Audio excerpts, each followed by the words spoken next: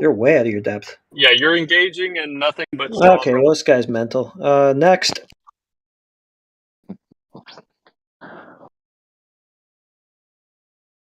You're on server mute, but maybe you can hear Lego. You're breaking up anyway, so maybe take a break, drop out, come back.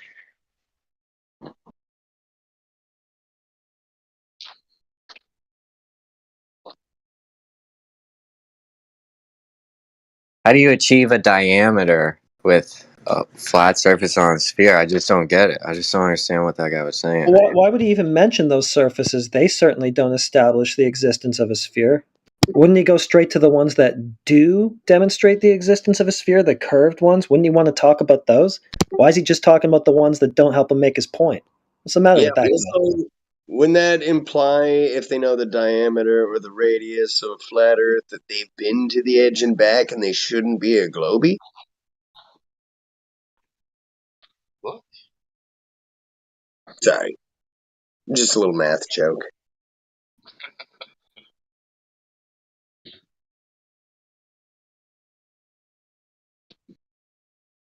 Maybe he only thinks that it's so big that it could be, you know, that's what we see. It's only small distance, and that's okay. That's flat, and because of that, you know, it's big.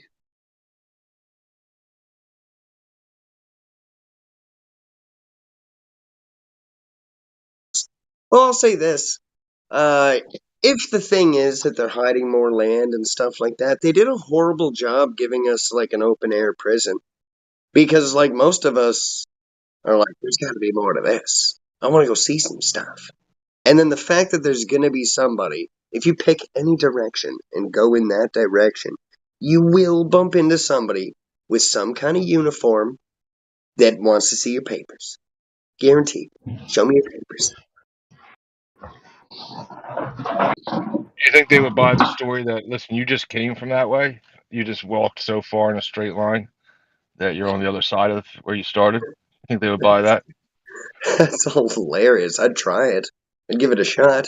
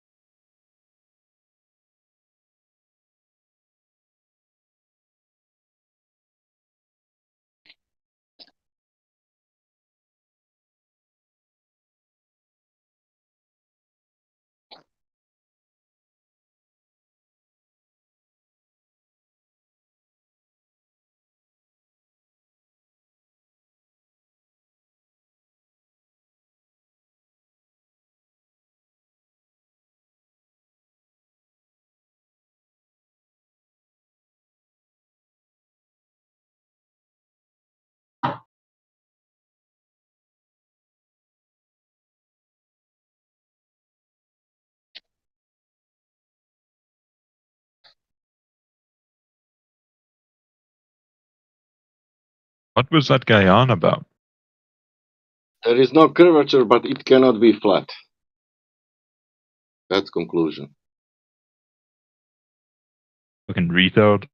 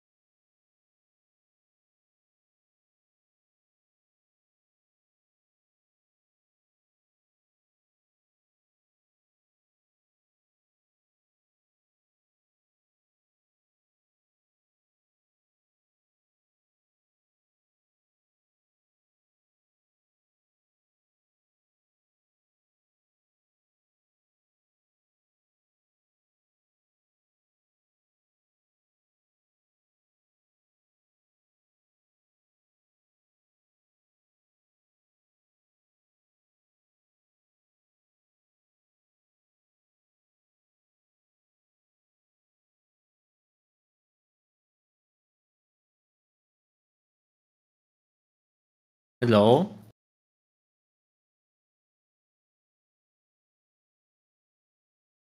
Mic check. Can you guys hear me?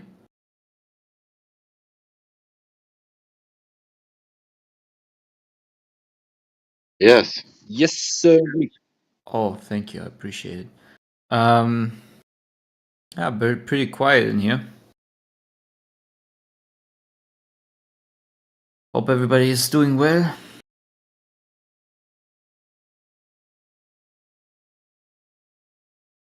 It's fine, plain.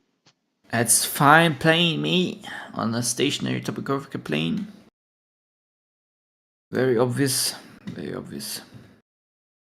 The rain in Spain falls mainly on the plain. Amen. It's very plain that it's a plane. Plain simple, isn't it? Golly, imagine you think that you're spinning, wobbling, tilted, flying for an every spinning world of darkness. Imagine that. Imagine waking up in the morning thinking you're spinning, wobbling, tilted on a ball. Imagine thinking. Just say that a ball was formed and then monkeys grew out of the dirt, and then watch this guy Rich Evans lose his entire mind. I was about to say this, man. Like, imagine a spinning, wobbling, tilted space ball that was once a plasma ball, then some asteroid hit it and it turned into a water ball. I mean, you gotta be deranged to think that it's the truth.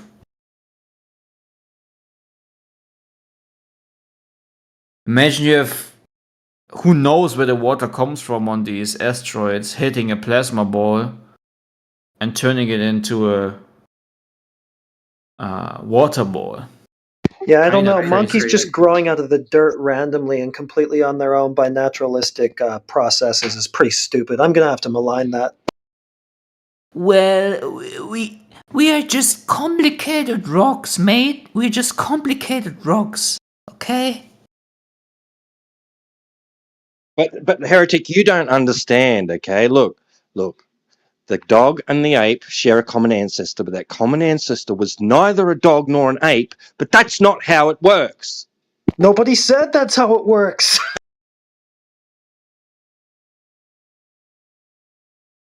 Right. Oh, it's so stupid that you think a creator made you out of the dirt. Nature made you out of the dirt. Yeah, you have been. Wait, let me post something. How rivers works on flat Earth? The dirt made itself into you by accident, somehow. How That's you can smarter have than saying it was done deliberately somehow, for some reason. how you can have It's like, rivers on the flat Earth if they are not curving? You cannot have flat rivers. You can have only curved rivers on the globe. That means that's the logic. Yeah, you know, you just made by pond scum. It's very simple.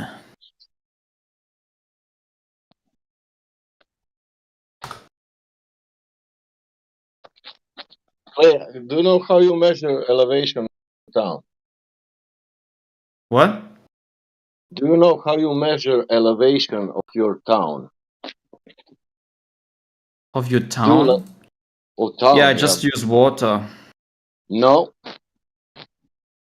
You take Sorry, elevation. I'm sorry, man. Yeah, yeah, I messed up. you look, go to the Google, look what is written. It's written, for example, 200 meters. You add that 200 meters to the 3,959 miles, and that's your elevation. All right, kids, it is now my job to teach you the theory of evolution. Oh, boy! Now, I, for one, think that evolution is a bunch of bull crap, but I've been told I have to teach it anyway. It was thought up by Charles Darwin, and it goes something like this. In the beginning, we were all fish, okay? Swimming around in the water. And then one day, a couple of fish had a retard baby, and the retard baby was different, so it got to live. So retard fish goes on to make more retard babies, And then one day, a retard baby fish crawled out of the ocean with its mutant fish hands, and it had butt sex with a squirrel or something and made this retard frog squirrel. And then that had a retard baby, which was a monkey fish frog. And then this monkey fish frog had butt sex with that monkey, and that monkey had a mutant retard baby that screwed another monkey, and that made you. So there you go. You're the retarded offspring of 5 monkeys having butt sex with a fish squirrel. Congratulations. Sounds right. Let's just hope that doesn't cause a copyright strike. But yep, all good, man. You could just say it was Mr. Batman on Discord. He sounds just like him. Yeah, this was me imitating. Obviously. Well, that was a very, very good impression. Thank you very much. I tried my best. Wait, that was you doing an impression of Mr. Mackey? No, that was actually Miss Garrison. Oh. God. Nice to have some Man, trans representation. The globe and the theory of evolution is just such a joke. Wake up, people. Don't be so brainwashed. I can't remember all of the tie-ins right now, but it's like a direct copy of just like the Christian Bible, like the whole, even like we were born in the or it all started in Africa or Egypt, and then like the Red Sea was parted, and then the people were able to spread upon the earth. It's like an exact copy. Obviously somebody referenced the. Other than the fact that the Bible says that it starts with 2 people. Hey, I mean, if you think about it, isn't it like weird that we put monkeys into zoos? I mean, like, yeah, people put their ancestries into zoos. I mean, that's kind of. They're not ancestors; they're distant relatives. How could they be an ancestor if they're still around? That's messed up, dude. Like related to you. Like you're putting your great grandfather into a zoo, man. That's like messed up, bro. No, what makes you think that this monkey that is alive today has anything to do with my family? It's really just a cousin of yours. Clay, I have a question about your logic, because you said fishes and squirrel, but fish making eggs, and squirrel it's how they made sex. Fish have eggs that they lay outside of their bodies. Mammals gestate their infants within their bodies.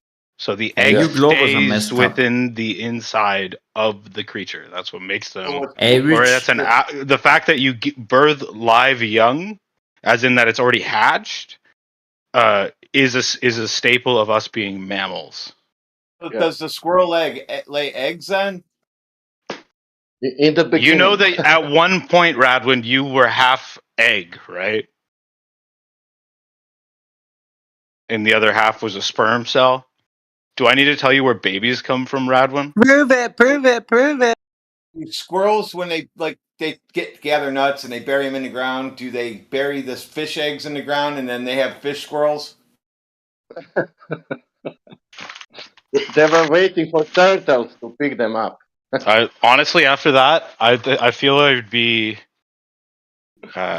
remiss if I didn't suggest you check the carbon monoxide levels in your domicile there.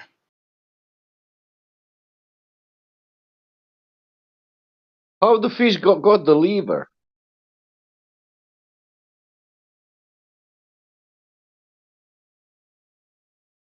I didn't understand your statement, and I won't respond to it. Okay, how the fish got the lung? Hey, Rich, just a quick question. Do you truly believe in all this trash?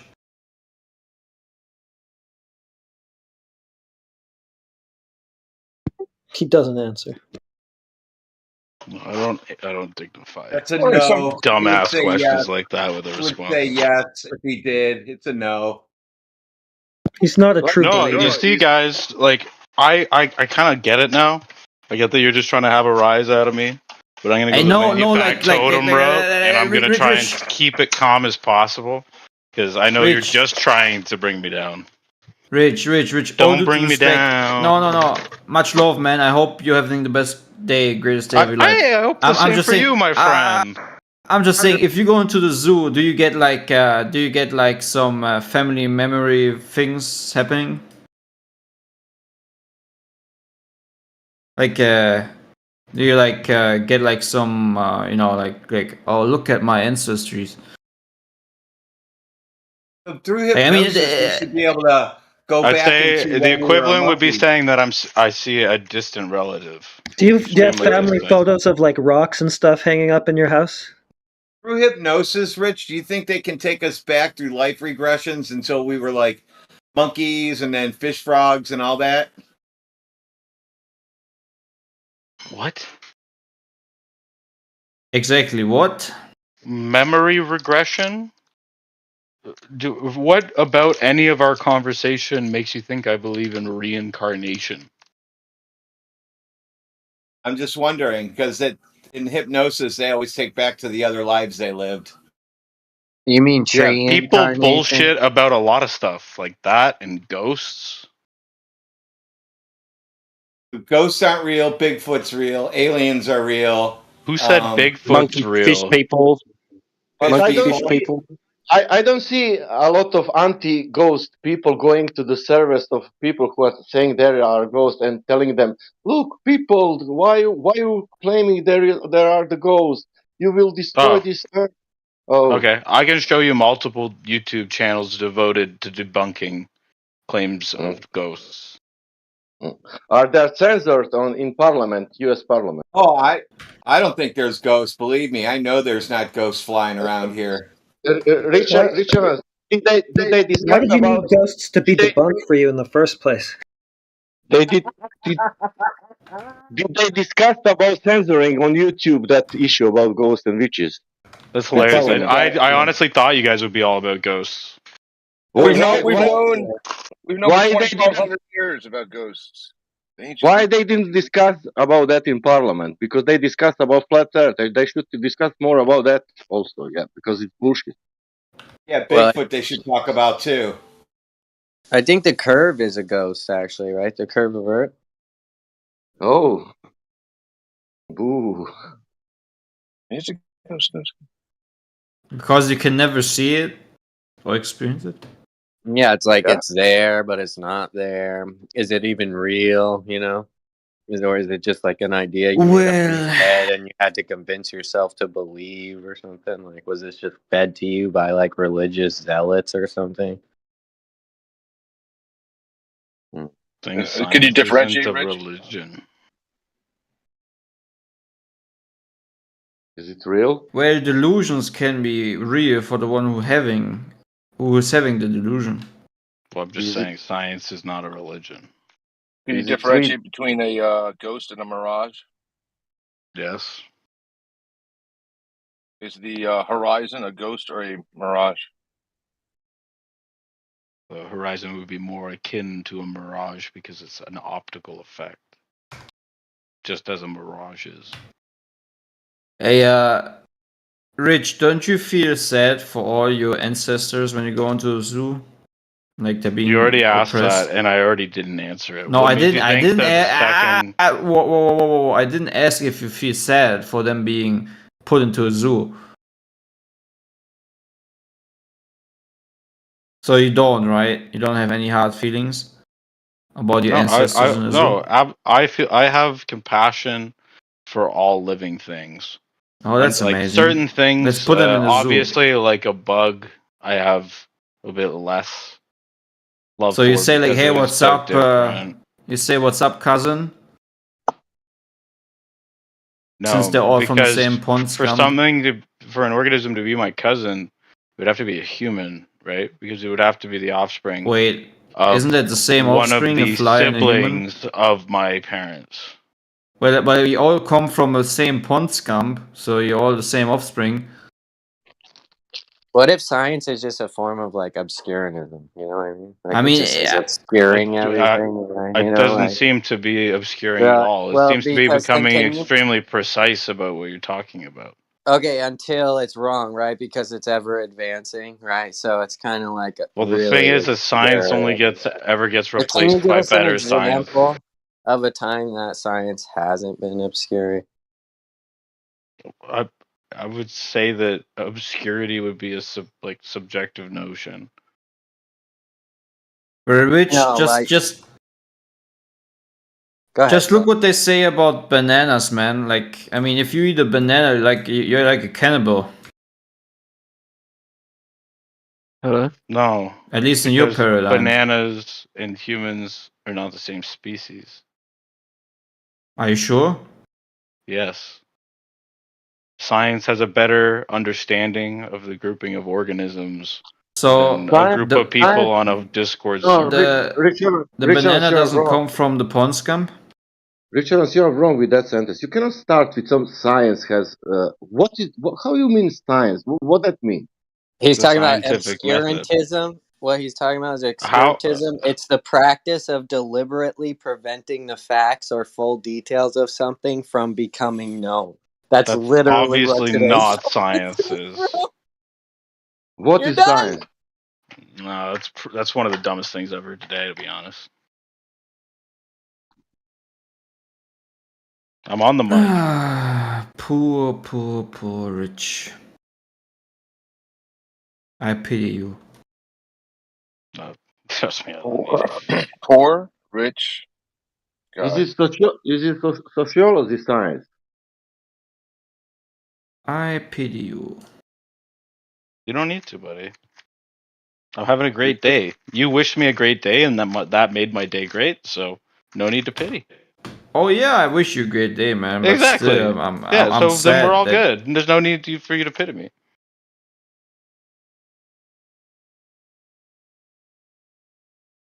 So, Rich, you think science is advancing? Yeah, evidently so. Why are you guys still preaching the same atomic model from Democritus then? Because it hasn't been from Why are you guys still talking Democritus. about the same exact circumference measurements from Eratosthenes then? Because they I still thought your work. science was advancing, bro.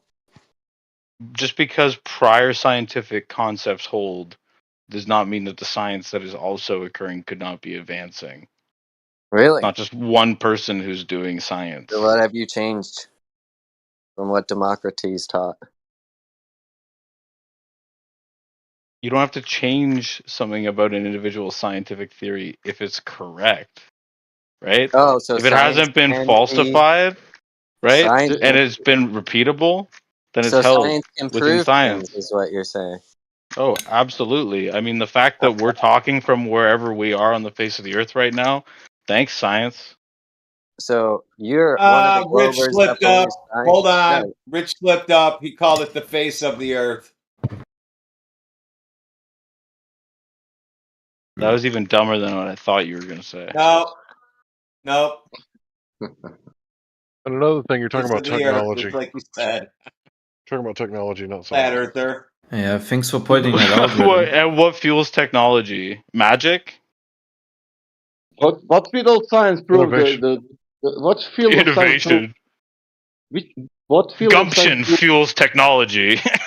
which can I You know, finish it's my I was talking about like the pre-existing materials and their ability to be combined in a specific manner, already pre-existing, allows for technology and to Well, take the place. only reason we have an understanding of the limitations of the elements around us is because of science. So thank you, science. Yeah, of course. Gas pressure Hey, and other Rich, what stuff. is science? Signs are things that are on the road to tell you to slow down. What? What are science? He's not too good with the context clues, I think. Oh, okay. Science is this: everything is empirically proven, repeatable, and everything. But if you want to prove the sphere and you don't have geometrical any point to prove the sphere, then science doesn't matter. Because factually it's proven that it's sphere when science says it is a sphere without any geometrical checking, proving, whatever. That means that's the science. Science telling you what is the fact, and fact is a sphere. Is it? Yeah, that's a good point. Yeah. Are pictures science or are they like technology? What is a picture? Man, do you see that? Obviously, I could say that any natural process, including the development of a picture, could be understood scientifically. Right? I just want to say. Like, So, what a dumb is question. is a picture scientific proof of anything,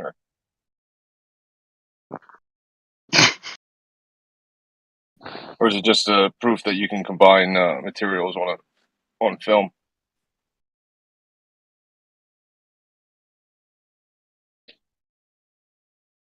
Oh, jeez.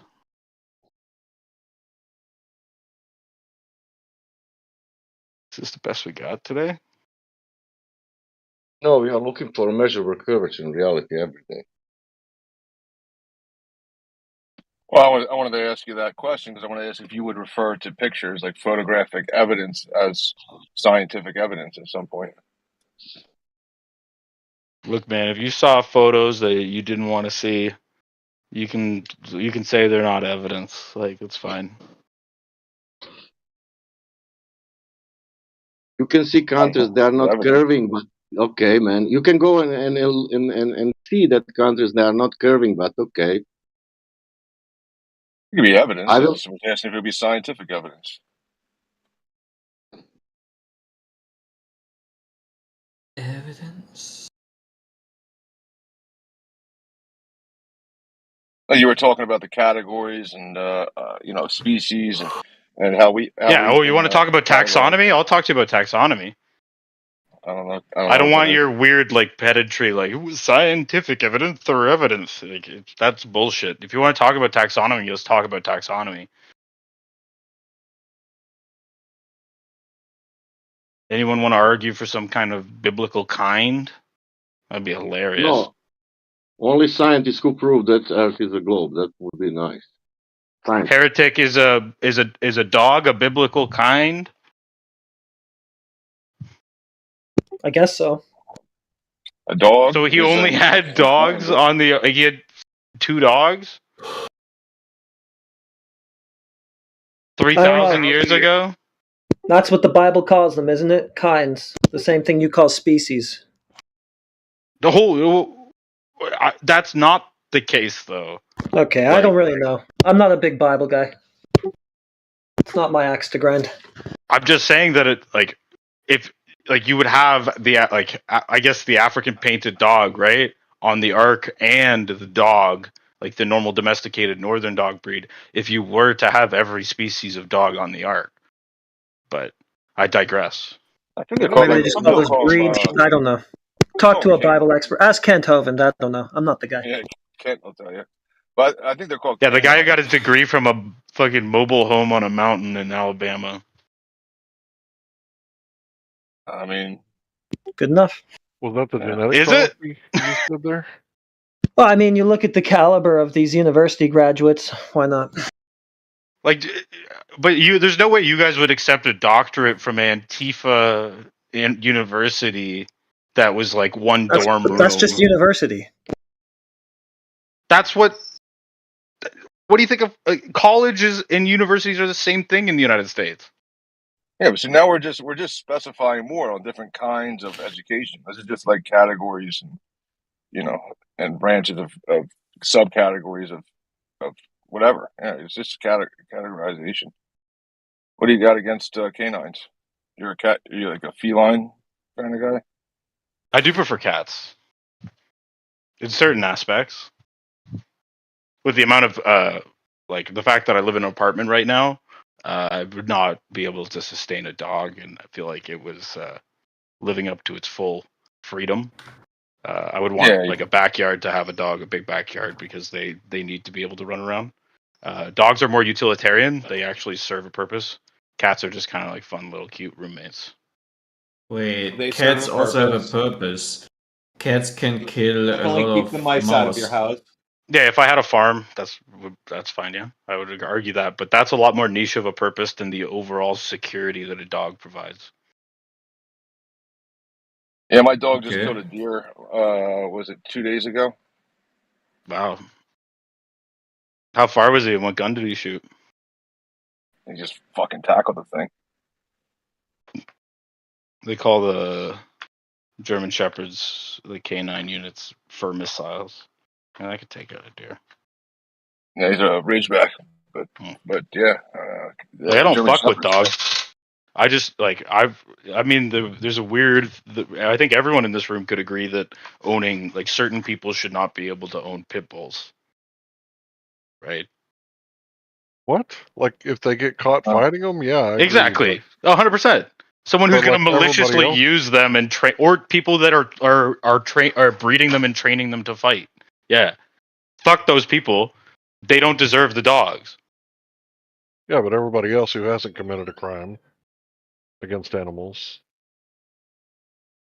because pit bulls are awesome. Like, Everybody else, I don't know.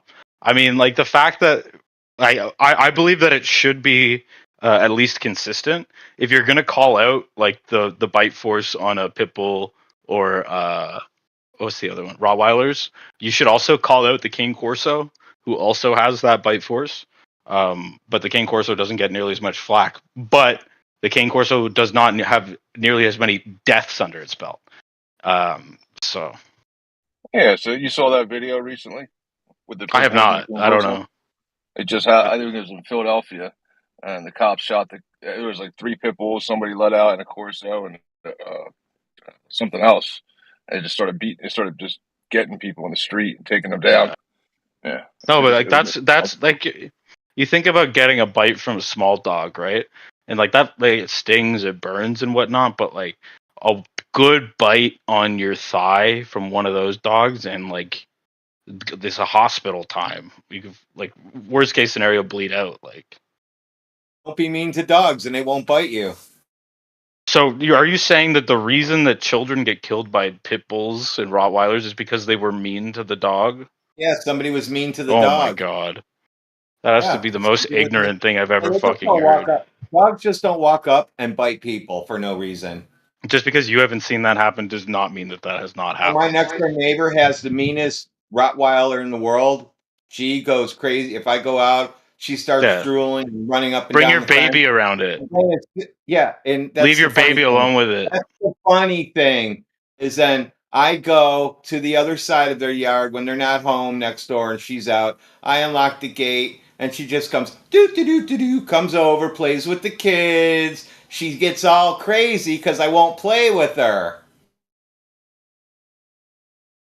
Okay, so What? your position is that because you have an experience with a pit bull, that other pit bulls cannot be trained to be more aggressive or just be more intrinsically Yeah, you can aggressive make based dogs on their mean. genetics.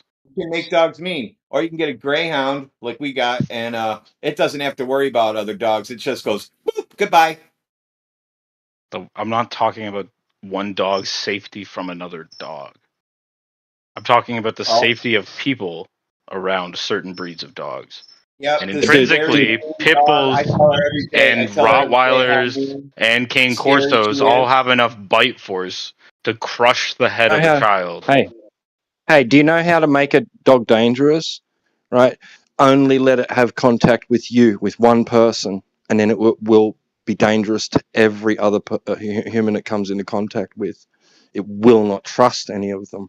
Yes, That's but how you make a dangerous intrinsically, dog. someone who does that with a Chihuahua poses less of a threat than someone who does that with a Rottweiler, and neither of them have to have bad intentions for that to happen.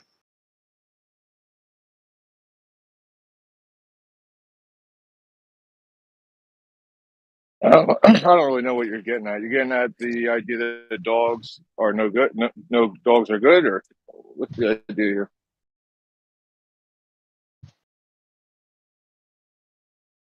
It's a dog's It has fault, to or it's be a that person's fault? reductionist, eh? Just like dogs are good. Good Can I dog. do it in more Dogs than are, 3 words? all dogs go to, and then what's your final word? All Heaven. dogs go to heaven. That's Heaven. because then all Yeah. dogs are good. All right. You could have said hell. I don't know. It's up to But you. I thought it was a game of name that movie.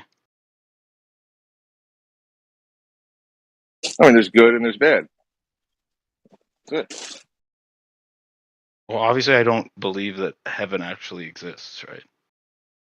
No, you believe that What, good you don't exists, believe in right? planets like stars and Oh, if you want to refer to that as the heavens, that's fine. right? Like Then when that you exists. But like I when would you not. think But like to say that there's like there's somewhere out there where there's like God's area where everything is hunky dory. That's the aspect I don't believe in. Obviously, I think the stars are out there.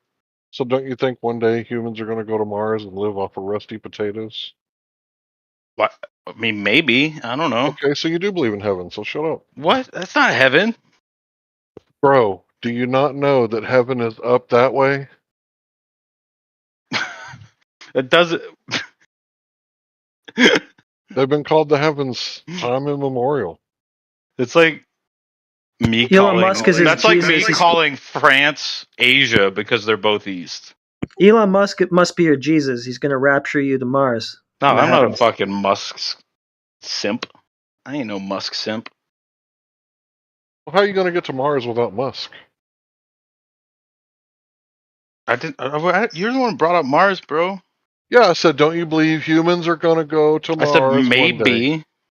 Okay, so you believe. You're open to the You idea. think that if we are going to go to Mars, we should start building a village that only lives off potatoes to make sure that that works first? Why would? What point would there be, Radwin, to me vindicating the plot of a story? I'm just asking. They know. Dude, I know you're just asking a stupid fucking question again. We already got rovers and helicopters up there, basically gardening at this point. Probably planting potatoes now. Do you think that we should maybe get a group of Probably people to live planting. on a potato farm and only eat potatoes?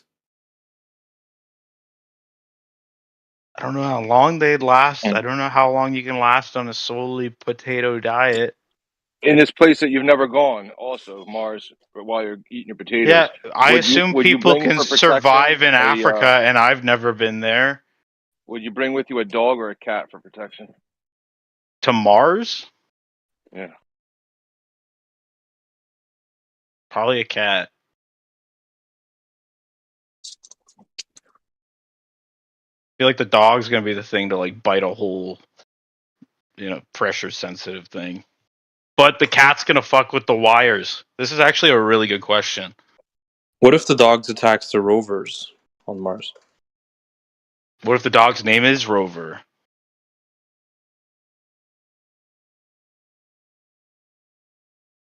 Yeah, man, it's complicated. What if the rovers and the dogs get in a fight on Mars? I already said that. Do you think they'll take cats and dogs up there with them? What do you think? And dog food or potatoes? Think before you ask a question. I know that you can't go into a vacuum, so I'm just going along with your imagination at this point. What if what if the cats and dogs eat all the potatoes? It's a dilemma, yeah, because like the dog is going to chase the wheels of the rover, and the cat is going to eat the mouse that was on Musk's rocket. So. Don't forget, there's a car there to drive.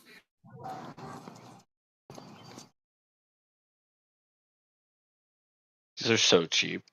Like, they're not even funny. No, these are real issues. These are real No, issues. they're not. Like, what if you came out, after I don't know how long one night is over there. I can't remember that, but you come and then the dog dug up all the fucking potatoes. What are you gonna do? Shoot the He dogs. didn't even eat them. He just dug them up and bit into them and threw them all around. He just said, dogs. "Fuck it." He thought they were little toys. Come here, old yeller. Now you're gonna kill the dog? Yep. It's not the dog's fault. They found a toy. Yeah, it is. What kind of scientist are you? An angry one that I lost all my potatoes. Don't let this guy have any dogs. He definitely talking about killing them. He doesn't deserve any. And definitely don't let him get to Mars. Just keep it in your imagination, Rich. It's too dangerous for you. And You'd rather dogs. kill the dog than let the dog wander around and try to find stuff for him. I love how you guys can't like factually say anything to me, so you have to create a little Maybe the dog hypothetical will evolve into where you something have to useful for latch you. on to the stupidest fucking thing. Hey, bro, what you said you're an angry scientist. Why don't you go see Why a did I say? doctor? When did I said I was angry? You said you're angry just like a When? minute ago. Just a minute ago. You said you were an I don't angry remember that. scientist. I do. I don't was remember listening. saying that. Well, you need to go to the Can someone doctor. else? Actually, Go no. You to the guys will still doctor inform. and have the stick removed from your ass. So maybe No you sticks can to be my ass, sir. happy. Thank Oh, you. bro, I could tell by listening to you. You got a stick. It was like 15 way seconds up ago there. that you said. It wasn't even a minute. When he referenced a minute, it was only like 15 seconds ago that you said you would be an angry scientist. Yeah, you would have I probably just don't. forgotten if a stick broke off in your ass, anyways. Because that totally makes sense. That explains a lot with you. I mean, you do Well, just kind of I mean, sound if you guys are just toxic. gonna sit here and be vacuous little cunts, I might as You're well the one that leave. sounds lost inside of a bottle. Hello, Rich. Hello, hello, hello. I mean, Rich did start with a heart, saying that he doesn't have the yard and the space to help the dog live its best life, so he'd be more of a cat person. He doesn't hate dogs. Doesn't sound like it initially. No shit.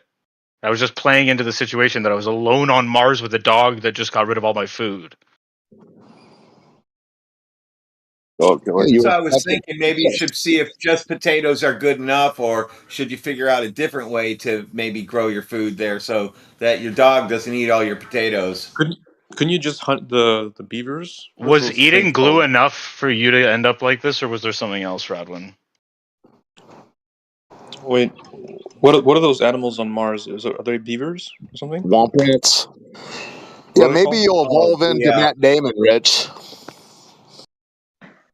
Mars lemming, you mean? They're Yeah, lemmings, they're lemming. Sorry, called. yeah, lemming. Yeah, you can catch lemmings. Yeah, you can eat the lemmings that are up there. And I see that there's like Minions juice boxes, so obviously they have juice boxes up there.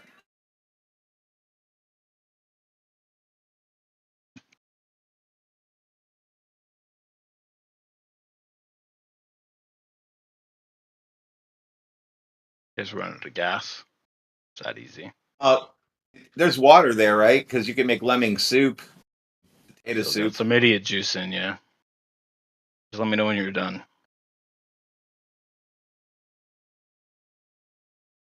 Get it all out. Is Mars water red? Keep going. That can't be it.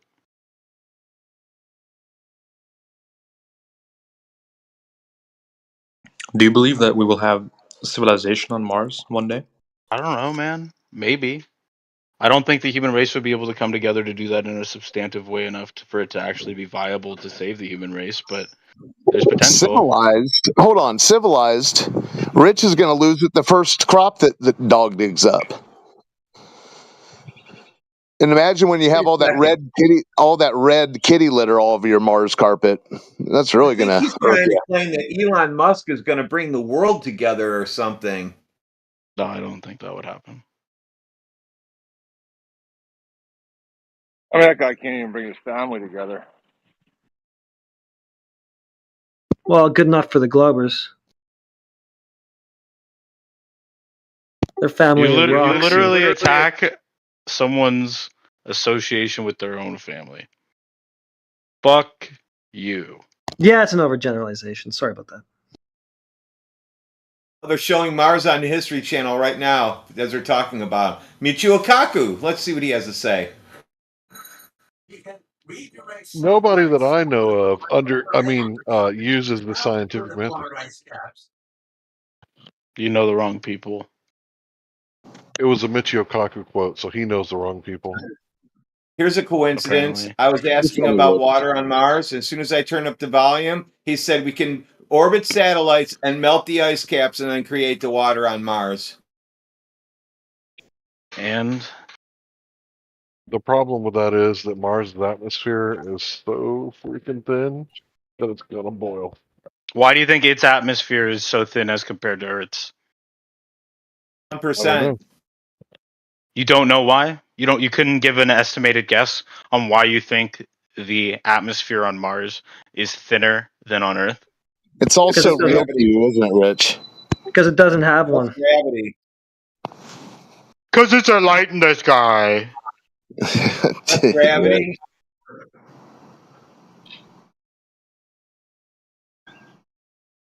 You're right, Bradwood, for once in your fucking life.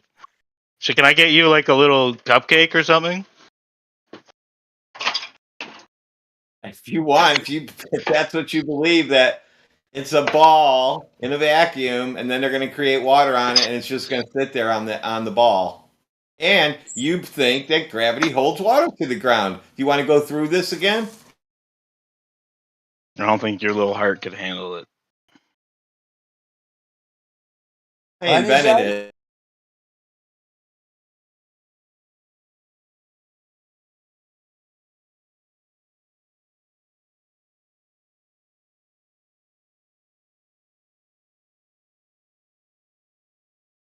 So what did he say? That gravity was holding down the atmosphere? But I was asking you why you guys thought it, right? my wife came Like, to the door. so Ask it again. the fact that we have a magnetosphere, right, keeping the atmosphere around us as one aspect, as well as the fact because that protects us from the solar winds. Then we also have the fact of the air pressure itself weighing down the air that is also being caused by the like the gravity of that dynamo causing magnetosphere, and the denseness of the Earth causes that. Probably not the best explanation, but I ain't no Scientologist. I'm just a drummer. But you know, I do try to have these conversations. So you guys gonna obfuscate and try and nitpick what I said? Just go fuck yourself. I honestly don't care at this point. That definitely sounded very OT9-ish. This dude's got to stop. Dude, I'm fucking clear. Obviously, he's telling us not to fuck ourselves. What How dare you associate me with an OT9? You're probably not even OT4, bro. Brah. Yo, you're not even OT4. Don't talk to me. Thank God. Dude, I could smell your thetans from here. Like, I don't even need an e-reader. I'm fucking clear, bro. Yeah, bro. It's funny that he's kind of like joking around about Scientologists, but he doesn't know about Jack Parsons and L. Ron Hubbard. I don't know about Jack Parsons and L. Ron Hubbard being buddies. And Aleister Crowley. Yeah. So you know that they wrote your belief, right? They wrote our belief. They worked together. So how did L. Ron Hubbard influence like JPL at all again? Explain that one. They were all hanging out. They were all buddies. They were all goat buddies, hanging out with goats. And that doesn't show a direct association. Well, there was also the Nazi Werner von Braun. So the Nazis and the Satanists and the Scientologists. You're just grouping a bunch of people that you don't like together and saying they must have all colluded. They did, bro. You know, in a way, like they could have gone on and created the cabal of the horrible things. Why is that necessarily associated with them making rockets? Because your worldview, literally, your view of the world, comes from the cartoons that you saw on TV that was at least inspired by these people. No, it comes from repeatable demonstration that I can determine where things will be in the night sky based on this projection of the model. You have no such explanation for what I am seeing there, and I'm going off of the preponderance of evidence to have the best explanation for my current circumstances. Can you show that model, please? Yeah, I can easily show it to you. Google Earth. Google. Post it in chat, please. You need me to Google you do Google it. Earth This is for your you? claim. Put it in chat. You need me to Google Google Earth for you? No, Rich, just be honest, bro. Just put it in chat, bro. Yeah, honestly, all I would Google is Google Earth. So, bro, just put it in chat, dude. No, I'm not on my computer right now. Wireless headset, bro. So you can go ahead and post it. Yeah, your phone. Chat, please. I got a wireless headset. And it doesn't sound like that. Take it in. Just go ahead and post the things that you're love to see. Yeah, it's called Google Earth. Could you screen? It's a Cartesian coordinate system, so I don't know what you're talking about. Well, I'm not surprised at all by that. Yeah, so just go ahead and post your evidence. That'd be great. Nah, I don't need to do what you tell me.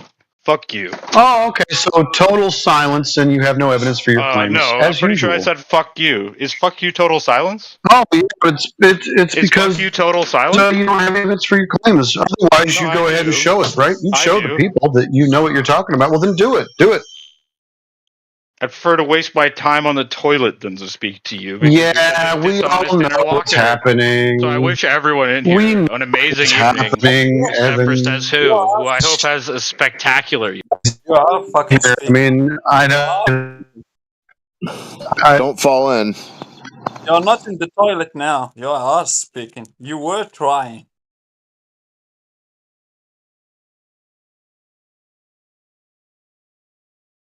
But don't get mad when you Make can't. claim, support claim, don't support claim, run off and be a bitch.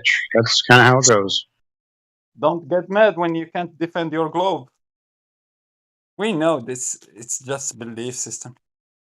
Forget the preparation age. That guy needs to see a damn proctologist.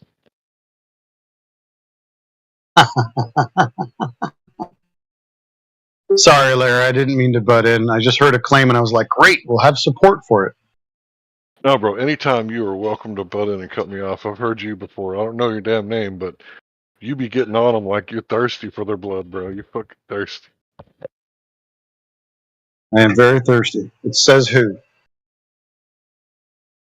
Way to go, Says Who. Keep it up. You and old Hoff, bro. We listen sometimes. You just be getting them. Haas is hilarious. Some of the best listening. It's true. I learned it by watching all of you. He kind of just makes like a mockery of their worldview. It's not exactly always debating. It's more just making them look goofy. It has its place.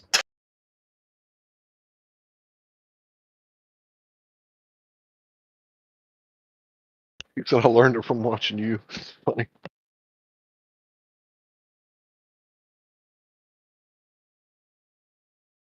Damn. So I'll just keep doing that then.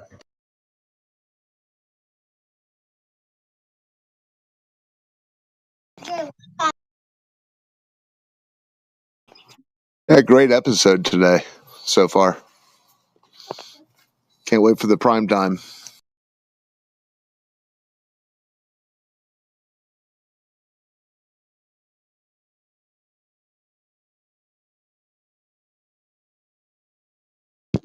Wasn't paying attention. Did Rich leave or did he get kicked?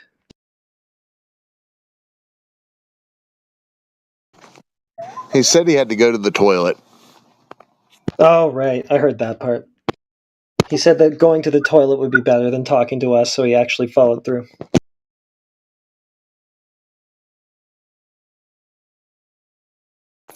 It sounded a little bit like crawling to the toilet. God bless you, Rich.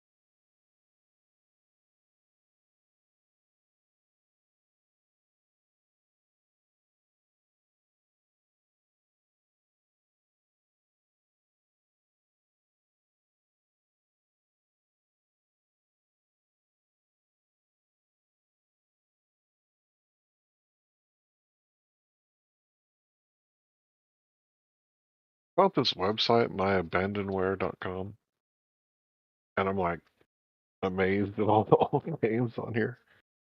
Like so many games.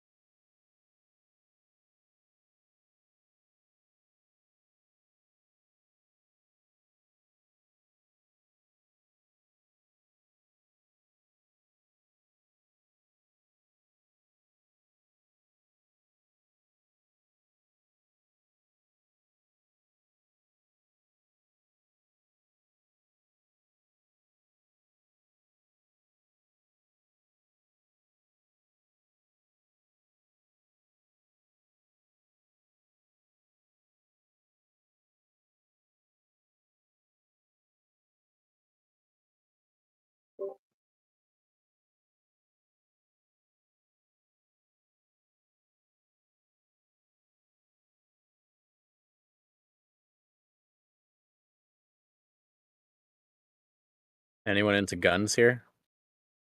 I like guns. I like guns. I just got my firearms license today in the mail, and I'm wondering what I should get for my first weapon. What's your philosophy of use? Fun and defense. Well, M249 home defense, or like guerrilla warfare. What are you thinking? Yeah, if toilet paper runs out of the stores and people go crazy again. But if it's not toilet paper, like something else. But I'm in Canada, M2 by the way, so we have M249. we can't have that in Canada. I'm sorry. I wish I could. Oh, I think you said you had a federal permit. Canadian. Sorry. Oh, you can have like a blunderbuss. If you look up Canada's gun laws, you would quickly start laughing and maybe vomiting. Can you have semi-automatic shotguns? Potentially, yeah. They just take the right FD12. Did they just take your right for handguns away? Yes. So 2 years ago, it came into effect, and from that time, you cannot buy a handgun. But if you have one already before the 2 years, you can have it still, but you can't sell it. And then they nerfed a bunch of automatics. Or not automatics. Yes, but can you get married and dump it as marriage property? You ever hear about the Ruger 9000? The rifle that proves globe Earth? No, I haven't heard it either. The marriage property or the 9000. Go on.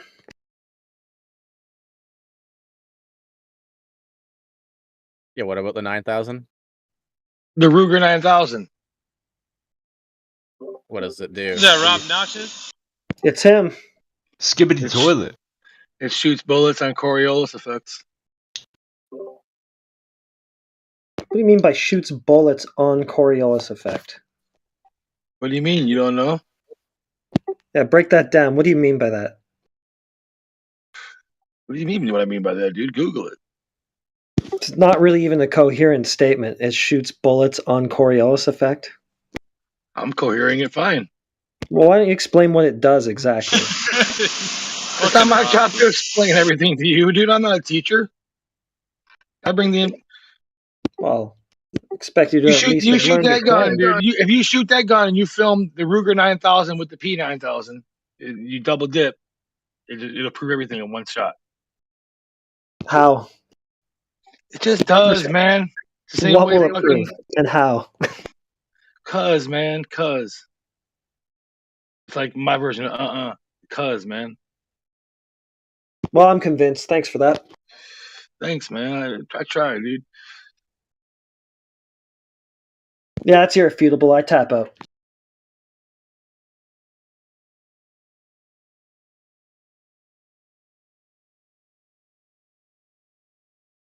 Shoots bullets on Coriolis effect. Why didn't somebody just join and say that sooner? We had to wait 8 years for that? Well, at least we got around to it eventually. Go subsonic to the parallel plumb bomb line on the divergent line on a plane. You don't know what you just said. Admit it. Did you say plumb line and a parallel line? No, the plumb bob line. You take the tangent divergent line that's parallel to the horizon on a flat plane. It's not funny, dude. Why are you laughing, dude? I'm with you. It's Horizontal lines parallel to the horizon. On a plumb bob. Be perpendicular to the plumb, right? Yeah, vertical to the horizon. Oh, vertical. Okay.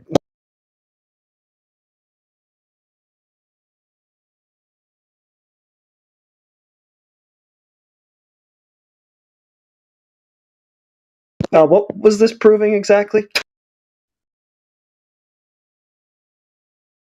Sound like he was describing a flat Earth. That's what I got too, but it proves a lot of stuff, man.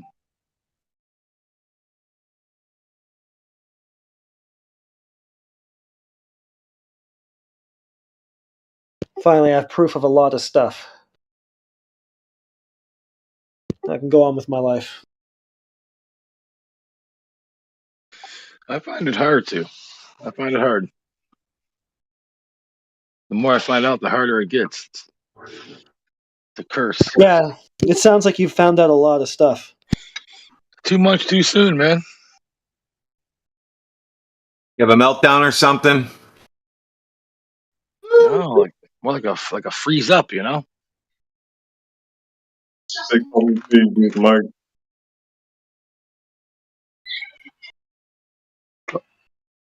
Rob, you weren't in here this morning screaming at Nathan Oakley, calling him a child abuser. What happened? Big Mike. Because I don't want to get. I hate getting fucking. I don't mind getting muted, shit like that. But I don't like getting banned, and I'll get banned if fucking Crit's in here. He'll just ban me. Suck some dick. Oh shit! Hey, where you at, bro?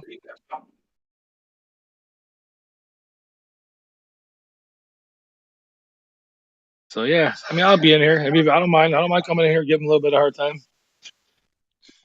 Mister, everything's measured flat, dude. Whatever, dude. Cool. That guy scares me, dude. He looks like the guy you like when you walk into like a fucking a funeral home or something. He's like there like to greet you. He's scary looking, dude.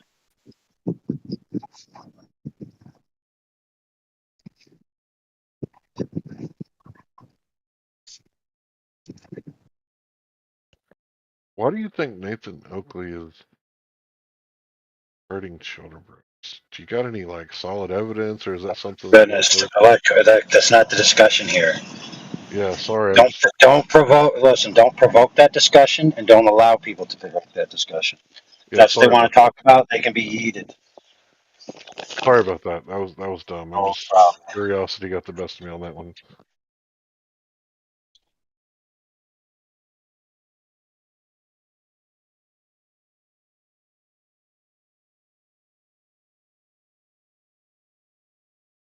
So, Rob, vertical to the horizon. What do you mean by that?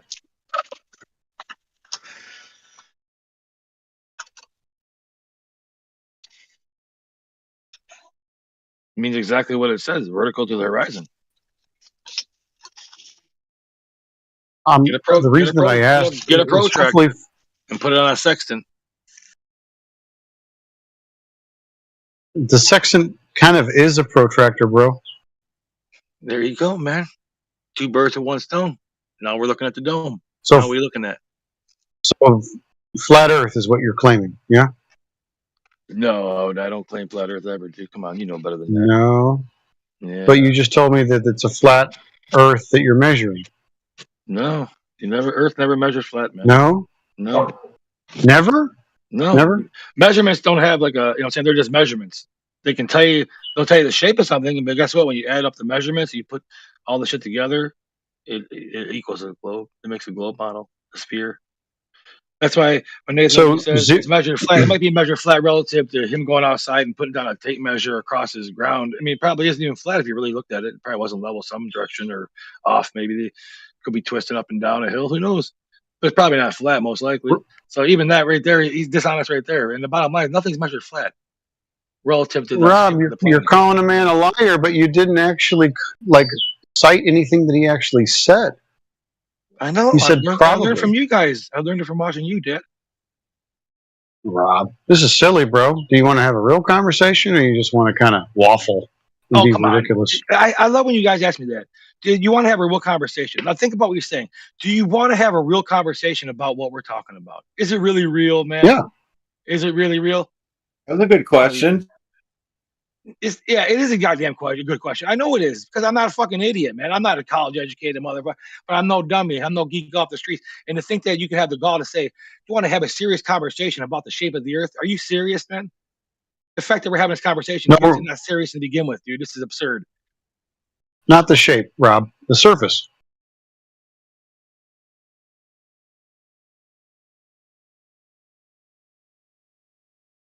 Shape's a different issue. The word shape must be somehow ingrained into them because they always say that same stuff. Yeah, but flat is a shape. It has a top, a bottom, and in between. It does, whether you want to believe it or not. Holy crap. Can you draw me a flat? Yeah, a flat plane. Yeah, I can. Holy crap. No, you said flat is a shape. I want you to draw me a flat. Like circle is a shape. I could draw you a circle. Yeah, okay. Draw me a flat circle. Is that what we live on? Listen. You can't draw an entirety of a plane. So now it's an infinite plane. Oh, sorry. I shouldn't say now. That's it's I mean that's the concept of a plane, dude. So now, if you show me a piece of paper that's flat, right, and it's an 8.5 by 11 standard sheet of paper, then the shape of that paper is a rectangle.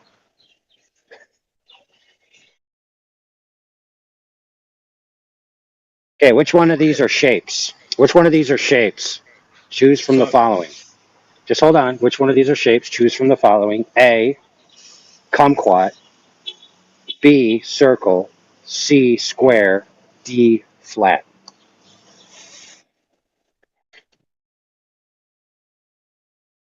Flat is in your description of your shape. So when you guys say flat, I'm not saying you guys are trying to play. I do a play on words, and when I'm saying the description you guys use is flat. We live on a flat Earth. So if it's a flat Earth, it has to be a shape of some sort. It can't just be a flat piece of paper. That would make no sense. No one believes we live on a piece of paper, right? Rob, we're only describing the surface that we live on, brother. We're not making a shape claim. I know we are right now, but we're smart enough, and you guys been in this long enough, longer than me, to know that we can talk about it, pretty much everything, all at one time, because we know what we're getting down to here, and there's no need to beat around the bush about it. Whether you're talking about it flat on the surface or flat underneath, or on the sides, or on the top, or on the bottom, or the firmament, it doesn't matter. Just give up and say it's flat already, and just give into what you know, not what you believe in. It's not, man. I live in the Great Lakes. I live in Michigan. I've been on boats. I've been on boats all my life, and I've been in the. Too. So your Great Lakes must be different than mine because I live on Lake Erie and it's flat. Which one do you live on? I live right near Lake Erie and Lake Huron, in between, and I go to Lake Michigan. So when you're one's curved, one's flat. So no, well, what do you mean? What do you mean by flat? That's the whole thing. What do you mean by flat? Lake has no curve to it. Things don't go bending down away from me when I look out. I know. That's what you see, man. I know, and that's what normal people. That's what people. That's what people who really don't know how to explain what they're looking at are going to think. That's what they're going to think. It's just I don't know any other way to say it, but it's definitely curving because I can prove to you when you go to Put-in Bay. Can you see Put-in Bay from Cleveland? I can see it from Huntington Beach. It's 12 miles away from Cleveland.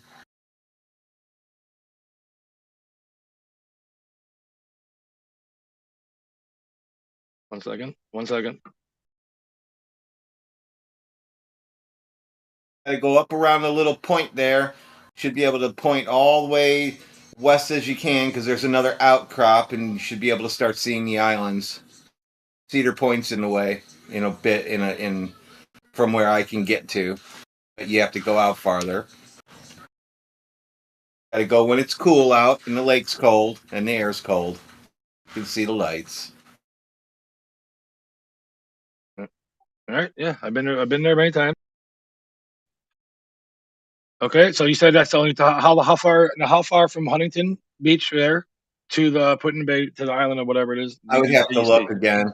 It's been like almost 3 or 4 years since I did that one. Since I'm familiar with your area, I'm going to ask you if you're familiar with my area. I'm a little north of Lake St. Clair, Michigan, smallmouth bass capital of the world. Shout out. So you're by Detroit then? Yep, north of Detroit, and there's a Lake St. Clair is right there, and there's multiple piers that come off the American shoreline at Lake St. Clair. That's the small lake, right? Yep, that's the small lake in between Lake Erie and Lake Huron. The St. Clair River. I think it's flat too. I don't think that one curves either. Oh, it does, and I've actually been in a little plane, and a little like a prop plane or whatever, whatever you call the little planes with the one engine. You can see. Now, I'm not saying you can see what you're thinking of, the visualization of a curve, which you guys are saying, like, well, I want to see like when standing on a basketball, I want to be able to see around that curve. That's not what your eyes are looking at.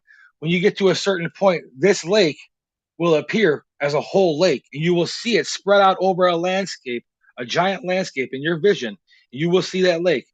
But you know damn well that when you're sitting on the edge of this lake at 9 Mile Pier, which is in St. Clair Shores, Michigan, you can look across from 9 Mile Pier. You can look all the way across over to the fucking Thames River, and that's in Ontario, Canada. And I believe that's 26 miles or 25 miles across. And you cannot see any shoreline of Canada from that American spot. You cannot see any shoreline. But guess what you can see? You can see the windmills. They're all lined up on the Ontario side there. You can only see the tops of them. But the one good thing about this special place here in St. Clair Shores, Michigan, it's got a 220-foot tower, residential tower, the tallest building in Macomb County. You can get on top of this tower, and you can look across the lake, and guess what you can see? You can see land, and you can see the fucking more of the windmills. But if I go to the same pier it's at the same spot as the fucking big building, the pier, I look across, I just can barely see the windmills. I've been out Lake Huron 150 miles, like almost crossed the damn thing. And shit just disappears. I've been to all the islands, Beaver Islands. I mean, it doesn't matter what I say, but you have to do. I just recommend do all the shit yourself. You can do it yourselves. That's the only people you're gonna believe it yourselves. Yeah, so that doesn't prove that the world's a ball. It does if you chart it down with even your own fucking however you want to do your math. You chart it down what you're seeing and what you're going over. I don't need to do math. I have a camera. Remember when you showed us how the sun sets and you proved that it is flat because of that? No, that's my famous proof that the sun never sets on a flat Earth.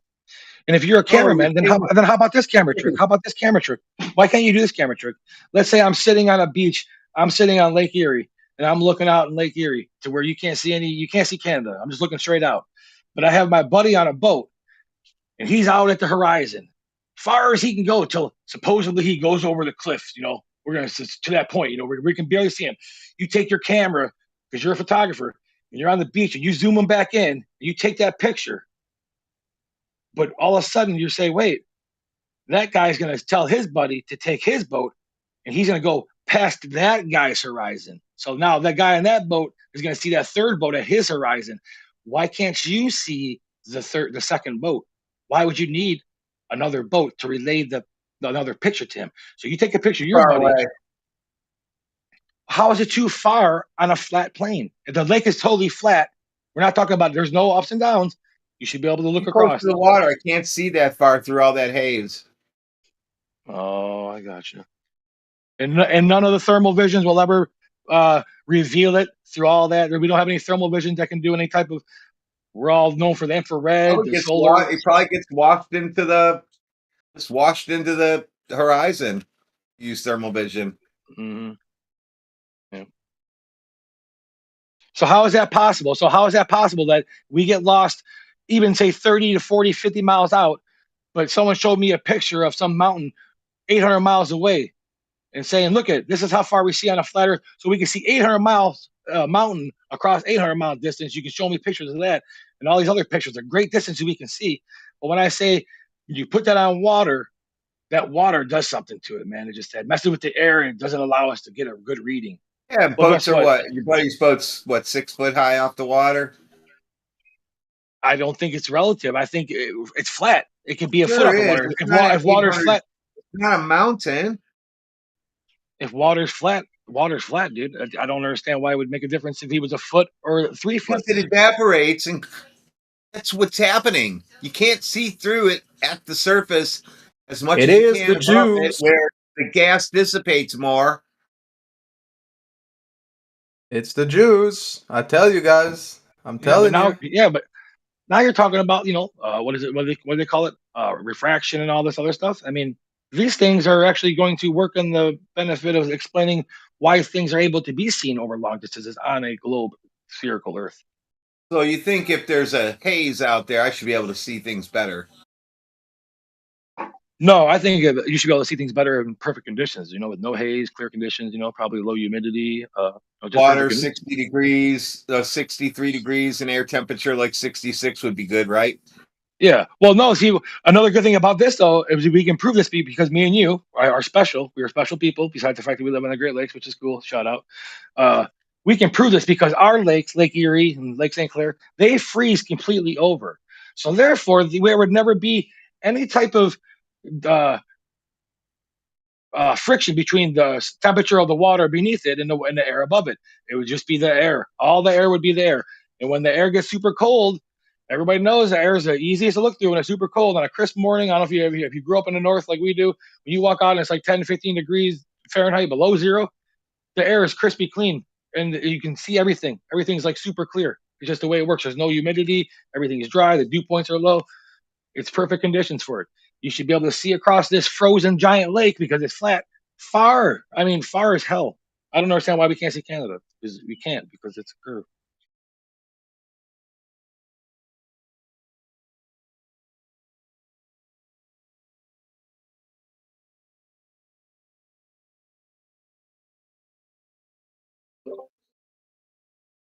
Lake Erie will freeze over this year. Who knows? Doesn't freeze over every single year. Get some big walleyes out of there, dude. Yeah, they got big giant walleye. For the curvature in the water when you're looking from one side to the other, it's like a very far distance that there should be curvature in the water, but there's none. Yeah. I mean, there is ways to measure it. Like you can do a simple test, but you guys already know all this shit. I hate even saying it, like those old shit. I was just in Monroe last weekend. Nice. Yeah, I was just fishing Detroit River like 3 weeks ago. Now we're done with that and moving in. Well, you know why I was in Monroe. Oh yeah, getting the good stuff. You need to put those stores like at the border in Toledo. You guys need to get on board with that fucking Bible Belt. Already legal. They just won't allow anybody to sell it. Do whatever you want. I can walk down the street smoking a joint. Nobody can give a shit. Yeah. Yeah, it's all right, man. It's cheap weed. You get ounces for like $15. You know what I'm saying? It ain't really just crazy. In the 90s, we were like, when we were kids, we were like, oh shit, dude, weed will never be legal. One day, hopefully. Now it's fucking go buy it like a grocery. Well, I think I'll be in Detroit, actually staying at the MGM. Nice. Get a Coney. Yeah. Get a somewhere Coney. early 2025, and I think it might be winter, so maybe I'll see St. Clair. Yeah, get a Coney dog and some fucking Greek food, man, or some Mexican food. We got good food. I got to see when the next show is out there that I go to. That one will be the Detroit Automation Show, but I'm not sure if that's when that one is. There's another one out there in winter. No I shit. just don't know when Automation is. Let's do a flat Earth globe Earth collab, dude. We'll try to we'll do a stupid experiment on some boats. We'll just drive around on boats. Oh, let me show you one. Let me show you one that Matthew Learns did. Here, I'll post it for you. We'll act like we're doing something. We'll just fucking be like, look at it. We don't know. Get to the globe. Here, It's a flat. Matthew Learns did Out one. here. Matthew, We're drunk as fuck. look what I posted. Matthew Learns did it. Him and Flat Earther. I think Flat Earth dude. Yeah. Went and measured the height of the sun. Got at 3,441 miles.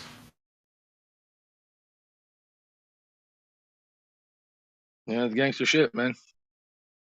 Matthew Learns is a math professor. Yeah, I don't know anything about him. I never heard his name. It does sound like a name. You definitely heard him in here. Yeah. So he's a flat Earth guy. He's a flat Earth math guy. Oh no, yeah, he's total Glober till he dies. Oh, he's a Glober. Yeah, Glober who measured the sun at 3,441 miles high. Oh god, you guys always do that. You guys take our shit and say, "Look at it, proves our shit." Come on, man. Why do you guys do that to us, man? It's called a hostile witness, just like you with setting the sun. You proved it's flat Earth. That's exactly what it looks like. Listen, let's just. Why do I do this? Let's just think about it like this: if it was flat and there was a sun, okay, which we know there is a sun, so obviously there is a sun. We don't have to argue about what it's made of or what it is. It doesn't even have to go that far. We just know that there is one. We see it every day. All of us see it. It affects every one of us on the planet. Okay, if it is going across the flat plane, it would truly never set. It would never go over the horizon because on a flat plane, if the sun isn't going up or down and it's just going above us, it would never go over the horizon. It would never go to your vanishing point on the picture. I don't understand how you explain that and why it would never stay at least dusk. Same reason why I can't see 1 foot above the surface of water forever. That shit gets in the way. It gets in the way of light too. You can't. Oh, so you're really gonna use that though? You're gonna say shit gets in the way of something that's in the air? But it's 3,400 miles away though. Too late now. What time is it? I can't do it now. Anyway, if I take a picture from the one side of the mountain that we're on over all the trees, you can see all the gases coming off of them. It looks like a haze over trees. And it's perfectly clear outside, but you can always see this haze over trees when they're releasing all the shit. Moisture, whatever they're releasing. You always see that. That shit's in your way.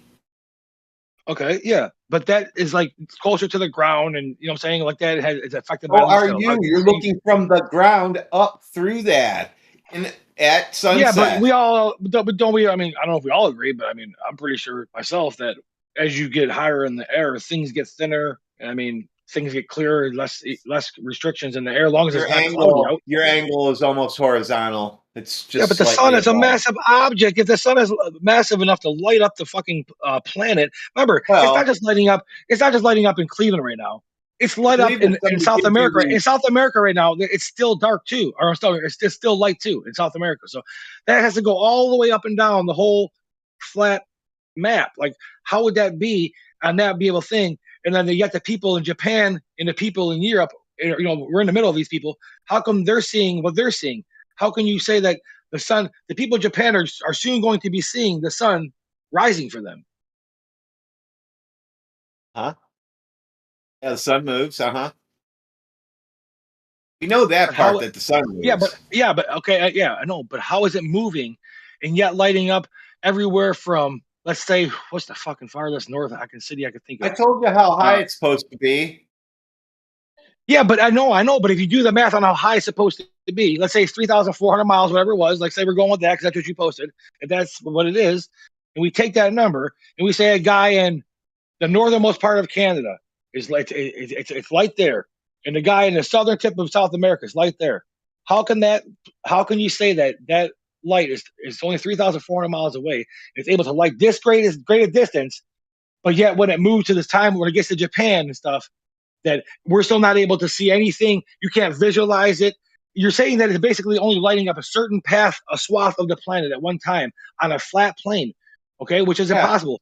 On a globe, it's possible because only one part of the sphere of the object is hitting it. Oh, On a hold flat on plane, one nothing second. would be obstructing the light because remember, light Hold doesn't on, bend. You guys always said that. I got a brain I'm sorry. melter for Yes, you go ahead. now. Now that you Go ahead. said that, I have a brain melter for you. Are you ready for this one? Yep, I'm gonna do a set right now. Go ahead. On July 8th, 99% of the population of the world will have daylight at 11:15 UTC time. For me, I think Yeah. that's minus 4 hours, whatever that is, 7:15. Yep. I love All that have picture. daylight. Isn't that Yep. crazy? All have It's daylight. absolute. Yep. And that's totally explainable only on a spherical object. You can bring up the picture of it because you're the man in charge. Light bends around the globe. No, it's because it's when the globe is in such a spot because the Pacific Ocean, whatever, is a big piece of chunk of the planet. So when that gets spun into the perfect spot, and where the sun is shining directly on the planet, whereas North America, South America are over to one spot, in the Asia and Japan on the other spot, you're basically getting a perfect lineup of the sun's rays. And it's not just saying that everybody is in daylight, but everybody has some type of light, whether it be a bright dusk or a bright dawn. That's what they're actually saying. And we know this to be true because you can take pictures of this. This is not something that is like a theory or people took pictures all around Is the that the world of it. longest day of the And year? is that the longest day of the year? I don't know. You have to look up how long it was. Not. If it wasn't June 21st, no. June 21st is Correct. the longest day of the Not year. the longest day of the year. So that all doesn't make sense what you just said. Well, no, longest doesn't mean brightest. I mean, or that doesn't even mean in a position. You know what I'm saying? That just means the position of the sun was, or relative to the Earth, the way it was moving, was saying that, hey, at this point, everything lined up perfectly where the land masses were aligned with the sun at the same time, and we got a lot of light, and everybody got to experience this great thing. So all those liftoffs and that shit that all went down since you haven't been here for a while, that's all been scrapped. No Artemis, that's done for a while. Got the sun that just goes and lights areas up just like it would as it moves. We see it moving in the sky, nothing else. We don't feel any rotation. Water's flat. You say it's not. You might have to meet me on Lake Erie somewhere. Yeah, I would actually be down for something like that, dude. I have no Maybe problem, we'll have dude. to go to the island and see what we can see from the islands. Yeah, On all yeah, you don't sound like directions. some psycho. I would definitely be down with that.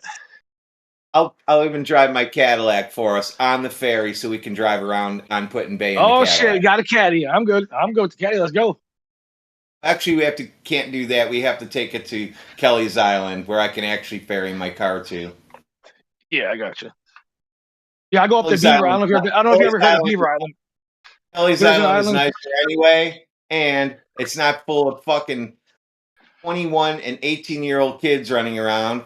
It's the adult version of Put-in Bay, and all you got to do if you want to go to Put-in Bay is get on a Jet Express, and you're there in 5 minutes.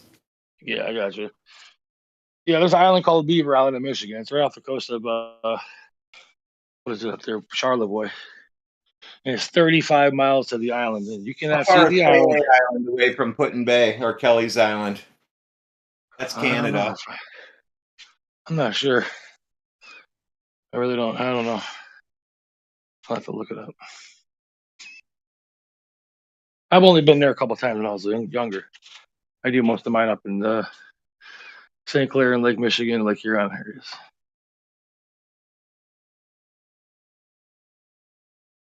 What do you think about this final experiment, man? You think this is going to be good or bad? What do you guys been talking about it?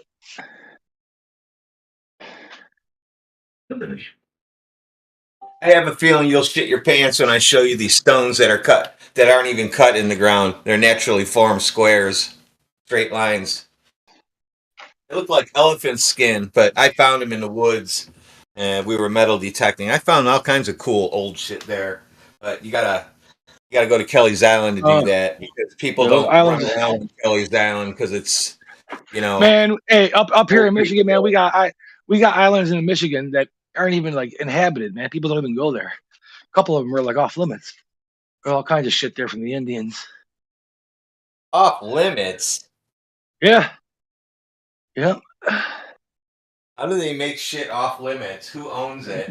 Michigan has the most lighthouses of any state in the country. How does the state own private property? They just do. Doesn't sound right. Oh, I don't know if it's right. It doesn't Seems sound like I like could know it just go doesn't sound dock right. there and see what you got to say, people. Oh yeah, I mean, I'm sure you could. People do, but you just don't want to leave anything there. You get big fines if you leave shit. But we got some pristine shit still.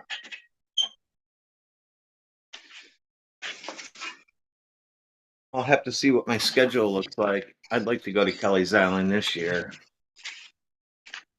I also want to do a trip, a road trip. I want to get in my car, and I want to drive west, heading towards the Rocky Mountains, and I want to mark down the moment I see, looking west, the moment I see the top of that mountain on the horizon, and it should only look like a little fucking bump on the horizon, like a little shadow in the background.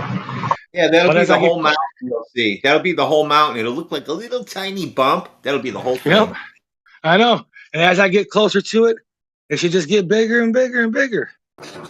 I'm not sure there's anywhere you can go to do that. I don't know what kind of route there is. I don't drive west. I only drive east of the Mississippi, all those states. I know that. Yo, is that Alpha? Put him on mood, dude. Put him on mood, Alpha. It's not Alpha. He's So not here. you're No, incorrect. I know. It's an Thank inside joke, and he's not here. He's AFK. God damn it. I'm here. Put him on mute. Oh, there he is. Rolling 17s, baby. Man, it was. What's up, Brendan? Are those globe tarts from like 2 hours ago still here? The ones that were talking about earthquakes? No. Oh, I missed them. Damn it. Globe tarts. I missed them exiting too. I don't know. I don't know if they imploded or they just gave up. Oh, they were fun. They were fun. Talking globe tarts, Flurf. No, it was pretty bad, right? They were literally trying to connect earthquakes to their globe tarts. Well, earthquakes do actually explain the globe. You don't want to do this one. I just opened up the dude. rabbit hole. My bad. Man, this guy wants to go with tectonic plates and shit. Dude, what does he know? No, I don't. I'm gonna mute myself. No, don't mute yourself, dude. I've been talking too much anyway. He's a meteorologist. No, I just opened up the rabbit hole. I just opened up the lion's den. You just oh yeah, you don't think you want to take on Brendan on some things. No, I'm not. I'm with you. I'm not arguing. I talk weather though, if you want to talk weather, but that's kind of a derail. So I'm gonna refrain. Yeah, weather's a good one too, man. Anything with motion, anything that has motion in it is actually just a deal breaker for you guys. You guys can't even explain what would cause the motion to begin with on a flat stationary object. What causes the motion? I'm sorry. What are you arguing exactly? I'm sorry. I'm kind of lost. Okay, we have on a spherical Earth. The reason we have on any spherical object, the reason you have storms and movements of clouds is because the way of the Earth. The way the planet or whatever the object spins or moves, and the fact that it's a globe. And what is that called? Coriolis effect. Okay, keep going. Let's see you cook. Now, on a flat stationary plane, if you want this to happen, I would catch your breath first, man. I don't mind you explaining, but you are very out of breath. You look like you just fucking ran a marathon. Just take a breath. No, I just did a couple crazy shit. Okay, so, you're good. No one's going to cut you off. You're good. Go ahead, take a breath. I'm getting back now. I'm back. I'm back. Now I'm just curling 130. Okay, you're good. All right, go ahead and cook. Oh, so on a flat stationary object, you would have to have something that would cause the initial velocity of these so-called storms or clouds, or we want to call them winds, to move. So I just want to know what would create this velocity and the initial velocity to move these things, set everything in motion. Okay. Couple things. Well, for one, right out of the gate, you have the idea of convection. You talked about Coriolis force. Okay, we can, or Coriolis effect is technically the correct term. We could talk about that in a second. If you're talking about convective initiation, well, you need convection. You need diurnal heating, right? Happens during the day, creates buoyancy, creates convection, right? My question to you, which I'm happy to entertain this, I just want to ask, how is it not possible under a flat Earth model, right? Like, what is inhibiting, in your opinion, convection in a flat Earth model? Okay, like I said, the movement of the planet, okay, the object, the actual the rotation of it, okay, is what's causing all of the weather patterns and all of the movement of the clouds with it. Because whatever carried inside that system, our enclosed system, our invisible enclosed system, I'm going to say that from now on, is everything that's caught within that grip of it is moving with it, and this is what causes it. And the fact that you can register it on the top of the planet going one direction and on the bottom of the planet going another direction shows you what type of object that is. So, and I follow you. So, can I not have the same thing in my and my flat Earth model? By the way, might deviate from Alpha's. Right? Alpha and I were talking about kind of the thought process of flat Earth yesterday, right? So let's just assume that my model is actually different than the rest of the room. And in this case, my flat Earth model that I have just hypothetically come up with can essentially produce the same outcome in terms of rotation along an axis. Would you then agree with me that that is possible? Well, tell me how, and then I'll see if I can agree with you. I'm not going to give you I'm not going to give you a hypothetical. I'm not going to let you know if I can agree with you before. Okay. Well, I'll tell me just how. tell you the answer. The answer would be yes, because all I really need under a flat Earth model, just in a general one, doesn't have to be mine. It could be fucking Alpha's, right? All I need is for the axis to rotate. For a planetary body to rotate about its axis. Okay. I need to have a globe to do that. No, you don't have to have a globe, but I never heard anybody say a flat Earth is rotating. Now you're a rotator? I didn't. Again, I am speaking for myself here. I'm not speaking for the group. Oh, okay. So you're speaking for yourself. So now you're a flat rotator guy. Okay. So then I'll counter you. You didn't answer my question. You didn't answer my question. What is inhibiting that rotation on a flat Earth model? If my axes are rotating, what is inhibiting? Why is that not realistic? Centrifugal force. Because on your model, you don't believe in gravity. So if you don't believe in gravity in your model, centrifugal force would be unparalleled and uncontrollable, especially with what's your rate of spin? What's your on your rotating flat plane? What's your rotation? You know the rotation of your planet. I would have why would I not have centripetal force? Because of gravity. I'm saying you would. Oh, you would have. Okay, I hope so. I would hope so. But I'm saying, rotating, yeah. And you asked me why it wouldn't work. I said because you'd have centrifugal force on your flat plane, rotating flat plane. Now you're a rotating flat guy. On your rotating flat plane, That's not what he said, homie. Oh, wait, No, he said two different forces. No, that's 100% what he said. We don't need you to help him. No, there's two. No, hold on. No, he's good. Hold on, let me finish. He didn't even tell me I was wrong. You did. Hold on. Okay, I know. You're out of breath. Hold on. Just hold on. Okay. I just want to make sure I understand what you said before I agree to what you just said. Okay. Are you saying that on my model that it's centrifugal or centripetal force? Centripetal or centrifugal? Which one? There's a difference. Yeah, centrifugal. No, centripetal. Well, you're asking me what the problem was, and I'm telling you that's what I think your problem on your model. And that's not correct. That's what I asked you. I was asking for a response. I would have hoped you would have said gravity or something stereotypical. Well, that's why I asked you. Well, that's why I had to elaborate, and I had to because I know that I would have been called on that because I want to know how fast your planet is spinning. If your planet is spinning 1 mile an hour, then no, you probably wouldn't have to worry about people flying to the sides like the gravitron. But if your planet is spinning 1,000 miles an hour. Remember how 1,000 miles an hour is fast? Don't stick your head out the window on the freeway of 60, you get blown away. Imagine 1,000 now. So I'm just going off what you guys say. That's fine. That's fine. No, that wasn't you guys. That was me. And I'm saying centripetal because that's logical. To say centrifugal is no. Okay, and what's stopping this? What is your rotation? Your daily rotation of the planet? How fast does your planet spin? You want to pick a number? It doesn't. It absolutely matters because we gotta know how fast it's spinning. That's how you know how fast something's spinning. So you know it's spinning, but you don't know how fast it's spinning. I just said we can pick a number. It doesn't matter. My point here. Doesn't matter. Let's not get lost from the main point here. No. We're not getting lost from anything. This is the meat and potatoes part. Because if you're saying your planet is rotating, and yet you can't provide how fast it is rotating, then you have no argument to begin with. On my very arbitrary hypothetical that deviates from the general flat Earth model, that I have to somehow come up with a number. Yeah, man, that's the I way it can works. give you a number. You That's want me to pull it that's out the of way my ass? I proving can things say work. 600 meters per second. Does that change anything? Okay, well, it's still centripetal because, force. Well, yeah, because now we can call you a liar because if that's just a number you threw out there, then No, because it's a hypothetical. Brainlet. I just said no I'm pulling it out of my we ass. know how fast. No, there's no hypothetical because we can tell you a globe person can tell you how fast the planet's spinning relative to his location on the globe. Okay, yeah, how fast? Well, let's see. I'm in Michigan right now. Anybody out there? Right. So any Glober, okay. any Glober on here with worth his weight? If I can pull up the thing right All now, right. they tell you what. Let's pull how fast. That's fine. Sure. Let's pull the peanut gallery of any other it's like quiet 1,000. cards. Hey, well, whatever. We're talking, man. I gotta do shit. I'm talking. I'm working out. You know what I'm saying? I got a lot of shit going on, dude.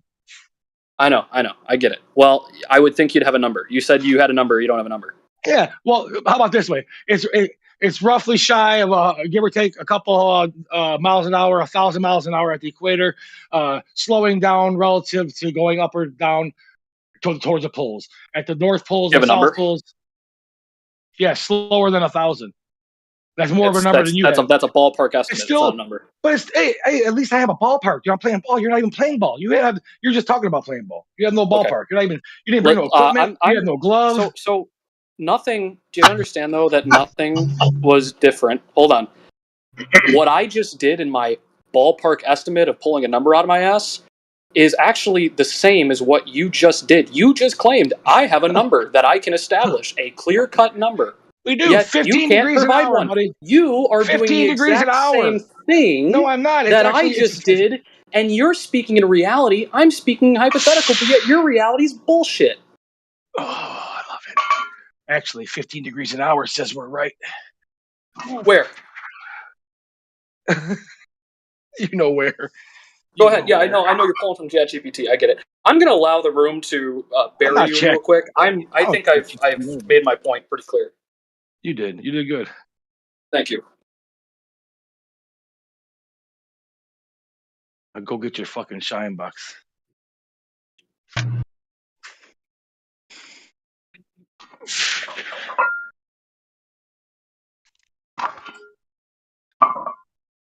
So, what reason do I have to doubt that the Earth is flat and stationary? That's something you have to find. You have to find the reason. That's right.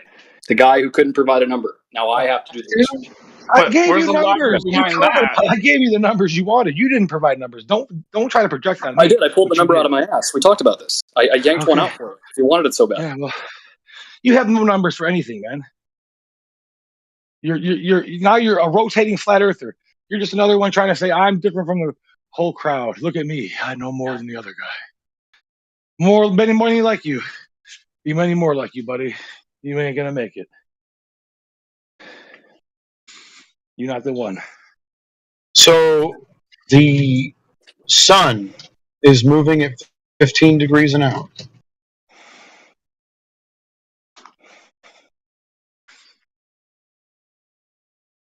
No. Yes? The Earth. No. No, the Earth is moving.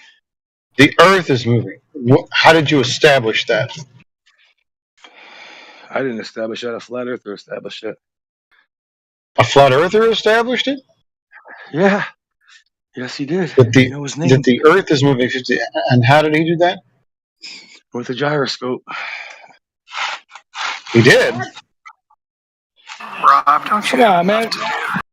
Hey, Mr. Angelo, we're having fun in here, dude. No, this is honestly, Angelo, this is probably one of the best conversations I had in over a year, man. Cool. I seem to find you everywhere. Why? Because I'm a thorn in everybody's side. That's why I don't ever say nothing because I don't want anybody to even know. I don't take anything personally to nobody. I treat everybody the same. I'm a thorn in the side to everywhere I go. So I hope it's nothing.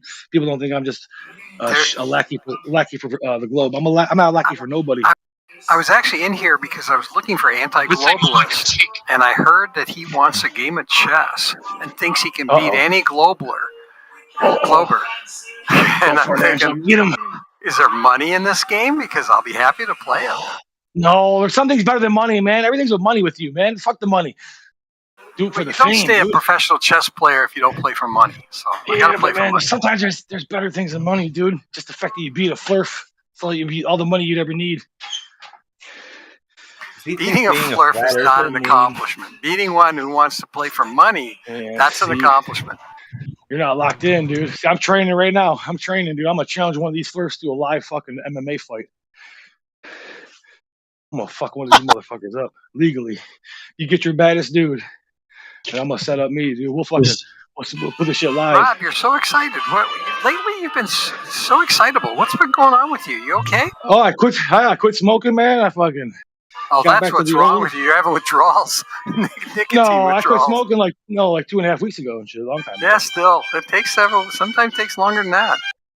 Oh no, I'm good, man. I have no problem with that. Well, I'm glad you quit smoking. You'll live longer. That's a good thing. Oh, there's no guarantee in that. How do you know what you're supposed to live to, and then if you smoke, what the age is going to be? Exactly. Wait, but he uses cigarettes to relieve stress, and now he's not going to live as long because he's going to be stressed. Hey, Rob, though, you got to be responsible. If Right the Hand accepts your MMA challenge, you need to refuse based on humanitarian grounds. Oh yeah, what is he a professional fighter? Yeah, well, I'll probably lose a professional fighter. No, dude, he's the guy that challenged the girl, bro. You don't remember that? No, I don't pay attention that much. He was like all talking smack about, women this, women that. I'm a dude. And so then he got in a fight with the chick and he got whooped. Oh, yeah. Yeah, that's not good. You guys don't take him lightly, man. Anyway, Rob, if you run into that guy, tell him I'll play him for money or charity. We can donate the money to charity if he wants. Oh, yeah, whatever, man. I don't know. Yeah, I shall see him.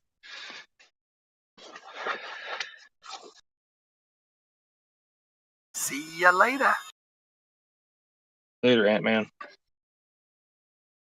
So, Rob, you mentioned the flat earther is the only one that proved that the Earth spins.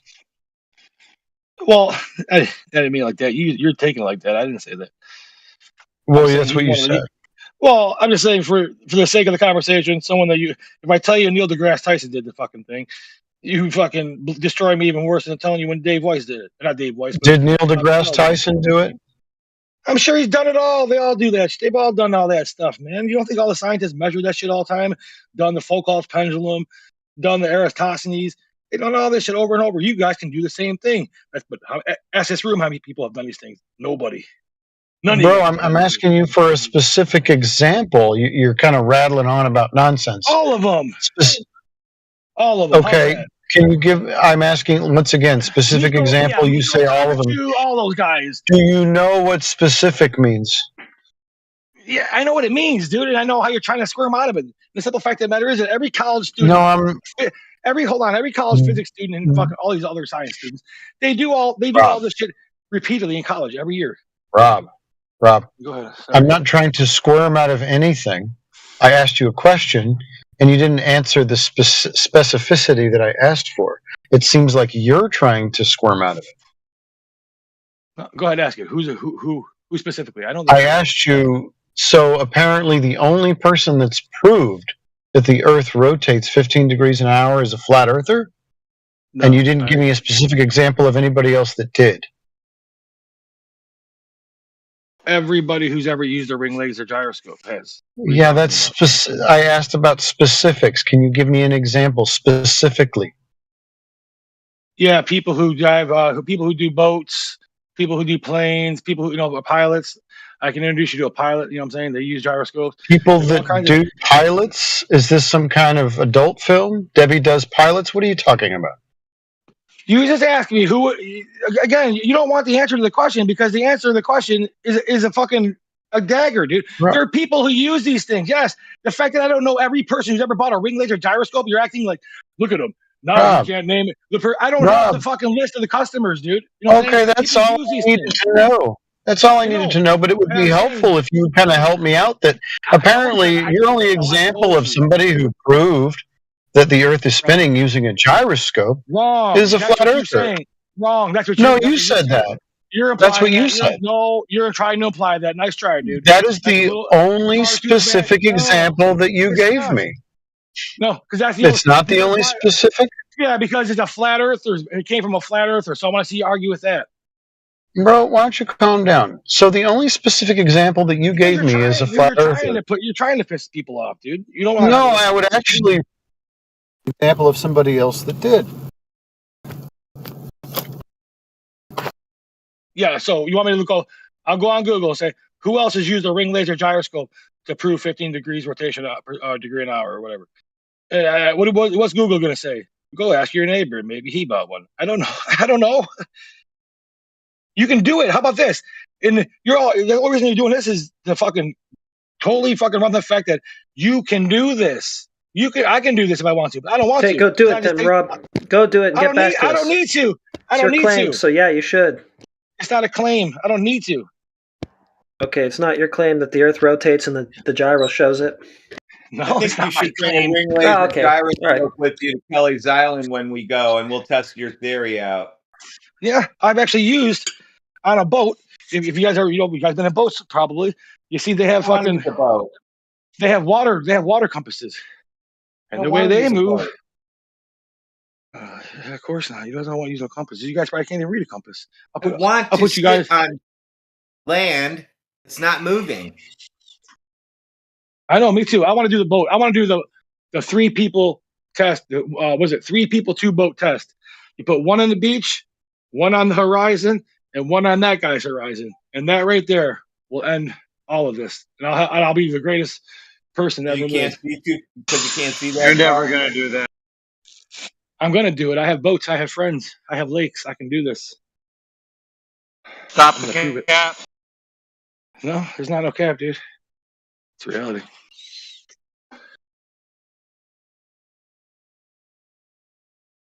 See, I know what you guys are doing, man. Try to tell everybody, dude, this flat earth ain't nothing new.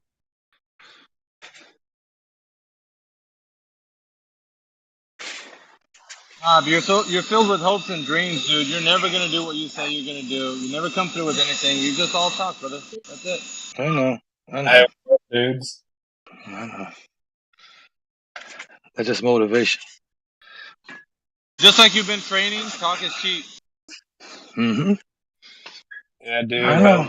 You know what isn't cheap is this milk I'm selling, man. It's great. It's just expensive. You know, do Milk's the thing that, and then I'm get a to the business owner, man. part I've been that, doing my own yeah, thing, and man.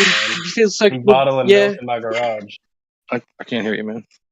2 people talking. Just selling milk, man. I'm a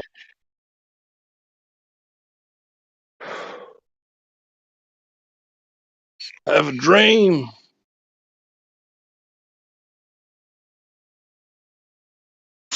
Yeah, they always talk about these grand ideas, but they never do anything. They always come in there. Well, you can do this test and do that test. And have you done it? Well, no, I haven't done it, but Yeah, but see that's the whole thing. The way you're presenting that is like it makes us look bad. It's ridiculous. The simple fact is we're not the ones denying what we've been told. So if you want to deny it and you say that's not true and want different Wait a answers minute. to something, Wait a minute. it's Are up you to you. saying? Hold on, I'm almost done, man. It takes 5 more seconds. The onus is on you to bring the evidence. So therefore, yeah, you have to do the test. Some kind of test. Okay, so I'm just curious, right? The ring laser gyroscope or whatever you're talking about proved the 15 degrees per hour, right? Is that what you're saying? Yeah, the rotation of the Earth. Yeah, rotation of the Earth. But can those things, the interferometers, can they detect the revolution around the sun? I don't know, man. Right, because Michelson-Morley was a failure, right? Yeah, Michelson-Morley was trying to detect the ether. Is that what you honestly believe? That's what Michelson-Morley said himself in his papers. It had nothing That's to do what with he said himself. had nothing to do with the shape of the Earth. Michelson-Morley had nothing to do with the shape of the Earth. That's not the claim. He was trying to find out there was an ether. There was no ether either. He was trying to detect the ether, and you're going to stick with that. It's not my claim. It's him. I'm going to stick with the guy who did the thing. So now who are you to come back 1,000 years later and say, this is what he really meant? Who the fuck do you think you are, man? You got balls of brass. Whatever the fuck it was. You know what I'm talking about, dude. You want to be No, I don't. He wasn't trying to detect the ether. Relax, Linda. You're talking to one of the most polite flat earthers right now, so just relax. Oh, I'm sorry, man. Repeat what you just said to me. Ring laser gyroscope has been used in modern times to demonstrate and measure the rotation of the Earth with high precision. The use of such gyroscopes in navigation and geophysical studies has provided detailed confirmation of Earth's rotation. There isn't a single person credited with using the ring laser gyroscope for this purpose, as it's a tool developed and utilized by the scientific and engineering communities over time. So nobody. That's exactly what I said. But no, hold on. Who's that? No, don't, dude. That's exactly what I'm saying. It's used by so many. It's like saying, show me who used a hammer. Dude. You're the one who said a flat earther did it. I asked I know, but GPT you said it. 4.40 who did it, and Yeah, nobody. I know. You think you got to win there, but I'm gonna hate to do this to you, but I'm gonna have to destroy you because the bottom line is that actually works right for me because the guy said it's so common used. It's an instrument used so common by so many people that there's no way to say. Who was the first person? I asked it first. Okay, who used a hammer? Who has used a hammer? It's the same thing as asking me who used a hammer. Nice try. Dude. Okay, so check it out. When I asked it first, who was first person to use a ring laser gyroscope? Ring laser gyroscope to measure the Earth's rotation.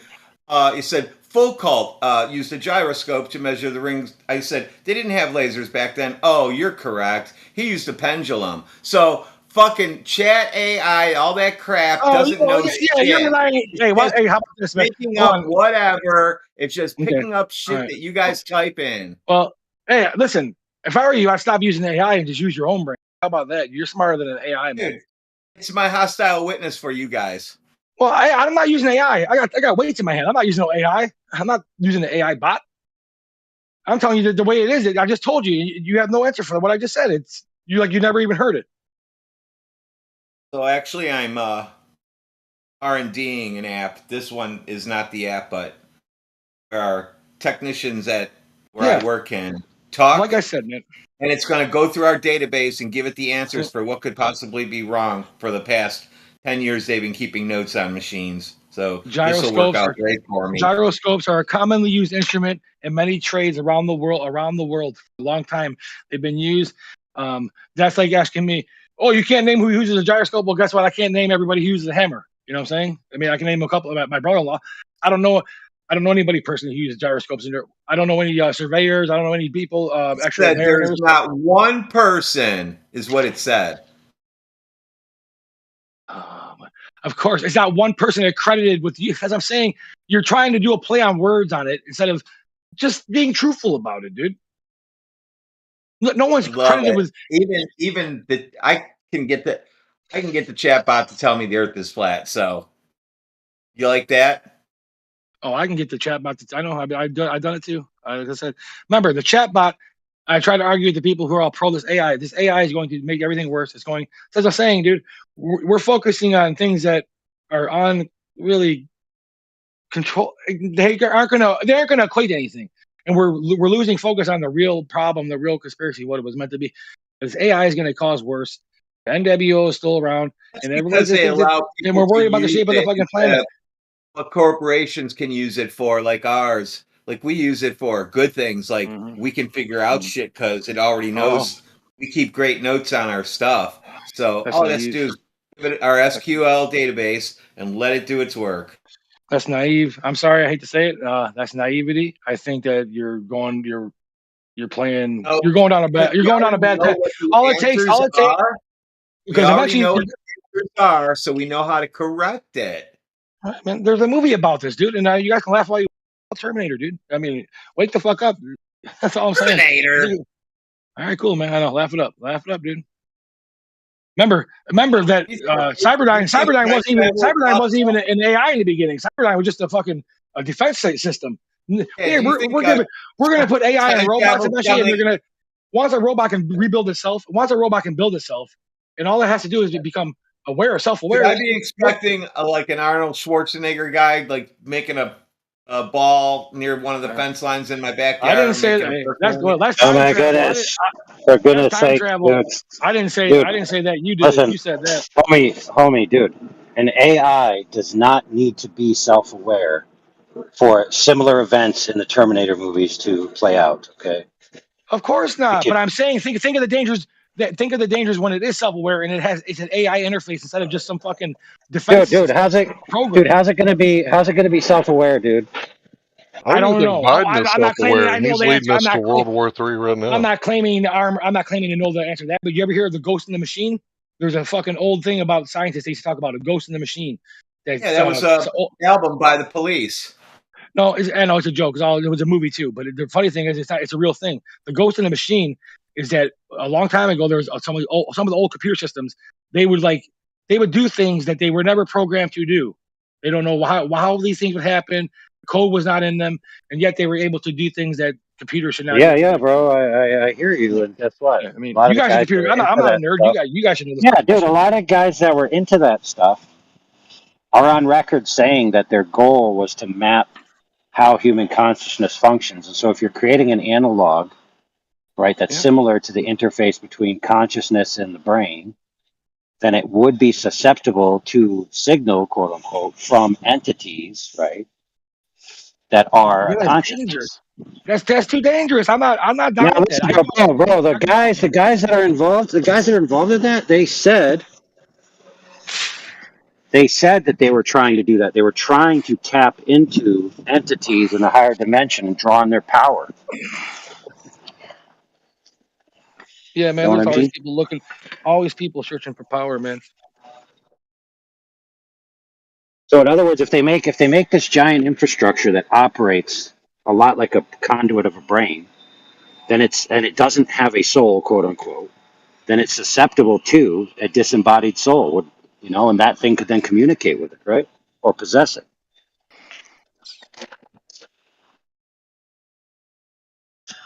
Yeah, it's one way to look at it, man. I'm not saying I had Yeah, the. so I'm down with your fears there, bro, but I know who wins in the end, so I'm not really that afraid. Yeah. Well, winning comes at a cost, man. No one ever Oh wins yeah, without yeah. a fight. Yeah, but these momentary light afflictions pale against the eternal weight of glory. Yeah, well, I'd rather deal with today than fucking wait till tomorrow. I'm sick of pushing shit down the road, dude. Our parents pushed shit down the road. Our grandparents did. They had it good in the 50s. Everything was great. 60s and 70s, shit got kind of shitty. And it boomed a little bit for the 90s. Everybody got happy. Yeah, What the fair fuck? enough, but dude, there's no stopping what's coming. There's only preparing for it, right? I don't truly believe that. I think anything could be stopped if people have enough wanting us to stop something. Dude, we're talking about players on the chessboard that are not only greater than the pieces, they're higher dimensional entities. There's Yeah, no well, stopping. they tried to kick the chessboard over, and everybody got all pissy and said, "Don't do that." All right. You know, I don't. I think people are totally jaded if they think that they're going to get 90% of the people do something. They're going to only get about 10%. That's it. If that, maybe 3%. It's not going to be a lot of people doing things. It's just going to be a certain group of people, and the rest of the people are going to just come in like vultures and claim the fucking spoils of war, like they always do. There's never been a time in history where everybody fights all the wars. It's only a certain amount of people fighting. Everybody else gets the benefits or the fucking whatever you call it, the bad shit from it. It's all a scam.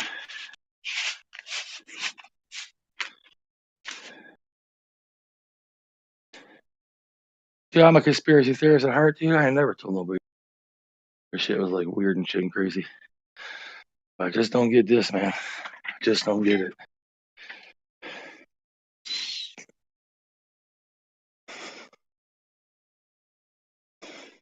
It's like 2 years now. Some of you guys have been in this shit for like 7 to 10 years.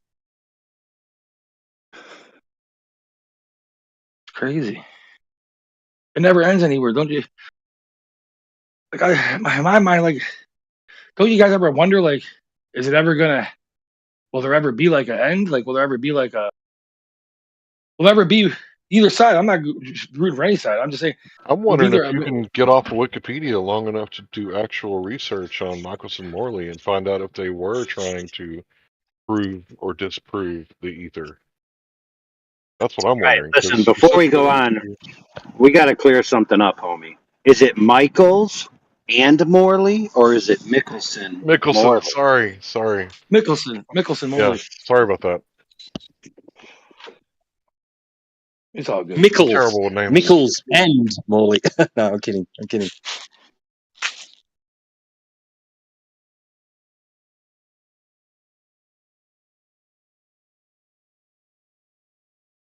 You guys aren't Aussie. You don't get to say for and. That's our thing. All right. That's for the Aussies. Notice how I said use aren't Aussies. Well, actually, there's people in Pennsylvania. They talk like that. They use. No, I just like to have things I like have like a final. So something has to come. Something has to give. Someone's right, someone's wrong. How how are you gonna figure it out? Is there an end to this eventually? Yeah, your claim Okay. is unfalsifiable. If we show you a mountain from 273 miles away, you're just going to say refraction, even though you can't falsify it. Even if we show you a Oh. mountain at 1,000 miles away, you're just going to No. slide the little slider. Actually, right? thanks for bringing it up. We talked about that earlier. So you're gonna show me the mountain from that far, but then I can't show you. Land from 20 miles away across the lake. But you can show me a mountain. What does that have to do with anything? It has to do with everything. Do you know exactly what I'm It's got saying? a lie, bro. So that your claim of why you can see the mountain is light's curving, right? No, my claim of why you can see the mountain is because the pictures you guys speak of, most of them, they're all taken from fucking like thousands and 8,000 feet in 8,000 feet in the air, 10,000 feet, 5,000 feet. Doesn't matter, dude. It don't Yeah, matter. it does. Yeah, it does because well, how about this? If I'm on the ground and I look across the lake on the ground, and I look across the lake, I can't see the edge of the lake, and all of a sudden I can fly like Superman. I go up in the air 10, 15 miles in the air straight up. Will I be able to see the other side of the lake? Of course I will. You guys know I will. Why is that possible? Because the ground is curved. That's the dumbest kind of reasoning I've ever heard. Yeah, you're smirking. You know it. I think he's on to I'm something. laughing at you, dude, because if I do Yeah. meet you in person, we're gonna be laughing the whole time because you do say dumb shit. Oh, I'm a fun dude. We're having some fun, dude. Trust me. We'll have fun. I'm the biggest. Like I said, man, I'm all down for conspiracies, dude. But this ain't a conspiracy. This is a joke to fucking fuck with intellectual people because they're assholes. Intellectuals are assholes. They think they know it all. I get it. I don't like them either. Just because she doesn't like somebody, don't make them wrong.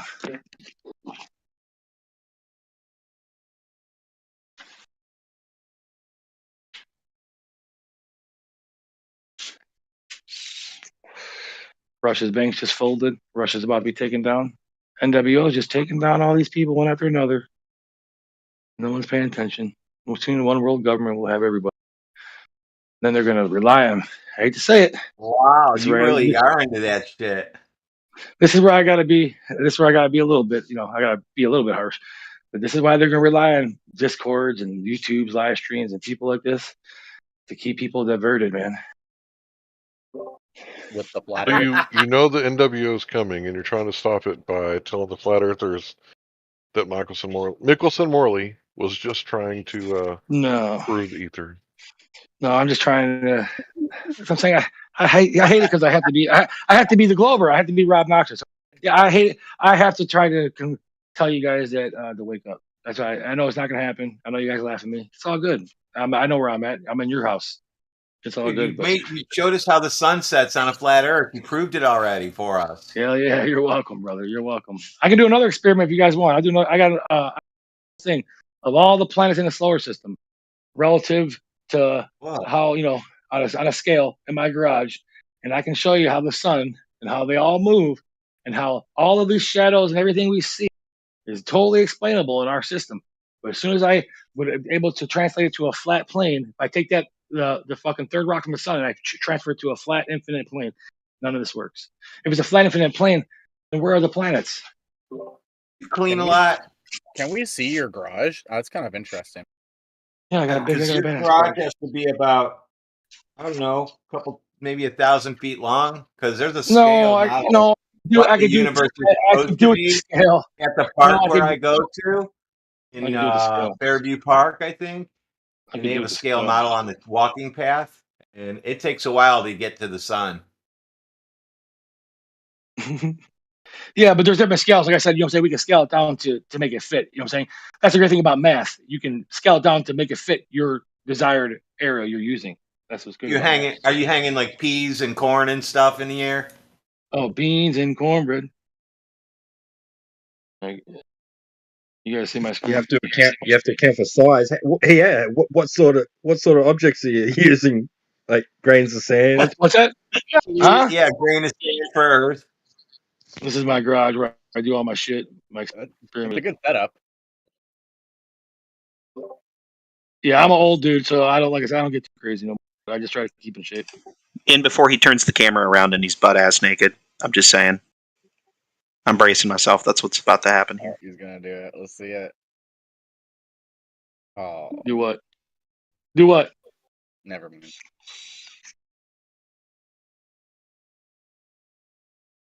Oh, he turned it off. Oh, what do you want me to do? I didn't know. I thought you were forming. Oh no, I don't have. I don't have it all set up. I don't have my. I had to put all my strings back up. I have, like I said, I was trying to go through it and shit to get everything organized. You set up. definitely listen. You definitely are dedicated to. You're gonna hang fucking strings off and shit, and hang grains of sand by strings. That's dedication, dude. You fucking shit, man. Are you serious? That's like the guy from Always Sunny in Philadelphia. Has a heart attack, dude. Yeah, all you motherfuckers laughing. Remember, you're younger than me and on here. So what does it say about you? I'm old. I got a reason to be on here. At least he's trying. At least he's trying to put it into like reality. Man, trying, dude. Give me a break, little man. Rob, I always thought you were in your 20s. How old are you, bro? 44, man. You are older than me. 2 years. Yeah, I'm an old man, dude. I'm still young at heart, though, bro. I still run, play basketball. But Hank sounds like he's 62, man. Feels like that. I ain't never getting old, man. Until I die.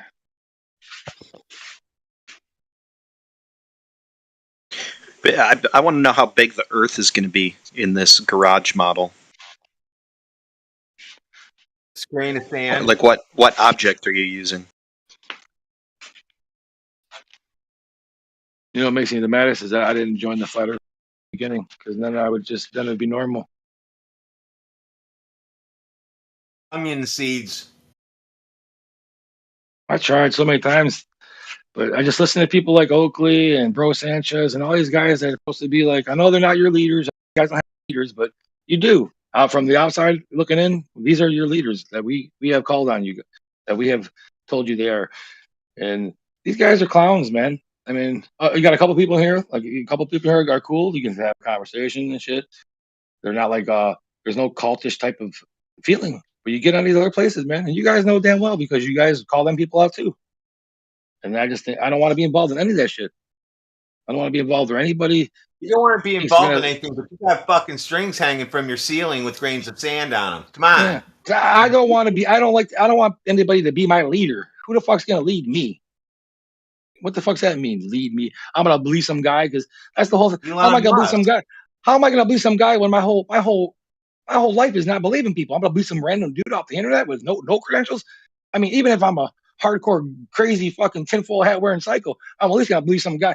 If I'm at a bullet in me, I'm not gonna say, "Give me a surgeon." I'm not gonna say, "Give me the YouTube guy who watched the bullet, take a bullet out of YouTube." Yeah, I know he can do it. Get away from me, surgeon. You would never do that. You would never. None of us would ever do. It's kind of interesting. You're a conspiracy theorist, but you're a glober at the same time. It's kind of interesting. Like, don't you think the government's lying to you? Wouldn't they be lying to you about the shape of the Earth if you're Yep. No, you know what? But we know the shape of the Earth long before governments existed. That's the whole thing. NASA didn't tell you the Earth was a globe. Who did? Government didn't tell you. I don't like this assumption that just because you believe that the Earth is a globe, you also believe literally everything the government tells you. Like, that's absolutely not true. You can distrust the government and still understand that the Earth is a Oh yeah, I'm a prepper. I got fucking 10,000 rounds. I got all kinds of guns. I don't like the government at all, dude. You don't want to announce any of that. Oh, everybody knows it, dude. I don't give a fuck, dude. Listen, you can announce it. If you know, they got a fucking TV show about it on Discovery, for Christ's sake. I'll give it to anybody. I'll give it to anybody. If anybody's crazy enough, I'll tell you. If anybody's crazy enough to tell you, someone tells you that, and you come and see them, that's on you. Good luck. How many school buses have you buried in your backyard so far?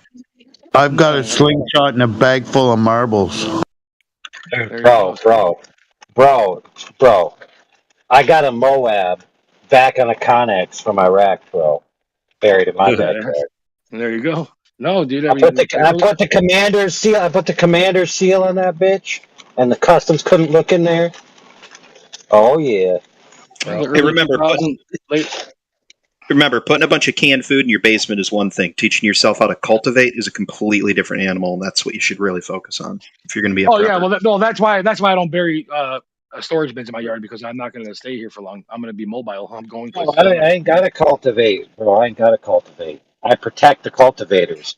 They trade their protection for the fact that they can cultivate for my protection. Get it? Yeah, everything in Michigan can be cultivated pretty much wildly, and you pretty much live off meat and fish in the wintertime. Whoa! Where from Michigan? I'm in Michigan too. I'm from the Metro Detroit area. I'm from Flint. Flint town. It's the stone's throw away. The water really bad. Down on Dayton Ave is gonna be a fucking bloodbath. How about those Lions, man? Hey, you think this is gonna be the year? Yeah, I think so, man. I hope so. If you guys are interested in this topic about a catastrophe and what would be the repercussions, there is a report that was commissioned. Like, what would it happen if an EMP weapon was set off in the United States? And he just goes over like all the infrastructure cascade and how much projected fatalities and what it would look like. It's very interesting if you've never read it before or heard it. Link? Not off the top of my head. I can't remember the name of the guy. Man, it's definitely about a specific EMP attack. Yeah, but I'll try to look it up. I don't believe in EMP. Well, it doesn't matter. It doesn't matter, dude, whether an EMP is real or not. The point is that if the infrastructure was damaged on a grand scale, there would be similar things going on. Oh man, within 72 hours, it's going to be chaos, dude. I was going to say, don't forget that one of the attacks that they actually looked into was not an EMP attack, but a grid attack, which is essentially going to be very similar. Yeah, if they turn the power off and people say, "Oh, it can't come back on," in 3 days, you'll have chaos. You won't have it at my house, but there'll be chaos running around. Yeah, but one of the worst things that he went over real quick is that most people don't have any clue what to do with their pee and poo. No, that's it. There's no running water in the city. Yeah, bro. Yeah, people are going to be. He projected tens upon tens of millions of people dying within the first couple of months just from being too stupid to understand that you can't poop right next to your house. Yep, going back to the dark ages, man. Because human beings, we've been conditioned and taught to rely on our conveniences and government and shit so much that we won't be able to do anything without them, and it's going to be a total give over of everything. Yeah, I'll tell you one thing that happened here in Canada, Vancouver specifically. For some reason, there was a shortage of toilet paper, and people were losing their minds. Like there was roadblocks on the roads because there's so many people driving. You couldn't get in the supermarkets. It was insane. Like people were going nuts just from toilet paper. So yeah, I saw that happen from toilet paper. And I'm like, okay, what if something else goes wrong? So that's why I got my firearms license. Yeah, but you don't want to have to kill somebody for the food. You just want to kill somebody that's trying to take yours. Yeah, defense, right? I mean, survival of the fittest. Well, survival of the fittest means that you can kill anybody who doesn't kill you first. I'm not talking about that. You don't want it to get to survival of the fittest. You want to have people. As I'm saying, if we devolve into total and utter just chaos and destruction, then it just proves that we really need the NWO, honestly. Then we should you will watch people form groups of gatherers, hunter-gatherers, just like any other time that people will start forming groups. There'll be people that have the weapons protecting those groups. It'll just be that way. I hear you. I hope not, though, because if it is, I believe that we're going to repeat everything we just did again, and humans still haven't learned a lesson. Oh, we need to Yeah, we need to repeal some things as it is. It sucks, dude. We're in a fucking tight spot. Our technology's so smart and so advanced, but like we're still stuck like invading other countries. That's why I was. I think. For people that have electric cars, won't it? Oh So you God, can that's make gonna be a a gas engine nightmare. run on just about anything if you want. Yeah, you're screwed with electric car. You're done. You guys hear about California? They're going to do like a 30-cent tax for every mile that you drive. Yeah, you got to get some money for the roads. Who's gonna pay for the gas tax, dude? Yeah, wait until the power grid's overloaded and they're saying, oh, you can only charge right between these hours, and now you can only drive so many miles a day. They got it by the balls, and then no more paper currency. All of our money's on cards and shit. Someone should invent a car that runs on the wife's snagging. We could go anywhere, anytime. Yeah. I would be all over the place right now. As a matter of fact, I just got done on my trip that you're talking about 15 minutes ago. They would kill the guy who invented it.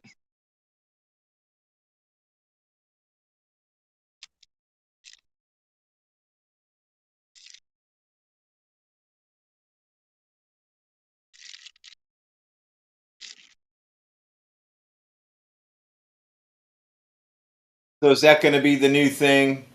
So we had scary air. Now the next thing is going to be the Russia stuff, right? Yeah, World War III. Yep, biggest war. All that shit. All more scary war shit.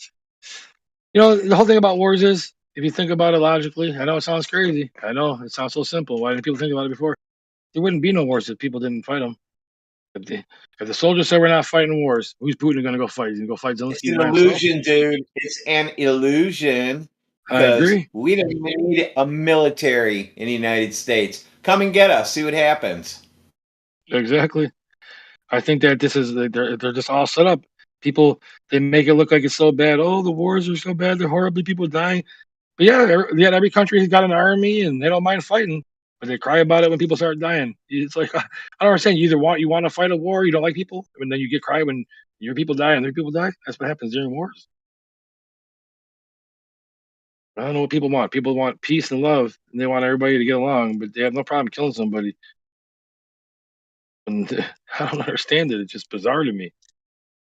You can't be for peace and love and all that shit and say you want to kill somebody. It's kind of a stupid thing. Dude, what if the door is surrounded by killers and you want peace and love for your family? What do you have to kill them? Well, that's not really. I don't really call that like murder. I mean, killing. I don't know, man. I got you. Yeah, I mean, I know what you're saying. There's definitely gray areas and shit.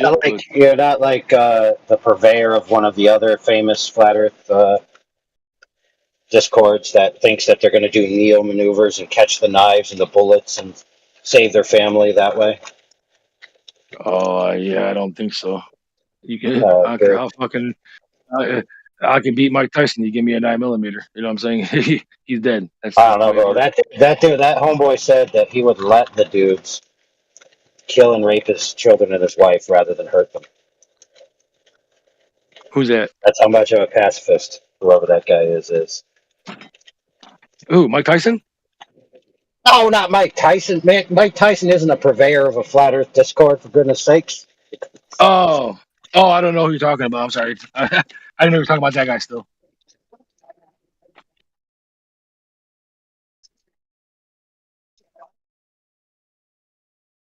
You just got to come through my door too fast, and I'm not going to have an issue with it if it's that time if that ever happens. Just come through the door too fast. You're crazy, ain't no, dude. I freaked out if someone called at my house, dude. You're out of your mind. That's the last door. That's the last door you ever go into. I'm sorry.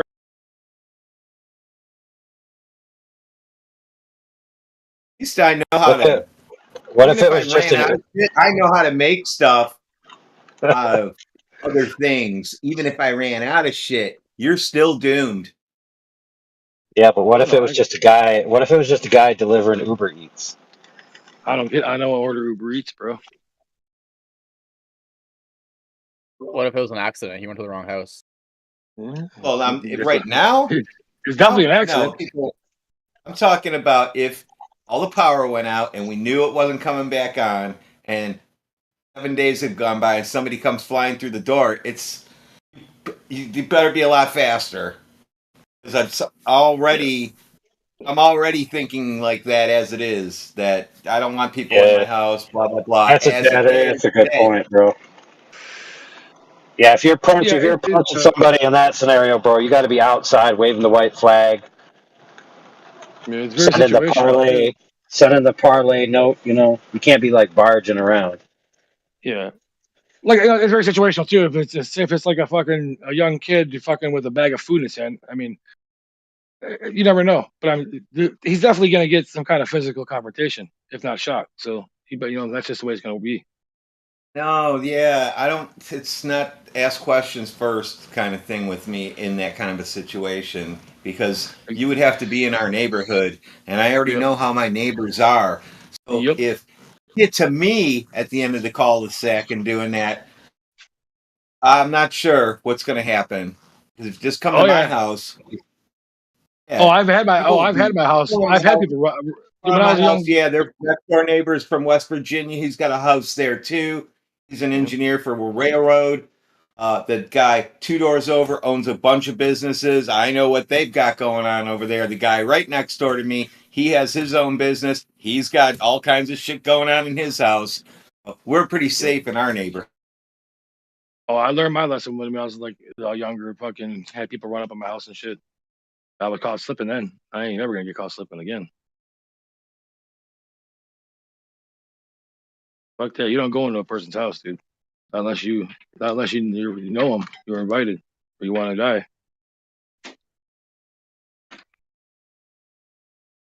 Dude, even when we used to fucking rob houses when we were kids, man, we always made sure no one was home.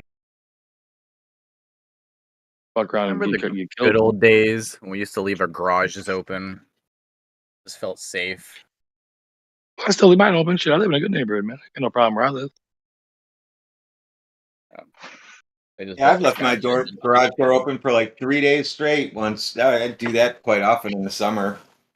Yeah, I come in here with a fucking raccoon in here. Well, I've never seen. We don't even have any reports of that kind of shit. And in 10 years, or even and since I've lived here, so that's 10 years. And I lived in a neighboring city all my life, and that shit just doesn't happen. I mean, it does, but it depends on where you live, I guess. I like where I'm at now versus where I was, even though I stopped living on top of the mountain part where I'm at.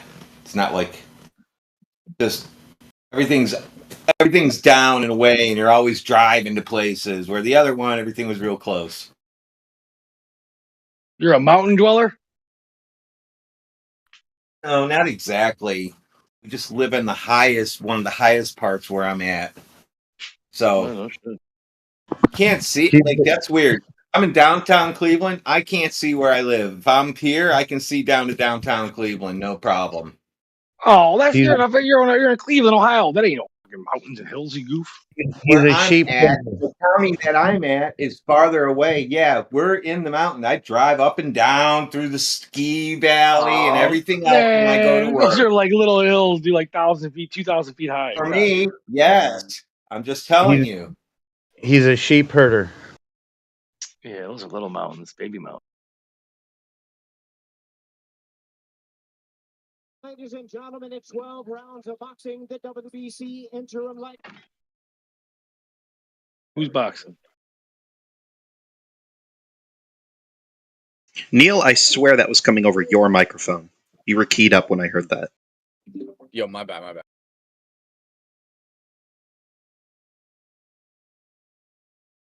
Yeah, that's pretty cool that you guys do that.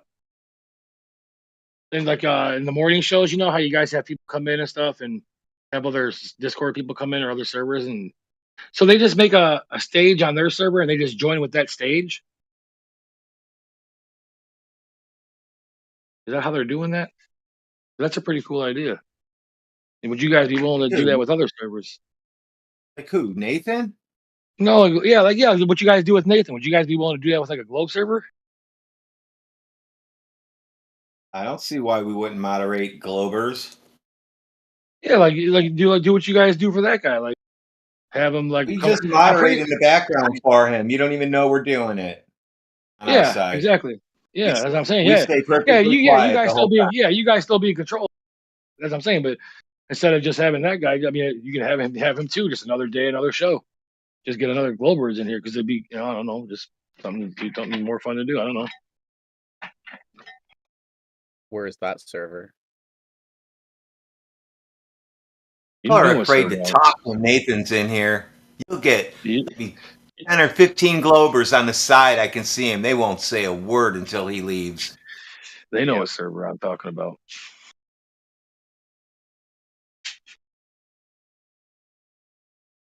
We'll just leave it at that.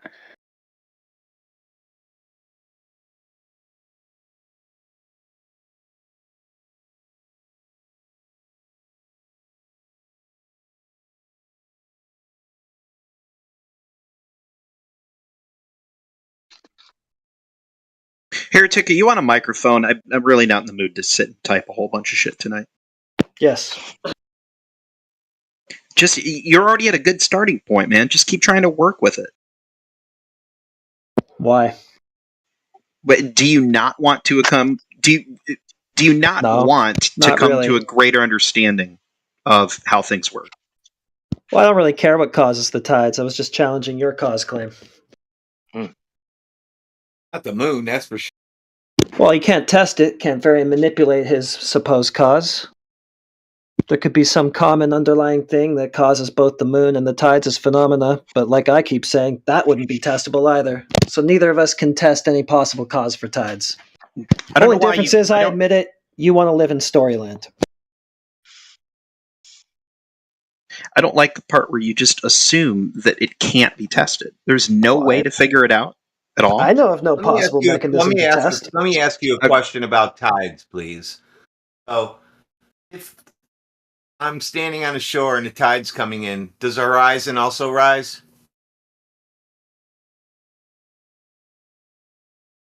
The moon's going over. It should pull all the water up, right?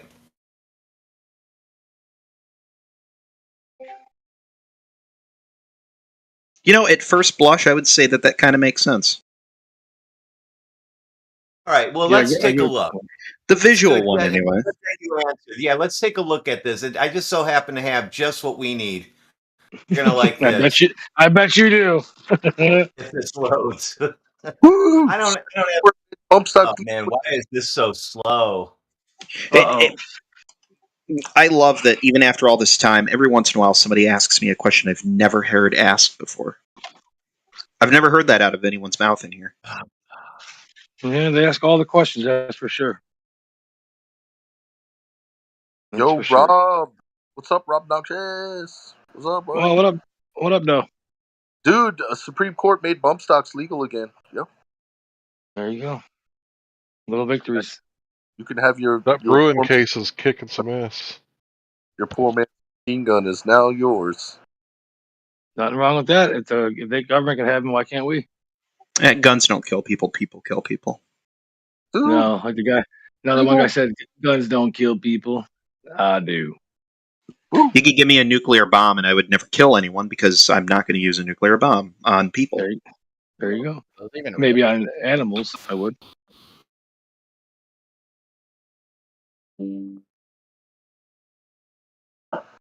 What? Okay.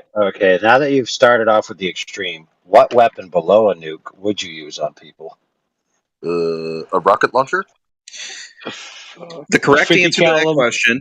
The correct answer to that question is any weapon at my disposal if that person is attempting to kill me or cause me serious bodily harm. Literally any weapon at my disposal at that point. Except a nuke. Well, I'd probably shy away from weapons that I have no way of controlling whether or not they're going to also injure other innocent people. So, no, not a nuke. Okay. And probably not a bomb for the same reason. Okay, that's fair. So you don't want collateral damage. Correct. Unless it's a suitcase bomb. It's like a small one. Explosives are too unpredictable, man. So is shrapnel. That's true. Yeah, very high risk. Very high risk. Isn't that the point of them? Not for self-defense, it isn't. Oh, you just got to know what you're doing. What's wrong with collateral damage? All you got to do is say Hamas was hiding behind them. Well, look, they're just not very good offensive weapons, right? They're good defensive weapons. You can put up trip lines and shit and stuff like that or whatever. But, like, they're not very good offensive weapons.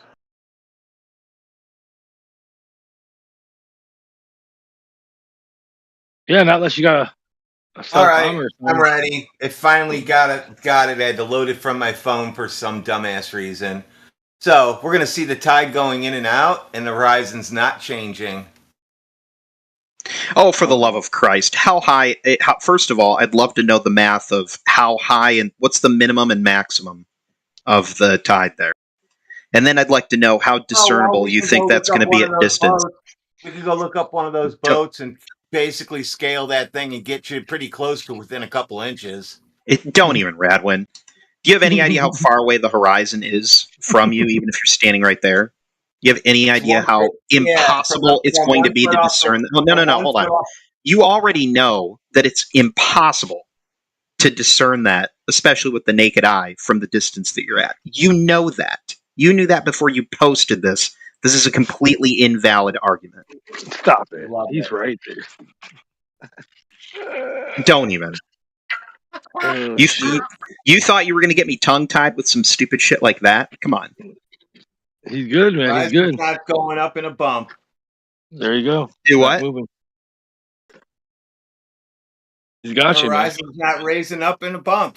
Oh, really? You think it isn't in that image right there? Yeah. Do you think that that's something you'd be able to discern at that distance?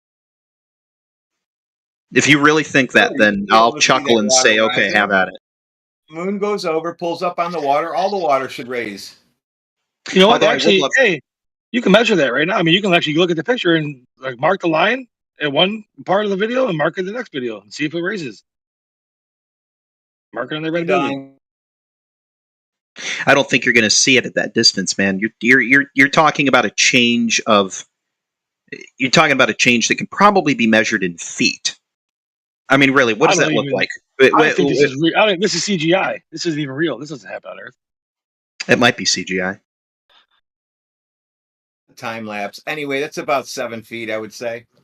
Okay, so you think you're gonna discern from miles away that the horizon is now obscured by 7? If that's even how the math works out, not even entirely sure that's how the math works out. No, because they think the whole lake gets lower.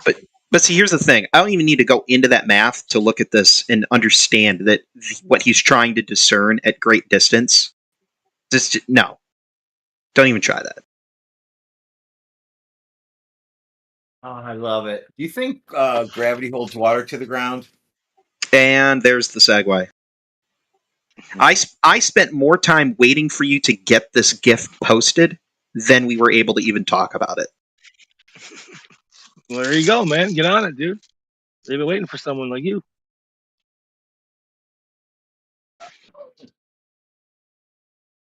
Rob, did I just now figure out that you're a globe earther? Was I not paying attention this entire time? Yeah, but I don't argue the facts like. Oh, okay. Ideology of it, man. I plead to the reasoning. You plead to their intelligence. No, for the record, any flat Earth minded person that wants to talk to me about anything tonight, you got to get started because Kraken beer's open already. Man, it's just 24/7 politics. You can always see it. I don't argue about politics. Well, no, I'm just saying that's Discord. That's the name of this. Yeah, that's the name of the Discord, man. Politics Discord. That's not the name of this room. Okay, come on, man. I hate this semantic bullshit. This is why no one likes the Globers, because you guys are just too dorkish. Who said that, by the way? Who was the? If we're really tallying up the score, we gotta really lay the foundation. We know the score. You guys don't have anything compared to what we got. We win every single day for 8 years straight. You guys come in here with pathetic arguments. Come on, let's get real, guys. As Alpha is sharpening knives. Hell yeah, this guy's he's right. Oh, you don't want the smoke, man. So who is the flat earther here? Like, can I be enlightened by the flat earthers? You don't want none of this, man. Yeah, man, you can do whatever you want, dude. What do you want to do? What's up, Carter? Yeah, tell me the real truth. Like, tell me what they don't teach me in school. And I'm young, so you can, like, stuff my head with a bunch of stuff and I'll just believe it. Fuck you. You're not young. I can tell by the listening you're not young. Yeah. I'm fully young, bro. This kid's gonna try and tell me that 24 is young. Yeah, I'm young, bro. Yeah, but that's okay. Just go ahead and ask some questions. That is young for these kids nowadays. There's like still like living at home. Yeah, man. Rob, can we let Carter ask some questions? Thank you. Oh yeah, I'm sorry, man.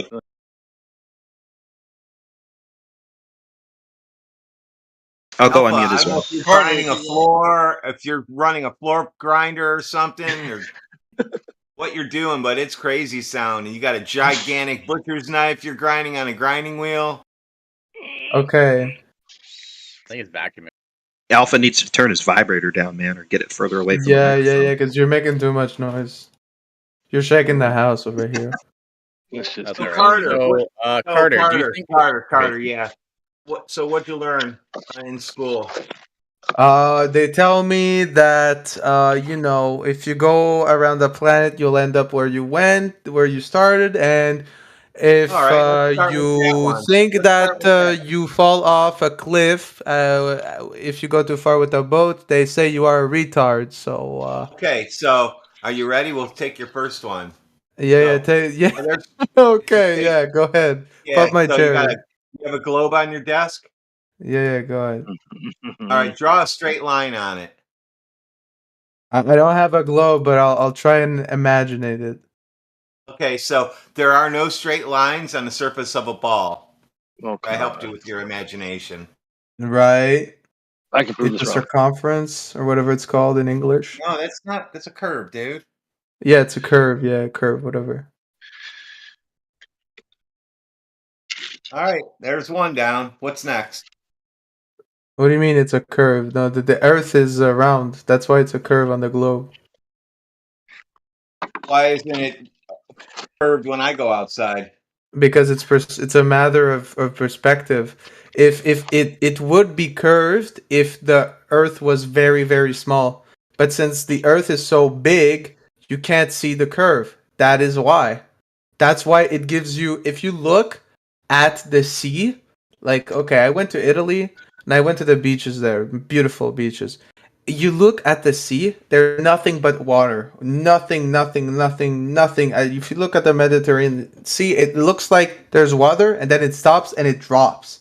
That's how it looks like. But I know it doesn't drop if I go there with a boat. I know I won't drop. So that's like an example of real perspective that you and I believe in.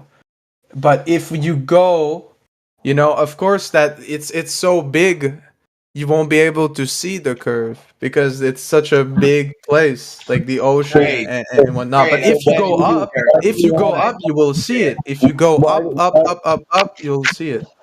I'm glad you went there. How big is it? The curve? Earth. You said it's so big. Big is not a number for me. How big is it? The Earth, I don't know by heart the numbers, but I mean it's pretty logical that the Earth is a huge place. So now you're down to just using logic and imagination. It's not imagination. The Earth is very big. It's a very. I agree, I man. mean, do you even believe in gravity? No, they don't. Wow. Do you believe in gravity? No, I don't believe in gravity. I feel it. Mm-hmm. Oh. I don't believe in gravity. it? I fucking You experienced smell it. gravity too? They're gonna drag you. Yeah, they're gonna drag you to China. Yeah. Is it in the room with No, you they're right now? Yeah, gravity is in the But room it's not where I telling you am to right hurt now. anybody or yourself, right? Yeah, it's in the room with me right now. Hey, Larry, The what do you gravity think? is in my room. They're gonna get Larry, you, bro. Larry, ask him that magic question we like. What is that? I don't know. Hey, you can finish it, Larry, because I have something to do really quick. But Carter, is water pulled down to the ground by gravity? Is water pulled down to the ground by gravity? Yes. Yes. Yes? Okay. Can you do this, Larry? Yeah, I got you. Okay, so. Okay, you got your The arguments difference- prepared? Yeah. So the difference between theory and a scientific theory is the ability to test it with a scientific experiment. You agree? Yes. Okay. So if you said that you know what the cause of this phenomenon is, that would be like something you would use science for, because you're trying to prove cause and effect with independent, dependent control variables.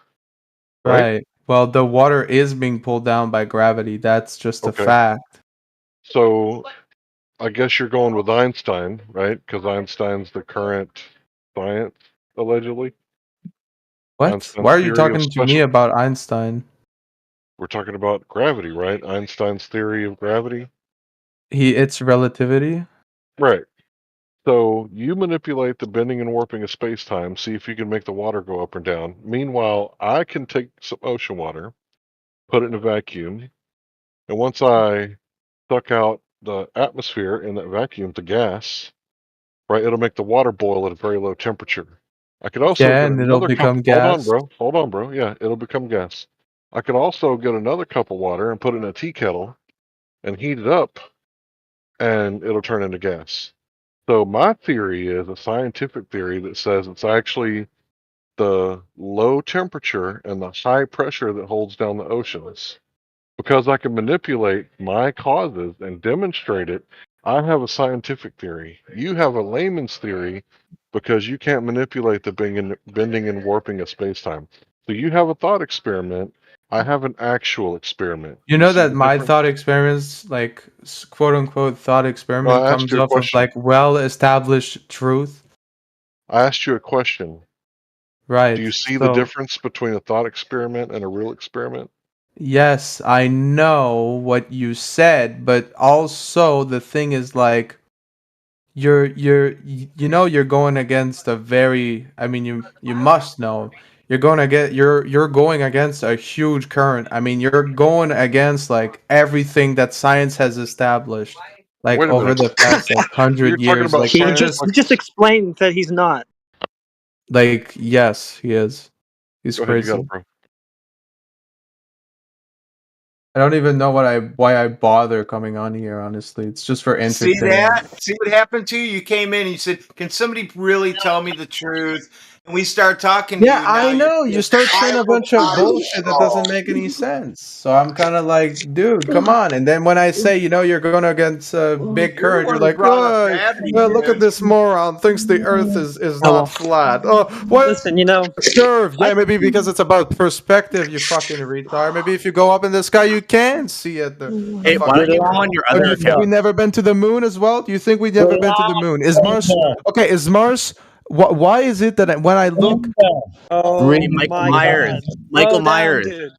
Hold on. You have to kind of like update with what people are saying to you. Did you catch any of what Larry said? Oh, he's deafened himself. Okay. When I look at a telescope, can you tell me why it's round? Okay, Like Stop. why? okay, we're not done with the Stop. last Like conversation. why is Earth flat but the other planets are not flat? Hello, That's hello. Did you catch anything Larry said to you? Because if we're just gonna jump around from topic to topic, coming to no conclusion about anything, there's no he's point. talking about boiling water. Okay, you didn't get much of it, so maybe you need to try that again. One thing at a time. We'll move to Mars after you get the first point. How about that? Okay, so water is I don't know. He wasn't talking very I couldn't hear him well.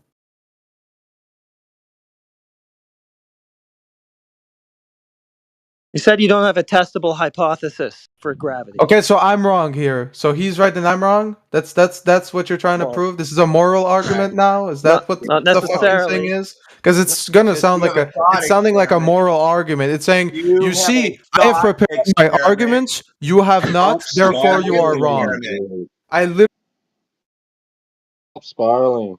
Wow. Listen. This guy's Terrible. banned. He just joined on a new account. Wow, what did I walk into? I triggered Pretty him with great. science, like actual experiments, and told him that his theory of gravity, the bending and warping of space-time, is a thought experiment with Einstein himself. Said it was a thought experiment.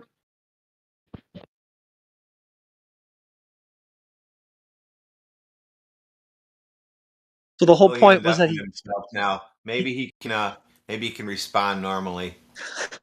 Yeah, You the whole didn't point even is know that the name of the fucking theory. How are you gonna pretend that you even? So just reifications and obscurantism. Got it. so what Larry explained to you is that If you could don't stop have muting. a scientific. Wow, my goodness, you don't have a scientific hypothesis to back this gravity story. But then your response was just, "You're going against all science." Kind of ridiculous, dude. You're a fucking liberal. You're a fucking liberal. You're a fucking liberal. You keep That's a muting highly me. You mute. scientific argument. You I'll you give you that. restrict speech. That's a liberal. Liberal. That's fine. I restrict stupid speech in here. I have no problem with it. Call me what you want. When you Bro, got address the diarrhea of the argument. mouth, when you have diarrhea of the mouth, you'll get muted in here. Do you want to take it back to what Larry was saying or not? I don't know. I don't think you can. I don't know. He's saying I say stupid shit, but this guy is claiming the Earth is flat. I mean, come on. Sorry, I must seem like the retard in here. He's cracking I'll up. ask you again. I'll ask you again. Does gravity pull water to the ground? Yes. Why would it not? What did Larry say? He's talking about boiling water, and he's talking about, All right, I'll give you why a does the better particles example. don't go I'll to give the you ground? a Why do I better still see a curve? example. I'll give you a better example. If you tell me when you're done talking. I can't talk because you fucking mute me. Are you done? So we don't have to mute you, and I can talk, or no? I can't talk. Dude, I can't talk. You won't let If me. I start talking, are you gonna start talking? Yes. Get the fuck out of here. Also, Neil, I don't fucking know you, so don't fucking talk to me. You were just in here earlier today. Dude, you're fucking mental. Actually, go seek a fucking... You don't know anybody in a random voice chat on Discord, so who cares if you don't know him? I don't fucking know this guy. You don't know me either. You don't know Larry. I know. Dude, that's not the point I'm making. He's saying that I'm somebody else, but he's just forgotten to take his Yo, pills. does this guy have any arguments, or is he just here You don't know spiraling? me, What's going fool. on? Arguments? Okay. You have any non-fallacious? Have you ever quotes? tried like arguing against someone who like, you know, that was his job, or you refuse to argue because it's like all controlled by the Jews or something? Oh my goodness, So dude. are you just incoherent and irrational? Is that like just your thing? I guess so. I've I'll argued take that with as a anybody yes. anybody I think who's he's- come in here and wanted to argue, so probably, yeah. I think he said he just got out of school, so I'm guessing his frontal lobes aren't finished developing yet. I guess that might explain his behavior. So, bro, why don't you take a little time out and come back when your brain's fully developed, and then maybe we can talk about science again. I literally just said I was young, so you could fill me with your propaganda. That's the joke I made.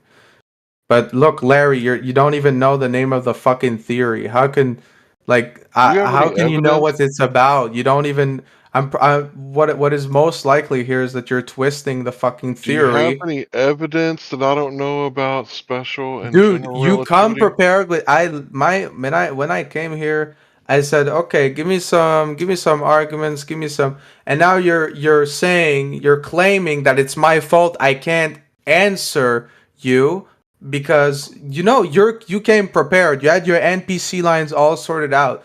But like I NPC came in here lines. with I zero, came up like with with basic science. knowledge, and you can't comprehend that. You're hostile. Of course, it Bro, doesn't. you're the one with verbal diarrhea and mental constipation. Okay, all Listen, right, sure, buddy, relax, sure. relax. I'm talking about cause and effect. Sure. You know what? Experiments that you can do yourself. You don't need anybody's help. Get you a job, work for a few months, get you a vacuum container, evacuate that shit with water in it, and you'll see that it boils at low temperatures. Then get you a tea kettle because you're going to need to sit down and have a drink, and boil you some tea, and you'll see that the water boils at high temperatures. And then you know what's causing the ocean. Okay, so you're claiming I'm that. not done, bro. I'm not No, done. but I want to understand. I'm not done. I'll let you ask your question as soon as I'm done. I'm almost done. Then you'll know for a fact, because you'll have firsthand primary knowledge of what is holding down the oceans. Okay, go ahead and ask your question. Please, Larry, you are a retard. You are a retard. Okay, can you ask a question rather than talking about me like a woman? Because that's what women do. Women are interested in people. Men are interested in things. So can you act like a man instead of acting like a little girl and address the arguments rather than talking about people? It's funny how I tried to do that, but you won't let me. Every time you cut me off. ahead. Every time. Go ahead. So I can I speak now, or are you gonna do your little thing? Okay. So I said, so you believe that water boils that at different temperature? Like it doesn't boil at 100, it boils like at 25 and 100? Is that what you're saying? Bro, if you evacuate... No, don't say gas bro. pressure- Just say yes or no. That's right.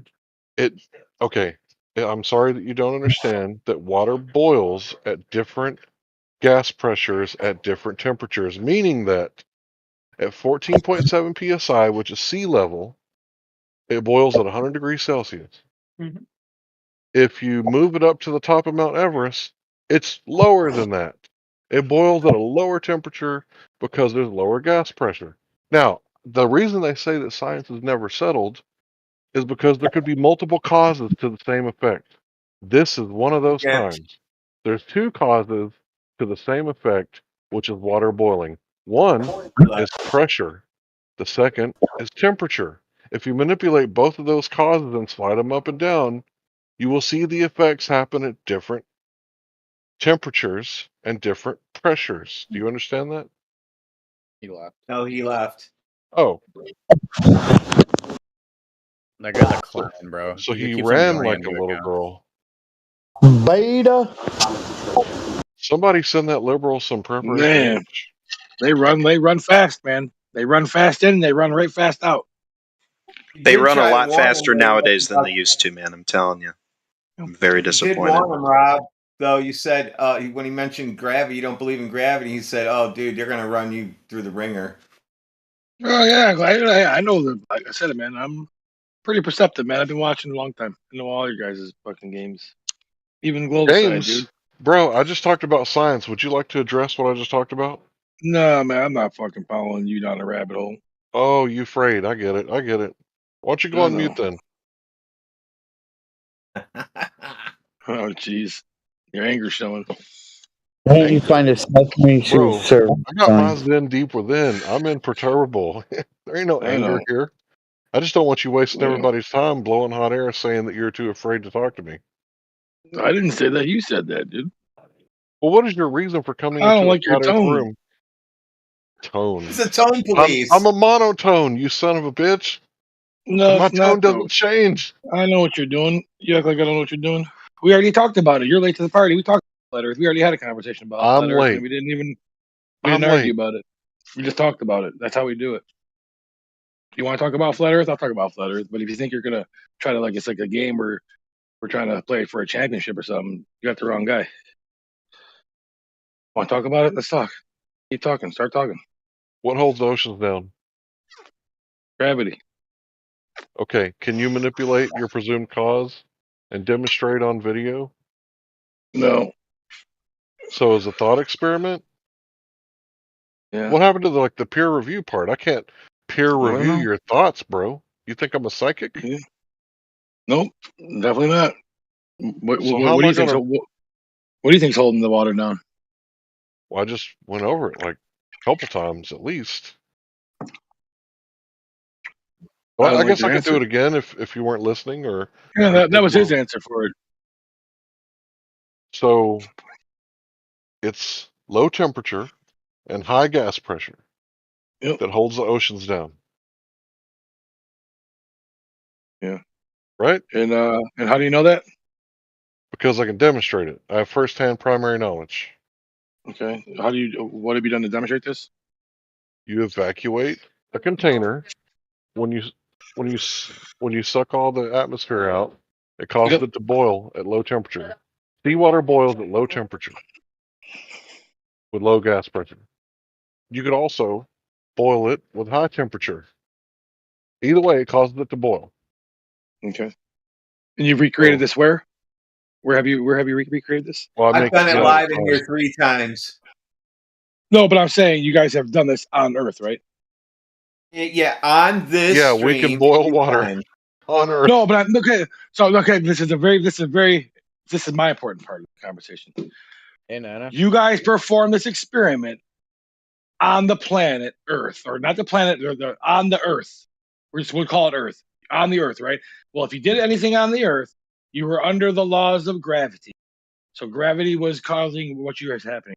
All right, I got this part. Gravity is a measurable force. Rob. We have observable, measurable force. Rob, I'm going to use all your gravity. Okay, I have the vacuum chamber. It's actually downstairs. So I'm going to put a little bowl of water in it, okay? So it's sitting in there and it's just not flopping around in the vacuum chamber.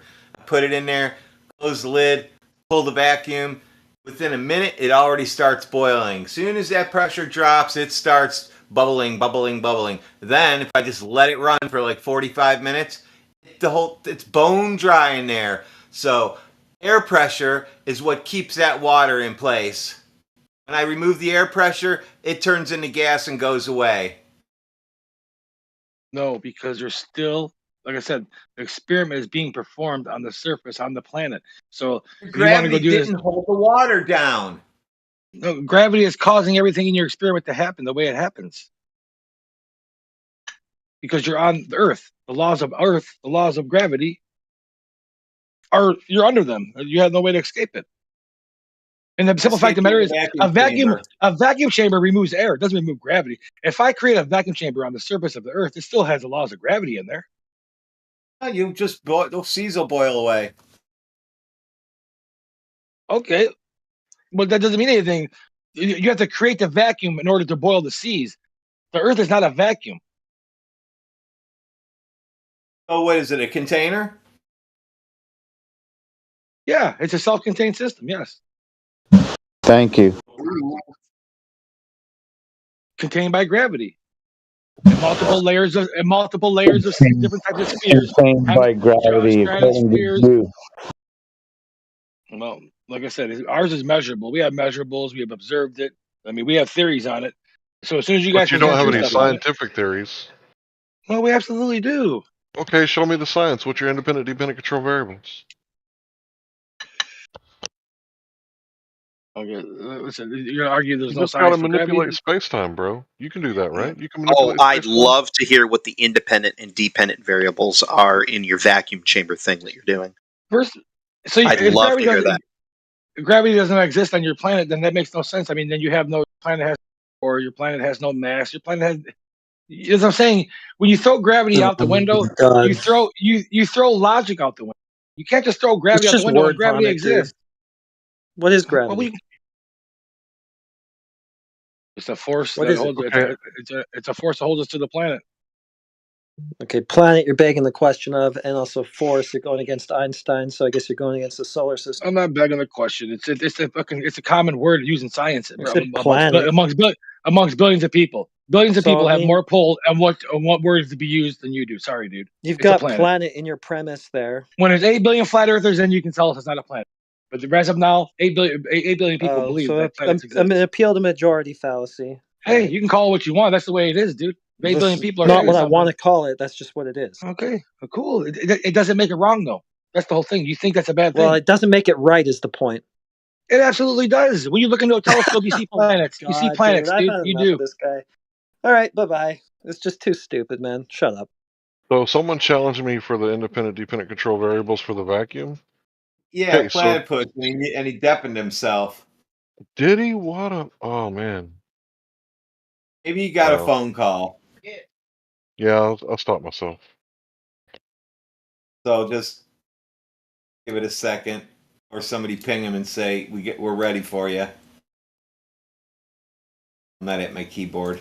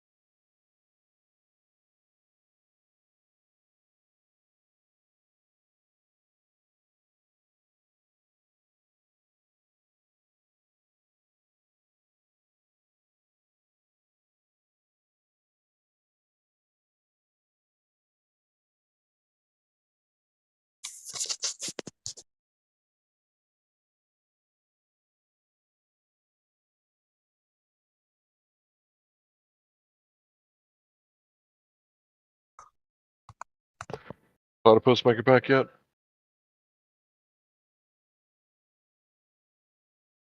Nope, not yet. I can't listen to any more Rob Noxious word vomit. It's too stupid for me. Well, I mean, do you want me to take him off mute? I don't know why anybody would want that, but just in case. Y'all can, I don't care. Well, I don't want him to. yeah.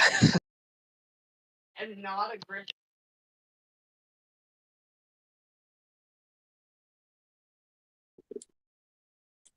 Like, he's one of those people who just says anything. I don't think he puts any thought into any of it. He just says it and steamrolls you with it. This is completely pointless talking to him.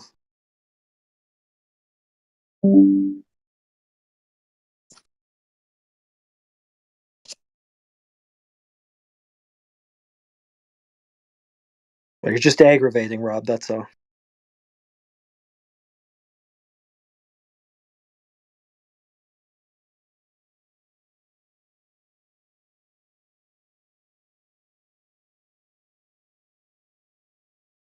So Platypus is putting the kids to bed. He's getting prepared for Aries, dependent and independent variable. I can't believe he doesn't know what causes water to boil. That's fascinating to me that he even asked. What's your independent variable for water boiling? Bet you don't have an answer, Flurf. Oh man, that's unfalsifiable. It's pseudoscience. Oh man, that's funny. Don't care who you are. When a flat earther has to teach a globe earther how to boil water. I tell them to give me another shot when I'm there. Oh, good times. Really quick. To the possible in-universe explanation.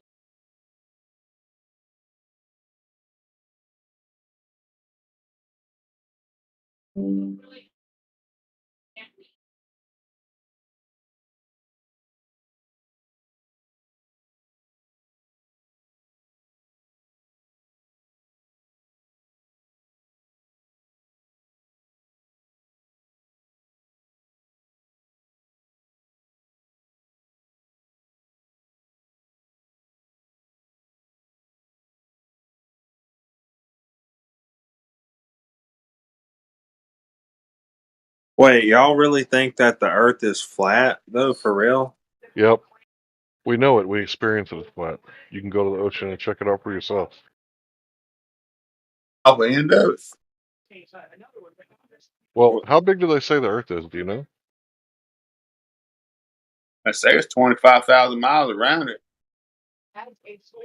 So if the Earth has a known radius, then we should be able to mathematically work out how big it is, right? Where we would see the horizon. I thought they knew how big it was. Well, we should be able to verify whether it's curving or not. So if the Earth has a radius of 3,959 miles, every horizon distance measurement must be no more than 1.225 times the square root of the observer site in feet. So that means if you're 1 foot up off the ground, the horizon is going to be 1.2 miles away. You with me so far? I hear you, brother. All right, so this is something that you can test. I hear you. What?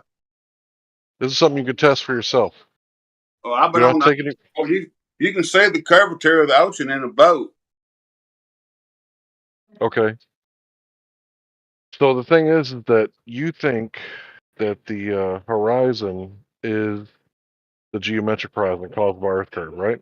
Actually, I'm not even going to talk to you anymore. Well, if you sound scared, you can run. That's okay. I ain't scared. Where you at?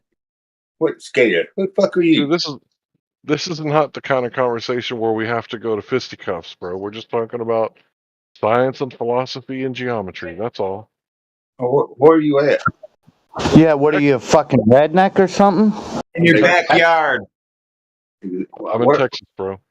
Texas. Yeah. I like Texas. Well, two things come out of Texas. You mess with me, you get the horns.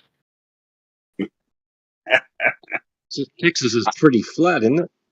Hey, I'm gonna let you go, okay? All right, peace, bro. Yeah. Under Salazar.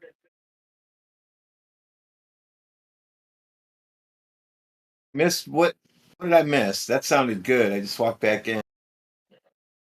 Yeah, he came in, wanted to talk about it, but then I guess he found something better off. Guess they're going to go talk about the weather. He's got to meet his cousin for a date. Oh, man. Oh, man.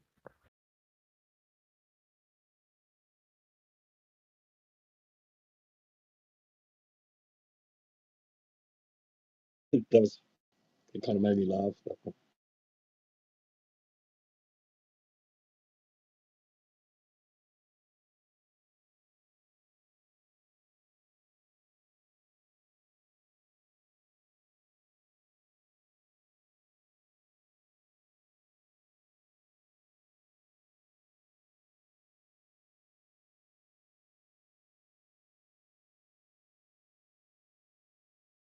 I like how Ariel hangs out in here now again. This is his assignment. His homework He got assignment. us this room. Ariel did? Well, they sent him in to argue with us, and they're like, man, you guys are great. We're going to give you a room because they were like, he's our best guy. That is true.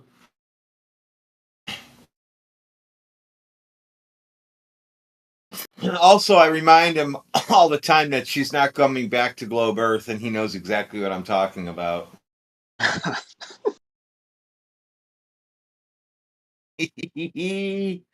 That made him mad when I said that. I just got asked again about 24-hour sun in the south by Aurora. That was funny. And I told her all the facts, and she said, good, now I got something to throw back at him. And I knew what she was talking about.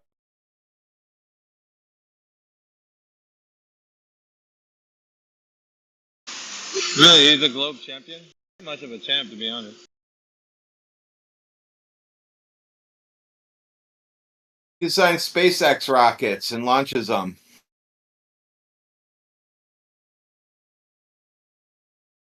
I think it was Yeah, he him knows very and little.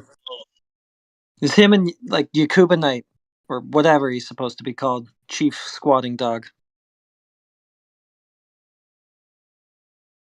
Yeah, they're the best ones, aren't they? Yeah, they had to sharpen up a lot once they got here.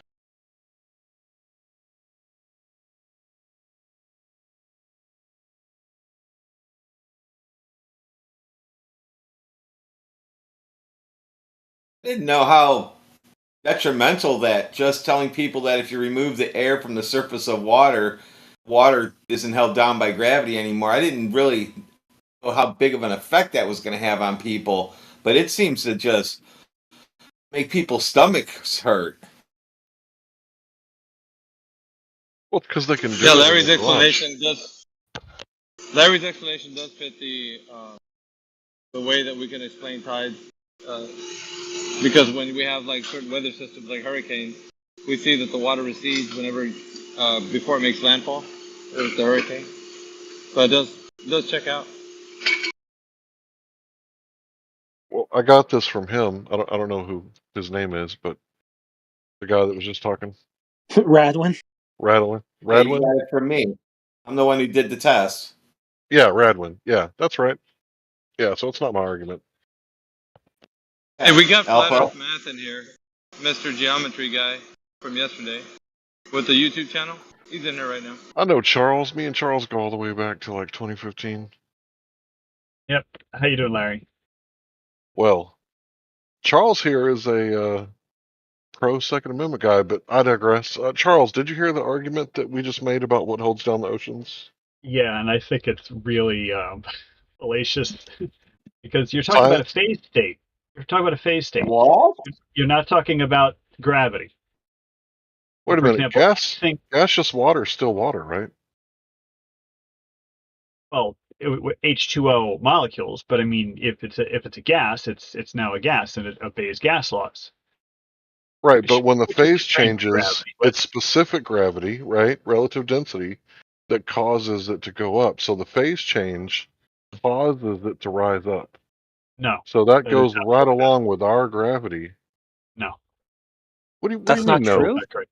Wait a minute, hold on. That's not correct. Just to be clear, if I boil water, the phase change causes it to rise up in the atmosphere, right? No,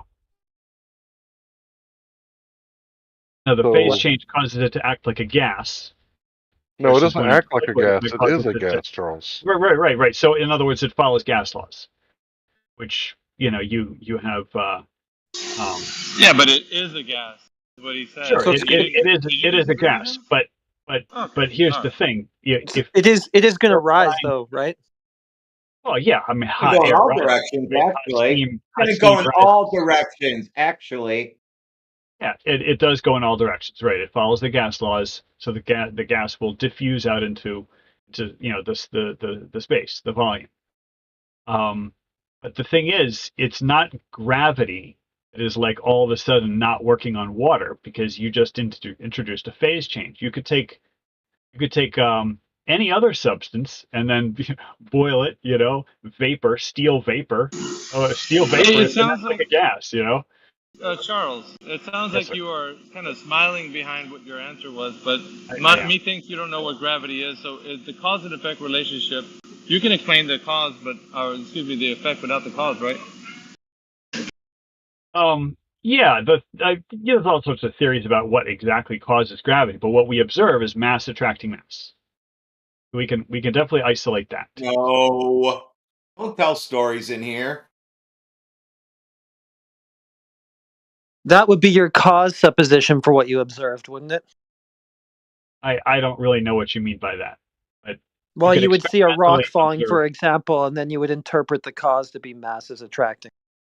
No, you could do something like the Cavendish experiment, which isolates all the variables except one, and you can Which one?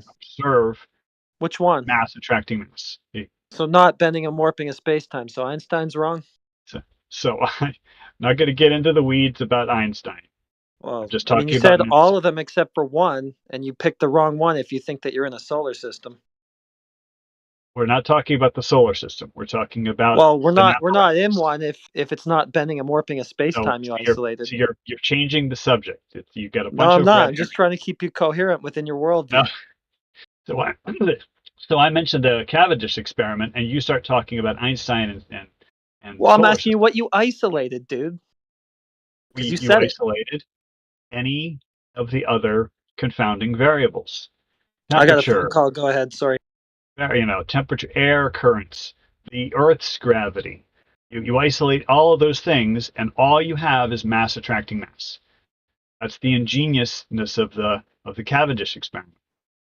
So you said You my isolate everything. conversation. Sorry, I thought you were done. Let me know when you're done. Sure. I'm sorry. Go ahead.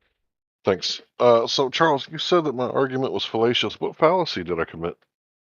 Oh, I don't know about a fallacy. I'm just saying it was not acknowledging that liquid to gas, you're going to now follow gas laws. You're not going to follow liquid laws. Well, of course it is. So it's not like gravity is holding liquid down, and all of a sudden gravity goes away when it turns to a gas. A gas will expand into the volume, even with gravity. Right, but I'm talking about experiments that anyone can do, right? And isolate the variables and manipulate the independent variables, which that sounds weird saying two, but there are two causes to water boiling. So one is low gas pressure, and right? temperature. And then one is high temperature. Yes. So you can do that yourself and see that ocean water cannot withstand very low pressure for long periods of time. So Yeah, it doesn't have to be ocean water. It could be any water. Any well, water. we're talking about holding down the oceans. What holds down the oceans? That's the question. Gravity Because holds down the with ocean. your gravity, okay, I understand you're saying gravity, right? Yes. But I'm saying this kind of gravity that's relative density, and you're, supposing some other kind, right? So, No, I'm not. okay, so you think specific gravity is what holds down the oceans? Well, I don't know about the word specific. Just call it gravity. Okay. Okay, that's Real relative density. Newtonian, Specific Newtonian, gravity. it is Oh, not you're talking relative. about Newtonian. Okay. Yeah, So I you're mean, talking about I Newtonian. So took it a little further, but Newtonian gravity works. all Works you have to really do well is here. find a mass massive enough to pull up the oceans by holding it close to the surface of the ocean. And then you have your own scientific experiment to do. Well, yeah, but that's kind of difficult because you've got the confounding variable, which is the Earth's gravity.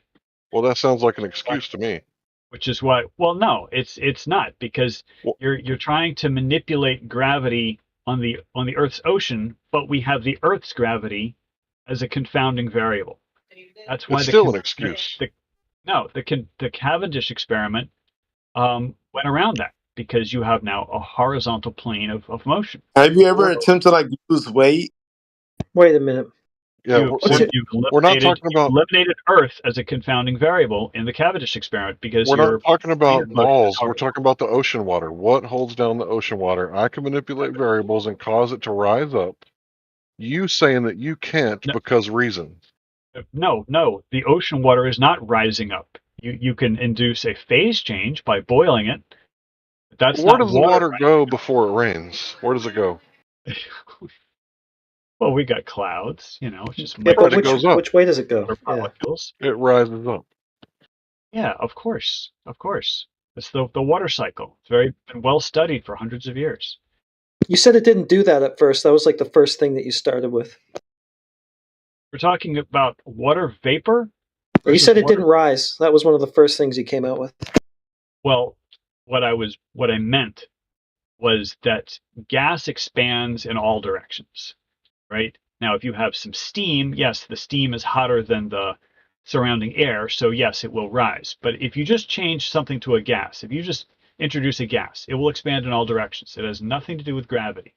It's not like it doesn't follow the laws of gravity. It follows the laws of gas. Yes, gas is attracted to gravity, so we can have helium balloons going up and hot air balloons going up, and things gas like is attracted to gravity. Show me gravity and gas like being attracted to it. Oh, that's the way a helium balloon works. Is by you have the buoyant nature. So the gravity is up there somewhere, and the helium's being attracted to it. No, gravity from the Earth's gravity. Okay, so gravity is pulling towards the center of the Earth.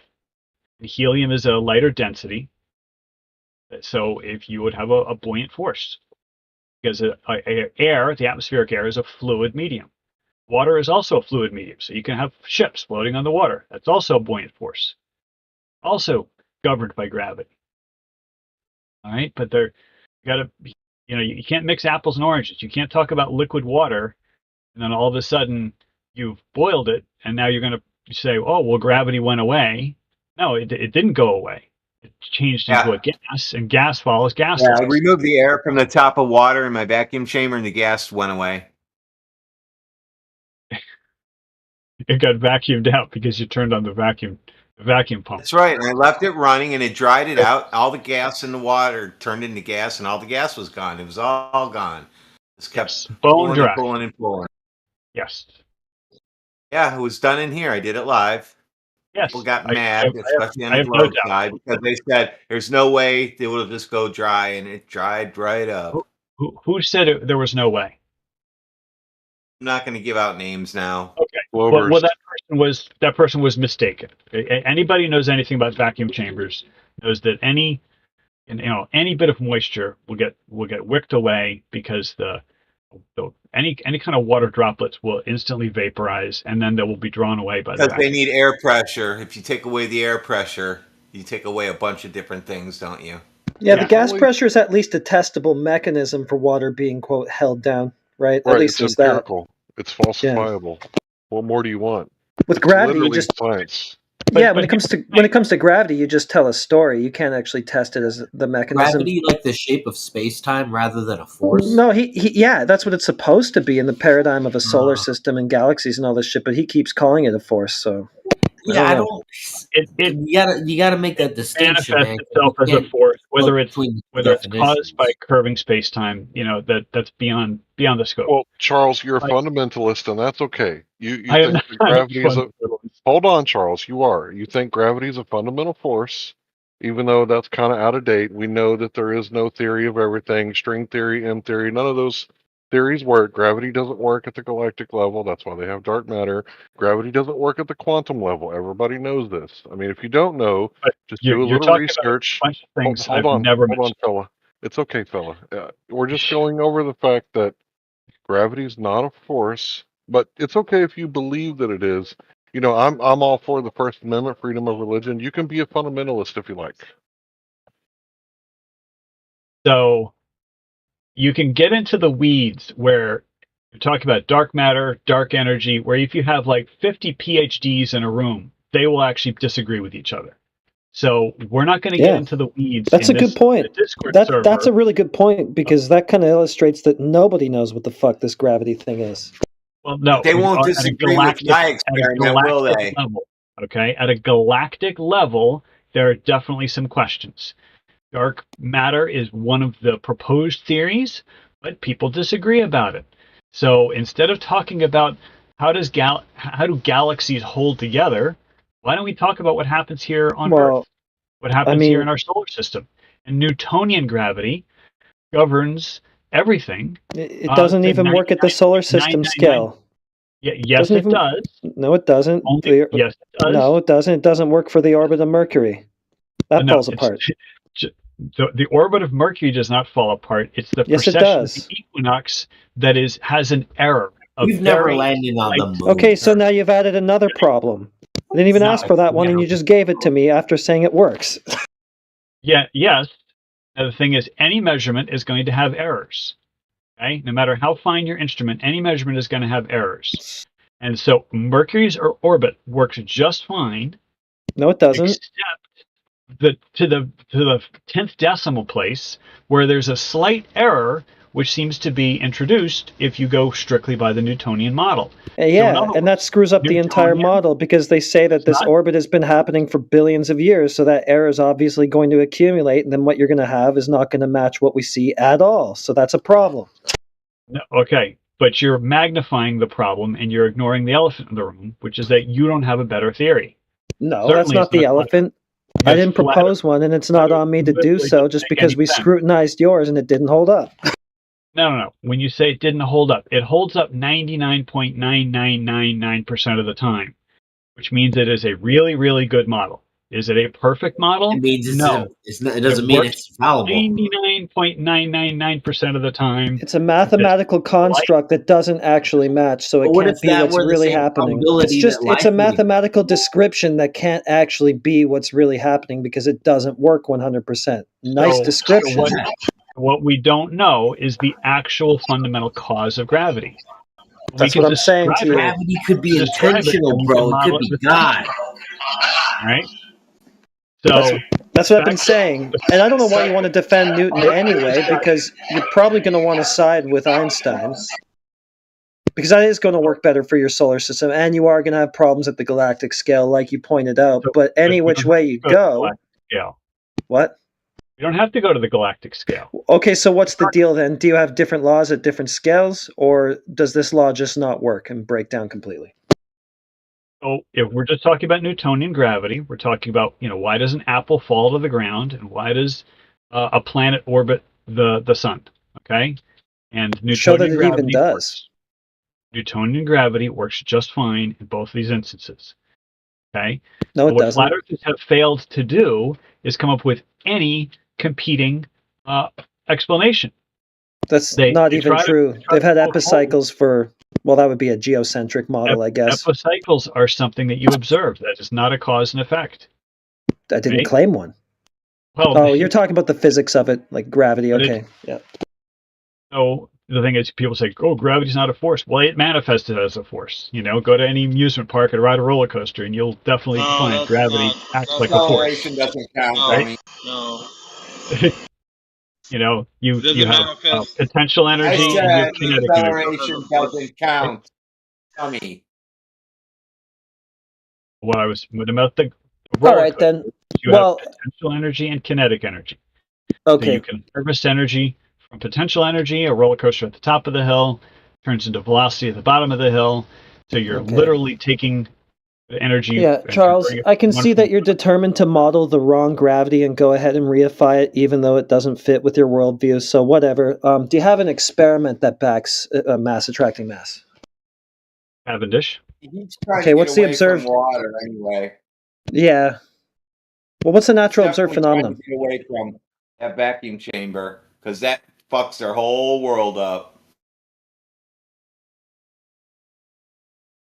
Charles, I posted something for you. I'd like to have you read like the first 3 links or the first 3 citations in your own time.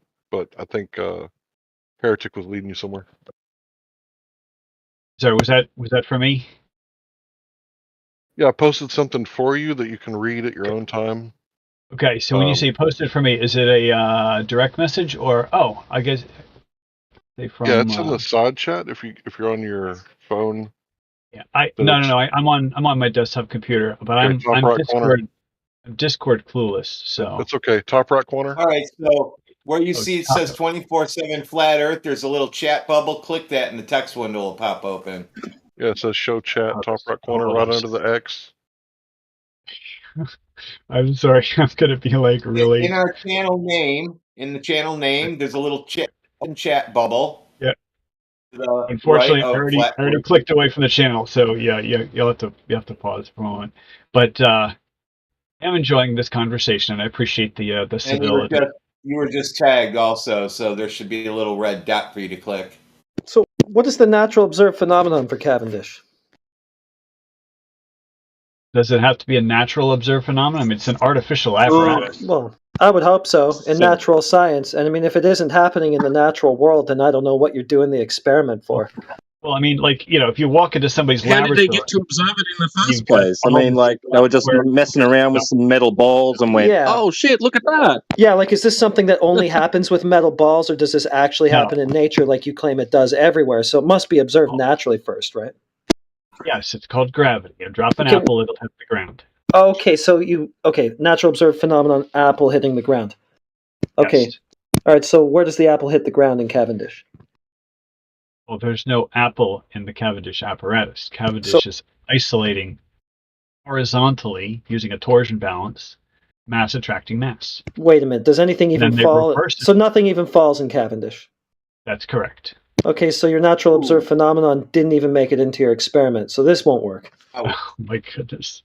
You are obfuscating like a champ. Well, no, dude, if it falls down, it's not falling sideways.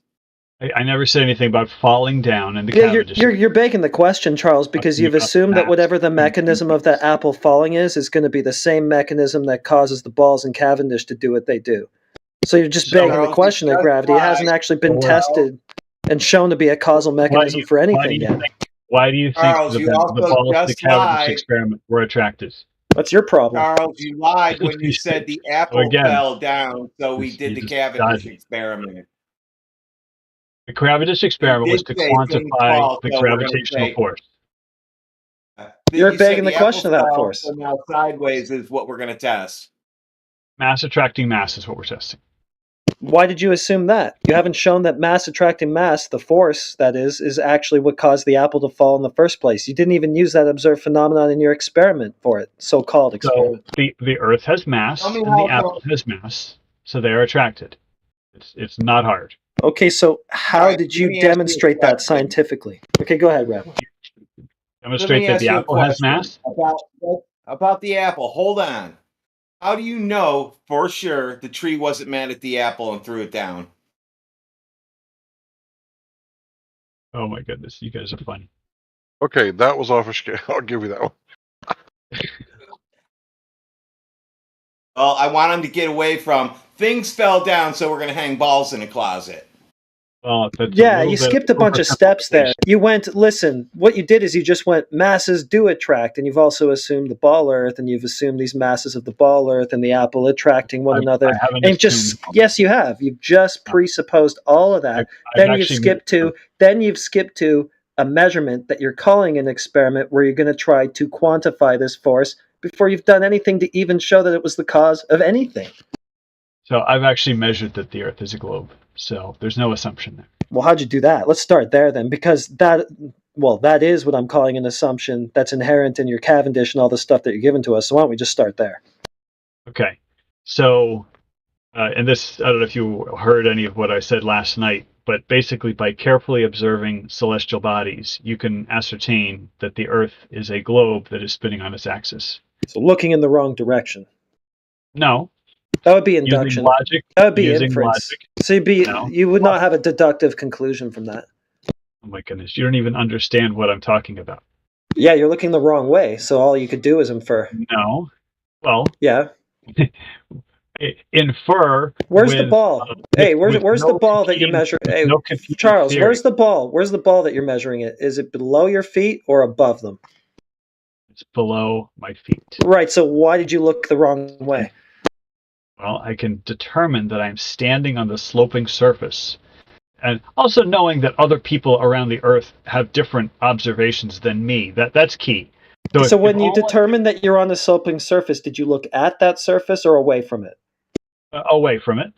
Okay, so this is an inference at best. Oh, with no competing theory.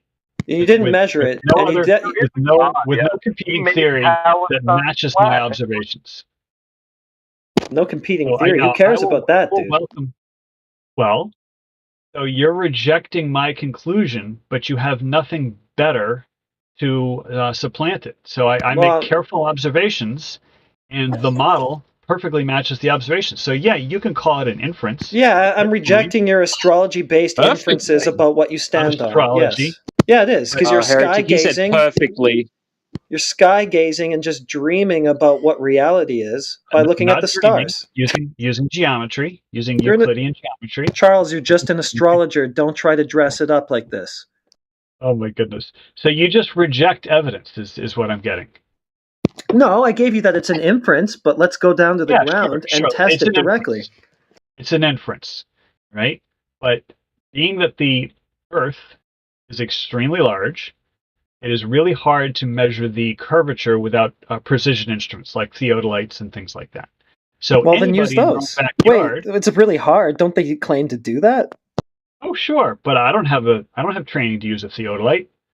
All right, so lots of people do. They've measured Earth curvature tons of times with theodolites. How? So now we're changing the subject. But anybody has a backyard. Most people have zoom cameras, and anybody who makes careful observations can ascertain that we are on a globe. Hey guys, so I want to talk about the flat Earth with you. Hold on, we're on to something. Just chill and we'll get to you. Thank you. Yeah, we got to address this guy first. Charles is saying that we can observe the Earth as a globe, but the problem with that is that it doesn't matter how far we can see, right? We could show you a city at 60 miles away. We could show you a mountain at 273 miles away. And that's the Guinness Book of World Records long distance photography, by the way. And no matter what we say, we are just going to say, well, it doesn't match the globe prediction because of refraction. And refraction, I have to agree. Hold on just a second, bud. That makes it unfalsifiable. And according to Karl Popper, if your theory or your science is unfalsifiable, then it's not really science. So if we can't ever measure the distance to the horizon because the horizon's all over the place, depending on the conditions of the day down to the hour, probably even down to the minute, the horizon's all over the place, moving back and forth, like in front of the oil rigs, behind the oil rigs, in front of the boat, behind the boat. Well, the problem with that is that if you can't falsify your claim, it's like me claiming that the reason that things fall down is because of pixie dust. You can't prove me wrong, neener, neener, neener. Like, that's not how science is done. So you have to make it falsifiable, and unfortunately, the globe is unfalsifiable. And that sounds like a good thing, but if you know anything about Karl Popper, you would know that this is actually a bad thing. Oh, for starters, finding the distance to the horizon is a fool's errand. Kind of like finding the distance to the rainbow.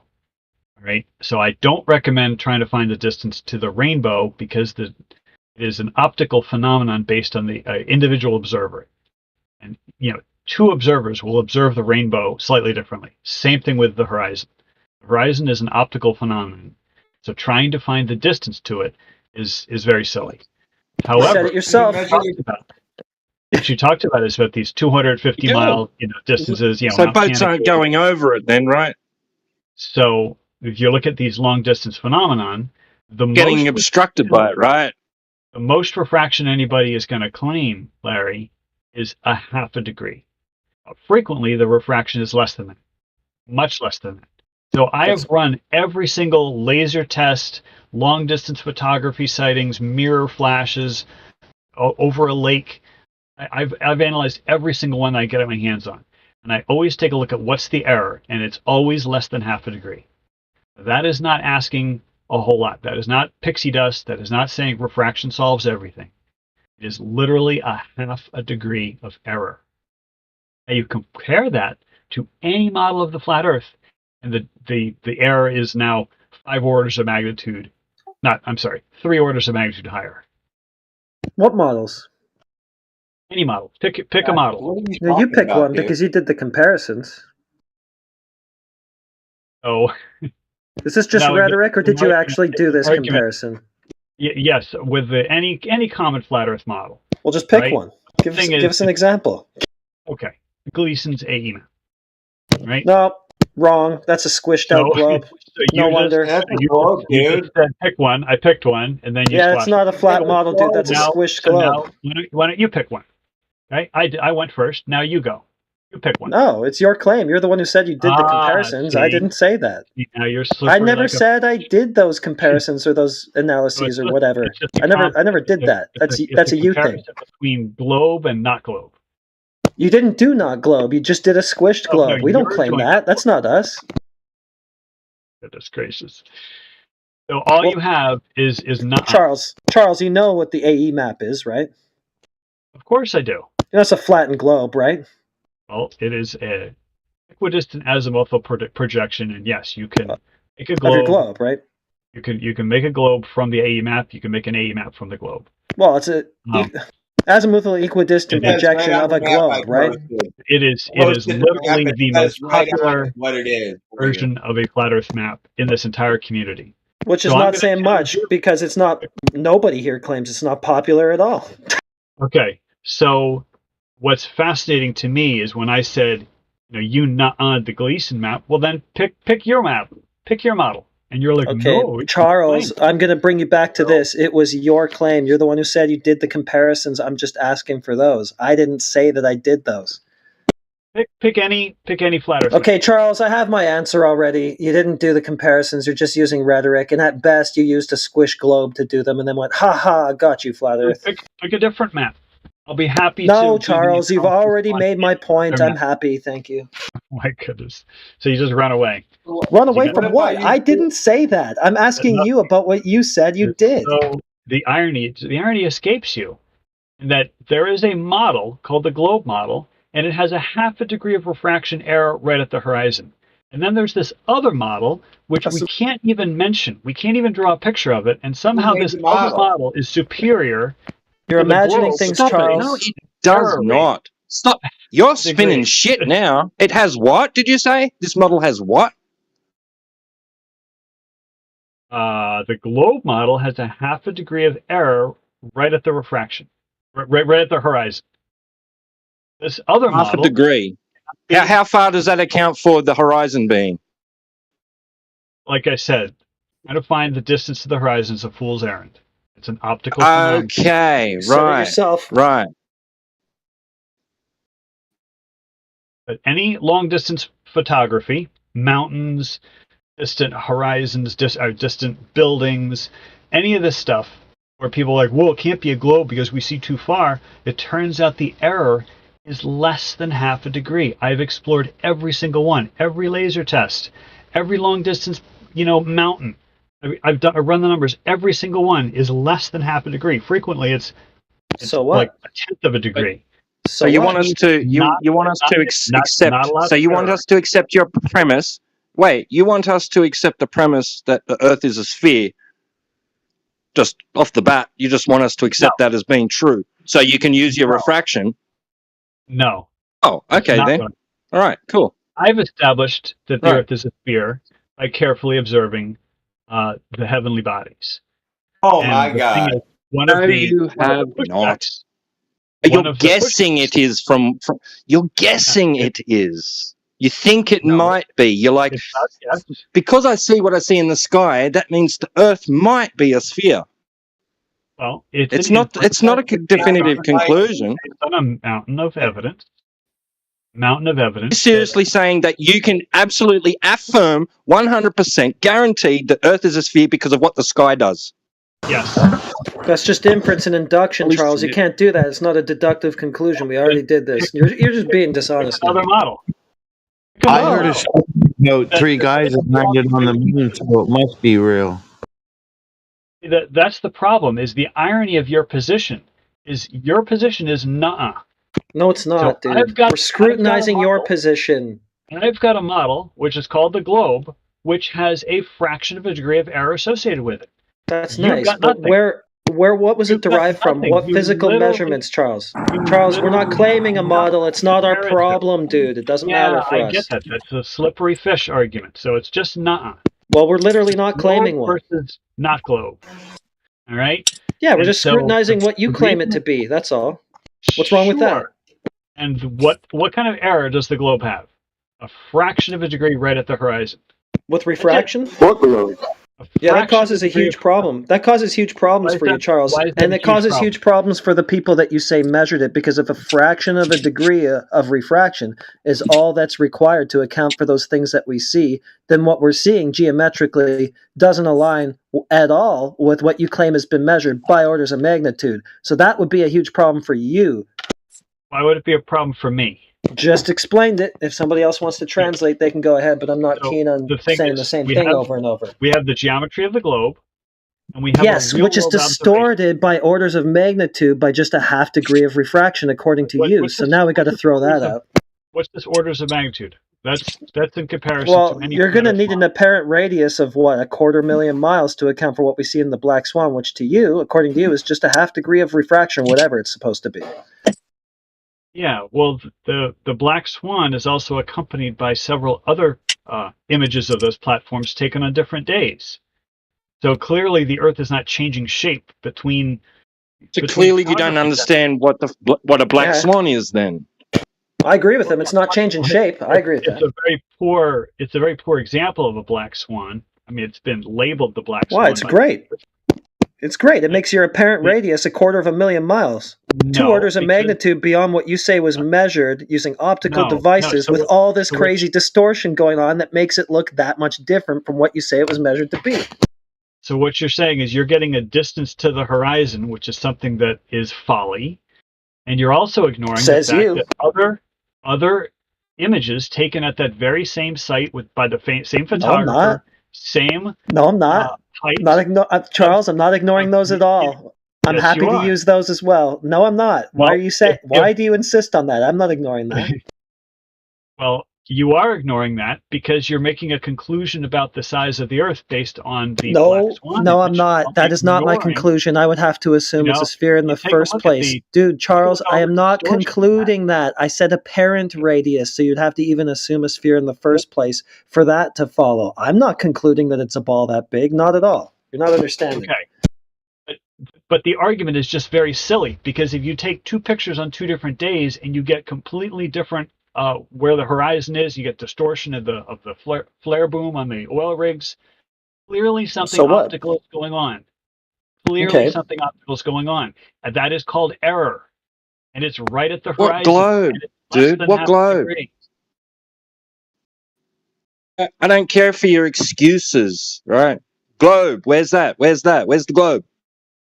Well, the globe is something that you could infer by making careful observations of the sun, moon, Not and something stars. you can see and experience and measure, something you have to guess about due to something the sky is doing. Is that it? I don't think you've taken the time to seriously analyze it. I genuinely don't. Seriously analyze what? Just explain it to us then. Explain it to us. Okay. He So let's wants- just, he I wants mentioned you- this he last wants night, you to but analyze I got the- he steamrolled wants by you this to really analyze- aggressive guy. He wants you to analyze the sun, moon, and stars and come to the conclusion you're standing on a spinning water ball in space. Well, no. How about we try this? analyze sun, moon, and stars, and then try to use your imagination as to what possible shape you could be standing on that explains I told you you were daydreaming and How being about an we astrologer, Charles. How about we don't use our the imagination? example. We use So the empirical example. evidence. We use real observations. How about that instead? No The imagination. example I was giving last night, but this really aggressive guy kind of steamrolled over it, is the 88 constellations that comprise the virtual celestial sphere. All right. And the point I was making last night, and I don't know if any of you guys were here, is that every single constellation has others to its left, right, above, and below it. So you could fit them together like a jigsaw puzzle. There is no edge. There is no edge to this jigsaw puzzle because literally every constellation has another one next to it. And it goes in both directions. So up, down, left, right, however you want to put together these pieces. So the 88 constellations, which have been named for centuries, together, literally every observable star, every naked eye star fits into the border of one of these 88 constellations. So this is verifiable. Anybody can go outside and look up, or you can use a program like Stellarium, all right, and you can verify all these things. And if there is a virtual celestial sphere, that means it is encompassing the Earth. Now, the Earth could be flat, sure. The Earth could be flat, but it is encompassed by a celestial sphere. Virtual celestial sphere. It's not an actual sphere with stars painted on the inside. So, right? Charles, when I heard that argument for the first time last night, I thought it was very interesting. I don't think I'd heard that articulated as well. So I appreciate you describing that. But what I have never ever heard what I've never heard a person who is in opposition to the globe, whatever you want to call yourself, I've never heard any articulation of how the celestial sphere is even possible, because most models talk about a dome or a firmament. Not a actual sphere. It's not possible. It's not an actual sphere. You just said. Yeah. How is a not actual thing possible? What the heck are you talking about? Well, it's a virtual celestial sphere. It's caused by our looking in 360 degrees, 180 degrees over our head, and then you multiply that for anybody on the other side of the Earth. And all as if you're standing at the center of a ball cut in half and it's a plane. Okay. All these constellations fit together in a virtual celestial sphere. It's like a jigsaw puzzle. Okay? It's not an actual jigsaw puzzle. It's not an actual sphere. It's a virtual sphere. But no one on the opposition can explain how there could be no edge. And so when I look up and I see the Big Dipper, somebody in Australia is looking up and seeing the Southern Cross. Okay? And no one can explain how I'm looking up and seeing one constellation, somebody is looking up from another place and seeing another constellation, and they're on opposite sides of the sphere. Just said it was a virtual sphere, bro. Yes, a virtual sphere. It's called the celestial sphere. Yeah, what sphere? Opposite side of what sphere? Yeah, and then you're reifying it. You say it's virtual, then you go and reify it like it's some physical thing. Now, I never said it was a physical thing. I explicitly said it was not physical. Well, it sounds like that's what you're getting at when you go and say somebody's standing on the other side, like as if they're antipodal or something like that. Yes, they antipodal will have two different constellations at their zenith, as shown by the right ascension declination in the celestial sphere. All these stars have been cataloged for thousands of years. Measured off a horizontal plane. Measured off of the horizontal, which could be as simple as a bubble level, right, or a bubble sextant. All right, just measured from they're literally measured off a horizontal plane. No, you want to talk? So is the horizontal plane virtual too? Yes. But anyway, no one has countered the fact that all 88 constellations form a virtual celestial sphere. That's fine, dude. Every constellation. Why would I? It's a virtual sphere, like you said, which means not actual but it necessarily. Does not fit into any other model, any other cosmological model of Earth, other than. Try incorporating perspective. Maybe there's some sort of hyperbolic dome of vision, or so to speak. Maybe there's some sort of hyperbolic dome of vision. That's a great theory. Do you have any evidence for it? No, I don't. It's not my claim. I said maybe. Then, all right. But what I'm saying is there's grasping at straws, and then there's actual real-world observations. And so I use actual real-world observations, very careful real-world observations, and I draw conclusions. Yes, you can call them inferences all you like, They're a lot better than what the other opposition. Charles, you can't interchange those terms, conclusions and inferences. Well, okay, fine. You could call it all right. It's an educated But, guess. Right? I guess. Yeah, but if it's just an inference, you don't necessarily have an absolute conclusion. Oh, sure. We could be brains in a vat. We could be living in the Matrix. Sure. I can't disprove because that we're living in the Matrix. it's just probabilistic, right? It's not like there's only one possible answer left. 99.99999%. Okay, where did you get that figure from? Where'd you get that number from, Flat Just Earth made it Math? up off the top of my head. Yeah, that was my point. Yeah.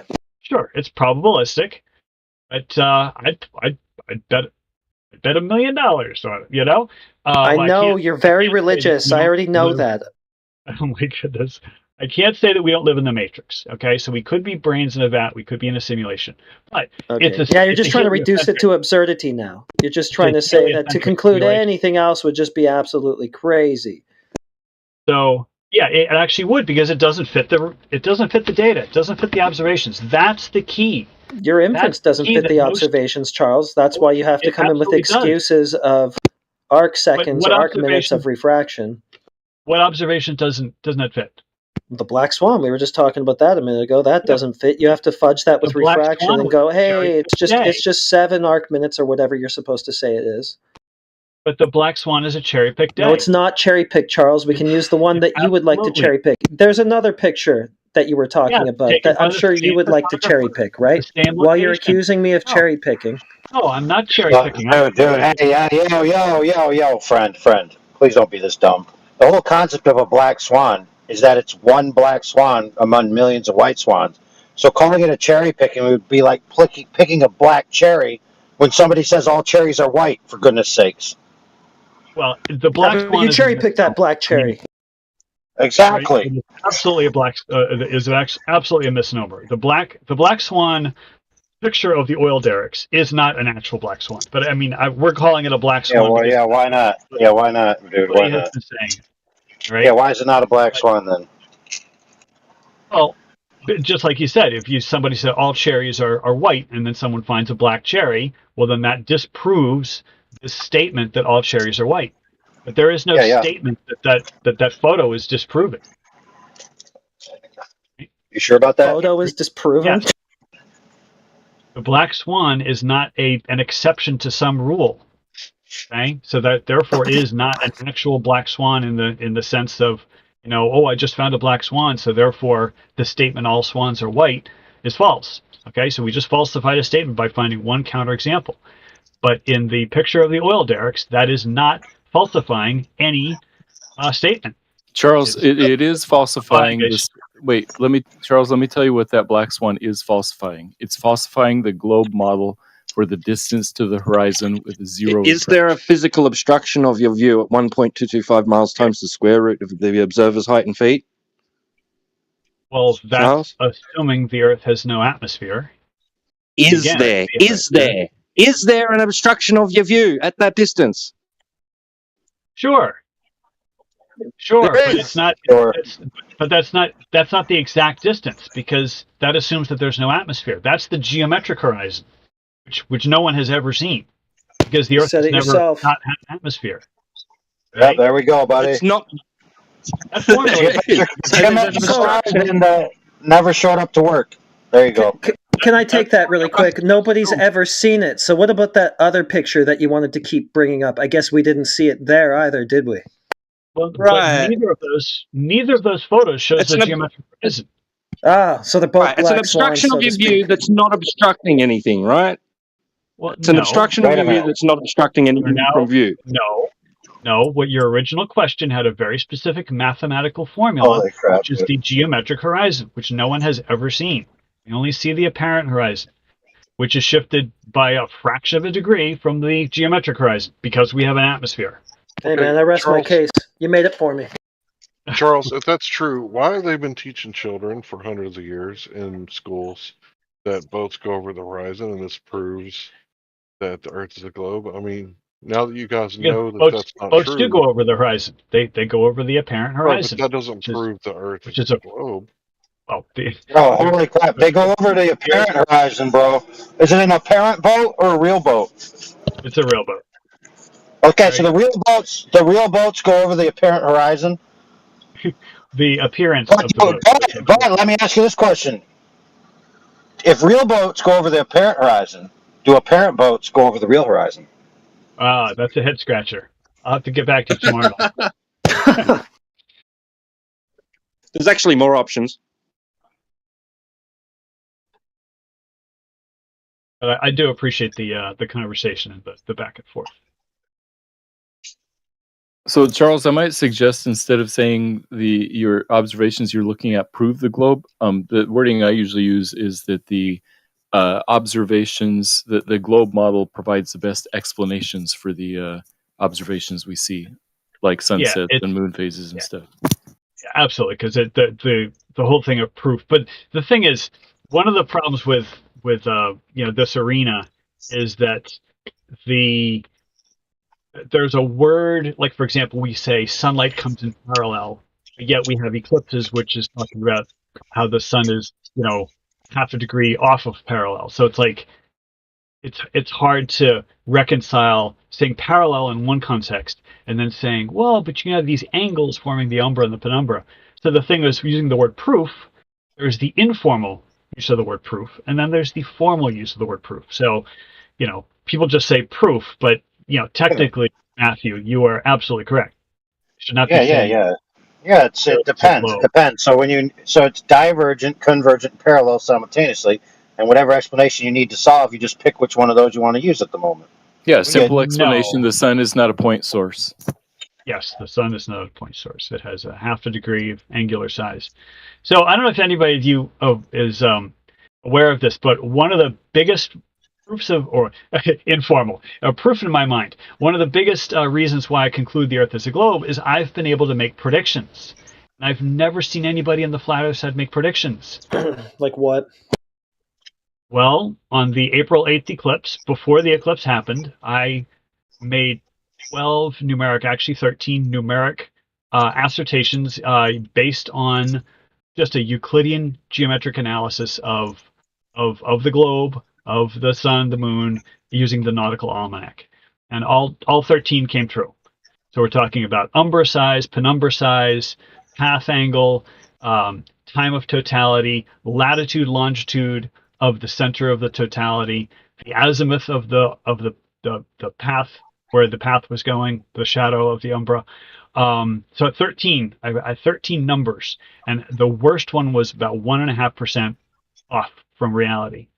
And I challenged flat earthers to come up with their predictions, using whatever mathematical means they wanted to do. You used only globers, the geometry of a solar system to come up with these projections.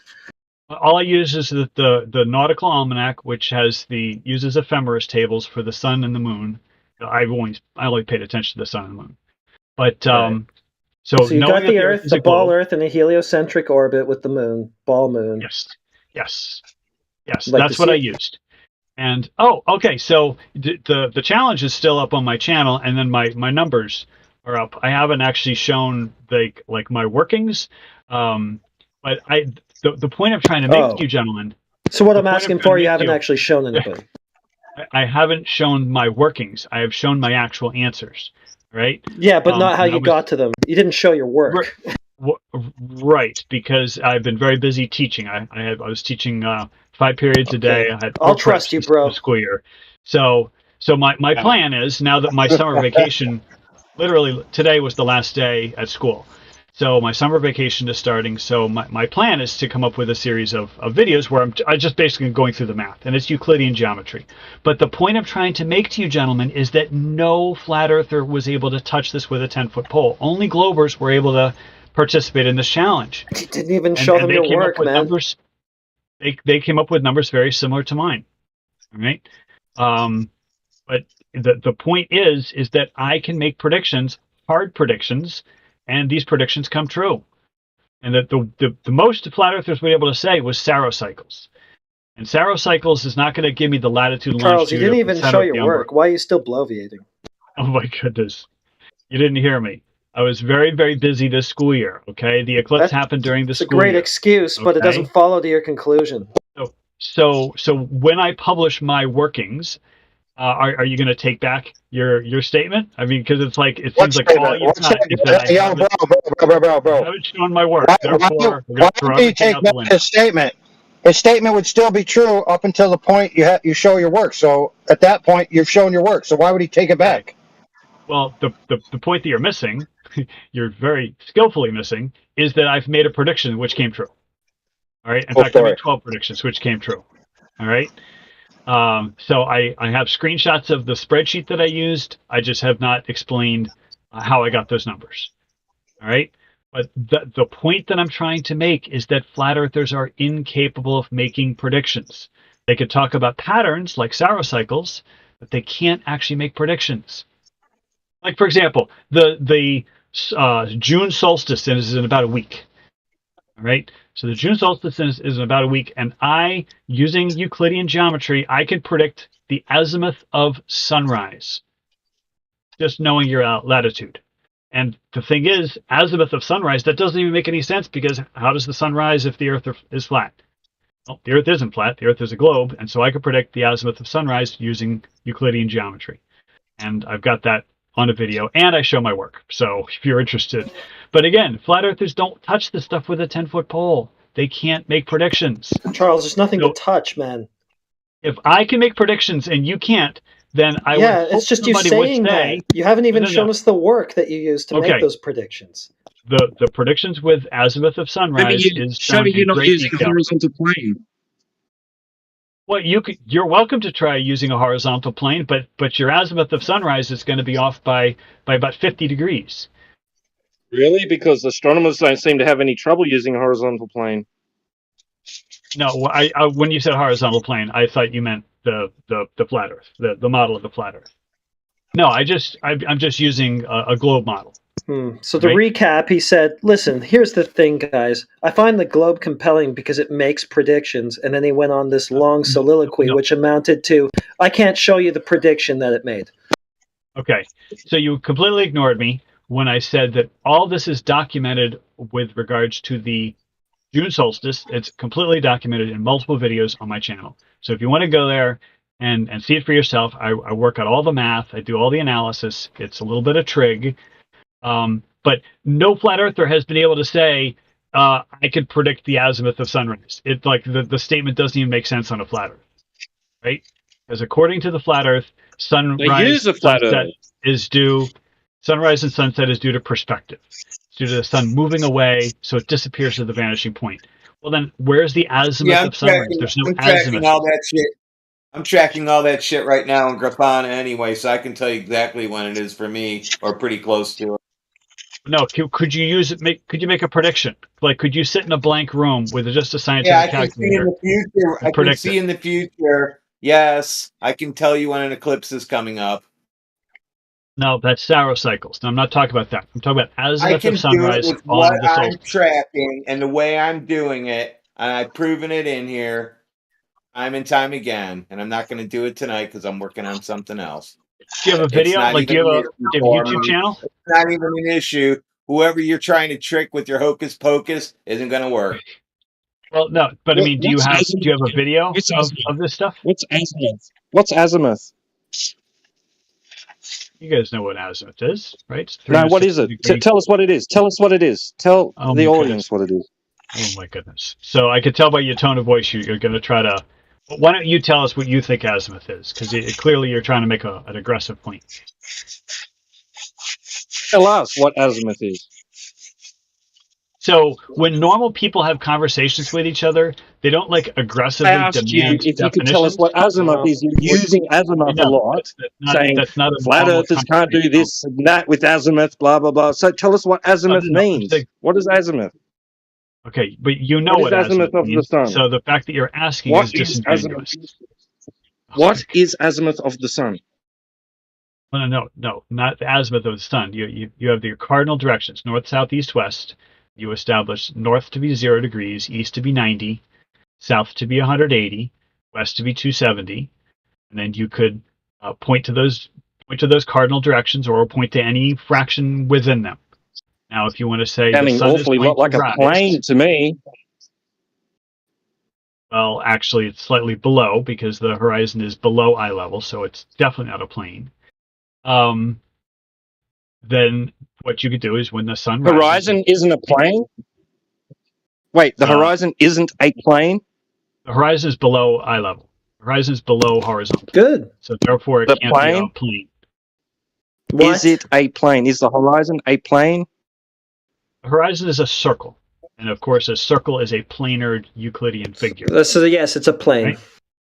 So the horizon plane, then. itself is a circle, or it's a segment of a circle. You just told us yes, it's a plane, and that's all he asked. But it's not the plane. Like, it's not like flat Earth plane. Right? It's an optical phenomenon where the visual tangent goes, tangent to the sphere. Right? But he was asking me about azimuth. Azimuth of sunrise, it's usually, somewhere eastern, maybe it's slightly north of east, slightly south of east, but no flat earther has been able to come up with any kind of a mathematical analysis based on a flat earth that is going to predict... Sounds like you just did. Azimuth of sunrise. Sounds like you just did. You just did. I did using the globe, and I also did using the Gleason's AE, which you reject, but I said... Wait, no, you did by using a plane. No. The surface of the... No. You're not taking the measurement from the surface and considering that there's a differential in a plane? No. Did you in reference use to a any plane? Did you use any spherical trigonometry? I did not. I used only plain trig. Oh, so it's a plane. Cool. Oh my There you goodness. go. You just did Thanks it. for clearing You that just up. used the flat Euclidean Earth. geometry, yeah. It's like playing gotcha with people who don't even understand what they're doing. Yes, I use just plain geometry, PLA&E geometry, to do the analysis, and you're completely It doesn't work on a plane, right? So, but Matt, Charles, it doesn't work on a plane. So tell me it doesn't work on a plane now. Tell me it doesn't work on a plane. Oh my gosh, why are you so aggressive? I am not getting I'm just asking you. You're saying you're using a plane and then telling us it doesn't work on a plane. Okay, so which plane are you talking about? Are you talking about the plane of the flat Earth? Plane you're using. Yeah, are you the one talking you about use. a Euclidean plane, like just a geometric analysis plane? Why would you use That's a plane the I if was you're using. trying to replicate a spherical object? It's using. If you're trying to show the movement and the angles over a spherical surface, why would you do anything planar? To simplify the analysis. So if you have a sphere and you intersect the sphere with a plane, you get a circle. So that's the key part of my analysis, is just basically treating the Earth as a circle. Right? So a planar thing. Yeah. Now you can claim a gotcha and you'd be like, look, he said plane, ha ha ha, therefore the Earth is flat. Well, that's cute and all, but have you ever found stands. it coincidental that everything that you guys do requires a plane in order for you to demonstrate it? Well, the plane is one of the simplest geometric shapes, and I'm assuming everybody in here has had high school geometry, so therefore it makes the analysis very, very easy. So instead We're of not talking about about the simple sphere, things. We're talking about the complicated globe. So why would you try to Right. simplify it if you're trying to translate the intricacies of it? well, I'm not translating the intricacies. That's up to the geodesists, right? The people with the high-tech theodolites, okay? So it's not you we I should be talking to. So basically, this whole conversation is pointless now because you just kind of told us it's not you we should be talking to. So I simplify the globe to be just a geometric sphere.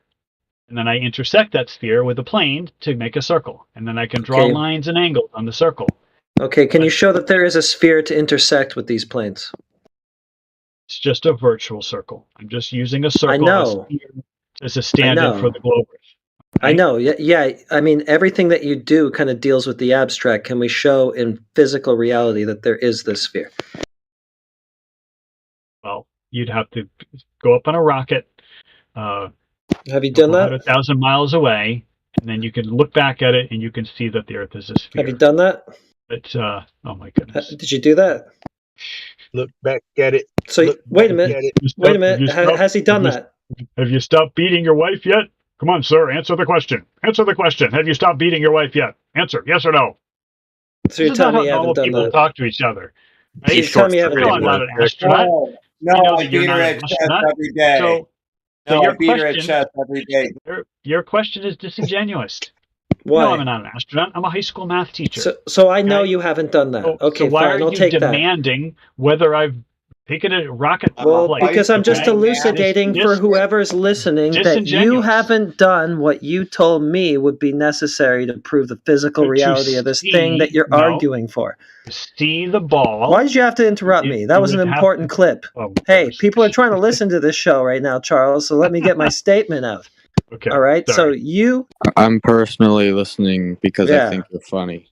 We're on YouTube as well. So you told me that you haven't done the thing that you also said would be necessary to prove the physical reality of the thing that you came here to argue for. Okay, good. I said it uninterrupted. Go ahead. Okay. So again, hard proof, very, very hard. Okay. But you could use inductive proof. So again, all of these observations and the fact that I can make predictions, which then come true, is kind of a hard nut to swallow. Right? Flat earthers cannot make predictions. I can make predictions because I know the Earth is a globe. You could probably observe patterns. I can predict on a pretty reliable basis that we're going to see the horizon further than what you think it should, than what the geometry that you're arguing for dictates. I can predict the same thing because the Earth has an atmosphere. We have a very, very small So I just made a reliable prediction. I threw the globe geometry out. That's an observation, and it's an observation that anyone can make, and anyone has made it. That's not what I would call a hard prediction. For example, it's not a hard prediction to say tomorrow will be Saturday. Like I would not claim any kind of. You're telling me it's as certain as Saturday that I'm not going to see the globe? To predict that tomorrow is Saturday does not require any skill. So it's just that obvious that we're not going to see any globe? All right, well, you said it. To predict the azimuth of sunrise takes a little bit of skill and knowledge of the Earth. To predict 13 features of the April 8th eclipse before they happened takes a little bit of skill and knowledge of the Earth. Okay, so that was the last video you posted on your channel, right? Not the last video. I've gone off on several distracting things. That's the last one I see here. Anyway, I think I see it. I'll look at it after this. We're talking right now, so later. Yeah. I appreciate that, and your comments are welcome on my channel, as is with everybody. But I hope you guys get the point. Is that the ability to make hard predictions, not just observe patterns, but make hard predictions, is key to saying, like, well, maybe I've got my finger on something here. Maybe I know something that other people don't. I beat you. Yeah, maybe I'm going to go to a 20-mile lake and just see straight across it. No problem. I beat you to it. I've been. Are you claiming that the celestials and everything else aren't in a pattern? Sure, they're in a pattern, but okay. So you're just doing the same details, thing that you're saying that we're doing. I just want to make sure that you're clear on okay. that. Because you're trying to distinguish. You're trying to distinguish between patterns and making predictions, as if you can't use a pattern to make a prediction. It's kind of Right. But I mean, everybody can observe a pattern, right? So, for example, the Saros cycle. The Saros cycle indicated that we would have a total solar eclipse from southwest U.S. to northeast U.S. And so it would cut, across diagonally. That was the pattern. The Saros cycle declared that. Now, what I was able to do is I was able to say exactly how many miles wide the umbra would be. And that is off the back of that Saros cycle. No, not off the back of the Saros cycle. Using the nautical almanac and knowledge that the Earth is a sphere, and knowledge that the Moon is a sphere, the Sun is a sphere, and the distances.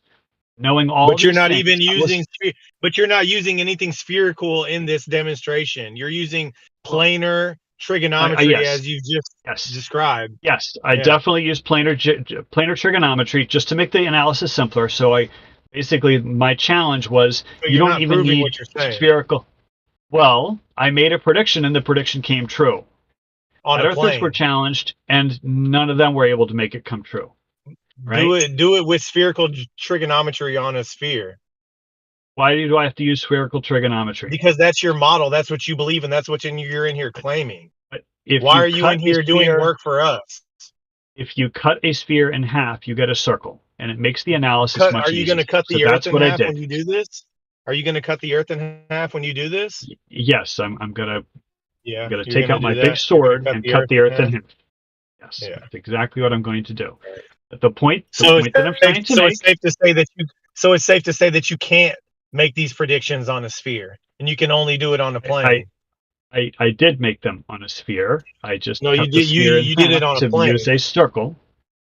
I used a drawing of a circle on a sheet of paper. Circle's not a sphere. To make the analysis, I drew lines indicating umbra and penumbra. All right, I did a little bit of trig, and I was able to find lines are straight; they don't curve. Oh my goodness, you're just changing subject. I was able to find the width of the umbra. So I don't know. Do you guys remember the 2018 eclipse? It was all the rage. 17, wasn't that 17? I'm sorry, 2017. My apologies. Yeah, I misspoke. Yeah, yep. So I was there, man. So where'd you see it? I was in South Carolina. Where'd you see it? That would be a docs-worthy comment. Oh my goodness, South Carolina is an entire state. Okay. Listen, I was on Earth. Okay, at the time. Can't we talk to each other like people? I was in North America. I'll give you that. Oh, I took that picture very, very of this last eclipse for you. So the 2017 eclipse, the flat Earth community was all in an uproar because at that time, if anybody was to give a size for the Earth, the size for the moon and the size for the sun, it was approximately 32 miles. And it turns out that the 2017 eclipse had a umbra width. It was about 32 miles, give or take. And they were like, see, it proves that that the sun and the moon are both 32 miles wide. That's why the umbra is 32 miles wide. And now, here it is 5 years later, 6-7 years later, and the umbra width was like 112 miles wide. And so I haven't really heard anybody talking about, how the sun and the moon were supposed to be 32 miles wide. Well, but I was able to predict. In that first eclipse, it was said to be 70 miles wide, and in this one, it was said to be 90. No, it was much wider. It was like double. It was like double what it was. No, it was not like double. It was not like double. So I don't have the numbers in front of me, but it was approximately double. I'm telling you the first one, 70 miles. It's just the eclipse happening further away on the planar surface. That's really easy to explain. So the shadow would be extended. Fact check that. The thing is, would you be able to tell me what the umbral size would be? The answer would be no, because you don't know the size of the sun or the moon or their distances. All right, so I was able to do that. I was able to predict you don't either. The size of the umbra. Okay, you don't either. The distance. Well, you have a set of assumptions which led to some figures that you work with, but you don't actually know. Yeah, and so somehow these assumptions led to a true prediction. That's a planar assumption. You have to look somehow into these planar assumptions. Yeah, it's really neat how you use planar assumptions and got the right answers. Wild. I don't know what this planar assumption is that you're talking about. What planar assumption? Right. The assumption of doing the math on this and where it's going to be on a planar surface, knowing that's the only way you can get it done. I did it on a sheet of paper, and it was easy for me to draw circles and lines on the sheet of paper. Yep, circles and lines. Right.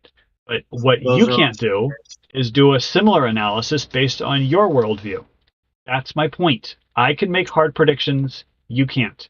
Nobody in the flat Earth community can. All right, and that's one of the sticking points. Do you notice that most of the people in here don't actually care about doing that, though, because their shtick isn't to claim a model, reify it, and go, this absolutely represents reality. In fact, they stand against that type of thing all the time because it's fallacious, right? Have you noticed that part? You've got it's just a weird ego flex to come in here and say that. It's like, hey, I did this on a plane. No, it's a weird ego flex. It's like, hey, I did this on a plane, but nobody else can do this on a plane. Well, I mean, he claims that he's using the modeling of the globe Earth, the ball in space with the ball moon and the ball sun and all those distances and whatever. He claims that he's using that to make these projections about eclipses down to the fine detail. It stands to be seen if he actually did that. I have to watch his video still. It's only 5 minutes long. I will. But point stands that we don't even we're not even interested in putting together a model. Well, we're not trying to even do that. Then why are you attacking the globe? Because we're scrutinizing the model that you've proposed, right? We're not here going, hey, this is the model that actually represents anything. I mean, we have some speculations and stuff that we discuss and whatever, but we don't try to reify them and go, this is it. This is absolutely what the physical world is. But you don't have anything better. You don't have an alternative hypothesis. You just are attacking the one thing that people have to stand on. We're scrutinizing what you're proposing, right? What's wrong with that? But with nothing, anybody can say, "Oh, reality isn't perfect. Therefore, I'm just going to attack it." Well, it's like reality is all we have, right? Life is messy. It's not perfect. We don't live in a utopia, okay? So you can't attack the only thing you have unless you have something better, right? I mean, sure, you can attack it, right? You could say, my wife is not the perfect wife. She doesn't have sex with me every single day. She doesn't make dinner for me every single day. But it's it's the wife you got. Maybe you have some sex. Maybe she makes you dinner, but it's not perfect. Got a lot of weird projection going on about your marriage, bro. Beating women and your wife there withhold is no sex. perfect. It's keep your personal shit at home. There is no perfect relationship. So it's attacking the relationship you have based on some theoretical perfection, which doesn't exist and cannot exist, is silly, right? Meanwhile, somebody could say, all right, well, I don't think the Earth is a globe. I think the Earth is more shaped like a plane, like a pizza, right? And then you could perform an analysis and maybe make some conclusions or do something. That's what most flat earthers do. They're like, I think the Earth is flat, meaning shaped like a pizza. Stereotype fallacy, bro. I got to write down a list. You're monologuing. Oh. Okay.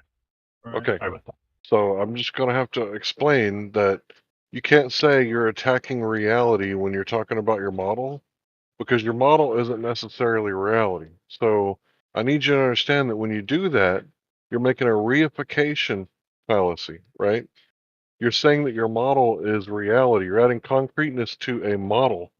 So you know the difference between a model Porsche and a real Porsche, right? Of One's course. worth about $80,000 and the other one's worth about $18, right? Yes. Okay. So that's your model, right? It's a model. It doesn't necessarily refer to reality. Yes. Okay. So now that you understand that, you can't say that we're attacking reality. That's a totally different thing than right. what you're Right. talking about. But attacking the model. The two. Right. So using your Porsche example, it's like, I drive a Porsche and here's a model of it. And you're like, no, that's the wrong model. It's supposed to be a pickup truck. And it's like, okay, so yes, this little model Porsche doesn't have a working engine.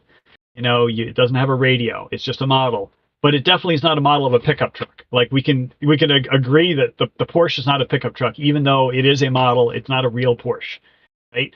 So if I say, hey, I drive a real Porsche, and here's a model of it on my desk, and you say, well, no, you don't drive a Porsche, you drive a pickup truck. I mean, we could argue over the model.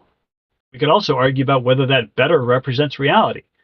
So I have a desktop globe, and I'm going to say this desktop globe, which is made of cardboard, is a good representation of the planet that we live on.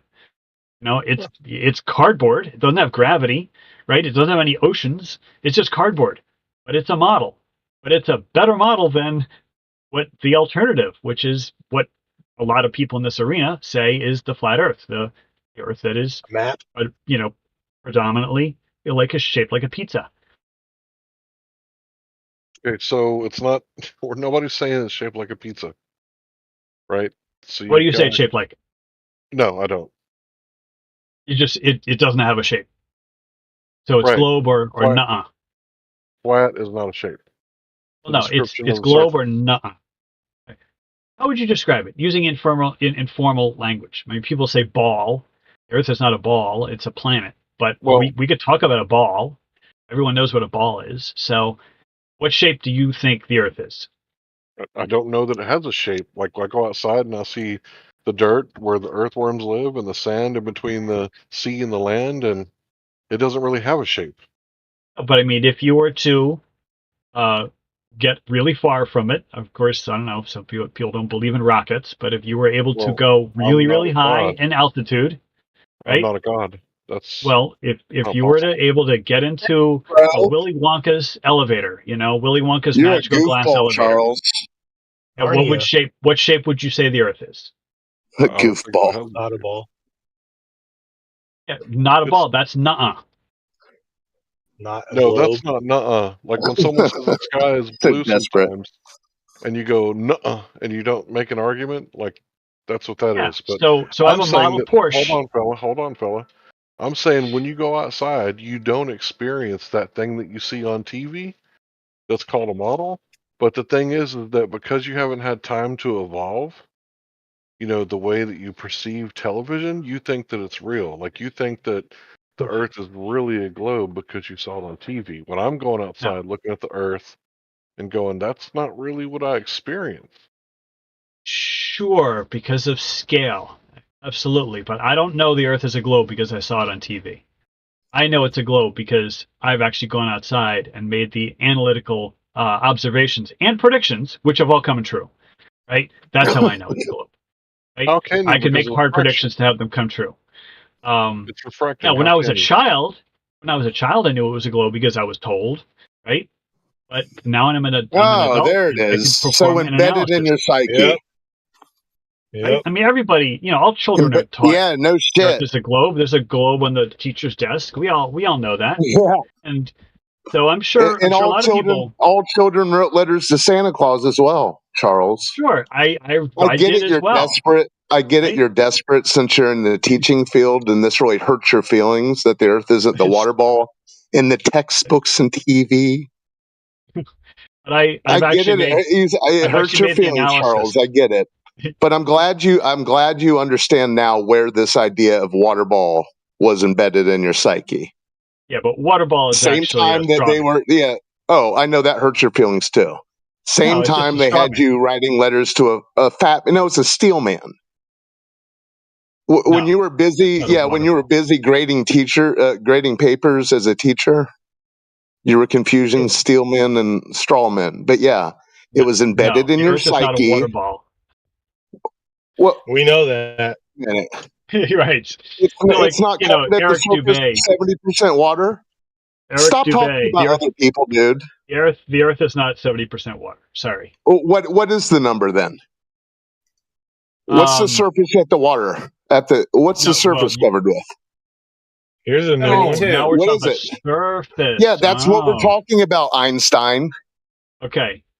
So you said the picture. Listen, the surface of the surface of the a better He's resorting to concrete thinking. Hold on. The teacher is resorting to concrete thinking.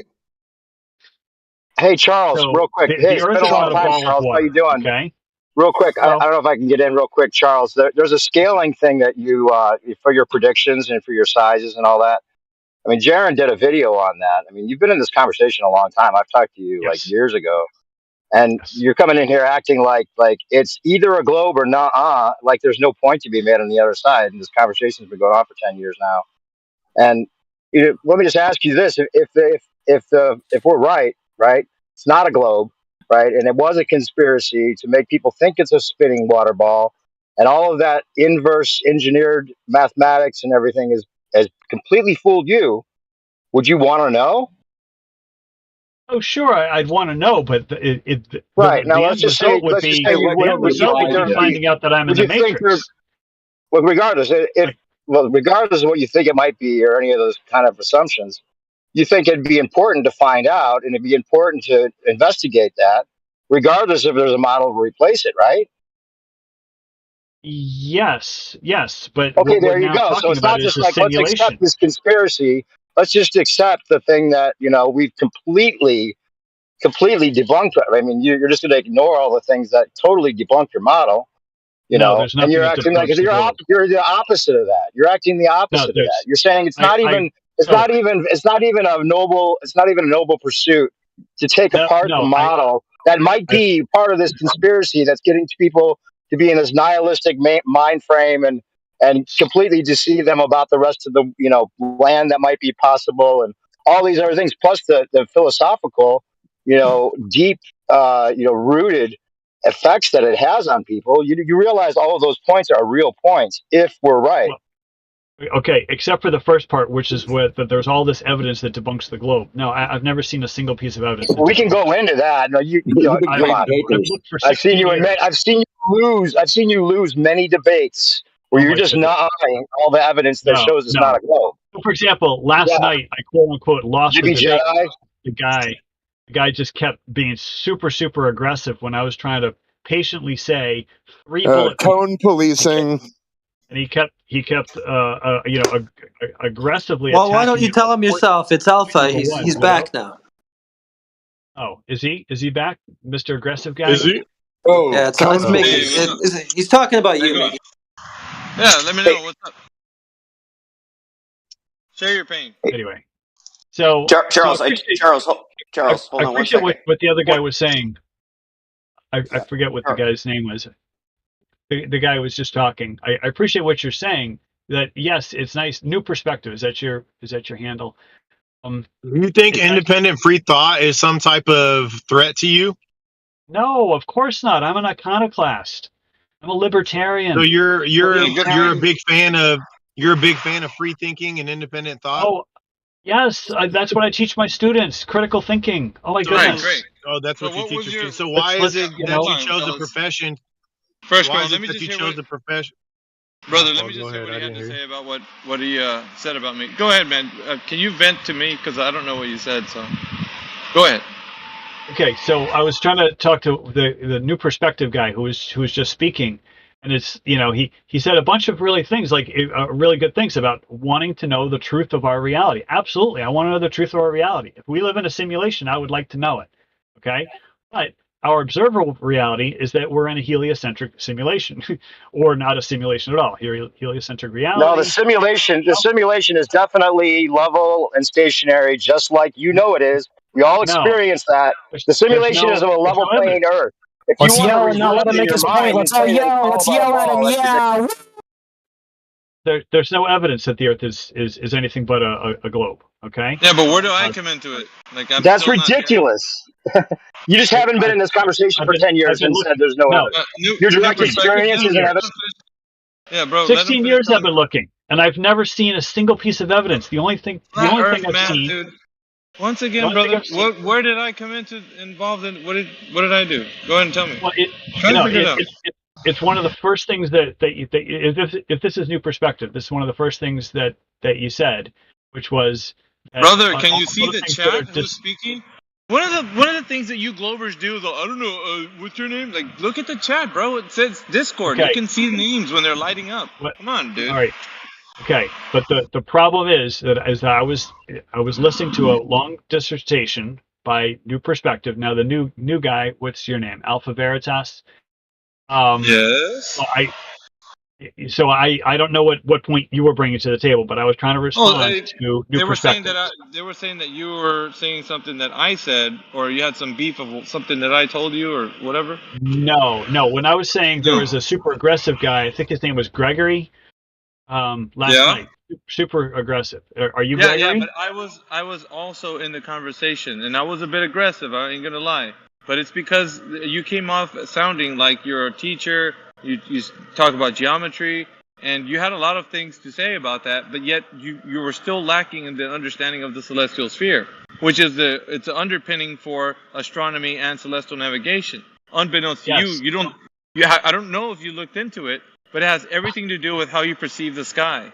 So that nothing in the sky that you look at is actually detailing to you that the Earth is a globe, terrestrial sphere. Yes, the celestial sphere. It is.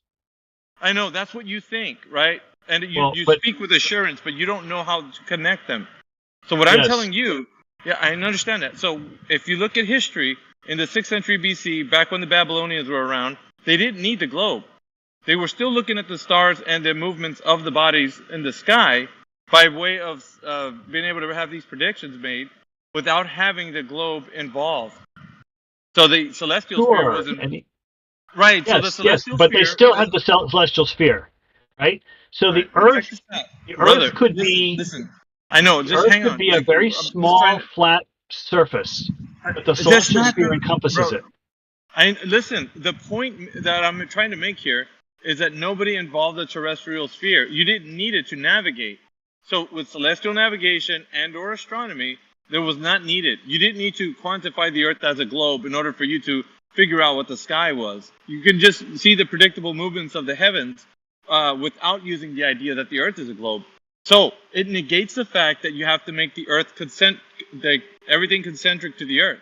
So concentric to the observer, which is what how you perceive the celestial sphere, it can be used in that way too. So the people a long time ago understood this, because that's what it looked like to them, right? Yeah, So they it were looked the like. center of the center of the universe because of their perspective and how they saw the celestial sphere.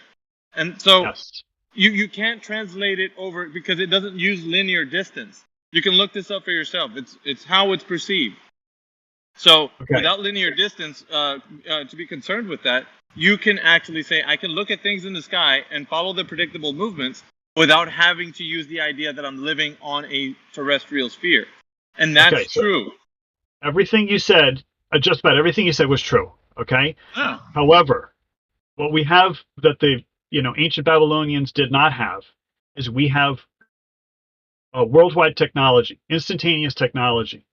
So the ancient Babylonians did not know that there were other people, like when it was nighttime for them, they did not know that it was daytime for the other half of the earth. They literally, there was no way they could know that. They knew that they had days and nights, but they didn't know when they had day, they didn't know that the other half of the world had night. Is that how day We and do night know work? that. Half We and do half? know that now. Yeah, I get what you're Right? saying. Like you're talking about and the advent of the communication, and the across celestial sphere, the celestial sphere feeds right into this. Yeah, but And then no, it modern doesn't. celestial Hold on a navigation. second. Wait a minute. No, you're conflating, and I don't like that. Just stop conflating. We're not going to do that. What we're going to do is draw Conflating the. what? You're making it sound like the celestial sphere falls in line with technology, and it just does not. Listen, brother, you're It taking absolutely two does. things. No, you're taking two things and putting them into one, and then saying, voila, the Earth is a globe. You can't do that. Technology and the advent of what it does with communication has nothing to do with the shape of the Earth. No, I said celestial navigation. Yeah, I said I know celestial that. navigation. But then you're using the celestial sphere. You said celestial sphere, not navigation, sir. Yeah, I but heard celestial navigation uses the celestial sphere. I understand that. It's nautical miles per degree. Brother, I am trying to tell you that if you're trying to make the Earth a globe via the celestial navigation, your underpinning is that it goes back to the celestial sphere, which did not need any linear distance, and it did not need the Earth being a globe. So that's right, how you when understand. people were not That's how you understand. seafaring. It doesn't matter because It the does predictable matter. movements. No, it doesn't. Listen to what I'm saying.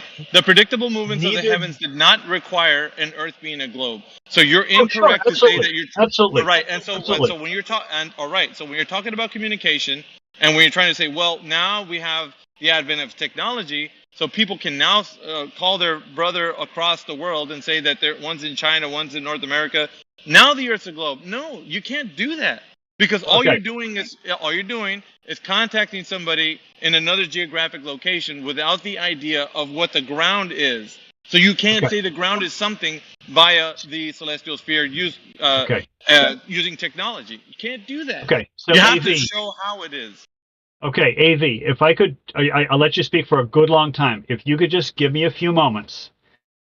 If you carefully observe, for example, I'm at 40 degrees north latitude. I'm very near Philadelphia. If you carefully observe the celestial, what's happening in the sky, you can ascertain that the ground that I'm standing on near Philadelphia is at a 40-degree angle to the axis of rotation. No, incorrect. Yes. Incorrect. Yes. Incorrect, Yes, sir. No. No. Wait. No. Well, you can't do that. You can't make it sound. You can't make it sound like the ground is telling you what the celestial sphere.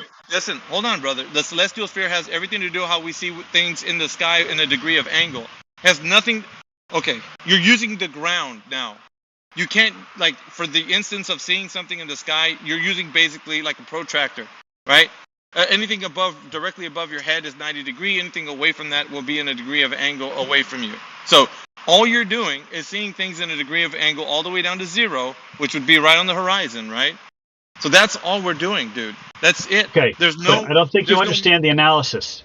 If I look due east or due west, the stars rise and set, the sun rises and sets at a 40-degree angle to the horizon. Okay? That means the ground I'm standing on is at a 40-degree angle to the axis of rotation.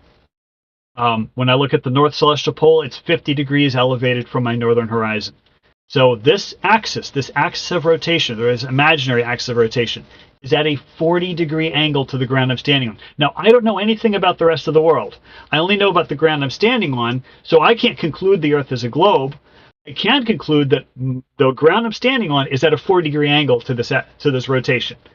Now, I could call somebody up in China, call somebody up in Australia. How can you claim that there's rotation if you can't claim that there's a globe? Yeah. All right. So that's good. I'm just That's saying good. the star trails, the circular star trails. Listen, at least you get to the obvious, right? Our observations are lining up with what everybody sees. That's great.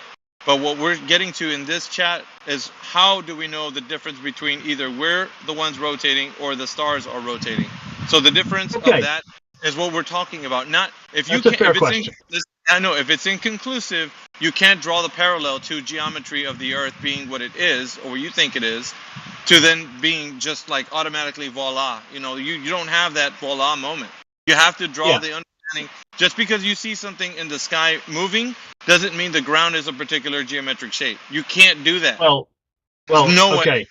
Yeah, okay, but you're skipping a whole lot of steps. All right. No, with you careful. are. No, with careful analysis means you're not skipping steps. You're right? making a leap of logic, sir. Because No, you see something moving you're in the making. sky. You're straw manning my position.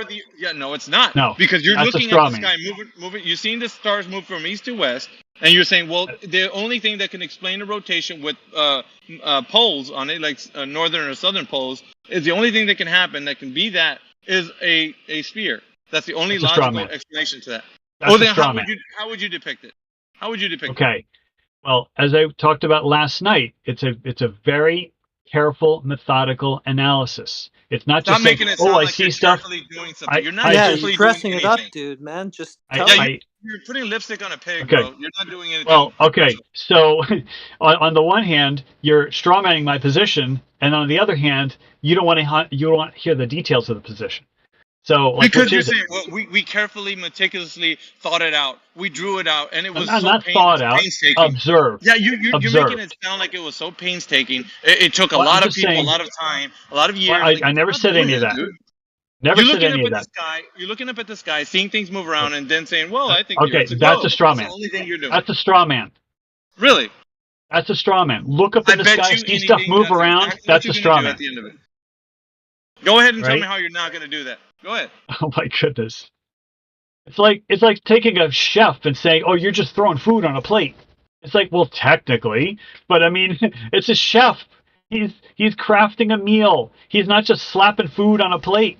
Okay? You're not crafting the Earth as a globe, dude. I'm not just looking up at the sky and seeing stuff move around and concluding it's a globe.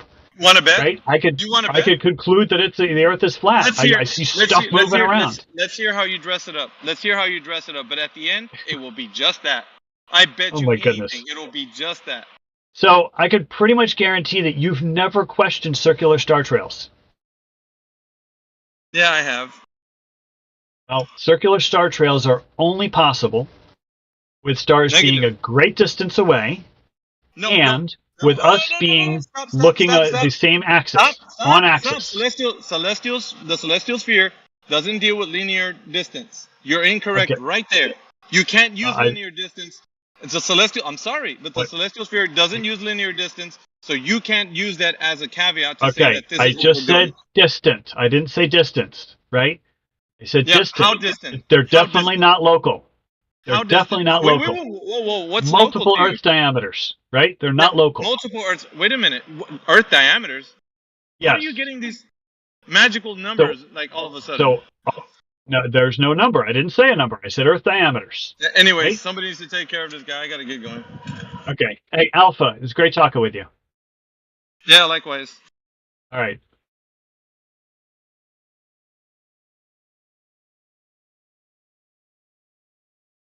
So you did planar math and then claimed a globe afterwards. I started with an assumption that the Earth was a globe. I did an analysis, and I was able to make some predictions. My predictions have come true. Trying to say something a minute ago, and my So mic therefore, wasn't my working. assumptions. Okay. Test. Right. You said they have to be at great distance. That means you're already presupposing that they're objects with a fixed position in free space. Nothing about fixed. No. Yeah, they would have to have some But actual objects. position in reality, right? Okay. Yes, Yeah. that's Not what I'm fixed. saying. Right. At any moment in time. So they're wandering yes. around a bit or whatever, but they do have an Yes. absolute position in free space. What if they're just apparent phenomena with no actual position? That's an interesting theory. Do you have any evidence? No, I asked you what if. Okay. So sure. What if we could play a game of what if? But okay, you would have to know that that's not the case for all this stuff you're talking about to follow, right? Well, no, I mean, like you could make an assumption, and then you could test that assumption. This was the problem with your inferential logic that I was pointing out earlier. You have to base it on assumptions. You have to. You're not even aware of half of the assumptions you're making as you go down the line. And then you can test them by making predictions, and if the predictions come true, it's still good indication inferential that you might be on the right track. You might not be 100%, right? And then it's consequent affirming as well. If you conclude, it's got to be true, it's still fallacious reasoning. No, making hard predictions is not fallacious reasoning. I didn't say that in itself is, but if you take them and then you tie it back to your premise, then it's circular.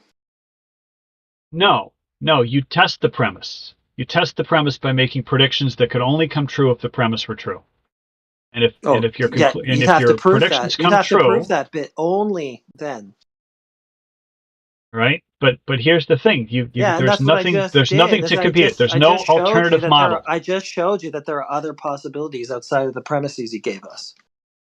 No, so it's not an only this situation, therefore that. Yeah, I did. Well, okay, so you said something about like what if it's just apparent positions, right? Yeah, that's an interesting I didn't even thought. say that. What if but you have apparent phenomena? They're phenomena. Apparent phenomena. What if they're not even objects, dude? Okay, that's an interesting thought. Do you have any evidence? No, I'm telling you, you have to know that you don't have any the evidence case in order for your conclusion to be like absolute. You don't. Like so, you don't have evidence for what you think they are. The reason I'm asking you that question is because you've made the presupposition that they are objects fixed in space. Okay. So you don't know that because you don't know that they're not just phenomena. That's what I'm pointing out. So I'm just elucidating that you have these assumptions that are inherent in the conclusions that you come to. Okay. So are we talking about, like, say, the celestial sphere, the appearance of stars, constellations? All the shit in the sky. You can't know whether they're objects, phenomena, or what. So, as far as the stars go, like, let's say, I don't know anything about astronomy. I'm just looking up and I see, these twinkling little lights. Okay. So I don't know if those are actual, Christmas lights really far away or possibly stars that are equal to our sun, right? I don't know any of that. They're just lights in the sky. But I can observe, for example, by observing the Big Dipper every day over the course of a year, I can observe that the angular distance between those stars does not change day in, day out, year in, year out. Okay? I can also make other observations that the angle that the Big Dipper makes at 12 o'clock midnight is different throughout the course of a year. Like, these are observations that I could make. Cool. I still don't know what the stars are. Cool. Right? They're apparent. It's an apparent phenomenon, but I could make observations and I can, kind of test out some ideas, even if I don't know what a star is. It's just a light in the sky. Yeah, fair. But that's the starting point for observational astronomy. It doesn't say we know what the stars are. It just says that's I can okay, see dude. them. I'm not taking any issue with that. To look at it and say, so there's here's observation. what it's doing. Right. So we're just making careful observations is the key. Careful observations. Yeah. Now, so somebody may have a theory that the Big Dipper and all the rest of the stars are actually on the surface of a dome, a firmament. Okay, now you're starting to straw man. Well, no. All I'm saying is, like, let me take Joe the flat earther, right? And he says there's a firmament dome. No, I'm just saying it's just an example. Just work with me here, right? And he says that the stars are actually in the inside of a firmament dome. But this dome is closer to London than it is from San Francisco, or at least the Big Dipper is, and it rotates around. So now we have changing distances in this firmament dome, but we don't see the angular size change. So I'm going to reject Joe's firmament dome. Okay, so I can tell that you don't believe in the firmament dome, but I'm just saying that's one way of saying, even though I don't know the distance, You know what's funny? The distance, You know what's funny is that the celestial sphere actually says that's what the stars appear to be, that they're affixed to a transparent dome. It says so in Wikipedia. Go look it virtual. up. It says exactly that. Yeah, right. It's virtual. You're but denying at the an actual infinite thing the distance. celestial sphere says. No, and that's distance. interesting to me. It's interesting because perspective will allow us to see the stars in that way, and you're denying that. But they don't get weird. But they don't get closer or further away from us. Okay, they don't change in angular size. So the size of the Big Dipper, however many degrees wide the Big Dipper is, it doesn't change throughout the night, and it doesn't change throughout the season. There's nothing wrong with your raw observations, though, but every single that an time you take affirmation them for the and make globe? them, every time you take your observations and try to make an argument from them, it either involves like a reification or a straw man. So all I'm saying is that the Big Dipper is not getting closer to me or further away from me. I don't know what it is. What? Right? Who cares? Well, that is definitely a refutation of here's certain your problem, dude. cosmological models. Your problem is everything that's in the sky is going to have the same position in the sky regardless of what model you believe in. So for you to sit there and say, yes, it is. They're in the sky in the same fucking place. Whether or not you think they're larger and they're farther away, the position when you're looking up, they're always going to be where they're at, regardless of what you think the surface is. So for you to sit there and say, I proved the globe because I assumed I'm on a globe, even though everything was on a flat plane that you did, where in your math does you assuming a globe affect the outcome of what you did? Okay. All I was saying with that little analysis is that I could tell that the Big Dipper is not getting closer to me or further away from me in one evening or over the course of a year. And that how does is that a affirm huge your piece. globe? Yeah. He's No. presupposing I again didn't that say, it's okay. Now you're once again affirms the globe. You're That's once a straw again man. assuming. Dude, you're once again assuming you're looking at a bunch of objects. You did it again. No, So I you're never loaded said a with bunch of presuppositions. objects. Yeah, because if it's getting closer or further away, it would have to be a physical thing in free space. If that's not it, if it's some sort of effect or phenomena instead, then that goes out the window. So you have you have all these assumptions which are required to carry all these conclusions that you give us. Okay. So flat earthers are really big with like how things present themselves. So the celestial sphere presents itself as a bunch of lights painted on the inside of a sphere that is really, really far away. Okay. How did your Big assumption Dipper, of the globe affect the process? It's not. I didn't say anything about assumption of a globe. I just am talking you about did. You using said careful. when you did all of this, you did it with the assumption of the globe, and it's and that's when you're proving predictions based on that. So how did your assumption of the globe affect the process? No, because I wasn't making any predictions with the Big Dipper. I backed up. I backed up to observational astronomy. Okay, so forget assuming a globe. Just taking a look at observational astronomy and making careful observations of the Big Dipper, we can ascertain that it is not getting closer to or further away from us. Okay, you just did it again. Jeez, just the fifth fucking time, dude. If you say that it's just a phenomenon, well, it's a visual phenomenon that is extremely consistent. Okay, so again, we don't necessarily know what the Big Dipper is. Yeah, we don't know what it is. So who cares if it's consistent? If it's a visual phenomenon that is extremely consistent, that presents itself as being lights on the surface of the inside of a very large sphere, right? Whether it's actually lights on the inside of a very large sphere, but that's the way it's presenting itself. I can tell that the Big Dipper is not getting closer to us or further away from us because of the laws of perspective. And you could do that with any of the other celestial objects. That's a concept in art, and it doesn't necessarily apply to the real world. Sure, it does. Yeah, perspective isn't necessary. I don't think it's necessarily Euclidean. There's a lot of contention over that. It's absolutely Euclidean. Oh my goodness! Can you prove that? Because that is debated. But in what circles? Okay, so as a principle in art, it is absolutely Euclidean. In the real world, as to how people actually perceive the geometry of the world, it isn't. It isn't necessarily, as far as I understand it. Yeah, well, there are some optical illusions. Like, for example, if you see the moonrise, the full moon, when you see it right on the horizon, it appears to be very large. And then you can go back out 6 hours later and see the same full moon, but it's now over your head, and it appears very small. That is an optical illusion. Okay, so maybe people could say, oh, well, it's my perspective that the moon was really big. And people may misuse the word perspective, but I'm talking about geometric analytical perspective. Which is definitely Euclidean. Okay, just analyze the Yeah, that's my point. What if we don't Okay. actually see in a Euclidean space like that? Yeah, well, do you have any evidence for that? That's an interesting theory. Do you have any evidence? Yeah, I could dig out That's- some that's the papers thing. that people in these channels have been posting for like the last year.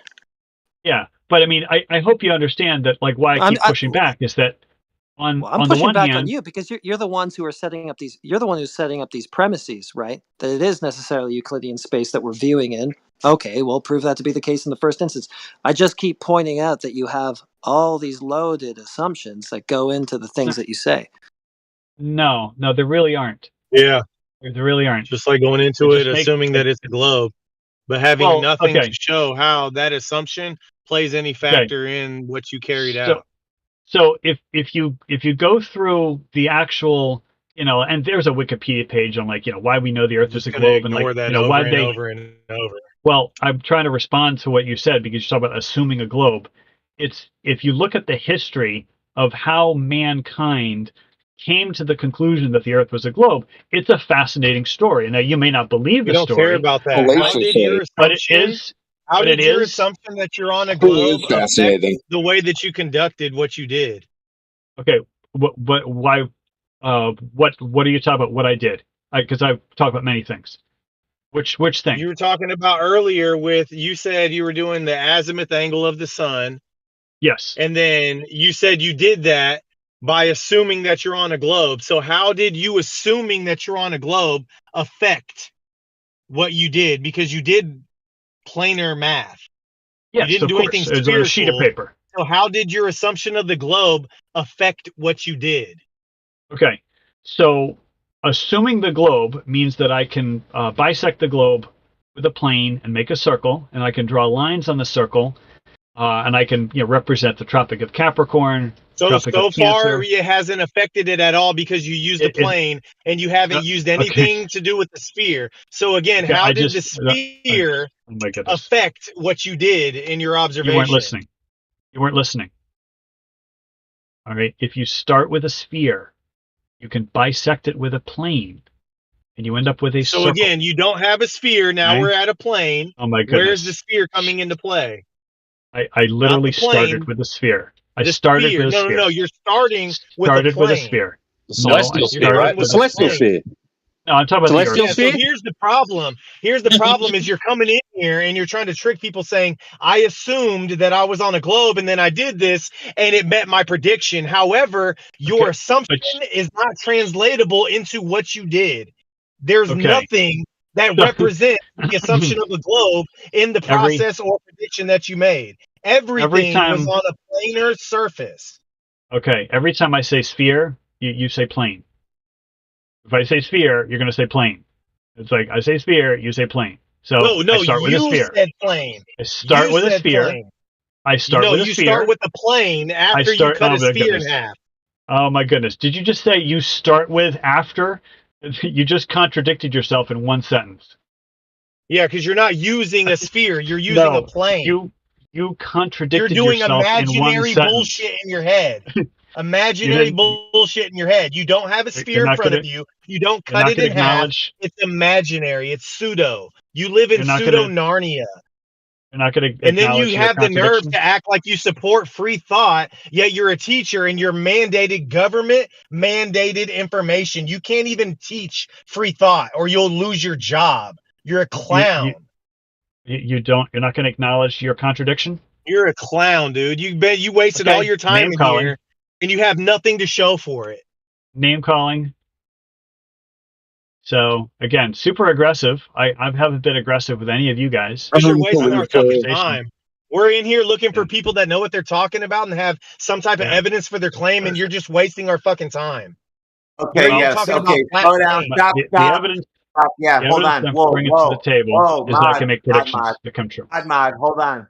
Wait. I went and posted something for you at 41 after the hour. That's the sun and moon cycle from 4/1 to 7/22 coming up. I can do the eclipses in there too. So yeah, I can do the same tricks. All right. So this is in the. Hold on. I'm scrolling down. Oh, scrolling down. Well, of course you can do the same trick. It's the same trick. It is the trick. He's not doing anything other than what you just did, because it's Okay. done So on a what am plane. I? The What am I assumption looking of at? the globe is only in his head. It doesn't affect the process at all. So what am I looking at here? When you click on that Sun picture and azimuth, hit moon open, azimuth. yeah. What? Okay. So where did this diagram come from? The one with the wavy lines. I made it. A secret. I mean, like. Okay. So if you say it's a secret, then I know you're not serious. Okay. Yeah, I made it. Give me the date range you want. Need 10,000 years? What do you want? So I'm not quite. It's not quite clear. You know, where it says the eclipse in this one. Like, what are we talking about? Give me the exact time and date. Well, approximately, because so I can. Like, why does it say I don't want you to negative know 400? I don't want you to Negative know where I 400 live. degrees. So I need to know to get close. What date was it on? April 8th. How come it says negative 400 degrees? I don't understand that. It's just the way the chart's built. Okay, but it's a secret how it's built. Huh? Anyway, Starting out degrees doesn't matter. It's just the top and bottom. okay, but it's just like it's clearly labeled. Otherwise, you Negative would have 400 degrees. stopped at 300 and would look retarded because there would have been lines above it. So it's so that when I go over the chart, I get the actual degrees. But at the bottom of the chart, you clearly have lines going beyond negative 400 degrees, which I just don't understand what that means. Oh, that's okay. Give me a time and date you need. So April 8th.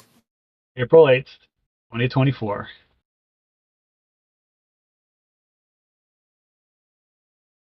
The clown.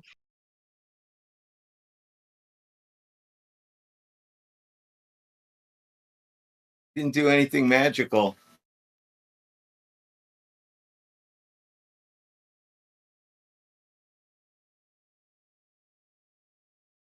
This is an old-timey trick. I've been doing this for a while.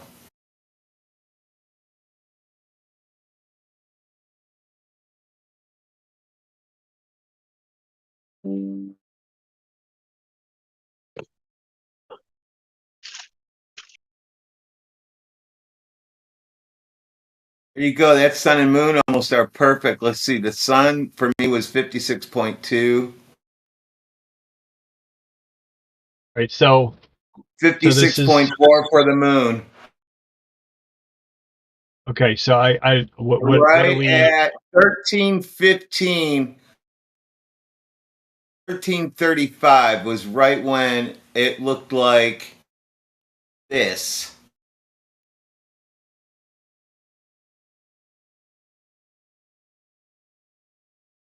Okay, so this is something that, like, I guess you can get this right from the Nautical Almanac, right? It's got the declination of the sun and the moon, and you can see where the two declinations cross each other.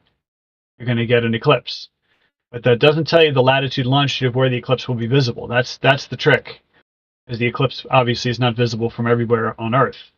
It was only totality at a small swath of the United States. So I can tell you when I'm going to get an eclipse from where I live.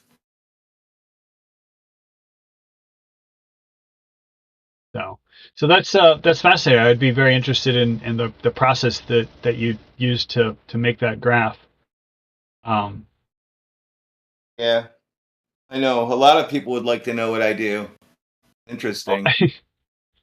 I mean, if you want to be enigmatic about it, that's that's your prerogative. Yeah, that's about all I can tell you right now. All right. That's fair enough. Charles, the water makes up 0.02% of the the mass of the Earth.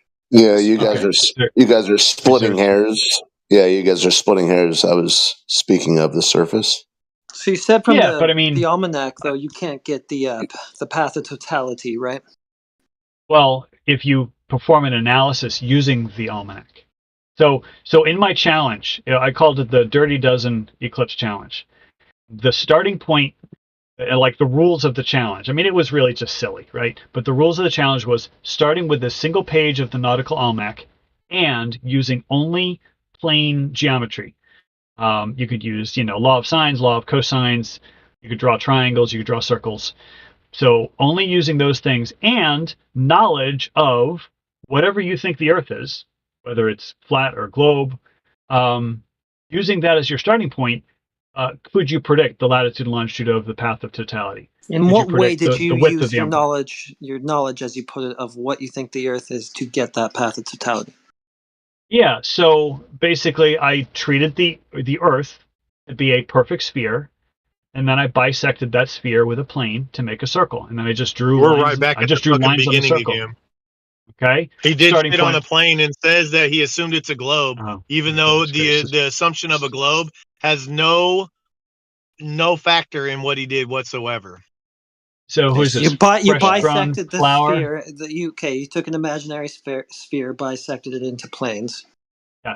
Yes. And the thing is, getting the latitude longitude of the path of totality is a really, really hard challenge. It's a really, really hard challenge. I challenge anybody. You did it taking a conceptual sphere and bisecting it into planes. A conceptual terrestrial. Okay. That is exactly what I did, and I was right. I was within. I was within less than 1% off. All right. Just so I have your claim, and that's in your video. This process Oh, that you did. Not the process. That's why I was saying I was very busy this school year. All I gave was my final answer. Charles, if that's in fact what you did, I want to see it. So that's not in your video. I've got pages and pages of notes of how I did this. But like I said, I've been very, very busy this school year. But like you said, none of us can read them. Teaching 5 periods. But like you said, it's almost like he's considering the Earth to be an infinite plane. No, it's cut in half by a sphere. He's cutting a sphere in half with a great circle called the horizon, right? No, plane itself is the horizon plane. I cut plane the itself sphere is in the half. horizon plane. I cut the sphere in half, pole to pole. So we're looking at a cross section sideways. We're looking at a side view of the Earth. And where are you standing on this part of this cut in half part? Where are you standing? The sloping side towards the moon. So basically, and I don't know if you could visualize this, just using your imagination, but if you say, I'm going to cut the Earth in half, pole to pole, so I'm looking at a side view. If you draw a horizontal line, that would be the equator. Then using the declination, which is, how many degrees, above the celestial equator, the moon and the sun are, using their declinations, I was able to draw a triangle. And then I was able to use the law of sines and the law of cosines to do an analysis of this triangle to determine where this umbra would intersect the sphere, which is represented as a circle. Okay. And then how did you compensate? I understand your claim, on Charles, the ground for the sphere compared to the plane. Well, it's the thing is with the plane, you would not be able to use declination in that same manner because the angles just wouldn't work out. Okay, so it was my challenge to flat earthers. It was my challenge to flat earthers to use their vision of what the Earth is to come up with a prediction. How about you do it without cutting the Earth in half and imagine you're standing on a plane? Yeah, I mean that doesn't really comport. That doesn't really comport with what we actually do, how we exist. We exist on the surface of it, right? Sure, and I was doing a geometric analysis, which involves, constructing lines and circles. You just have an abstract model which goes, okay, this lines up with that if everything you're saying is actually even true. We're just taking that on face value because we haven't seen the data, we haven't actually seen any of this done yet. But your claim thus far doesn't even necessarily reflect the way that we actually experience the world, but you have used a globe And it's kind of a pragmatic fallacy if you want to use it to say this has to be what the world is. Well, I except for was the never fact that taught that. 13 values came I true. was never taught that in experiments or tests that you can use your imagination as one Well, of the that's the steps. first. I That's wish the I first wish I step. would have known. Use your creativity. That's how experiments are designed. It's Use the your power. The imagination to power. define reality. Dude, use No, that for not writing use your songs imagination and to making define art and reality. stuff. Not for this, dude. Use your imagination to think about possibilities of what could be. Yeah, but you're daydreaming. I told you first thing you're an astrologer, Daydream. which is cool. But let's just call it what it is. You call me daydreaming, but I can make predictions which come true. So that's a pretty That's good what I'm basis. saying. That stands to be the sun and Charles. moon. That stands to be demonstrated. Still, go ahead, Radwin. I just posted the sun and moon from year 0 to the year 3000. Fascinating. Else You got? can't make any predictions on a sphere with declination in regards to the spherical surface of the object you claim that you're making the predictions on. Wait a minute. You can only do it on a plane. Wait, Charles. Wait. So, Radwin, have you done exactly what Charles is saying? None of us have done. Yeah, I've been doing this since I started on that other server, so that's how long ago.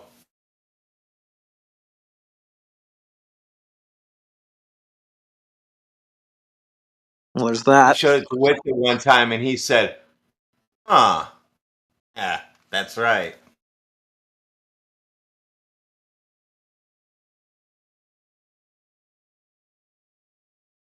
Well, I mean, at this point, he hasn't obviously had a chance to look at it, but I mean, that rises to about the same level as like his stuff that he can't show us does for us so far. So, I mean, we're about even. There's no predictions in that diagram. It's a very pretty diagram, but there's no predictions. There's no specific predictions. Yeah, but he gave a diagram. You didn't even do that. You just told us I'm things. not gonna write some more code for you tonight. But No. see what I Well, I'm fascinated. Yeah, this is it Radwin? Is that who I'm talking to? Yeah, a dude that doesn't know anything. I'd be fascinated to see what your process is in creating those visualizations. That looks very intriguing. So I don't know. Do you have a YouTube channel? Do you do any videos or anything? I do not. Okay. I always encourage people to kind of share that stuff because that looks like there's a lot of technology that goes in behind making the visualization, and I think other people would find it fascinating as well. That's pretty funny. Yeah, Nathan Oakley. I think the biggest one I've done. Let me think here. Let me go minus years now. Nathan Oakley loves calling me a liar. What's funny is that the point that he's calling me a liar on is that I use R. That's why the letter R is on my face. That I use R in my in my explorations, and the answer is I don't. The Eclipse one is something that definitely uses R, but the backyard explorations that I was basing my channel on, the Earth could be any size. The Earth could be the size of Mercury, the Earth could be the size of Jupiter, and all these explorations would work exactly the same. And then you have it falling apart with the cosmic distance ladder and Einstein and all the rest of that crap. I don't say anything about cosmic distance. So I only address the shape of the Earth. So this I like is being like why able to people look kind of. at. I like being able to look at what the. Hold on 1 second. What the you go. What the sun and moon were doing in like year 1. That's fun. You can do all kinds of cool things if you know what you're doing. Yeah, I'd be fascinated to learn about your process. What would you think if I told you Polaris is 3,112 miles high? The evidence doesn't show that, but it's an interesting theory. But it observations of Polaris don't line up. Charles, you have no interest whatsoever. What if I told you that? What if I told you that Montreal is approximately 3,112 miles from the North Pole, and its latitude is 45 degrees. Yeah, I don't know those numbers off the top of my head, but that sounds reasonable. Oh, well, I just made a triangle. The ground position for North Pole is what I just told you the distance is from it. So that makes the height 3,112 miles if you have a 45-degree angle. So Sure. I know you teach math, so you might want to teach your kids how high Polaris is next time. Okay, based on Montreal at 45 degrees north. Unfortunately, that analysis breaks down at every other latitude. So that's a great analysis from Montreal, as long as you don't go anywhere else, right? I'm in Philly, or near Philly, which is 40 degrees. Give you some other cities? Because and you're going to find the height. You're going to find the height of Polaris to be changing when you do that analysis. You guys are making me come out again a little bit and start showing my magic tricks. So, but that was one of the analysis that somebody did. I forget what the guy's name, Voliva, I think. Glenn Voliva, I think his name was. Speaking of analysis, 100 years ago. Let's talk about this one. We had a cheerleader in here earlier, Matthew. You know Matthew Learns? Yes. I mean, I don't know him personally, but I've just seen him, Perfect. So we'll see. He said this first thing. Do you want to take a gander at that? Matthew and Flat Earth Professor Dude tried it. Number you got.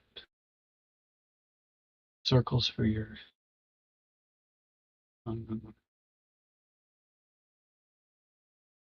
Right. Okay, so yeah, it looks like they was doing an analysis using a flat Earth, whether it's an AE map, using the angle, measuring angles to the, I guess in this case, the sun.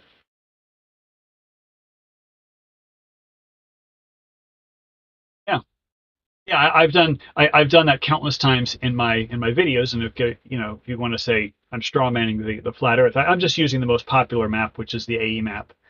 There's no official flat Earth map. So you think the sun is then 3,441 miles high?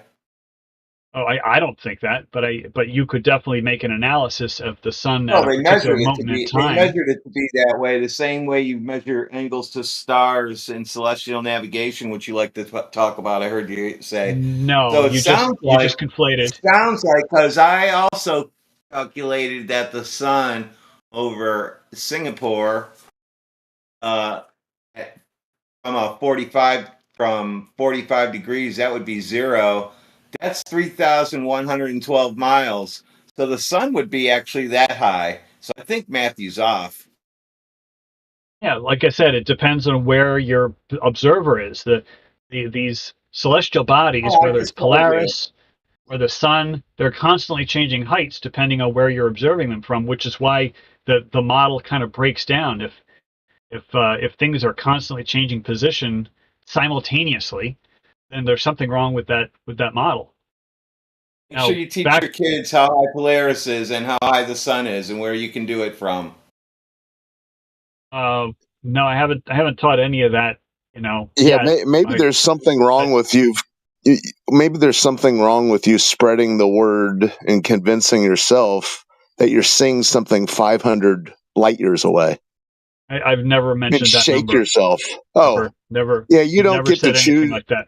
I know you don't get to choose your own cosmology, bro. The numbers are what the numbers are. Right, okay, but I never said that number. You're on board with the idea that you're seeing something that's hundreds of light years away. It's goofy. You're saying those numbers and you're calling it goofy. That's well, fine. You're the one in academia. You just made all that stuff up. No, hold on. You're the one in academia. Well, I teach high school. I don't know if you'd call that academia. Academia is usually like at the university level. Whatever. But you're strawmanning my position. I never said any of those things. That's literally never said any of those things. Yeah, okay? Just because you didn't say it, doesn't mean you don't have to. That's your team, bro. No. Observational astronomy. The claims. Listen. all these pseudoscience claims. So how far is Polaris? I'm just saying it's very distant because we don't How appear to get very? How closer very? You to it. don't like 500 light. You don't like what the internet says. So how far is it? But you don't even know the shape of the Earth. So why are we arguing how many light years it now is you if you now don't it even know the seems shape of the Earth? now it seems that you think that flat is a shape. What kind of school is this? We could argue over semantics. No, is flat a shape? A pizza has a shape. Okay, time out, dude. Listen, if you're here, I'll shut up after this. I won't give a big long speech. But if you have this idea that flat Earth equates to disk in space, that's the first confusion that you need to address for yourself. What the Earth is, pizza. That was you, right? Disk in space. Well, okay, pizza in space. Maybe I never said in space. Pizza in space? Okay, pizza where? Pizza where? It could be on an infinite plane, right? It could be on an infinite plane. So it's not a pizza. Because that's one big pizza, an infinite plane. So, anyways, if you want to talk about, dude. You got a lot. If you're here to actually figure out if you're wrong, you need to shed your pride and arrogance. Well, so you're going to have to really help me see where I made all these mistakes when I made predictions that came true. Listen, just go Didn't back even to your show us that you script. did that. Yeah, so You like just I told said, us you over did the that, next, Charles. You didn't show over it. the next 2 months, I will make a series of videos showing all my work. And but the point that you guys are all missing is that my challenge was given to globers and flat earthers alike. Can you predict these 13 values? That out at my own desk, I used trigonometry and all kinds of analysis. A flat Earth and a flat Earth. Yeah, you used a flat Earth and a sphere, right? I used a sphere Earth, and my numbers were off because the Earth is not a perfect You used sphere. a plane. You used a plane Earth. You used a plane. Yeah. Sphere. Mr. T-Dub, sphere. You didn't use a plane. You didn't consider the ground you were standing on underneath you to be a plane. Here. Oh, okay. You have. I could have sworn I heard something about planes before. Let me ask you He's a question. bisecting it with planes. Is that I made predictions that came true. High school math teacher, I have a question for you. Yes, sir. Can you have 90 degrees over the surface of a ball? I don't know what that means. So can I hang a string pointing down and get a 90-degree angle over a ball? I still don't know what you mean. Are you talking about a plumb bob and then comparing that to horizontal? I don't know what you mean. Oh, what I just asked you, I take a basketball and I hang a plumb bob over. Can I find the center of, or can I make a 90-degree angle on that ball? Yes. Yes. Really? Yes. And you teach children? Okay. So here's a question. What's the angle? What's the angle formed? Something. What's the angle formed between the radius and the circumference? Let's look. Let's look at It's a a 90 glober's degree right angle. angle. What's a glober's right angle? No, that's actually not. You need to invoke a tangent there for that, wouldn't Yes, you? you needed to invoke a tangent. That is exactly Yeah. right. You're gonna need two straight lines, so fuck the circumference.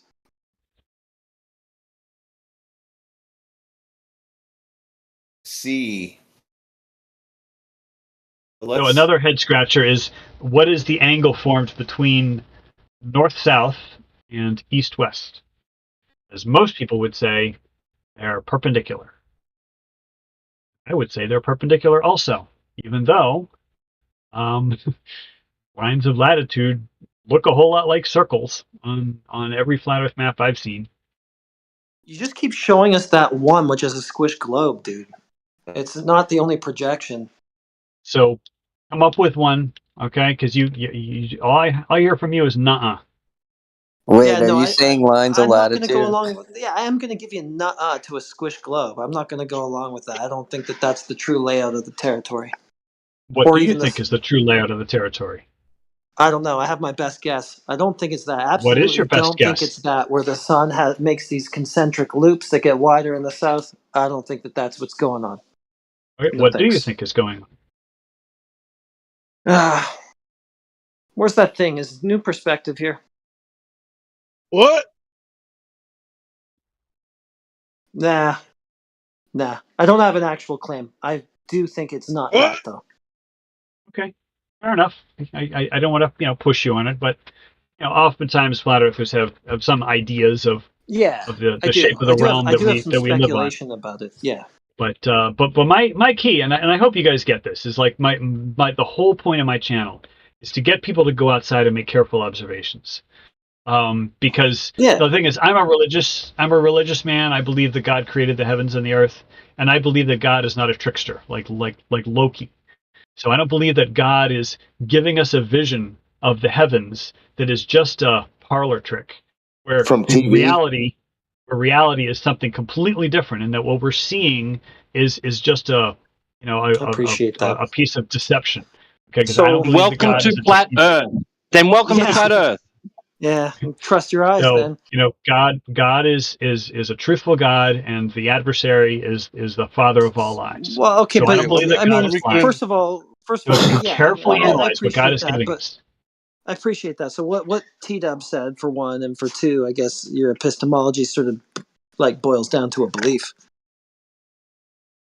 my religious thing is definitely a belief, but if you carefully observe the sun, moon, and stars, and you believe that God is the creator of all things in the heavens, then you can definitely conclude the shape of the earth. Absolutely. This guy sounds like you think you're a real trickster, don't you? I told you you're an astrologer, Charles. Wow. I told you that. No. Charles, is Genesis 1 literal? No. What? No, the Bible is the word of God, but the Bible is full of allegory. The purpose of the Bible is Can you not provide a citation? The first part of Genesis is an allegory Yeah, because it because doesn't fit your fucking worldview. Get out of They have to here. say that. They have to denounce their so-called religion. Yep. For their other one. Doesn't the earth come first? This is an agnostic Christian before your face, right here. Yeah. So what do you have to say about the earth coming first according to Genesis then? So I believe that the account in Genesis is a symbolic representation of the creation of the universe. Where does it say that? Where does it say that? Where does it say it? But wait a minute though. Because a second ago, you believe that humans are grasshoppers? A second ago, hold on. A second ago, your thing was the creator doesn't lie. It's clear cut, straight ahead. There's nothing to demystify. Now you're telling me we have to decode the first lines of Genesis, the words of the creator, allegedly, to mean exactly what they don't say. You think No, humans are do grasshoppers? not straw man. Do not straw man like that and point to Isaiah where it's clearly talking in figurative language. Genesis 1 is marked in the Hebrew with the Aleph are they Tav, salt? saying this is literal and this is the subject. It's many literally points at once. marked in the Hebrew. Jesus have disciples made of salt? Okay, now we're off on a whole other tangent. Wow, I was this talking about the guy's earth coming first thing. Larry, Tons of I think you were allegory in going the to take Bible. on He's to that. blaspheming the You Bible. are the salt of the earth. The purpose You are the of the salt of Bible the earth. is to teach us Okay. God's laws and to teach All us right, to be better dudes, disciples of Jesus Christ. stop. I want to hear Larry's response to what was said before all of this. Go ahead. Yeah, I think we're kind of straw manning. It never said that humans are grasshoppers.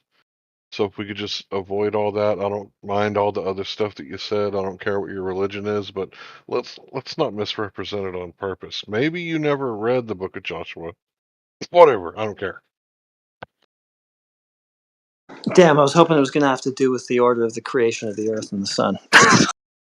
Well, yeah, I know. The fourth day. What type of metaphor? It does. I'm sorry, It does. Sorry, yeah. If he's ever read Joshua, he would read in there in Joshua chapter 10, where it talks about they stopped the sun from moving for about a whole day. Moon.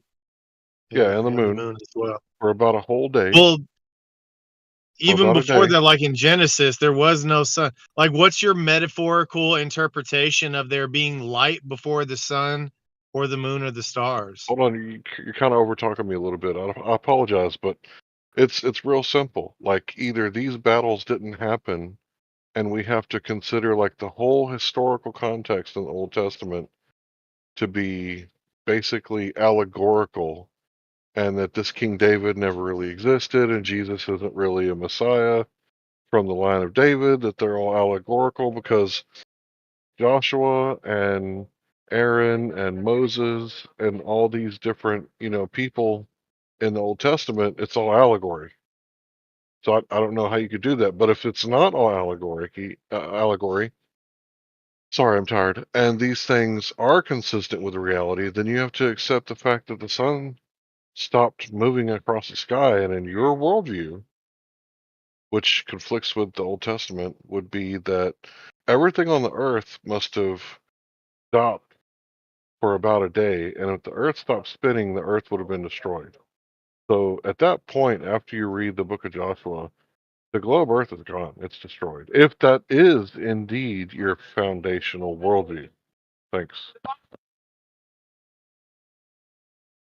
Yeah, I think people misunderstand the purpose of the Bible. Bible is not a science textbook. Just like it's not a geography textbook. There's a lot of geography in the Bible. There's a lot of geography in the Bible. But it doesn't mention Australia. This is not a science question. This is not a matter for science. It's not a science issue.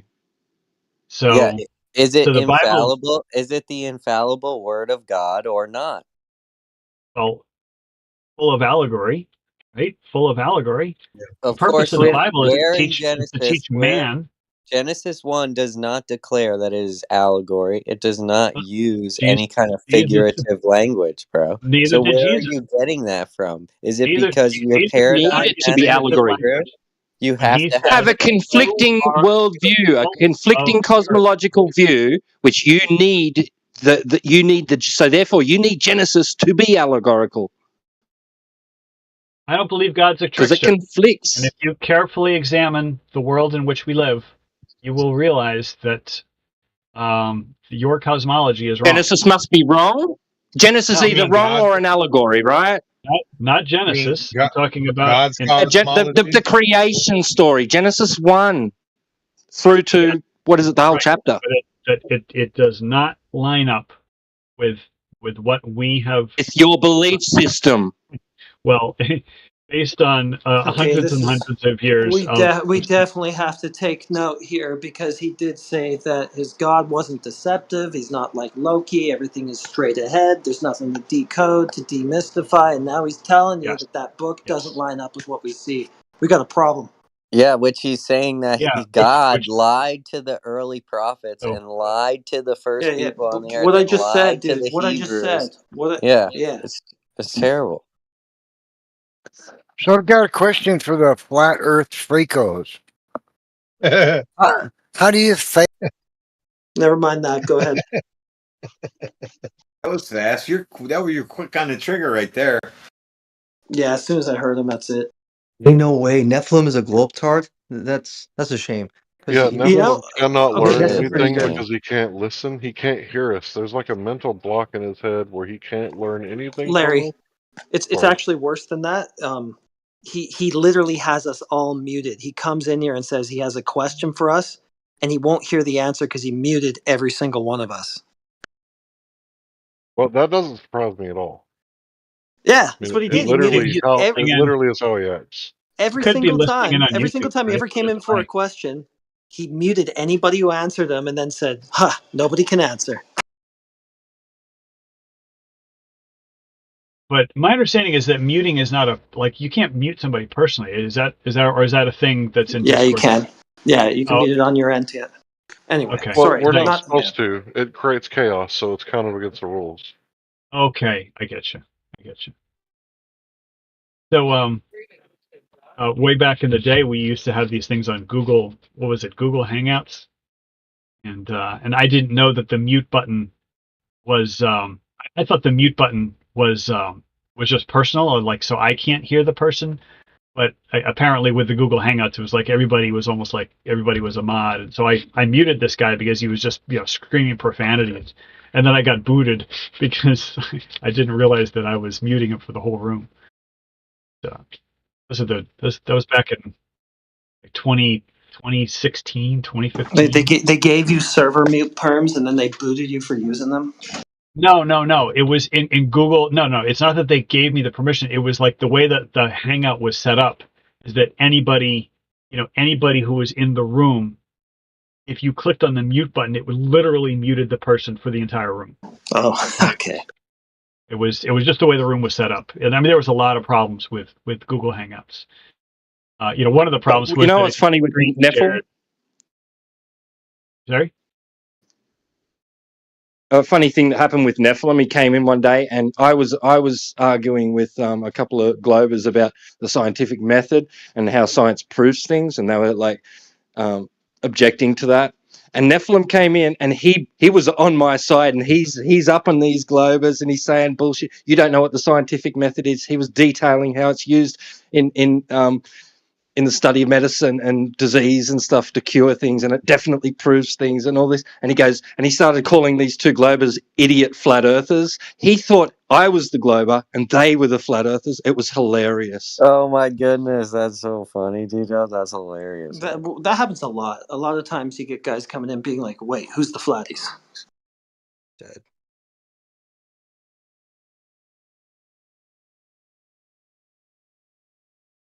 Posted a 500,000 years cycle.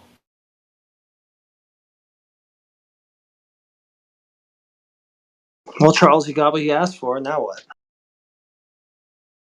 Actually, what I'm genuinely interested in is his the methodology. I mean, it's a beautiful illustration, but what's the methodology?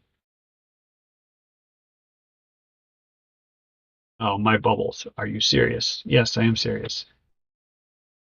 So I have a interest in magic. Like the David Of course you do. Copperfield. What does the Bible say about that? It's not good for you. Let him cook for the minute. Exactly. I'm sorry. Exactly. I won't be rude. So with a magic trick, like whether it's like a card trick or something where you got the person takes a card and then you shuffle it into the deck and then all of a sudden you produce the card. It's the very top of the deck. It just moved to the top of the deck. It's like people are mystified. Hey, how'd you do that? Well, it's like the magician knows exactly what he's doing because the magician is trying to deceive the participant because it's entertaining. It's we call it magic and it's very fun. People love seeing a good magic trick. They love trying to figure out how it worked. But ultimately, it's about deception. And the magician is controlling the circumstances. And the point I was trying to make about the natural world is that I don't believe that God is a deceptive magician. I believe that he presents the universe exactly as it is. So we can make our observations using Flat our motions. God-given, Very good. using our God-given powers of analysis. We can contain. analyze it and determine the shape of the Earth. Bro, have you ever read the book? It says no God will deception. send a strong delusion. What? Have you ever read it? Are you saying God sends a strong delusion? Yeah, it says in the book, God will send a strong delusion. No. I think you're taking that out. I think you're taking that out of context. No, Why he's is not. God going to send a strong delusion? So do you believe that God is deceiving us about the? Yeah.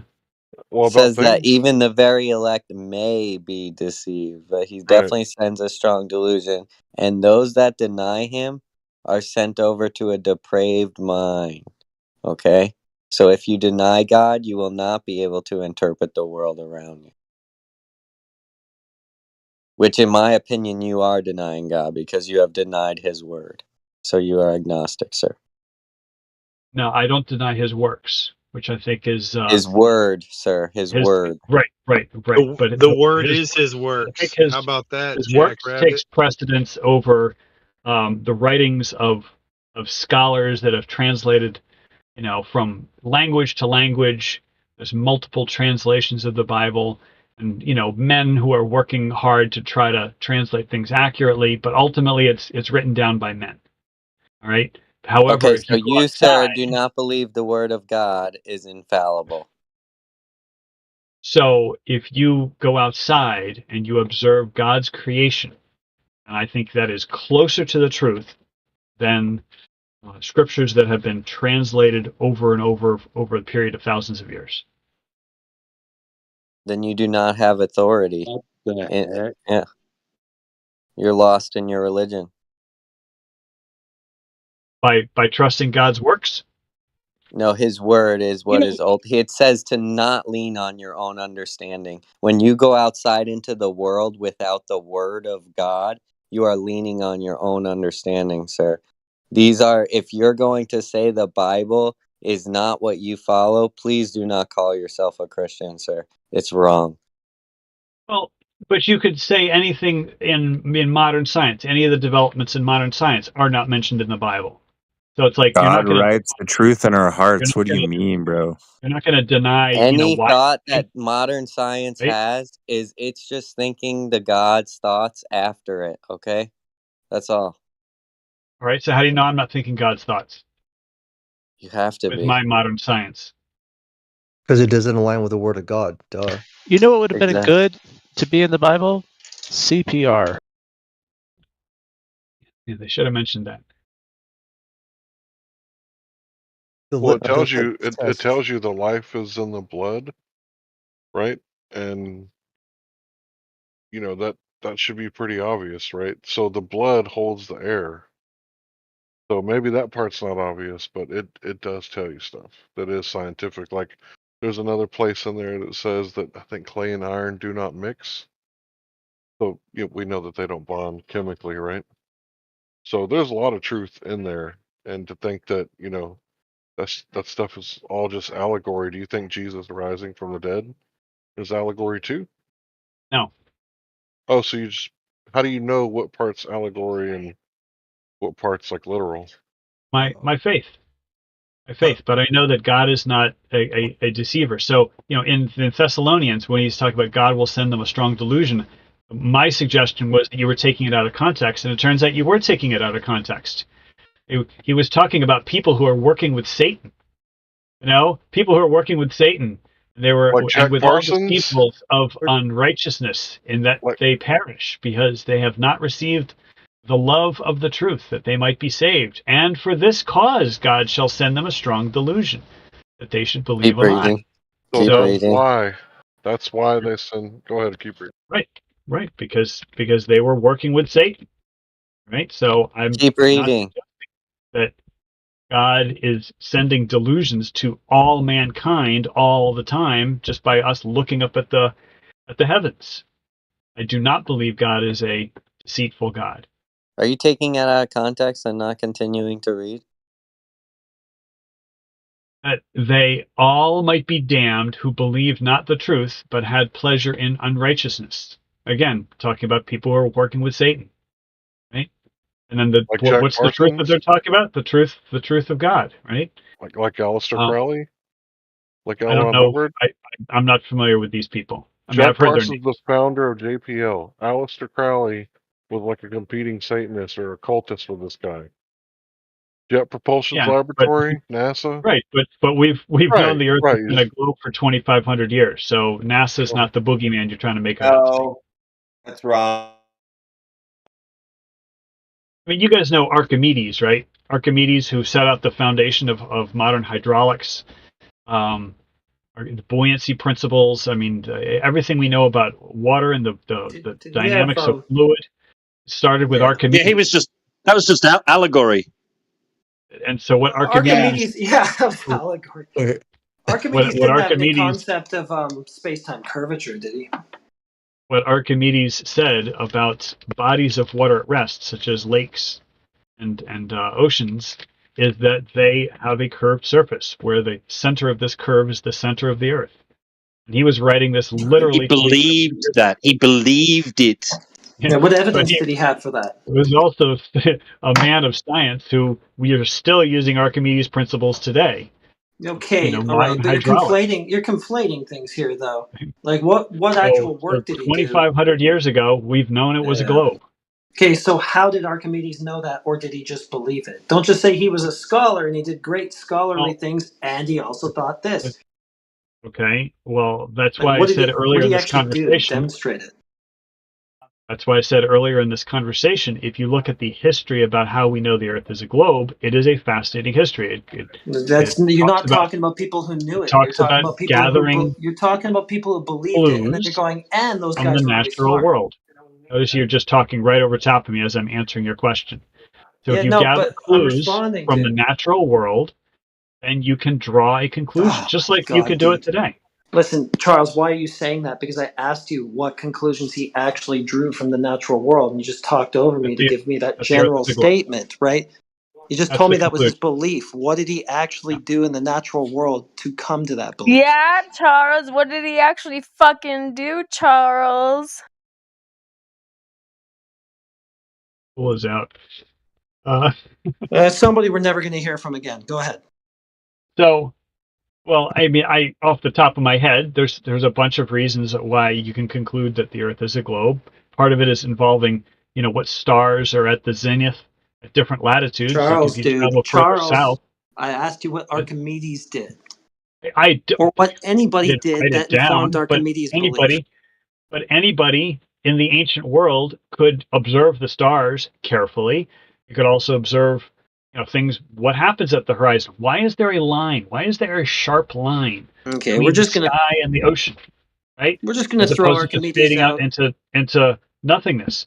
Yeah, we'll just I'm throw telling you, Archimedes there's out. Nobody did anything that would have informed that belief. He just thought it. All right. well, you're just ignoring everything I just said, but that's okay. Jesus.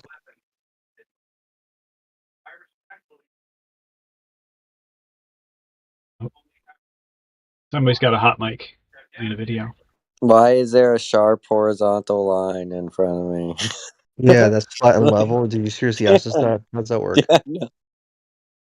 Yeah. You asked us why is there a flat, level, I thought the horizontal horizon line was optical. that aligns with a flat Earth? It is, but there's got to be a reason why it's a sharp line. I mean, if it's a clear It's a day, sharp line. How it's a many sharp line. miles across left So to you right want do you you think want it it to be, is? A sharp, flat line, you mean? want it to be optical and physical at the same time. You want it to be not the result of just like optics, not a physical location, but you also want it to be something, the sphere edge, right? You want it also to be the sphere edge. Well, it certainly looks like a sphere edge. So, it Does could be not wrong, look like a but sphere edge. that's Sphere but edges that's don't look one. flat. You mean like a cylinder Sphere edge? edges don't look So, horizontal. So you I live mean, on like Mars? when you look at a ball, the edge of the ball, even though a ball doesn't have an edge, it certainly does have an edge to your visual field of view. One edge. Right? Especially when you see things that go So does a over that edge. table. So does a table, dude. But a table is not a ball. Right? Oh shit. So are you saying yeah, a table has an edge, but that edge doesn't appear to be approximately 3 miles away, standing at the beach, right? You're just saying that table edge you're is saying, not 3 well, miles it looks like a ball because when you look at a ball, it has this sharp edge. And I'm saying, so does a table. Why didn't you come to the conclusion that it's like a table? Well, because if you travel in a ship, then all of a sudden this edge starts moving away from you, which is kind of strange if it was a table that was 3 miles, the edge of it was 3 miles away. The edge is 3 miles away. You're bringing something else into it, right? But before that, it didn't look like a ball, right? You're going to go with it still looks like a ball. Just looking at the horizon by itself. No boats, no islands, no trees, nothing. Just the marine horizon. Does it look like a ball? Does it look like the ball? Especially when you see ships go over it. Why would the edge? I see. You need to bring something else into it. Yeah. Yeah, right. Literally just told you you're not allowed to have ships go over the horizon? So when a boat's going over, what are they going over again? What are they? An optical illusion? Is it? Or is it a physical place? Strawman. Wait a minute. How is he's asking your question? Time Yeah, out. it's not straw man. Not a straw man. Earlier, Charles, you said that measuring the distance to the horizon is like the rainbow. Because It's like measuring the distance to a rainbow. It's a fool's errand because it's an optical phenomenon based on your observer. It's not a fool's errand to have confirmation bias and sunk cost bias and anchoring bias to look at the boats go over the horizon and assume the globe. That's not a fool's errand. Well, if that was your only piece of evidence, yes, that would be a fool's errand. It's not evidence. That is not your only piece of evidence. It's not evidence. Observation. It's an It's observation. optical. It's optical. Okay? Yeah, you can say it's optical all you like, but it's You an said it's observation. optical. Oh, okay. I said that the actual horizon is a tiny fraction of a degree away from where we see it. That's what I said. Right? Is it? How do you know if you can't measure the distance to it? Because that's a fool's errand. You could put it into context. You have a ship that's What does that behind the mean? horizon. If you have a ship that's behind the horizon and you know how far the ship is using, what is that, the Marine Tracker 24 or whatever that website is, you get the exact position of every ship, then you say, hey, this ship is behind the horizon, then you definitely know that the horizon is a smaller distance than that ship. Right? But it's not an exact measurement, it's an approximate measurement. It's You have a behind the camera? horizon because it's the curve. But How do you know again, it's not How do you know it's not sinking refraction? well, it absolutely could be, right? But if you make enough measurements over enough period of time, at some point you're going to conclude that there's something going on other than like magic and pixie dust. Who did that? Wait, Who did why that? is think Who did that? why Who did that? why yeah, why is sinking refraction Wait, who did that? magical?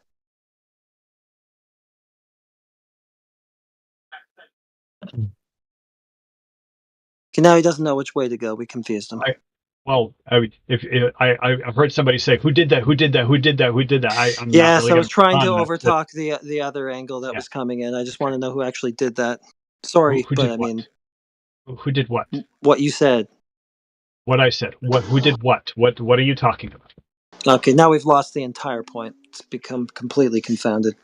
Yeah, So that you means said that wasn't a multiple sincere question. measurements. You You said can't even multiple define your question. measurements all at the same time. Observations. Yeah, you said multiple Yeah. have been done. Who's done that? Yeah, you said it wouldn't be Anybody. sinking refraction, right? Because eventually it's going to align with one thing more than the other, and it's going to be the geometry that you're alleging. So I'm just wondering who did all these observations that go, hey, you know what? It's leaning this way. So we were talking about the flat Earth. I'm sorry, we're talking about this black swan, photo of the oil derricks. Ah, You forget just it. compare that to other photos taken at that same location, and you definitely see some refraction effects. Maybe Yeah, it so makes you things see them appear higher. you- Maybe it makes things appear lower. Okay, okay. you see all So sorts of effects. so it's inconclusive, correct? It's not the edge of a So sphere. yeah, I would definitely not draw the shape of the Earth exclusively on that one observation, which is something I already said, which is why I Okay, pointed yeah, out but the reason we're looking in at this stars conversation, at the zenith, stars at the no, zenith is dude, another now part of it. hold on, before you go to another thing, the reason we're in this conversation is because you said people looked out at the horizon and wondered things. Okay. Yes. So that was refuted. Okay, so What that's was silly. refuted? What was refuted? Nobody is wondering anything about the horizon being the edge of a sphere. What do you mean? Okay. Why do you say that? Because it's inconclusive with the All by refractive itself. effect moving up or down or whatever. Sure, if we didn't have that But information, maybe we would be stupid enough to think it's the edge of a sphere. But now that we understand that that's a possibility, we're not going to think that way anymore, right? We're going to refractive effects. advance our scientific thinking. Refractive effects don't cause a hard line, right? They just change the position of things, make them appear distorted or higher, slightly lower. They don't produce a hard line. Right? When you claim a hard line, I mean, I go out to the beach often. I mean, it's kind of blurry in between where the water and the sky is meeting. It's It not like depends on conditions. That happens a lot. But yeah. I'm So talking that, about like crystal clear day. it's kind of like you're looking through a lot of atmosphere, and it's atmosphere Okay. built up on Yes. top of So each a other. Like high a piece haze. of glass is transparent, but if you stack multiple pieces of glass on top of each other, eventually. Right. Especially if it's a humid day, you're absolutely going to have a hard time seeing a hard line at the horizon. Would What you if you have a declare day? the air to be more dense or less dense with humidity? I'm not sure. I've never done that analysis, so I'm not really Does the sure. But I density do of know the that the air humidity. affect? Does the density of the air affect the amount you can see through it? Well, I know that humidity plays a definite role, and I know that the atmosphere is greater, more denser as you go closer to the Earth. Um, thermal inversions aside, which can play some tricks, some mirage effects. But No, actually, you can get but sinking but refraction. It occurs when the air density decreases with height at a lower rate than normal. Yeah, so you can have all sorts of effects, right? But what I'm talking about is on a clear, crystal clear day, no humidity, and you look out at the horizon and it looks like a ruler sharp edge. That's what I'm talking about. Not when its conditions are bad. I'm talking when conditions are excellent. You see a razor sharp horizon, and you can see a boat go over it. So not curved, I've witnessed horizontal. this with All right. well, then you have the scale of the Earth, right? If the Earth is not a ball, right? Well, You when you want see that the Earth to razor be a sharp, ball. when you see that razor sharp horizon, how many like miles do you think you're looking left to right? It's hard to say, what your visual field is, but I mean, if it's like if you have a 90-degree field of view left to right, then you're looking at 1/4 of a circle that has a radius of about 3 miles. If you're standing, at the edge of at the beach, So if I have like observations being at the edge of a beach and there's a inlet 8 miles to my left and 8 miles to my right and they're observable, what happens? Yeah, well, I'd have to take a look at what you're saying, what you're describing in a little bit more depth. But the horizon is actually just a piece of a circle. No, yeah, I mean, what's a very water interesting, horizon. you're saying the horizon line out in the distance is a circle that has a radius of 3 miles, is that correct?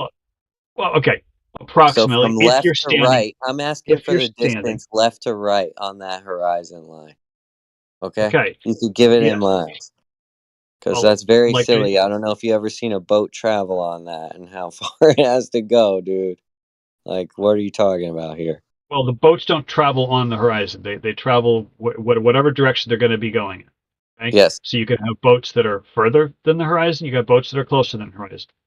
Right? Like you were talking about these inlets. It all depends on your observer height. But I mean, if you're standing with your toes at the water, the horizon is approximately 3 miles away. So the left to right distance, if you have a 90-degree field of view, is going to be 1/4 of a circle. 1/4 of a circle with a 3-mile radius? Yeah. So you're saying left to right, it's going to be less than like 3 miles?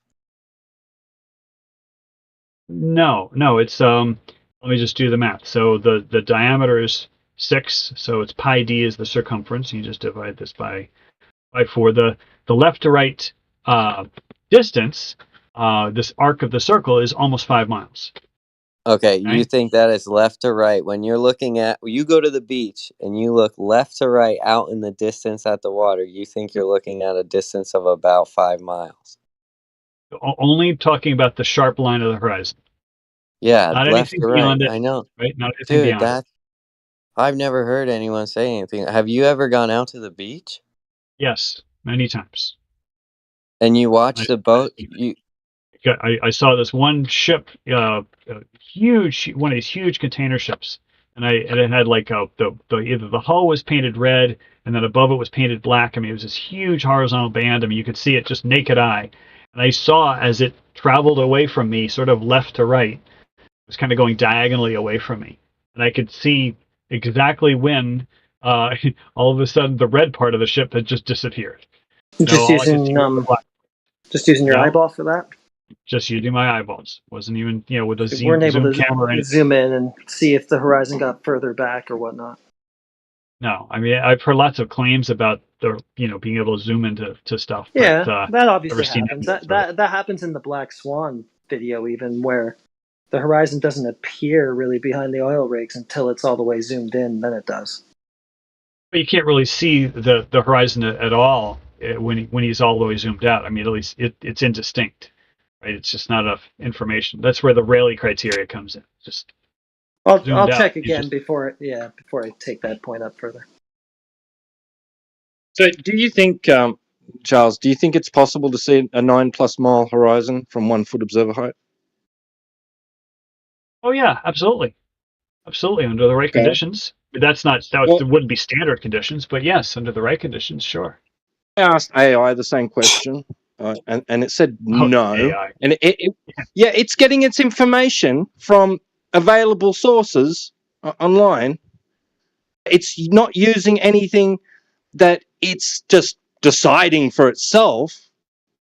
And it says no, and it goes through the math and says, no, that's not possible. I said, did you account for refraction? And it said, yes, even under the standard models of refraction. Standard refraction. No. Yes. Yeah, that's right. Yes.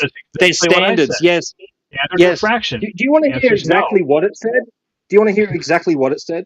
Do you want me to read it out? I'm not interested in what AI says. That's not really a source. But go ahead. I'll entertain you. It links its sources. Oh, okay, but standard refraction, I gave you the same answer. No, you can't see it using standard conditions, but under exceptional conditions, of course you could see something 9 miles away from a 1 foot observer height, right? That's a very, very low error. You know, that's what I'm interested in. Is the error less than half a degree? Not according to this. Not according to the sources that this AI gave me.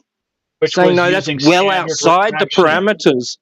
Right? It's well outside the parameters that they're willing to accept. That these yes, you know the people that the subject matter experts that gave us the standard formula, which by the way doesn't involve anything to do with light bending.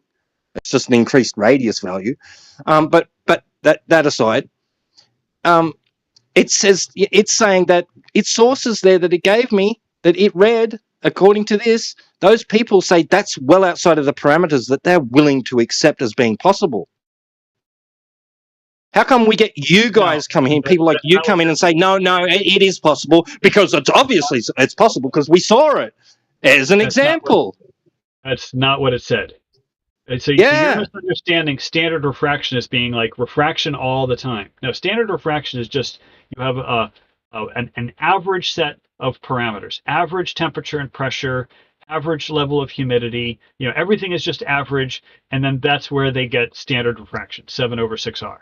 Okay, but locally, your conditions can vary very, very differently. I mean, the whole black swan thing. Not to that extreme, except in extreme environmental situations, possibly like in the Arctic or the Antarctic regions.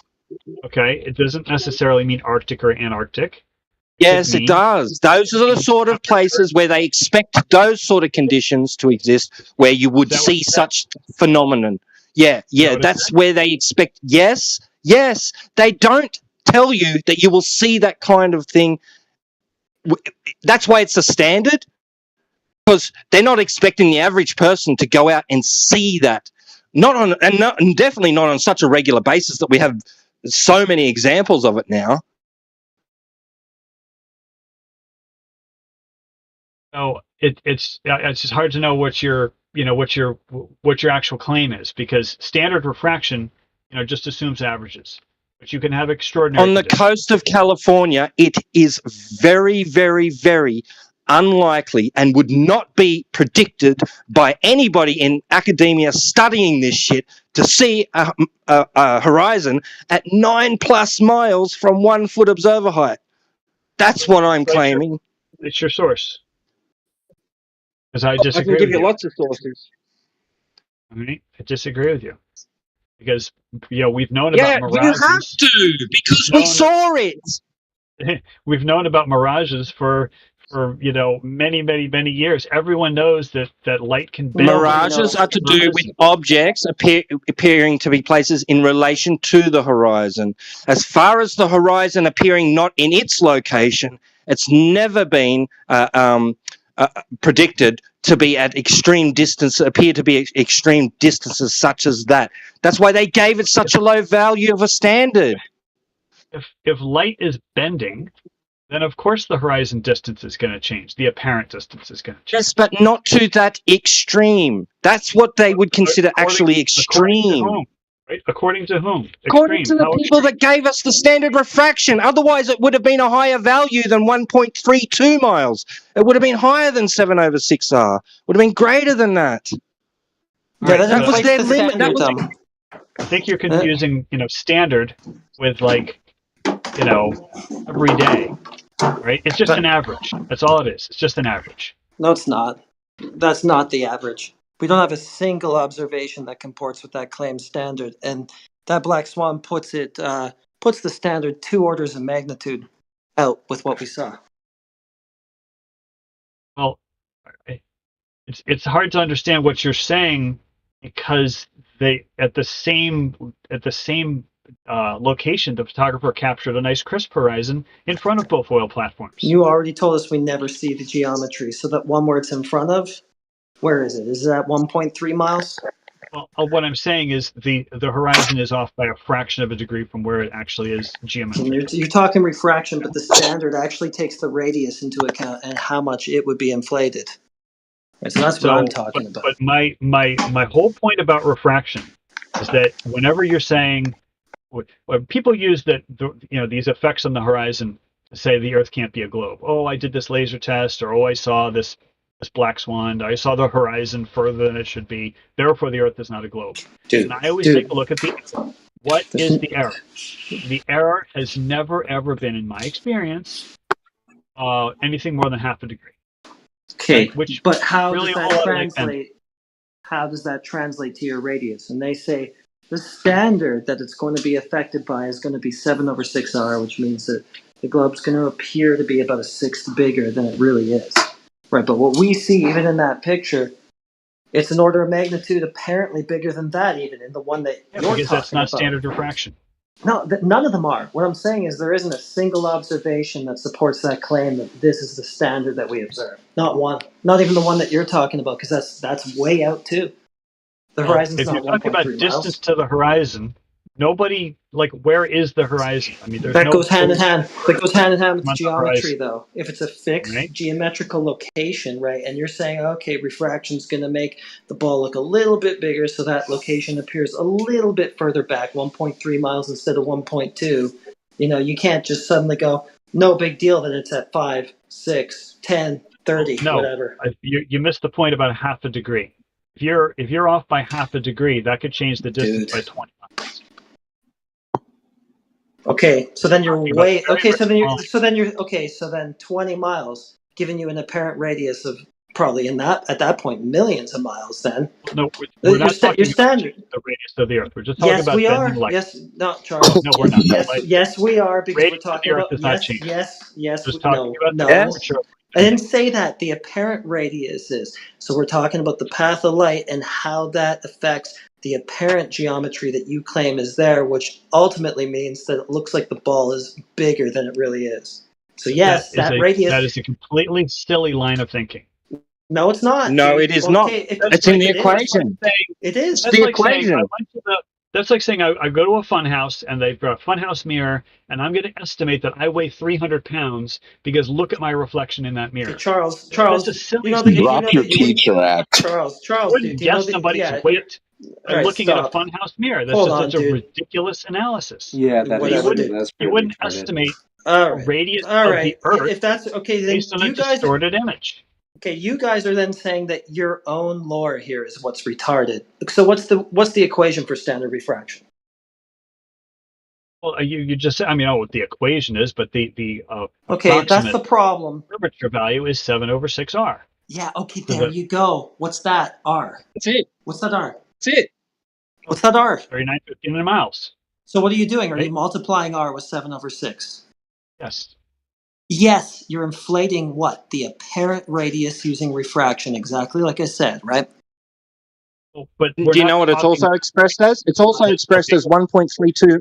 It's also expressed as 1.32 miles times the square root of the observer's height in feet. Neither of those are involving any light bending numerics. That equation that you just gave, that's for the geometric horizon. No, that's for the refracted horizon. That's for the refracted. 1.225 miles times the square root of the observer's height in feet. That's the geometric horizon. The refracted horizon for standard refraction is 1.32 miles times the square root of the observer's height. Just I got to get this in here real quick. That's being derived from your 7/6 radius now. So you made it slightly bigger. You got it to about 4,600 miles apparently. But what we're seeing needs to be well beyond that to account for it. Okay, but all of this is missing the point that we see distorted things on the horizon as the black swan shows versus a clear photo of those two oil rigs on a different day. Wow, dude. So what the point of that is the horizon beyond it, not your complaints about it bending. What? Those are distance demarcations. That's not true. But I can't figure out for the life of me is why somebody would focus on a distorted image and start trying to make geometric statements based on that distorted image. It literally doesn't make any sense to me. Yeah. Because it shows something that's impossible on your ball. It's not predicted. It is, and it's not even predicted. So not again, predicted because again, it's under extraordinary circumstances. Who's going to make a prediction under extraordinary circumstances? Okay, I'm not going to go out there and make a prediction. I thought the math was all good. I thought the math predicted everything. I thought your globe model was all good. It perfectly matches, remember? You said that earlier. It perfectly matches. Looking through dozens of miles of humid air, and you're going to say that light's going to travel in a perfectly straight line? So now it doesn't perfectly match. Okay. So what are we talking about? Are we talking about trying to make a prediction? Inconclusive observations is what you're talking about, talking because about I just looking up posted at in the chat. I just posted in the chat for you boats above the horizon with no distortion, and now you're gonna go ahead and claim mirage or something like that. So this is all inconclusive retardedness.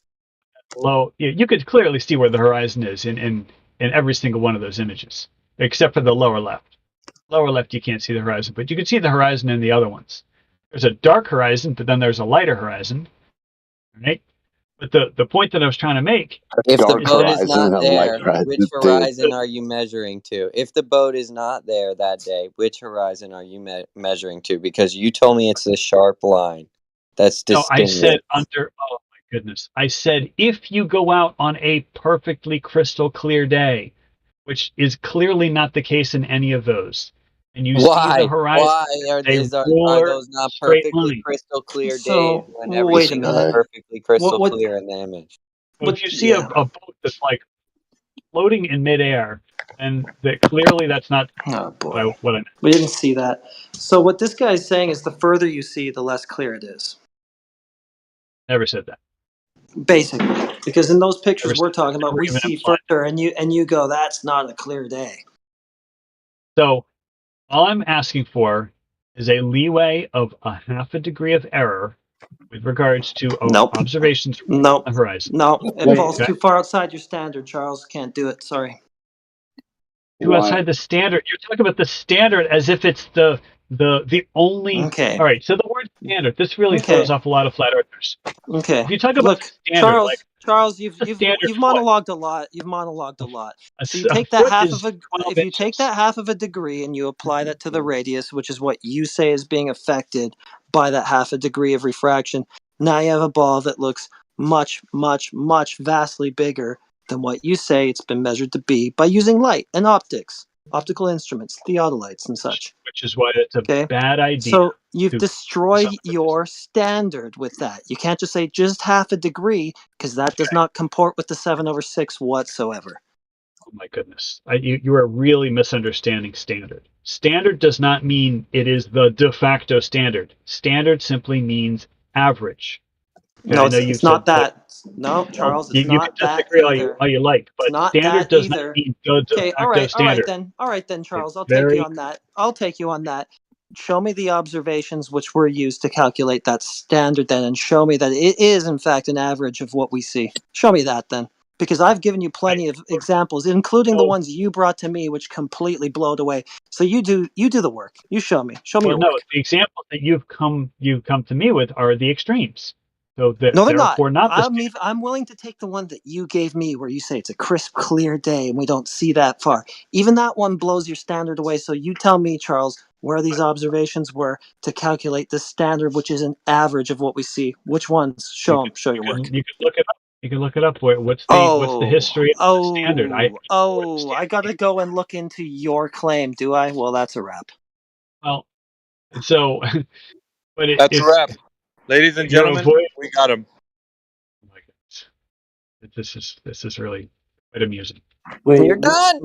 You're done, bro. You're being cooked. How are we proving that the Earth is round? He's not.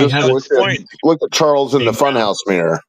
He wanted Heretic to actually investigate his claim that he's the one making in here for his argument. Yet he can't explain to Heretic how it's possibly a globe. So I focus on looking at celestial You're bodies. done. how I know it's a globe. I focus on celestial bodies. And God is not Once a trickster. again, So I believe once what I again, see. you're appealing to celestial bodies that are the We're way created everybody by God. perceives. Yeah, Right? the way Created by everybody God. perceives. Prove it. Prove it. All right. So why do you have to say that as if that's a part of the argument? Because I don't believe God's a trickster. So I That has believe nothing. what Listen, I see. that has no I bearing on believe what I geometry see. at the moment. At the moment, it has I no look at bearing on what's geometry. He only played tricks on the Israelites. He You're didn't you're play you're tricks on you're like man. in a downward spiral at the moment, right? You're circling the drain, and Yeah, why you're do to you the keep part where I grasping have at to saying make a straws. true, dude? prediction which You're a comes true. retard. Yeah, predictions were made by the celestial sphere in the 6th century BC. I already told you this by the Babylonians No, prior to the no, globe. no. So Yes, you told me dude. the Why Babylonians are you were able to listen? navigate, If you are right? somebody in education, here's what I don't get. If you're somebody in education, you should already know this. Coming into these arguments, you should already know this. Yeah, The fact that you retard. don't is kind of like an embarrassment to what you are claiming to be as a Okay. So teacher. what are you claiming that I should already know? Yeah, this fat You should nigga is already know speaking with historical nothing. facts when it comes to what the globe is and when it was created, and or did they use anything as far as observations go? Anybody in ancient times, the globe idea, or the idea you're standing on a globe, to work out like celestial navigation or astronomy. Now, you know as well as I do that is not the case. So they were doing predictable movements of the heavens prior to the globe's existence. Now, that's Right. something you're not telling the audience, being someone who's an educator, right? So So we're schooling you have you as an educator, which is embarrassing for you. You should already come with historical facts knowing this. So it's embarrassing how you do not know that prior to the globe's existence, we were already knowing that the predictable movements of the heavens were already done without the globe, sir. And celestial navigation was also being done as well. okay. Well, So they there's didn't a call it lot of stuff. celestial navigation.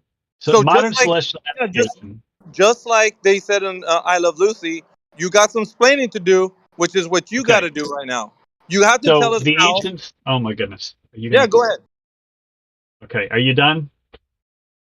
I don't know. I feel All like right. I'm done, but if you say something crazy, I'll probably jump in. Okay. So No, modern you're celestial done. navigation.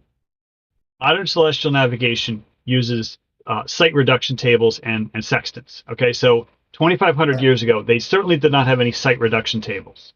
They Yeah, didn't but have here's the sextants. They problem. had. Here's the problem. I Site let you go for reduction like tables. 5 minutes. Yeah, dude. I let you go Site for like reduction. 5 minutes. Yeah, because you Okay. can't. I let I you go can't for let you like go five for 5 minutes. minutes Can on you some allow me to bullshit, finish the dude. thought? Oh my No, goodness. bro. Listen, you're only talking about stuff in the modern times. You didn't address what I just finished saying, which is Okay. they didn't need the globe for astronomy and celestial navigation. You did not address it. You went bypass that and went straight into your talking point.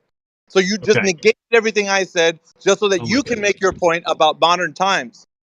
Now, I Okay. want you to tell the So class, the audience, that you didn't need the globe to do celestial navigation or astronomy for the predictable movements of the heavens and or traveling the earth. You didn't need the globe. I need you to tell the audience that to be an honest interlocutor. Are you going to do that? oh my goodness. Are you going to do that, sir? This is how you talk to people in real life. I want you to be an Okay? Because honest you're like interlocutor super right you are like now, and I super want you to aggressive tell the right now. class, listen, I The want you to reason tell why the you're being class, so aggressive right now because you're is not I setting. have not been Listen, aggressive with you. as an educator, Right? it is upon you. It is upon you to instruct the class on both sides of the argument. You need to let them know Okay. how to think, not what to think, sir. You don't give them the Right. answers to what to think. You tell them, think about this. Prior to the understanding of the Earth being a globe, there were people that were traveling the Earth that were not using globe information. However, in modern times, we have kind of done things to make things more easily accessible for everyday travel. So you have to tell them the whole story, which is not what you're doing. You're giving them Okay. your side of the story and only up until modern times. But prior to the Right. globe's existence, you didn't need that information, which is what I've been telling you this whole time that I've been on here. And you're not telling the class that, which is you're giving them misinformation. You need to fill in the rest of the story by telling them what happened prior in history, what happened prior to the globe's existence. You're not doing that. You need to do that right now. Confirm that they didn't need the globe to do celestial navigation and astronomy, sir. Go ahead. I want you to tell the class Why that's exactly what you're going to do right now. why are you so aggressive? because That's the you're thing I not being can't figure out. forthcoming. We're trying to have Sir, a conversation, you're not and being. you're No, making we're all not. these No, demands. you are being So if weaselly. you and I were speaking to each You other, are you being, would not speak sir. to me in this manner face to Okay, face. so now You it's don't make it's Mr. demands. Tough Guy. It's Mr. Tough You don't Guy on make the internet. demands of somebody. It's It's Mr. super aggressive and monologue for All right, 5 hold on. minutes. Yeah, wait a Boring. So why second. don't you just take a chill pill? Okay, Mr. hold on. Tough Guy on the Hold on. internet. You wouldn't speak to me like that if you saw Ooh, me in real hold life. on. Whatever. I don't care about that. I Okay, need yeah. you to be forthcoming Tone with the information. policing. You don't need it. No tone policing. You need to be forthcoming with the information and let everybody know the rest of the story, which is prior to the globe's existence. Now go ahead and tell them. Let them know prior to the globe's existence, for astronomy and celestial navigation, they did not need a globe. I need you to tell them that because they don't know, coming from you as an educator, that that's the case. Yeah. Go on now, sir. We'll let Let them know. How many words do I get before you interrupt? If you follow what I'm saying, because if you're not I forthcoming, say I'm not going to do your demands. I'll be happy to respond. If you're not an But honest you're making all these interlocutor, sir, aggressive demands. That's aggressive not how demand. people Yes, talk to you're each the other. little. Listen, Okay? you're the little snowflake.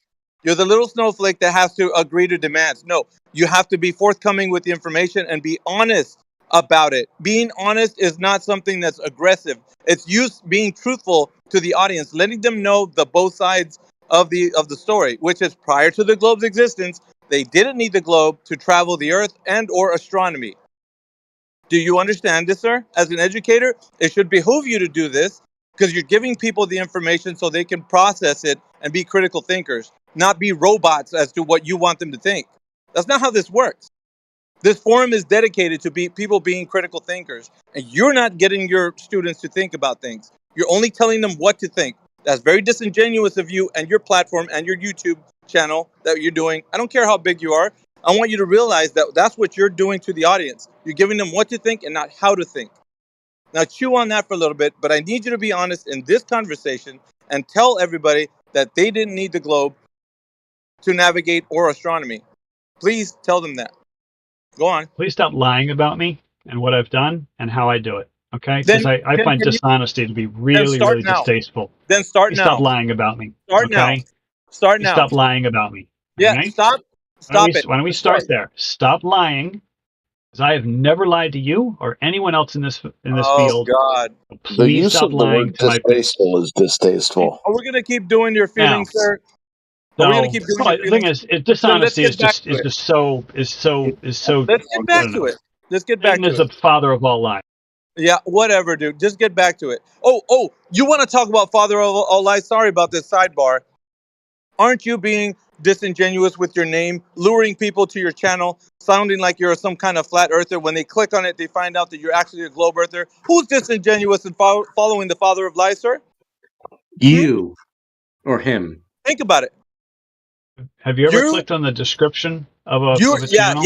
Yeah. But when they do, they Because find out that it's not what they thought it was. Being disingenuous. So who's there following is the father of lies right now? There is no I globe wonder. Earth debate. There's only a flat Earth debate, and I do the So math and science yes, of the flat Earth debate. Sorry about the Hence, flat distraction. Earth math. Sorry Right? about the distraction, but back to the Now, content. so will you allow me to respond without constant interruption? I need you to be clear on what I just said. As a yes or Go no, on. will you allow me to respond without constant interruption? It's not going to go to your point. It's going to go to what I said in response to what I said. I've let you go for like 10 minutes. Like I said, if it's going to our point, the one that I just You made. give me 10 minutes? I'm not going to Will you agree give to me your 10 minutes? aggressive Because I just let demands. you go for 10 I'm minutes. not going to agree to your aggressive demands, just like you told me. Oh my I'm not going to goodness. agree to it. Oh my God. That's a super aggressive demand. You see how you don't like it? Just answer what I told you. Let the people Yeah, know. flat that Earth. they need to go. Repeat exactly what he wants you to repeat. Go ahead. Like a robot. He wants me No, to. let's He give him wants me to 30 do the minutes, thing. Chupacabra. What do you think of that? He wants me to do the thing that he accuses me of doing. Right? He wants me to act like a robot. I'm not going to act like a robot. A lot. Just the alpha said the same thing like 7 times in a row. Yeah, we're getting like about 5 people. Will you allow me? Will you allow me to respond? If it's what I was addressing, address what I said. Address what I said. Now, peasant. I have a serious question for the No, God, man. Dream on. You've yet to have a serious question, photo dude. Relax. All right. So in ancient times, if you go back way, way back, before people were seafaring, they pictured the earth as flat. Okay, they saw the earth, they saw the celestial bodies go overhead, and they pictured the land and the ocean to be flat, and that was fine if you weren't a seafaring nation. And even if you traveled like small distances, you still could treat the earth as being flat, locally flat. Okay, it is basically locally flat. Okay, so to answer your question, you do not need a globe to do some local navigation. You can see the patterns in the sky and you can navigate using those patterns, and you don't need a globe to do some local navigation 2,500 years ago. Now, having said that, we do not live 2,500 years ago. We live in the now, and we have something called modern celestial navigation, which has site reduction tables, it uses spherical trigonometry, and it has at its core 60 nautical miles per degree. That is baked into celestial navigation as Oh, we so know it's it a today. perfect sphere? It's a perfect sphere? Because I thought earlier you were saying it's a complete. spherical Okay. triangle. What's the definition 60 of a nautical triangle, miles, teacher? 60 What's the nautical definition miles of a triangle? per degree assumes a perfect sphere. But the Earth is not a perfect sphere. It's about 1/3% away from being a perfect sphere. So there is a little bit of correction All right. And depending that's on not your a latitude. linear. That's not a linear Okay. function. All That's right, you went logarithmic. far in. Who's that So, Jupacabra? Let me talk to this guy. We can talk to you in a minute. Hey, check this out. Hold on. So you said that we need, in modern times, following celestial navigation, because that's what you're appealing to, right? As to our understanding of the Earth being a globe. Is this not correct? well, it uses 60 nautical miles per degree, which is only possible on a globe. Okay, so celestial navigation equals globe, yes? Modern celestial navigation, yes. Okay, modern celestial navigation equals globe. Now, what does modern celestial navigation depend on as its underpinning or foundation? Taking elevation angles to celestial bodies. What? Okay, let me rephrase it. What model are they using for celestial navigation? Globe. No. It only works on a globe. Incorrect. You are incorrect. You know how I know you're incorrect? You want to know how? Celestial navigation is the foundation for it is the celestial sphere. Now, the celestial sphere doesn't need the Earth to be a globe. Now, that is said within the context of what the celestial sphere is. So, astronomy and celestial navigation are both foundations for the celestial sphere. So that's how apparently everything looks to us. Now, I want everybody that's in this channel right now to look up celestial sphere. If you don't think that what I'm saying is in line with exactly to what this gentleman is actually assuming to be, you're taking celestial navigation, modern celestial navigation, to then assume that the Earth is a globe, when in fact the celestial sphere does no such thing. It doesn't assume the Earth to be anything because it says that it's concentric to either the Earth or the observer. The Earth or the observer. So being concentric to the observer, you wouldn't use the idea that it's concentric to the Earth, which is, in a way, perspective, how the observer sees the world around him. And according to the celestial sphere's description, it says that the sky looks like a transparent dome with the stars affixed to it, the inside of the sphere. Now, it's not saying an actual sphere. It talks about it being a conceptual tool. Now, it being a conceptual tool, that's what we're using in modern celestial navigation, as you so put it, which in no regard does it say that it has to be used as a terrestrial sphere, which is what you're claiming. So in no way are we using in modern celestial navigation for the foundation, which is the celestial sphere. And everybody can look this up and see that you're incorrect. And that's what I want them to do. So therefore, you've been going on for all this time thinking that you have an argument for celestial navigation when the foundation was the celestial sphere. And everybody can see that since the 6th century BC, they've been using this celestial sphere. So you're incorrect wholly, and you don't have any rebuttal to this because your point right now becomes moot because it doesn't need a terrestrial sphere for it to be known as the celestial sphere, a conceptual tool that everybody can see every day. And that's the predictable movements of the heavens. That's how we see things in degrees of angles for celestial navigation. It covers everything. So you're defeated with something that has already been put out forth that you do not need a terrestrial sphere for celestial navigation. 100%. And everybody can find out for themselves. The problem with your argument is you're ignoring 60 nautical miles per degree. No, because which that's only works on a exactly. sphere. Listen, no, because that's the core of celestial navigation. Sir, are you assuming that the Earth is curving at a specific set rate? I know the Earth is curving at a specific No, set okay. rate. So what is the drop over distance curvature rate? Approximately 8 inches per mile squared. Measured Okay. from a horizontal, Who was the imaginary first horizontal. in history? Who was the first person to figure this out? Well, Eratosthenes gave an estimate of the Earth's size, but there's others. Al-Biruni was another one. Well, let's estimate Earth's size. look to the validation. Let's look to the validation of the first time it was validated as a actual sphere with known size. Who'd done that? I don't know, and it's totally irrelevant because we don't live in the ancient world. We live in the modern world. So we're just gonna say that we're gonna take it on faith. Somebody figured it out somewhere, sometime, and go based on our feelings. that is the opposite of what I'm suggesting, and that's something that flat earthers do all the time. Well, no. They say some ancient person. Let me finish the sentence, please. They say some ancient person said this thing. Listen to him try to frame this shit. We're not going to go in your diatribe. Listen. I let you speak for like 10 listen to what you think we think. Well, I'm not going to let you keep going on and telling me what I think. I think I'm not going to do that.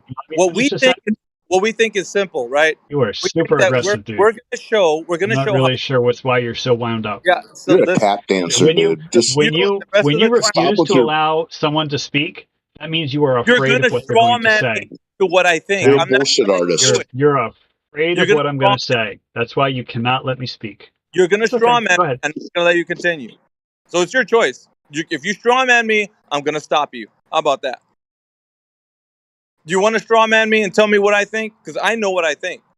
And what I think is none of you clowns that come in here and say that the Earth is a globe, you're never able to substantiate it by anybody that's validated in the first instance. So what we have here is people just assuming that someone's done something somewhere and they don't know who's done it. Just like you, sir. You say, well, it's inconsequential. Doesn't matter. Well, it actually does, because the first time someone validated should be the first instance that you point to. Look, this guy actually figured it out. And the fact that you just admitted that nobody's ever done it, not to your knowledge, shows your hand that you don't know who's ever validated at the first instance. So that, to us, what it looks like is that you're making everything else, the rest of the story, up because you want to be right and make it a globe in your mind. But there in no way was ever validated in the first instance.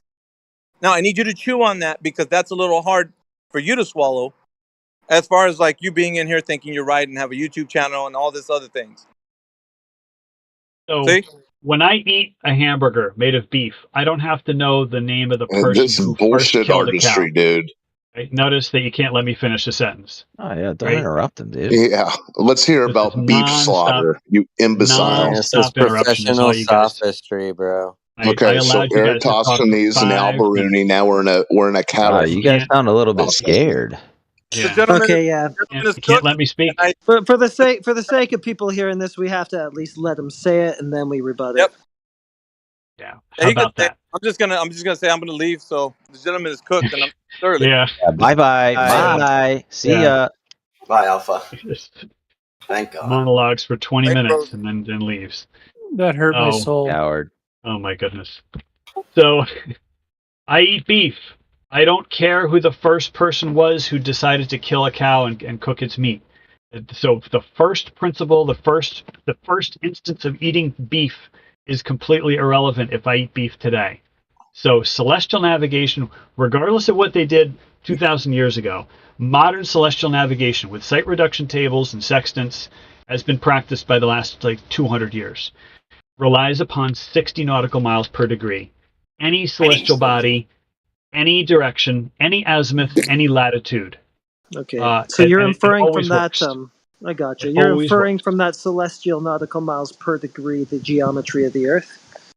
If it only works, if it always works, then the answer is yes. It has to be a sphere. Only works. Okay, you'd have to qualify that.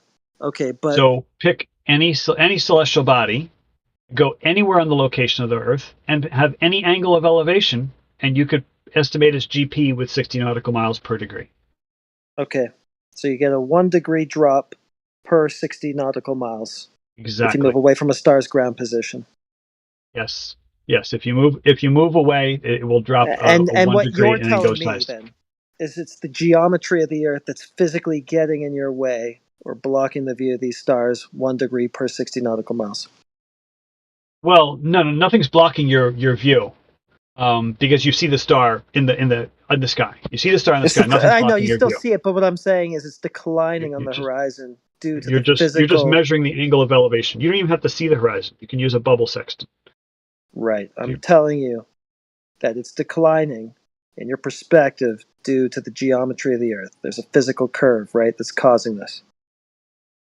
Yeah, as you move around the Earth, you change in orientation compared to the celestial sphere. Yes. So it's a physical obstruction ultimately. You get to the equator and then Polaris starts to vanish, right? It is, right? Because you get to the equator and Polaris starts to vanish. Celestial navigation. It's going over a physical curve that you can no longer see around, right?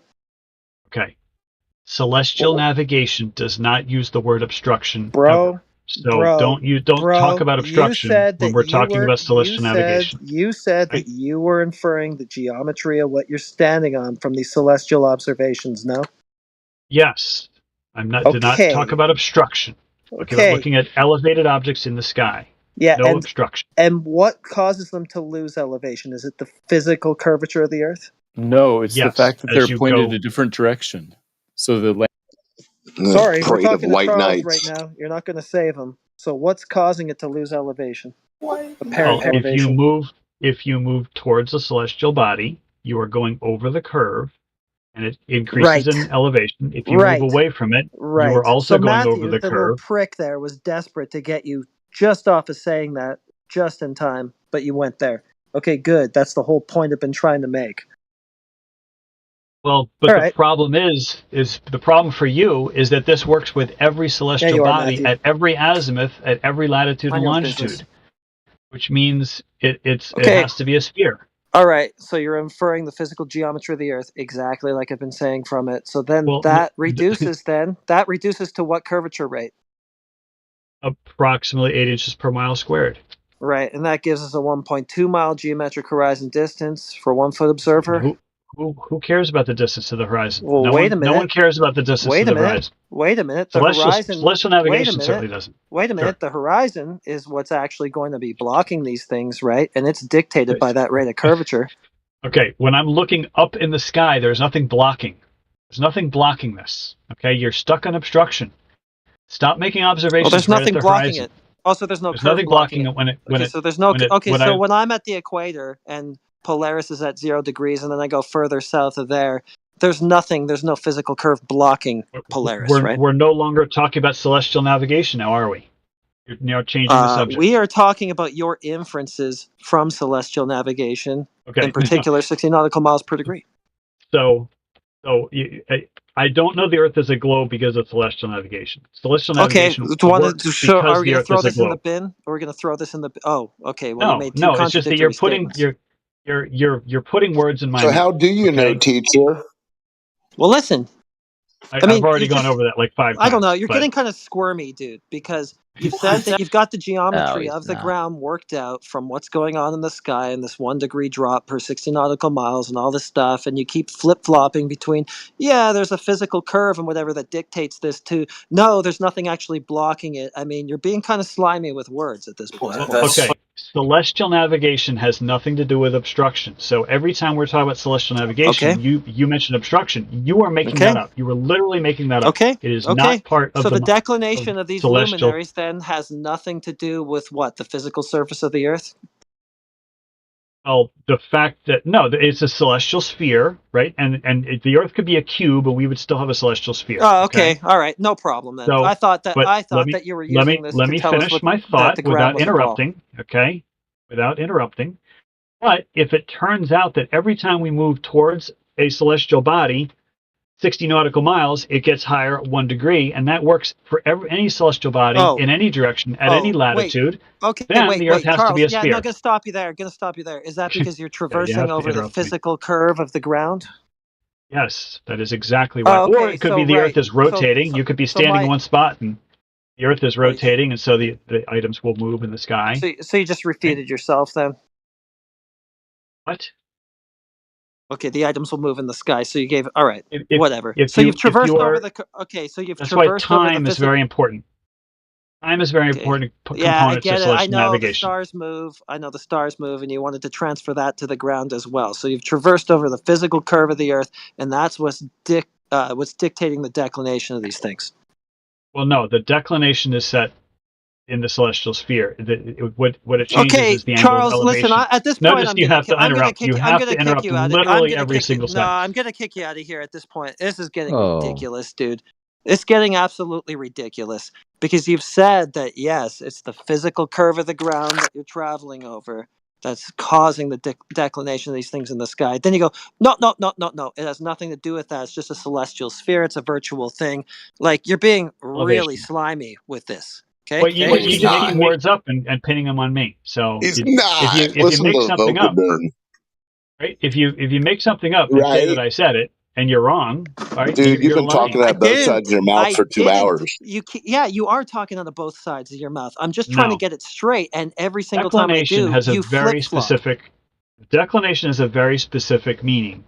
It is Right. the equivalent of latitude on the celestial sphere. So a star has a particular declination, and that does not change. If you are doing celestial navigation on a ship, you're using a sextant and you're measuring an angle of elevation. Yeah. Okay, which then will change if you go towards the celestial body or away from the celestial body. Okay. So don't say the declination is going to change. The declination does not change of a star. I mean, Okay, the of angle of sun elevation to the star is going to change yes. as you're traversing over this curve. Yes. Yes, and it's due to that curve. Yes.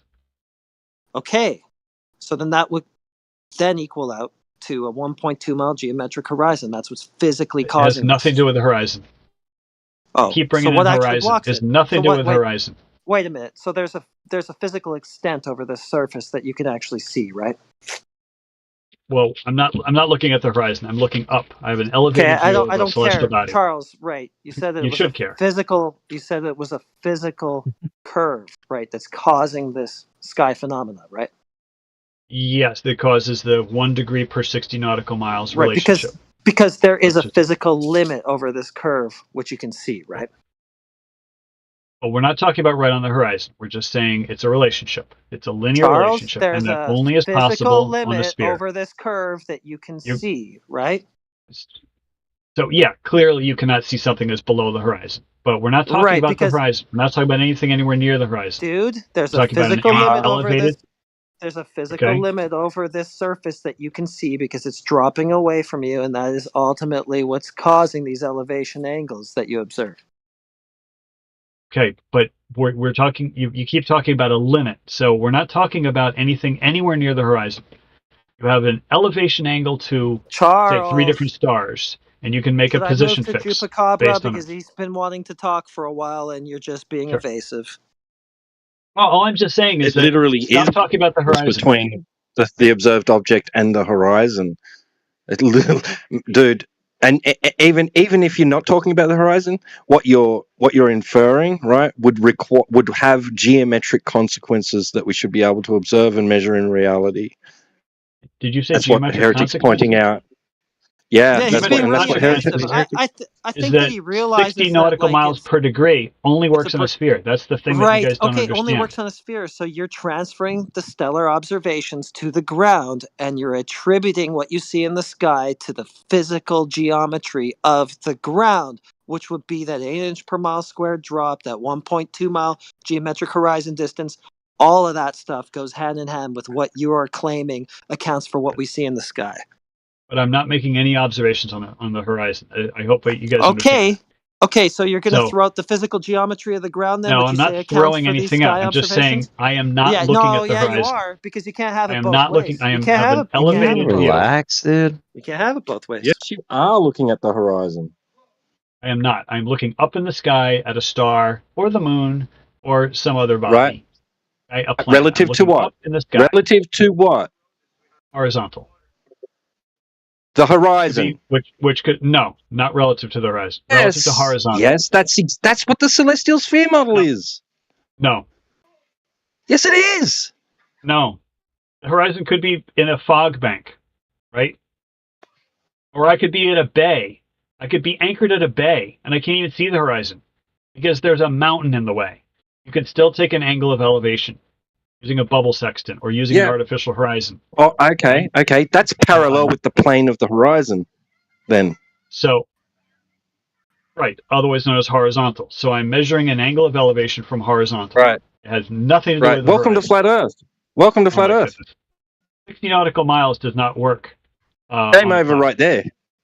And have that on a ball. You definitely don't have parallel horizontals on a ball. Charles, you can chant that. It doesn't work in your world because the physical geometry, as I've been painstakingly walking through, which you say accounts for what's happening in the sky, is not to be seen on the ground. It's not fucking there. So that doesn't work. So something else has to be going on. It's apparent phenomena in the sky. These positions are apparent, not actual. You can't attribute it to physical geometry. And it all falls apart when you try to put the band-aid of refraction on silly. anyway, because you stop talking about physical things when you do that. I'm not putting a band-aid of refraction because I'm not looking at the horizon. Yes, you are, Charles. No, I'm not looking at the horizon. Yes, you. I'm Yeah, not. I know you're not. I'm not looking at the horizon. I'm looking. I know you're looking not. 45 I know degrees you're not. up You're in the looking up in the anywhere sky. but there. Please God, no, not Right. there. I can't look because, at that because if I because look of the at that, distortion, it's all over. If you look at Yes, the horizon, you that's my might point, have distortion, or you That's my might not, point, Charles. and so that's my not point, really a Charles. great Can you place knock to off the focus. autism and let him like Yeah, respond that's to my you? point, Charles. Can we just have a conversation? Yeah, so That's what I my can point, do is- Charles. That's my point, what Charles. I can do is mute that piece of shit. Okay, so that is my entire point, Charles. Is that the horizon itself, the physical limit of this surface that you say accounts for all this stuff that's going on in the sky, can't be seen. It's distorted beyond recognition. You do not see the geometry, the pure geometry that you're now attributing to this sky stuff, which you completely throw under the bus when we go to look at that geometry and you say we never see it. Do you see the contradiction in your worldview? There's no contradiction because you're focused on the one place of your visual field that has the most distortion. I'm going to suggest that you don't look at the one place in your visual field with the most distortion. So if you look 45 degrees up at a star, or you look 60 degrees up at a planet, right? Or you look 90 degrees over your head and you see something at the zenith, you are not looking, you're not using any refraction at all. The refraction is less than an arc minute, right? Probably an arc second. So forget refraction. Forget refraction. You don't need refraction when you're looking up in the sky. How is that a problem for me? Because if you only need less than an arc minute or whatever you just said to distort it and disfigure it apparently so far beyond what it actually is, then you don't have that geometry on the ground actually doing anything to what you see that you claimed. Right. So you clearly don't understand what 60 nautical miles per degree means. There's only a linear relationship on the surface of a sphere. No, you really don't. Yeah, I do. It's a relationship. Yes, exactly what you just said. Right. That's what you're claiming it to be. It's a linear relationship. It can only be counted for that way. That's not true, actually. Listen, no, it's not. No, it's not. If those are apparent phenomena that are just being apparently displaced as you move around on the ground, then you can account for it that way too. So that would be a conceptual model. The only way you can get 60 nautical miles per degree. Hey, I'm going to finish my statement. I wouldn't float that as an absolute because it'd be a reification to say so exactly what you were doing. But if you're going to attribute it to physical geometry of the ground, which you then have to throw in the bin and say, no, optics distort that and disfigure it so we don't see it at all. But we don't see any distortion. That's the problem. Where's this distortion you're talking about? It's the horizon and all that stuff. We're not looking at the horizon. We're looking up as an elevated. Because here's the problem. Here's the problem. Every step of this conversation, you are steering towards the horizon, and that's where the distortion happens. Why don't we stop looking at the horizon, which is where all the distortion happens? Because you're telling me that this surface, which is curved, which can be the only thing that accounts for what's up and how we see that, is actually 60 nautical miles per degree. 60 nautical miles per degree only works on a sphere. You keep saying that, but you do not see that spherical geometry. You could try it with a sheet of paper and a and a pencil. Not see that, Charles. According to you, you do not see that spherical geometry. So how do you see it? What do you mean you don't see that spherical geometry? What I mean, what you say, you don't see it. It's refracted. You do not see it. No, there's no refraction when you look elevated. When you look at an elevated view, there is almost no refraction. It's certainly beyond the limits of a sextant. Okay. A sextant you can measure maybe within a half a degree. Okay. And so that's like 30 times higher than the refraction. So Right. so let's just say there's no refraction if you look up at the sky. Okay. Bro. So refraction is no longer part of the equation. We are looking up in the sky. Bro. Go ahead. There's a physical obstruction of the ground, which you There's no say obstruction is when you not look apparent. 45 degrees up. Oh my goodness. You are stuck on the horizon where the most visual distortion is found. Why are you focused on the area where you get the worst? Okay. The most distortion is found on the horizon. The thing that you say is actually causing the elevation angles of these things to change as you move around.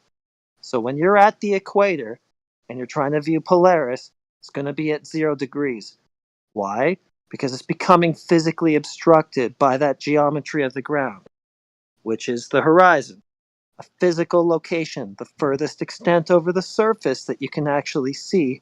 Then everything drops off from there, and Polaris becomes unresolvable. If you're gone sailing over a physical Earth curve Oh my bulge. goodness. Are you just going to just continuously go? Yeah, because you're ignoring the whole point. Like, you're kind of trying to have, you know, you're like 1 foot out the door and 1 in it. You're trying to have two, like, both feet in different worlds. It's getting really like tiresome. You have to tell me that the ground is completely distorted. You don't actually see it for what it is, but you see it for what it is, actually physically obstructing your view of things as they go over the horizon, which is physical. Talking? Like you've just been going for like 5 straight minutes. All right. Yeah. If you were sailing on the equator, you are not going to be making sightings of Polaris as part of your celestial navigation. There are a bunch of other stars. I don't care. Charles. The whole point is that the geometry of the ground is not seen. So how can it be seen to be blocking your perspective of anything? On the ocean, you pick the best stars you can see. You are not going to pick a star. Let's go to Chupacabra. He's bricked. I didn't even say anything, my guy. Yeah, go ahead. I'm just tired of him. I'm just tired of his doublespeak. It's gotten really boring. I'm going to take everybody else off mute at this point. Well, fuck, dude. If you're putting me on the spot, and I guess how the only way that areas like Murmansk, Nuuk, Greenland, Svalbard, that can have that type of daylight schedule only works if the planet's some type of spherical object. I'm going to let Charles back in too. Whatever. I don't really want to bite on that claim. It's kind of goofy. It's not really goofy. I mean, can you give me is there another system where that phenomenon would happen? Okay, state it again. Sorry. Okay, so you places like Svalbard in Norway, places like Barrow, Alaska, or Murmansk, in a specific time in the winter, though we're getting into more less examples. But in these places, right, for months at a time, the sun doesn't rise. Okay. Right? And that's due to where happens to be where they're located and how the motion of the planet creates the line of where the sun meets night, right? Where the furthest distance that the sun's light can get to on the planet. And so when that keeps spinning, they're right at that spot where that edge does not cross over them. It just rotates around them. So they are, for months at a time, do not have the sun rising above the horizon. Is there another system that isn't a spherical globe-style type object that could cause that phenomenon? Have you even seen the globe causing that phenomenon? Yes. Okay, can you show that?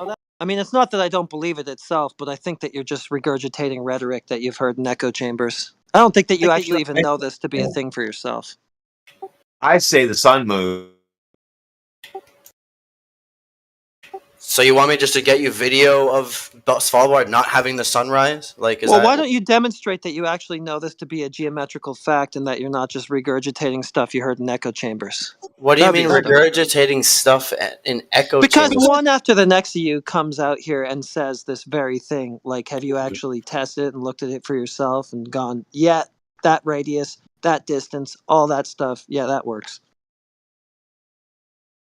We're just taking it on face value. I'm just trying to elucidate something about the mindset at play here, where you're willing to accept things with basically no So, demonstration. Heretic, can you actually just respond to the thing I'm trying to talk about instead of go into this weird diatribe of my fucking internal thought processes? So who proved this to you, Chupacabra? No one specifically. Okay. This is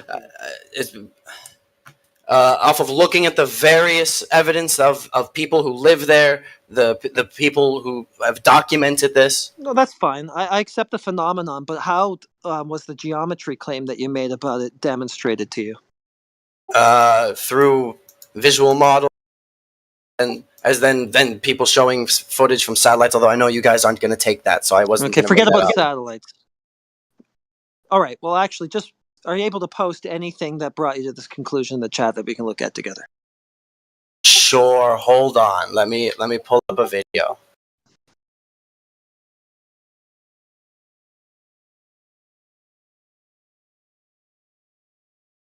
Charles, you can finish some sentences later. You're just double speaking too much. We don't ever get Alaskans calling in. They have the internet there.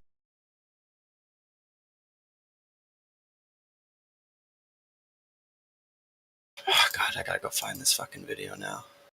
All right, fair enough. I'm just looking at because I have to find it in my history. Obviously, I don't remember the name of it off the top of my head.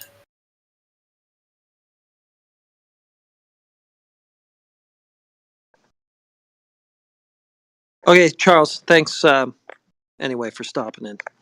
Good conversation, all in all. Heretic, can I attempt to describe what I think he was, a better explanation of what he was trying to say? Yeah, sure. So the idea that 60 nautical miles times per degree, that equation is due on the globe model due to the fact that the ground is tilted that much from the GP of the star. So, for example, if a star is directly over one spot on Earth, then you go a certain distance, let's say 600 nautical miles, then that star will be tilted down 10 degrees from exactly vertical, not due to any blocking or obstruction, but due to the fact that the ground at that place is tilted 10 degrees more than the GP of that star. All right, that's where the tilted is equation maybe comes from. Well, I mean, I kept saying blocking, and then you had to hang up on that, and so maybe saying tilted is a better way to put it. Well, his blocking. To be fair, Heretic, his blocking was from when you're doing celestial navigation. You're not looking at the visual horizon, right? And so he was trying to stay on this idea of we're only talking about specifically celestial navigation, while you were trying to move on to something involving the horizon. And because I get that, but again, his sole focus was we're talking about celestial navigation, where in your example, Polaris going past the physical horizon, which I say does exist, right, is irrelevant when you're taking the azimuths that you need and looking at the celestial bodies that are available to you, because a celestial horizon in the sphere that you're using, not your visible horizon. Okay. It's the tilt of that ball, though, like Matthew just put it, that causes the angle to what you're looking at. Yeah, so Heretic's right that maybe a tilt is a better way to put it, but Heretic is right about the horizon getting in the way, because if the tilt is sufficient, if the tilt is more than 90 degrees, then the horizon would block that specific star. But that's why you typically use stars that are above 20 degrees above the horizon. Yeah, this is what I was trying to say. I mean, I don't know if Charles was being a sophist or if my way of saying it was just crap, but yeah, that is what I was getting at. Well, both of you were kind of talking over each other, and other people were just interrupting. and chiming in with nothing. So, but anyway, so in Svalbard, right? Unless you can, I'm making the claim, right, that the sun doesn't rise, and anyone can go see that this is true for a significant portion of the year, that the sun does not rise. Yeah, I don't think that's in dispute. Right. What So- time and what's the location so I can go ahead and start pulling this up on my Svalbard, Norway. Svalbard. Pretty sure it's Norway. longitude and latitude. Their polar diet lasts from, I'm going off of memory. I want to say October till January. If you want to Google Earth it, it's literally one of the highest islands. It makes like a 45-degree slant. Like it's way the hell up there. Yeah, we can't use Google Earth here. They don't. It's not welcome as part of any evidence. Why not? We've used it. 78.2232 degrees north latitude. 15.6469 east longitude. So, all of the reporting, all of the self-reporting from this place, they say that their winter lasts like that, and it's a dark winter. The sun does. Perhaps they get some light from the sun, but the sun doesn't rise. Now, in my opinion, So what? In my opinion, right, the fact that is a very specific region that this phenomena happens, unless you have a better explanation, only a spherical globe style of celestial object can create a system like that, where the phenomenon doesn't exist by itself, because we have the rest of the reporting from everybody else at the same time. They either shows nighttime, daytime, with the usually standard cycles that we have. Okay. All right. So the nighttime, daytime cycles that we have and how they map out on the ground, you're saying that only a ball can account for that. How come? Because in this area shows that there is a limit to the amount of light that's getting to there, and the sun does not rise into the sky. So if within the only system where that works, unless someone can show me a different system, I'd be more than happy to be shown a different system, is a globe spherical object. And now obviously, can you show me that? Can you show me what you saw that led you to make that statement just now? I didn't see anything specific So that this is what I keep picking up on with you. Can you answer the fucking point first, heretic? Like, this is the 9th time I've tried to have a conversation with you, not even specifically in this call, where I make a specific claim, and you go on a diatribe about how I came to this and how I think about it and what evidence I specifically came to, and can you the claim first, and then we can get into how I found to it. Anyway, is there anything in particular that you saw that actually led you to say this, or are you just parroting propaganda that you've heard? I'm not parroting propaganda. I'm making an assumption based off a bunch of different things that I saw, not one specific thing. Okay, you saw these things on the ground, but then you tie it to the spherical geometry, and I'm just wondering where that came from.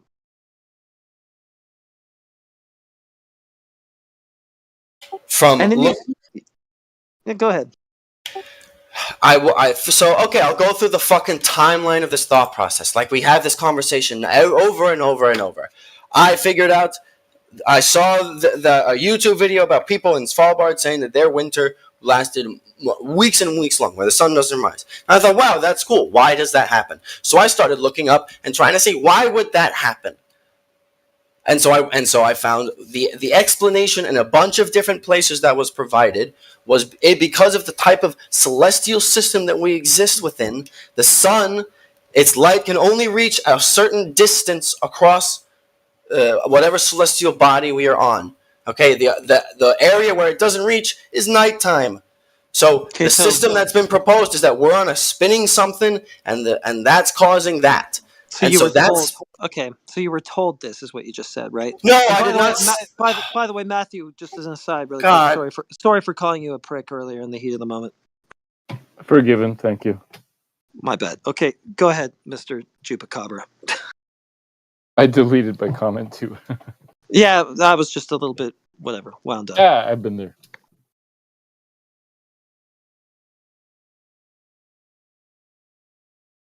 Heretic, I'm not going to go through with you again, man. Like, we do this every single time. Like, how much I do different claims, different areas, different things, and we always get back to this specific thing. Like, I don't need to specifically have gone through and proven it because my personal perception isn't good enough. Okay, well then why were you using it to do any of this? Because I'm going off of the... Oh, so you're saying no one in Svalbard has ever experienced a winter like this? And all of their accounts are false? Don't recall saying that, sir.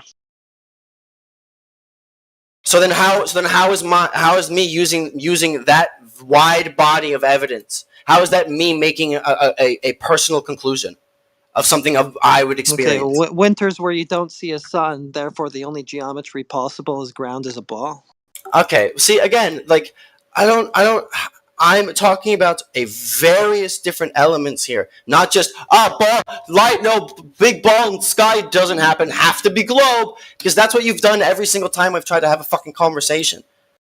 Chupacabra, like, I have a flat Earth map pulled up, and if I could frame it, like, I wouldn't call it a steel man, but like, could I try to like show what you're attempting to argue, and then we can talk about like what that looks like on a flat Earth and Yes, that is literally the thing I said after I made my claim, was that if there's another system that this could work, please show me. Okay. So I have a flat. See, Heretic, this is how you have this conversation. Chupacabra, you haven't shown us that it works in your situation, but anyway, go ahead, Cortico. Yeah, but you're talking to another globe also. So this map might not be perfect. So can you guys see? It looks like a magnifying glass. I don't know if it shows up on stream. Is it showing up on stream? I can see glass. Okay. So half of the year, the sun is going to be as such that it illuminates this part of the sky, and it lights up this part, and then it creates a larger and larger concentric circle, and then part of the year it's going to be mostly illuminating this part of the sky, and they're going to have more and more daylight, and then part of the year it's going to be illuminating this part of the sky, and it's going to have more and more daylight. So when this outer part of the world, and this is documented here, this is documented here, this is documented even flat Earth, like we all are in agreement that sometimes some parts of the Earth have more light than others. So when this part has more light than the others, we're just going to go around Africa, Southern Australia. This part is darker. We have accounts of that. There's thousands of people that live here. Svalbard is over here, so they have their account. So when this part is in darkness, this part receives more light. Okay. And what we're trying to determine is, so the sun does not move willy-nilly. It moves in expected places through season. So if it's here tomorrow night, it's not going to be here, right? Right. So it has to move concentrically around. Right. It's also visible. So what we're saying is this this place right here, Slavobard, experiences darkness through months of the year, when this place, South Africa, might experience like 17-hour daylight. And we're trying to figure out the dichotomy that exists and how the sun, my magnifying glass is the sun, can account for that. And I apologize for jumping in, but I just felt like we weren't getting anywhere. But how in this system, how is it that then that those areas that you circled that get less light, that they can't see the sun, right? But the areas that all the areas that are getting light, right, they can see the sun. So what is blocking the view of the sun from those northern areas that are not getting it in that system? And I'll restream my screen for a little while so people can have like a picture. And this is not the agreed upon flat Earth. Like I am straw manning the flat Earth position by showing the You're picture. steel manning, I guess you mean. Well, no, this will be No, a he's straw straw man. man. He's made up a claim that we didn't make. He's letting you know that. This is a straw man. This is Okay. absolutely a straw man because this is not the heretic math.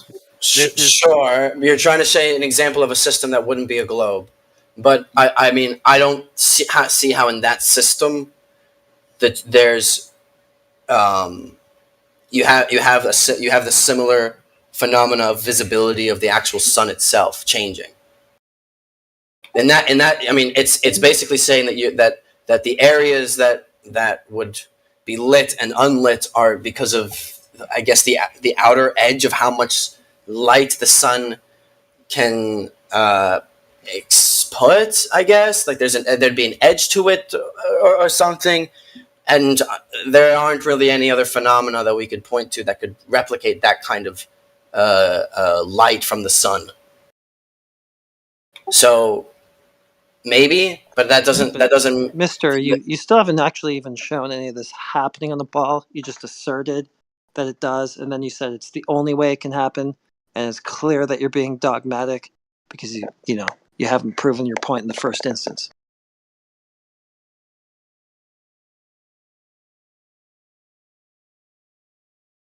I'm trying to figure out what I can use that isn't space stuff, because you guys don't like when I use space stuff. Hold on.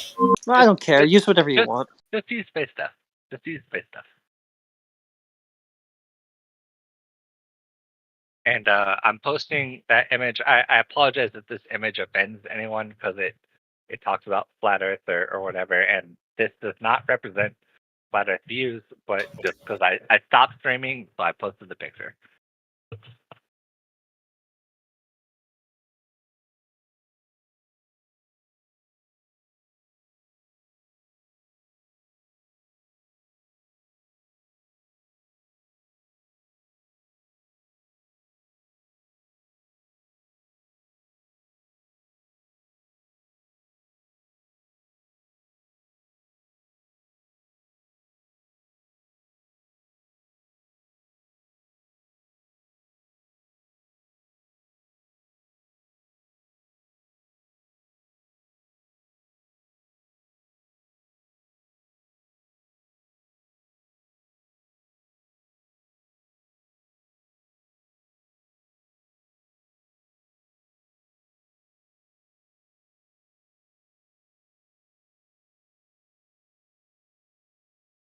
Hello. Here's one. So this.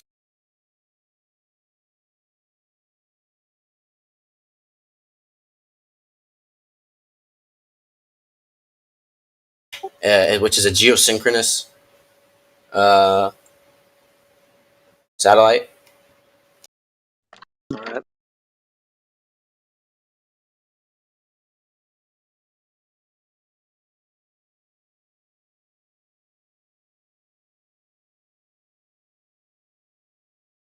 And you can see that the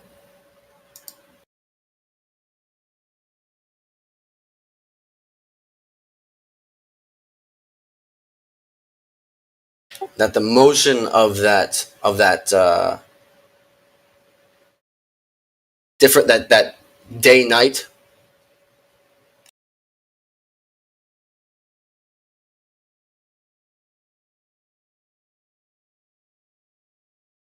Are we supposed to be hearing you right now?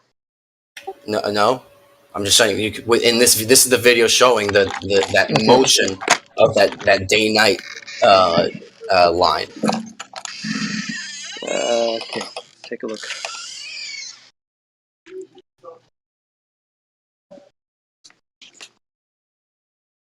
Okay. Well, it's something at least. Let's take a look here.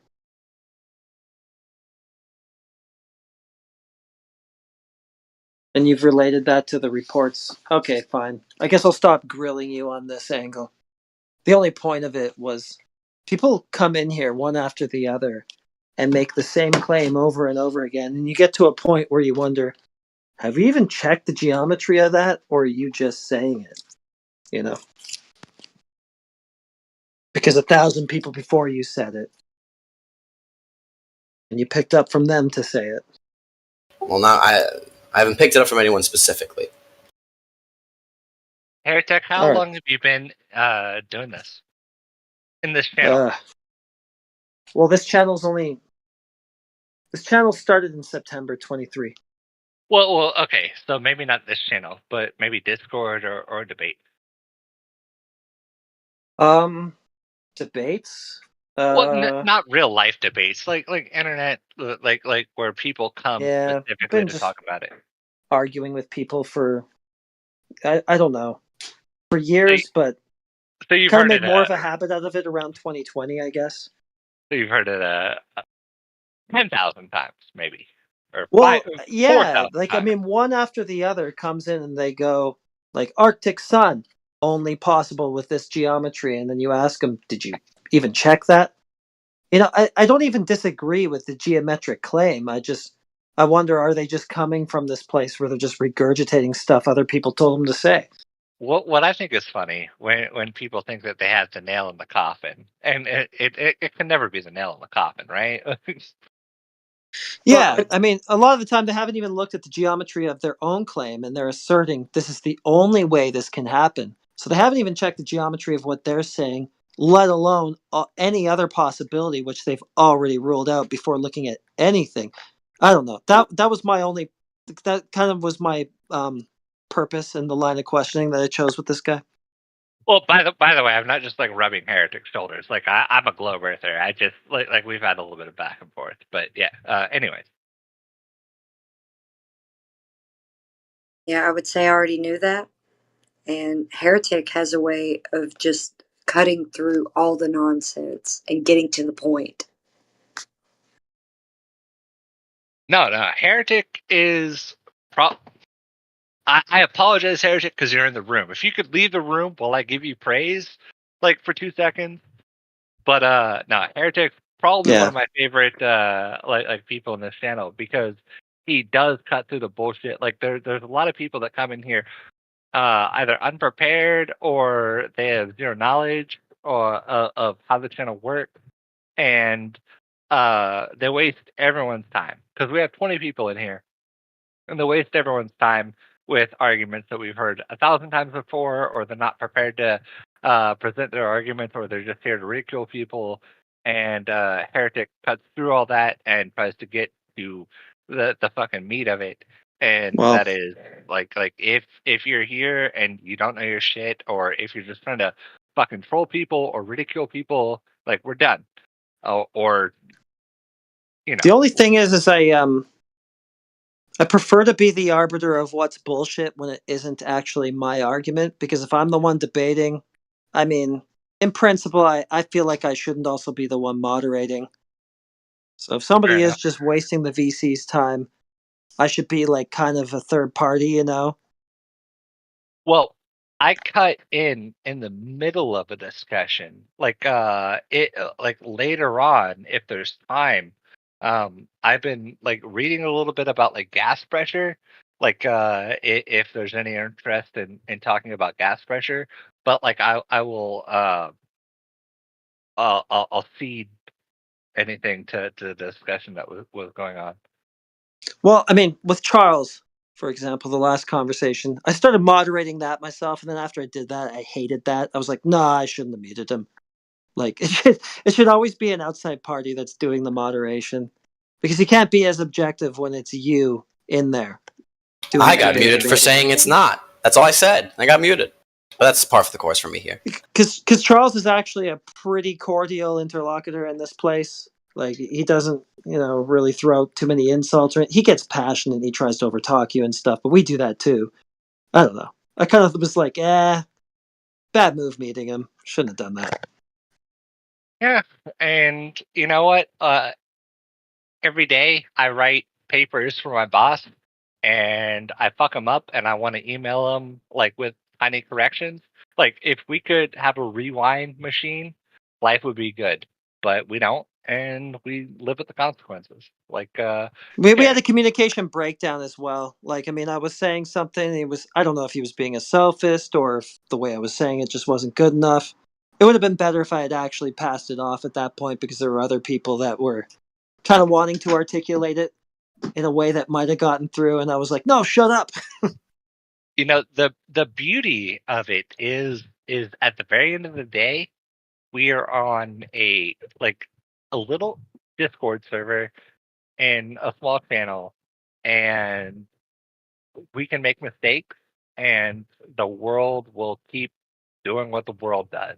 It's not a big deal. Yeah, no. Yeah. I have a question though. What does Chupacabra have to, put on the table that would be globe evidence right now? You can look in the side chat, Flatsy. No. Go ahead and expound with your vocals. Did you not listen? Were you here for my conversation with Heretic? Absolutely not. I was not. I'll vouch for him a little bit, because I have followed you to this point, so I'm not going to make you go through the whole gauntlet again. I can vouch for what you've given us so far. Go ahead. So basically, Flatsy, I've put a time lapse of images taken by a satellite put up by the company EUMETSAT, which does visual and does also various other spectral pictures of the planet from a single spot. It's a geosynchronous orbit, so it takes one picture every day of the same area of the planet, and they then created a time lapse showing the motion of the edge of the day-night cycle. And there are areas in that, like Svalbard, Norway, where that day-night cycle is so extended to the point where they don't have the sunrise for somewhere like 3.5 months almost. And the claim that I made was that this type of system can only exist in a globe. And Heretic and I went back and forth on that. Could I add that this is a series of images that looks like it was spliced into continuous footage? And yes, that's what a time lapse is. I can't tell what's all moving. All of this weather is likely documented and refutable if someone were to say that this was CGI. Hold on. They could look up. Sorry. Let me say it. Okay.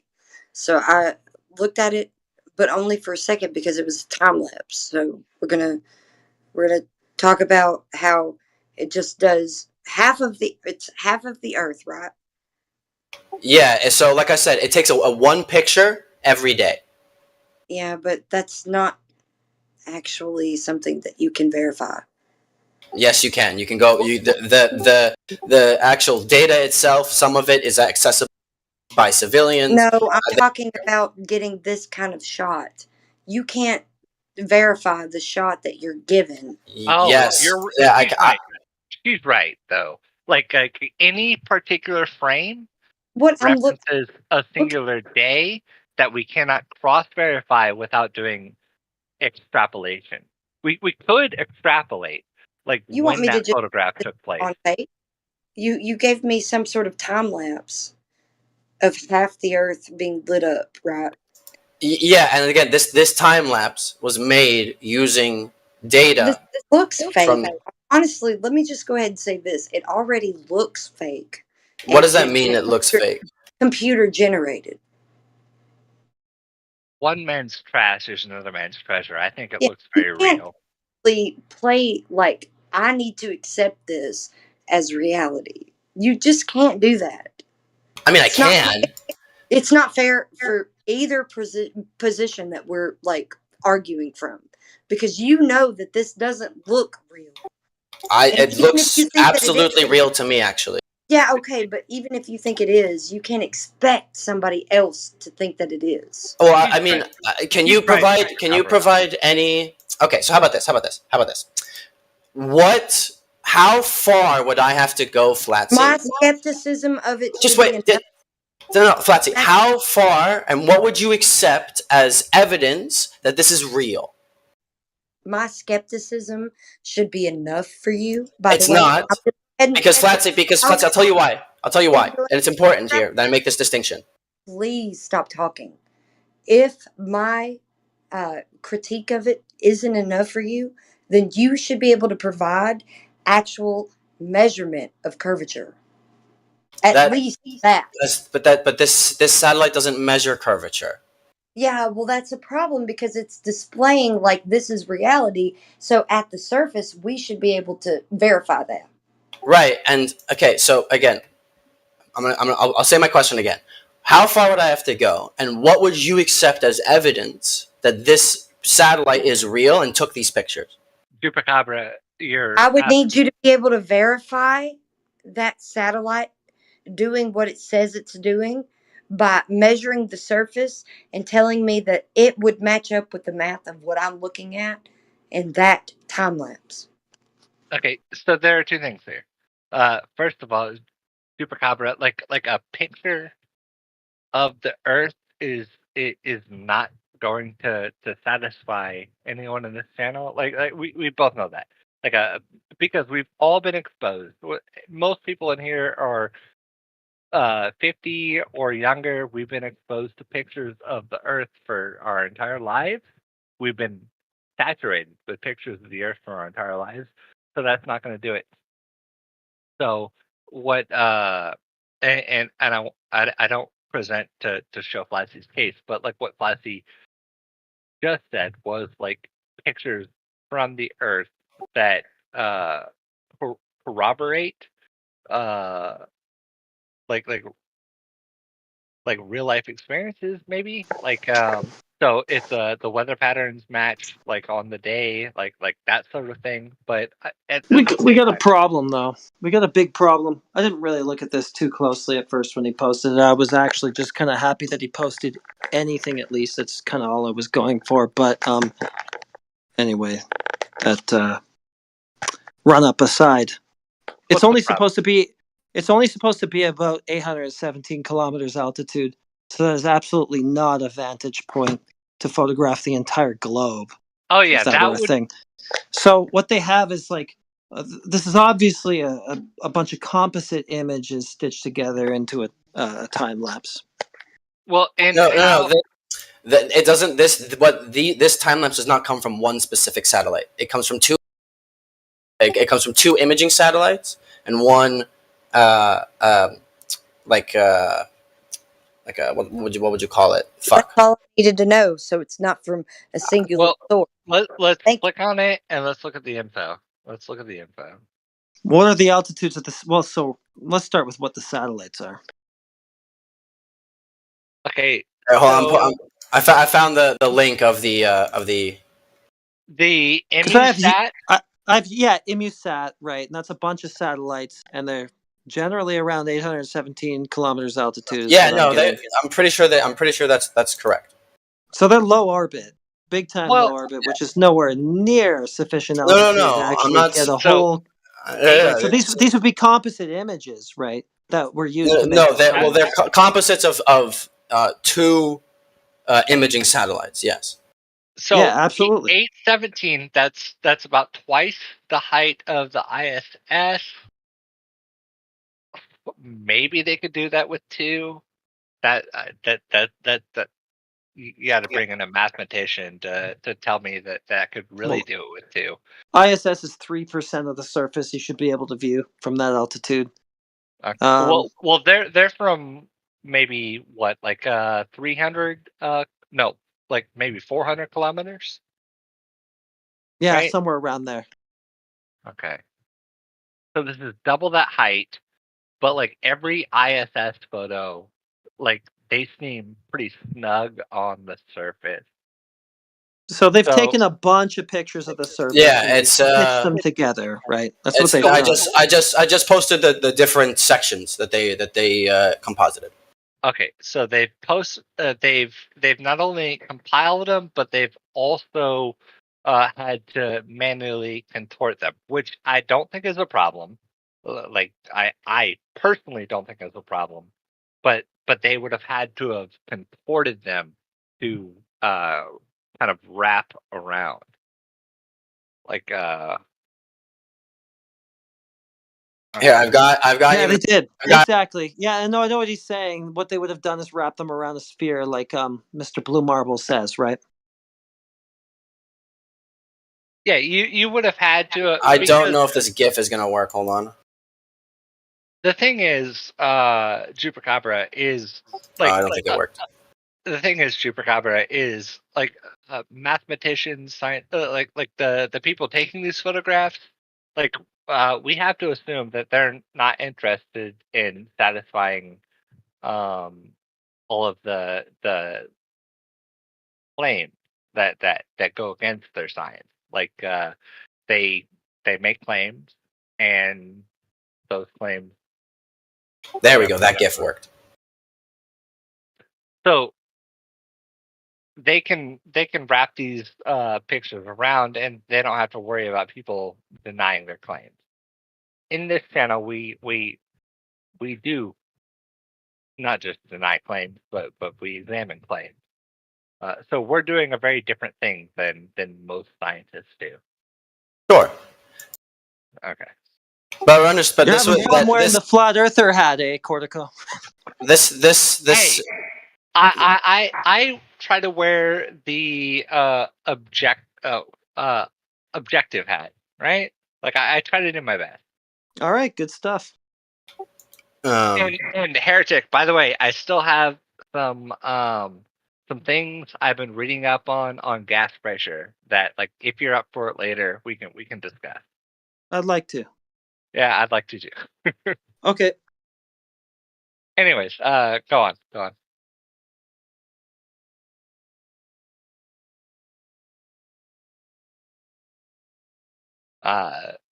Chupacabra. No, but no. I mean, I don't disagree with anything you said. I'm just pointing. I'm pointing out that that I brought this forward as the evidence of the day-night cycle changing to the point where that area in Norway doesn't get any sunlight, and the observations from people that would happen at the same time in different parts of the world would dictate that. And obviously, this is an assumption I'm making. I haven't done the fucking mathematical calculations. That we are in a spherical globe-style object. Although it seems like someone here can apparently say you can get a. It's an assumption, yeah. Yes. So, Chupacabra, the way that I would present this is, so the observations, of course, are legion because most of the world's population lives in the northern hemisphere, and so we can see anomalies where it's for the same reason that we have daylight savings time.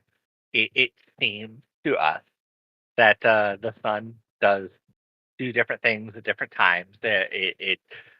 Daylight is longer at some times in our Midwest hemisphere, and it is shorter at some other times in our Midwest hemisphere. But as we go north, there are thousands upon thousands of accounts that if you go northern enough, and there are people that have civilizations in these northern enough spaces that you get periods of time when there is perfect sunlight or perfect darkness. And the thing is the flat Earth explanation accounts for perfect sunlight and perfect darkness. in the northern hemisphere. What would be worthwhile is a southern hemisphere, an Antarctic account for, and I'm strawmanning again here because I'm not a flat earther, but would be significant were southern hemisphere accounts for sunlight and darkness. But what you're challenging is the flat Earth model. You're not challenging flat Earth. Like perhaps flat Earth doesn't have a good model. I don't know anyone who has ever claimed to have a good flat Earth model. Maybe they have it all fucked up. But you Well, you get Witsit claiming models. There's people out there who claim various models. We don't in this room because we think that. I don't think Witsit is as witsy as he sounds. But well, we don't really think there's a leg to stand on with them in general, at all. For the Globers, I mean, we poke holes in their model all day long, and we also recognize the same thing about so-called flat earthers who propose models. There's lots of things that you can single out about them that just don't add up. A lot of people make claims, and a claim is a fucking difficult thing to establish. What I think just as important and just as true is when you can prove a claim false. And globe earthers need their claims falsified. Flat earthers need their claims falsified. Yeah, we do. Everybody does. Absolutely. Everyone needs their claim to stand up to chemists. If it doesn't stand up to scrutiny, it's a really good thing to know it and be like, okay, that idea is garbage. Let's throw it away and move on. Richard Feynman, and one of my favorite, and you can YouTube it, moments when he said, if it disagrees with experiment, then it's wrong. Like, it is just wrong. If it disagrees with experiment, then your theory that proposed that experiment is wrong. That's it. That's just the way the fucking world works. Actually, a good segue here. I'm flying back to the States in some time soon, and I'm going to be kind of. Don't worry about it. Okay. You'll be able to guess by my fucking Discord name. Now. Okay. Salute to you, by the way. Salute to you. It's going to New York. No, I'm actually going to be traveling all over. And I will have some time in August, like 2 or 3 weeks, where I kind of haven't really decided what exactly I'm going to do yet. Now, I'm going to pose this. What is an experiment that I could do? Let's say I go out into Arizona or Nevada or somewhere where there's a big fuck-off flat plain. Yeah? What's an experiment that I could do on camera, in the chat, live, that would be sufficient? Well, you're using the word experiment. We'll go along with that. Your colloquial use of it. Okay, let me use the term measurement. Sure. I mean, you could do a test, even, you could say. I mean, you could try a mirror flash. You could try a laser test. It's a thing that you can do. Let's move it forward. Mirrors would be pretty cheap. You're looking for a thing. Money. Let's say money's not that serious much of an object here. Okay. We get try you. lasers. Well, the Globers will tell you, they'll refract and bend around the curve that you're supposed to measure. So. Okay, lasers could be something. Chupacabra. So watch the sunset. Hold on. So, Chupacabra, you're looking for a way for you to have some distance to. It boils down to you having some distance to measure a curvature, right? Yeah. So, I mean, if I'm not mistaken, right, the globalist agenda is 60 degrees per mile or something. No, it's 60 nautical miles, which is actually 69 miles, 69 normal miles per degree of their curve. Okay. Or it's also per degree, like it's translated from the sky, right? So Polaris, say you're somewhere where Polaris is 45 degrees elevation angle to you, right? You move 60 miles south, it's now going to be 44. It's dropped 1 degree. That's what they're talking about. Chupacabra, what I would advise you to do is to take a deep dive, and so the stasis, the the flat line thing that people say, the thing that people just say and remember, is 8 inches per mile squared. Go take a deep dive, find out how real that is, how true that statement is, if it truly maps to an Earth that has. So it would have to map to an Earth that is always at sea level. So just like take a deep dive, figure out how true that 8 inches per mile square thing is. Figure out if it needs to be fixed, if that number needs to be changed, and learn about take a look at refraction. There are refraction calculators, and test the refraction calculators. Learn about the flaws in these calculations that are meant to measure refraction. See if there are flaws in those. So look into every aspect. Sure. Okay, I'll look into it. That doesn't really answer. Like, what is an like for you? I mean, because there's obviously there's all different kinds of experiments, but Try mirror flash or a long sight test. Do one of those. Find a lake maybe with a long sight test. Try to do a black swan style thing is what I would think. You know what that is? Where you have like objects of known distance, right, out there in the distance, and you see if the horizon is sort of roughly where it should be. Is it in front of them? Is it further? If it's further, it's way further than it would have been. So okay. How about this? Right? Because what?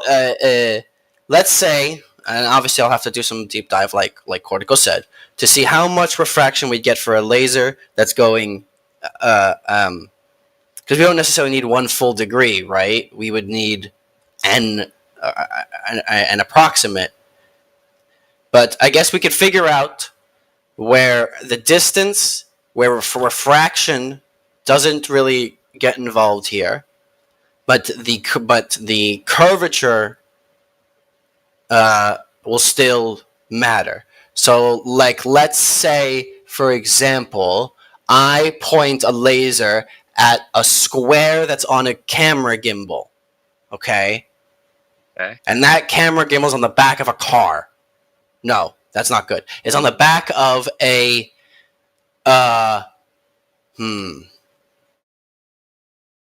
It shouldn't be a moving object. And I was going to move it farther and farther away from the laser, but because it's on a gyro, I don't know why you need a gimbal. Because the gimbal was going to keep the object the laser was pointing at stationary and steady, regardless to the height movement of the suspension of the vehicle. But the overall vehicle will still change, right? You shouldn't need a vehicle, and you shouldn't need a gimbal. You should just need to have 2 stationary objects, and you should be able to micro adjust for this laser to. So movement is not a factor. So it does sound like you're kind of complicating it a bit. So great. So I'll go out to the fucking desert. I'll put the object that has the laser, and I'll go far enough away from it to where there should be a deviation because of curvature. Right. Right. And the object the laser is going to be pointing at should be the same height as the laser. And if the laser doesn't point at the spot where where it should go, if there is no curvature, then there's curvature, right? But you have to account for refraction. Like I'm a globe earther, by the way, Mr. No, yeah, sure, yeah. So refraction, it's the demon that we both flat earthers and globe earthers have to deal with. So you have to account for that. What I'm telling you right now is you're going to do your experiment. I don't know how much headway we're going to get through this. I think that we have to do it another way. I think we have to be clever enough to do it another way. I just don't think that. So what's the other way? When I say clever, I mean an idea that I haven't had yet. Oh, okay. Well, let's brainstorm. I got time and I got money. Let's figure it out. Well, we have all the time in the world. Flat Earth will be waiting for us. Well, are there any flat earthers here that would like an experiment that to them would be good enough? Yeah, let's add one to the pile. Do a long sight test. A long distance. Okay, we sight. got long distance sight test. I wrote that down. But this is what we're talking about, but like another version of it, right? Heretics. I would just keep it simple, personally. So I'm gonna keep it simple, stupid. What results would sway you either way? Like, what results would show you, okay, that not even necessarily the Earth is flat, but that the global model is wrong? And what evidence would lean you over towards, okay, maybe there's actually some credence to the global idea? So just the direct observations of the surface is where I land. If we can show that it's actually, exhibiting the geometry that they declare of it, then okay, fine, yeah, fair enough. So if we wait, real quick, Cortico. But then Heretic, what about the other side? What would the evidence need to show for you to say, oh yeah, fuck you, we got you, globalists? Well, I thought we already kind of had that, but as you see, the conversation just persists for years. So I don't really do that. I don't really care about getting them at this point. No, right. I'm not even trying to say like what is evidence that would be like fine. This is something we can use as a gotcha, but something that would be like something that would make you feel vindicated. Water. Told you I was a keep it simple, stupid type. Heretic. Oh, I see what you mean. Okay, gotcha. What if we, for the purposes of the audience, and Chewbacca, you might like this too. What if we pivot to talking about atmospheric pressure? Does that sound like fun? Yeah, you've wanted to bring this up, so go for it. So, I've been kind of reading about it and just trying to get like a basic kind of knowledge of pressure. So, my first thing is, say we have like a vacuum chamber sitting in front of you. It's a 6-inch by 6-inch by 6-inch vacuum chamber, and we release the valve.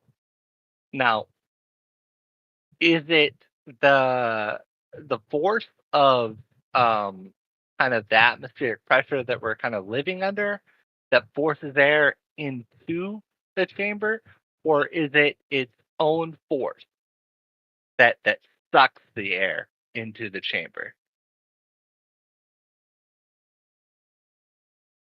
Okay, you're talking about entropy when higher pressure goes to lower.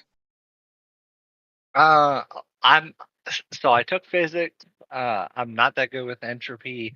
My argument is it's the weight of the outside pressure that pushes the air into the vacuum chamber. I don't know if there's a push going on necessarily. So I don't think that there is a vacuum force. So if you have a vacuum chamber sitting in front of you, it's right in front of you. It's a square, and it's a cube.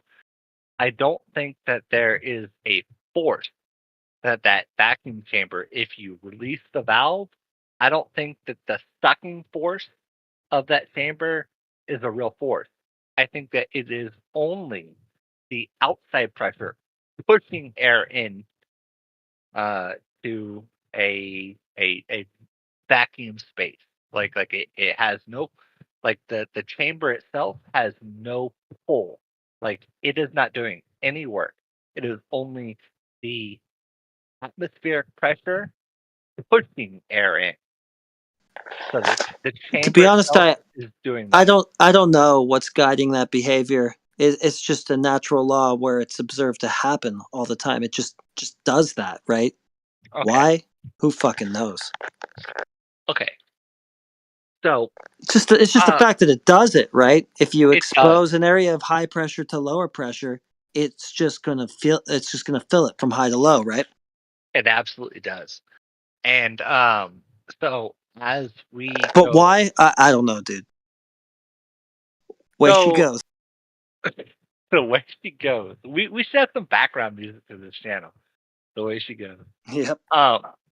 So it is my contention that when we are at say sea level, the atmosphere has elastic collision. So there are all these oxygen molecules, nitrogen molecules. It's this atmosphere. They're bouncing around, and they're exerting pressure because they're bouncing around. Like when they bounce against a surface, they exert a pressure. So we call that atmospheric pressure. So these molecules have uh, force. They bounce around. That energy is given to them by the sun. So they have energy, and so they're bouncing around, and they're exhibiting atmospheric pressure on surfaces that we have here at sea level. And there's lots of them, and so that is why we have a high atmospheric sea level. Is because we have so much of this atmosphere at this level. So if we go a little bit higher, say we go to Mile High Stadium in Denver, Colorado, there are less of these molecules. So they are still bouncing around, but they're not bouncing around at the same frequency because the molecules are spaced a little bit further apart. So they bounce around, they have kinetic energy, they're hitting their neighboring molecules, but it's a slower process. They don't have the same energy. And then we go to Mount Everest, and there's less molecules to collide with. And these are called elastic collisions because we have molecules of oxygen, nitrogen, all that. They're colliding and they're hitting these other molecules, but there's less energy. So every time these molecules collide with each other, there's only a certain distance that they can go. It's governed by the laws of thermodynamics. Like you hit an object, that object can only go so far. So there's only so much space that these molecules can get collided with and go. And so we go even further beyond Mount Everest, and there's even less atmosphere. And these molecules are still colliding, but they're colliding with less frequency and with less energy because when there's uh, these collisions are less frequent because they're colliding with each other It's less. less frequent because there's less gas, right? Right. So we get to a point when these collisions are very infrequent, and so that is the globe Earth model. Is as you go higher, these collisions happen less, and that is the reason why we get to a But point they're where just happening less because there's less gas, right? For the yeah. collisions to happen with. So why then is there more gas towards the surface? Why is that gas even there? So the globe Earth argument is because of gravity. Like it pulls these molecules. Okay, so the one kind of idea I had, I'm just spitballing, is imagine an Earth with zero atmosphere. Like it's just this big ball of rock. And there were a single let's say hydrogen molecule. Like where would it go? The globe Earth argument would be that it would fall towards Earth because the Earth has gravity. The what I would argue the flat Earth argument is that this one gas molecule would try to equalize itself in this vacuum, and so it would distribute itself somewhere out there in the vacuum. And my contention is that it makes more sense. Hey, I just forgot I had to do something. I'll be right back. Okay. It's the backbone. Does anyone else have any ideas or contributions to maybe what gas is doing, or maybe to a different subject?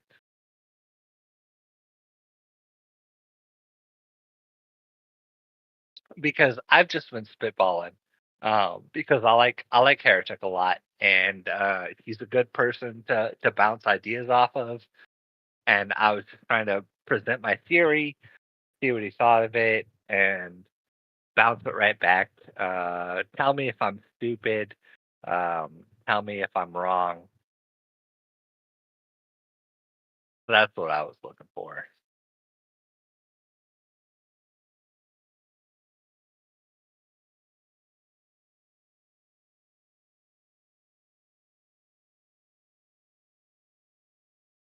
All right. Either way, you guys are all champs. And I thank you for being like objective observers of the world.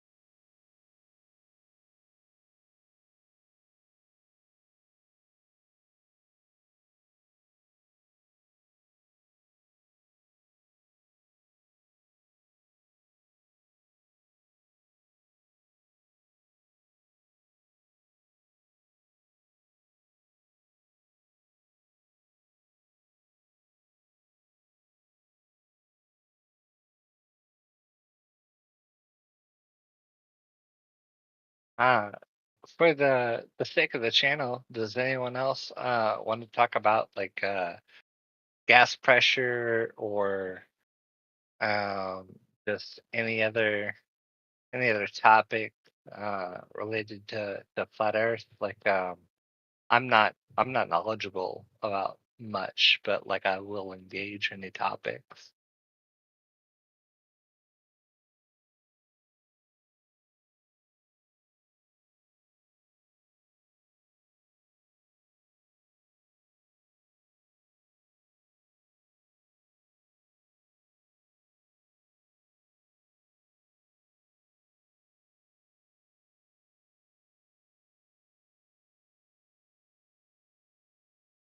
All right, I guess we're just waiting for Heretic to get done with this phone call.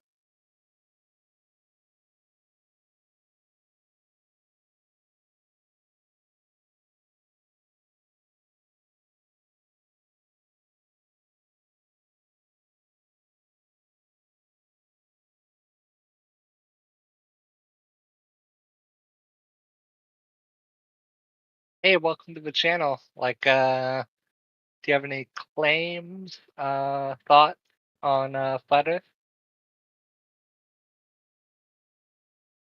All are welcome.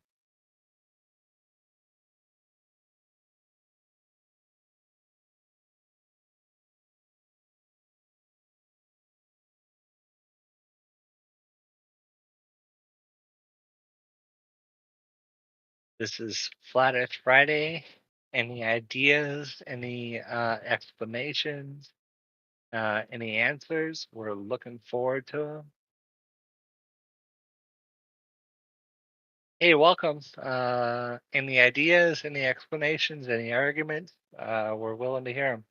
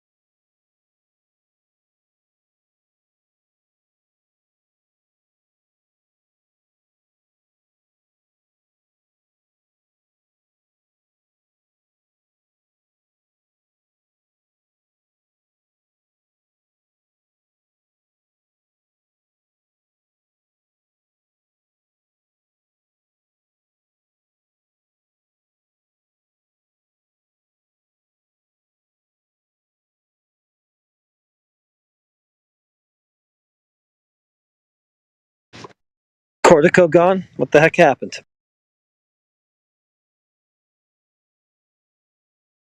I was the only one entertaining it. Now it's over.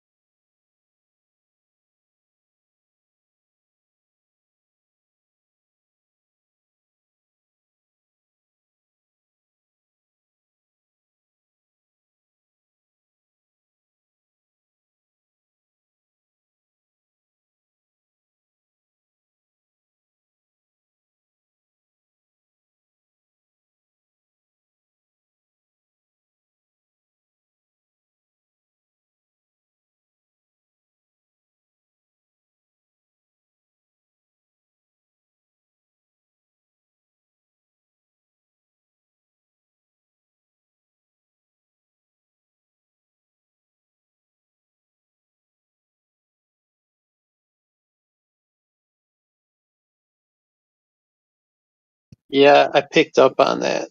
The Celsius temperature. Yeah. The maple syrup. Like, Yeah. But there has been more attacks in like a lot of more major cities and countries and stuff. And now we're like speaking up for the first time. We're like, you know what? We don't like this. This is well, they're attacking the United States, like Hawaii, California, Canada got hit too. Fort McMurray, Canada. Mm-hmm.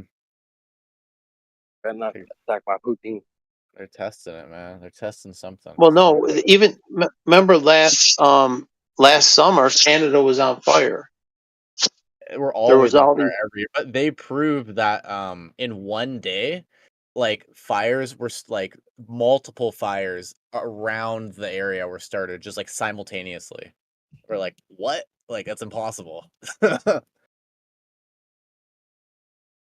Yeah, there we go. There are the pictures I'm looking for. Yeah, you see the blue car just completely fine, and then all these and I other told guys. them about like how we had the tornado / high winds, and I was like, "Yo, that was a militarized attack."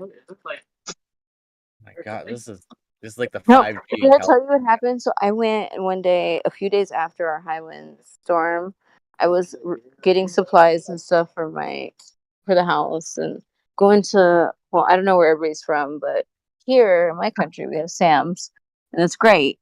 You know, Costco. Costco and Sam's, baby. Let's Yeah, go. so like okay, Scared of no, Costco. I'm getting water and everything, and I'm loading up, and I'm loading up, and I'm like, I literally got attacked by the dirt on the road and in the parking lot. Holy. Random winds, and that was the second tornado warning we got.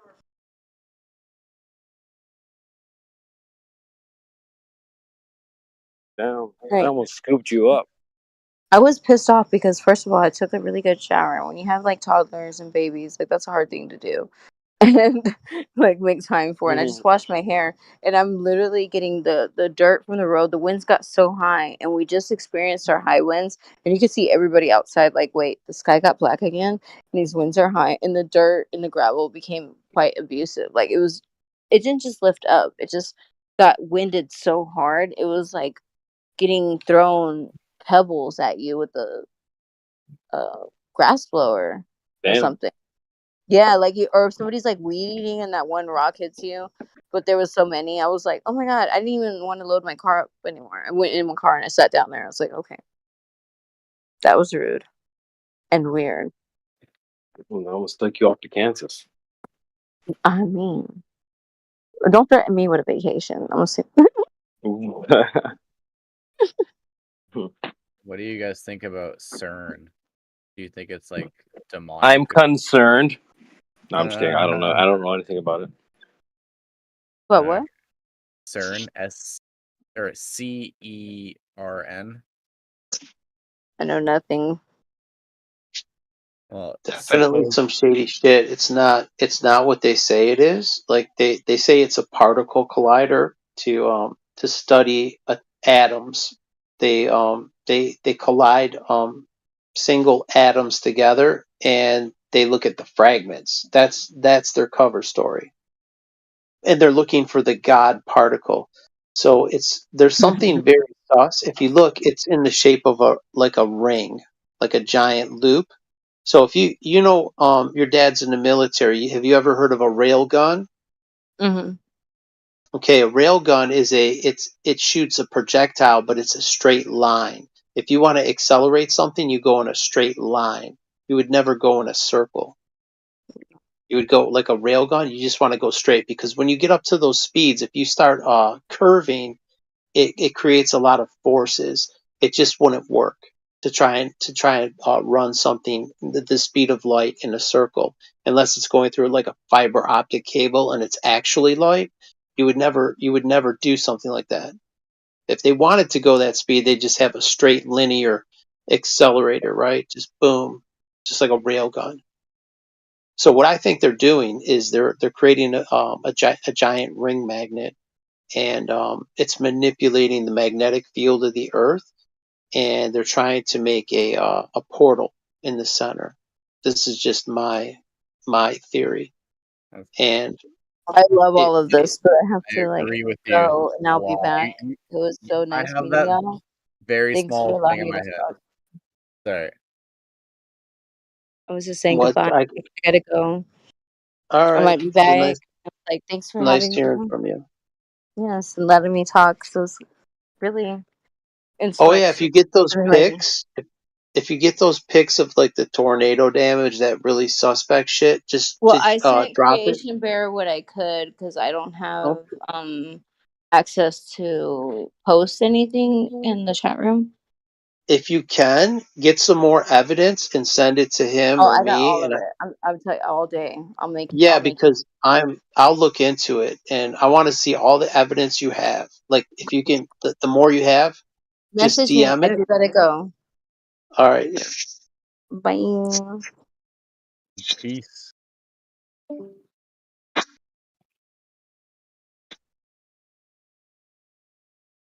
Yeah, what you just said, like it's exactly what I was thinking, except you just expanded on it like like tenfold.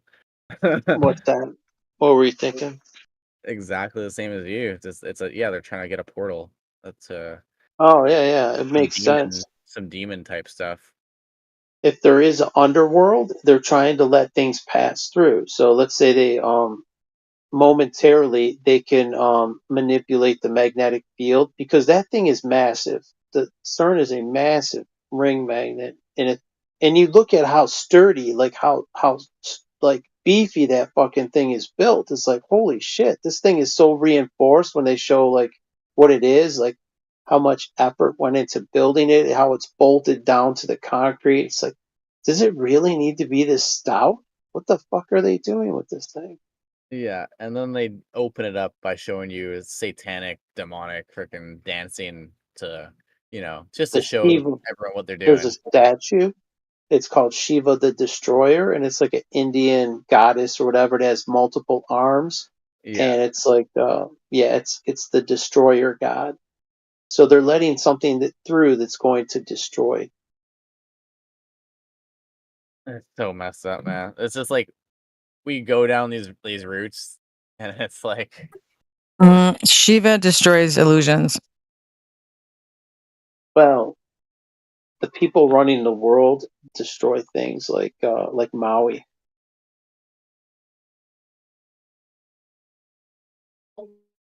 You mean Oprah? No. Oprah got off free. She didn't. She got a free pass. Tom Hanks, Oprah, their shit didn't burn up, but all the locals that wouldn't sell to them, they mysteriously got burned up. Now their shit is worthless. yeah. Did you know that they're still fighting for insurance claims to get the money back and the land? And did you know that bridge that got uh what was it, that giant ship that hit the bridge in Baltimore and got knocked down?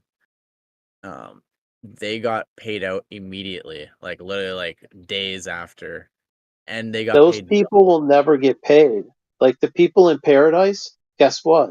All their shit, like, okay, first of all, if you want to file a claim, where's your proof of insurance? Well, it was in my house, and my house is gone. Like, where's your fuck? You know what I mean? They're standing on no legs, and a lot of those people, you'll never see them again because they were burned up in their house. They're just gone. Yeah, Bank statements. no warning, just whole and Yeah, you but know the there's no messed up part about people. that, the messed up part about that, that day all the schools they had a day off, like a pro D day that day. Who, So Maui? yeah, so messed up, man. And the kids are missing. There's like 3,000 kids missing, and the parents too. The parents are Yeah, missing. So 'cause it's they like, were all at where did home. all these people go? Yeah, You know, in Paradise, California, I there's think, like bro, thousands of people that no one could find. They're just bro, missing. that day, Thousands. I think they like um one bird kill like one stone kill like 10 birds all at once. There's no doubt about it. What happened What to are you all the saying? kids? Now I'm saying like, so you brought up like, oh, what happened to all the kids, right? Well, I don't want to go to that route, but um but I'm thinking that they probably like capture the kids, kidnap the kids. Who knows?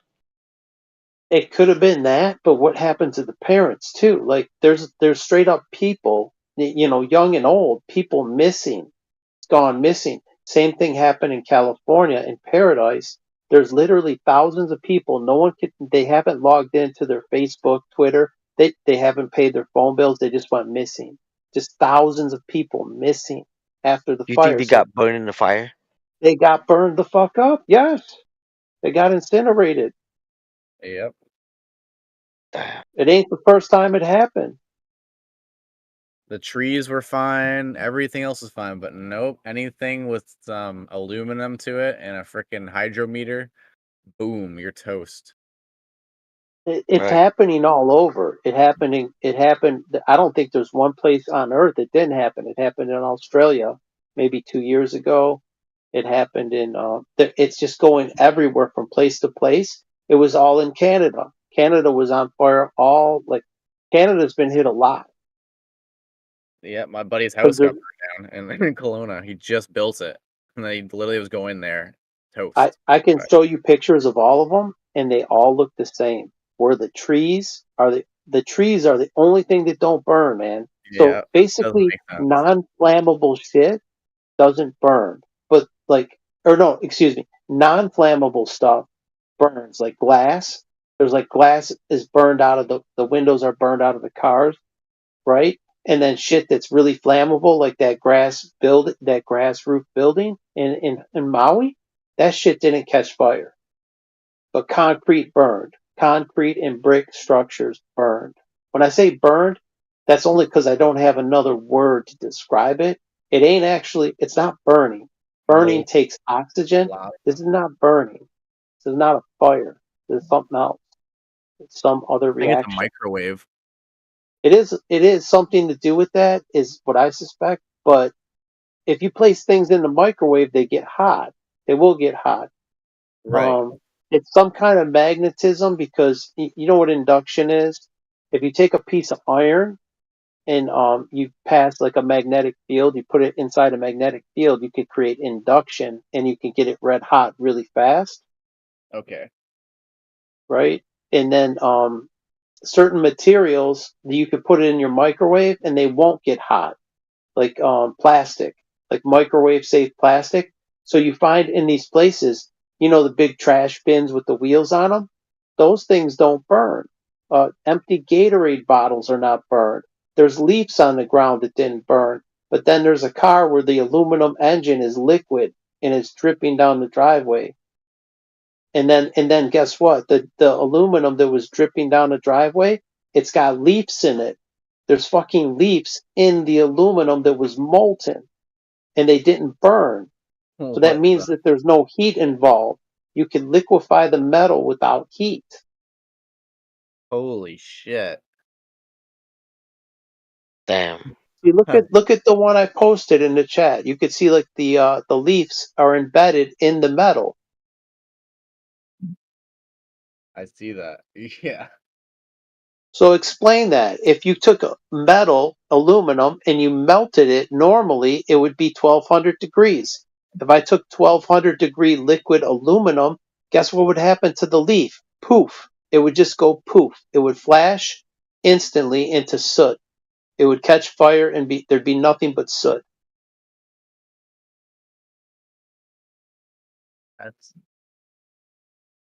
That's amazing. What would be the exclamation for the blue? It doesn't burn blue. It's just like a The spectrum. blue, the certain color spectrums, if it's a blue laser, it won't affect the color blue. Yeah. So it's between a laser, a microwave. Who the fuck knows how they're doing it? We just know that somebody is doing it, and all these anomalies, they're in every single place. You're finding the same shit where the trees don't catch fire. Well, this Palm is throughout trees are very history. flammable. Yeah, What's that? this is throughout history too. Like the great fires of California, like the great fires of San Francisco, I mean, and Every city, every every U.S. city, city. all those great fires. And this was a long time. It was like 100 years ago they had this technology. Almost every major city had one in the U.S. There was 5 in one day. On the day the Great Fire of Chicago, there were 4 other cities that burned on the same day. Yeah, It was like 1871. yeah, like 1871 unreal. these things happened. And Yeah. that's when I think a major turn in history happened, because not a lot of people can remember what the heck happened or can account for before 18 whatever that year was. I think that was a major turning point. A war Or happened. reset. There was some kind of The reset, reset the where great reset. they wiped out the previous civilization that was here, because all this infrastructure was here. Yeah. Like you don't just pop here in wagons and build giant It was cities not like built like that. Yeah. Chicago, San Francisco. You don't just build that shit overnight. Not only the part you see, there's an underground network, there's tunnels, there's sewer systems. Yeah. All the underground infrastructure is just it takes a hell Amazing. of a lot of engineering and machinery to get that done. Those are huge projects. And I wondered that even before I knew any of this. I'm like, well, who put the sewers in? How did these Exactly. underground sewers get here? Like, who laid all the pipe work for the plumbing and the sewers? And if you go through New York, they got subway tunnels. You go to Moscow, they have them. They have Everywhere. steam. They have Steam. district steam Yeah. that they pipe to buildings. They had the rail the trolleys with the electrical system. They still have that in Vancouver to this day. Sometimes they get disconnected and they had to go manually up there and put the freaking They bus in. had it in Australia. Australia, Australia everywhere, is New supposed to be a Zealand. new country, and they have this ancient buildings. They have old buildings there. It's like, Yeah. explain that shit. Yeah, supposedly The with the United free energy States is with the ether, but United I don't know States about is ether. supposed to be relatively new, right? They call it the New World and then the Old World. It turns out they're all fucking old. Like the shit is all old. It's equally old everywhere on Earth. Yeah, and they got little Star Wars caverns everywhere. You're like, oh, was this a building or was this a mountain?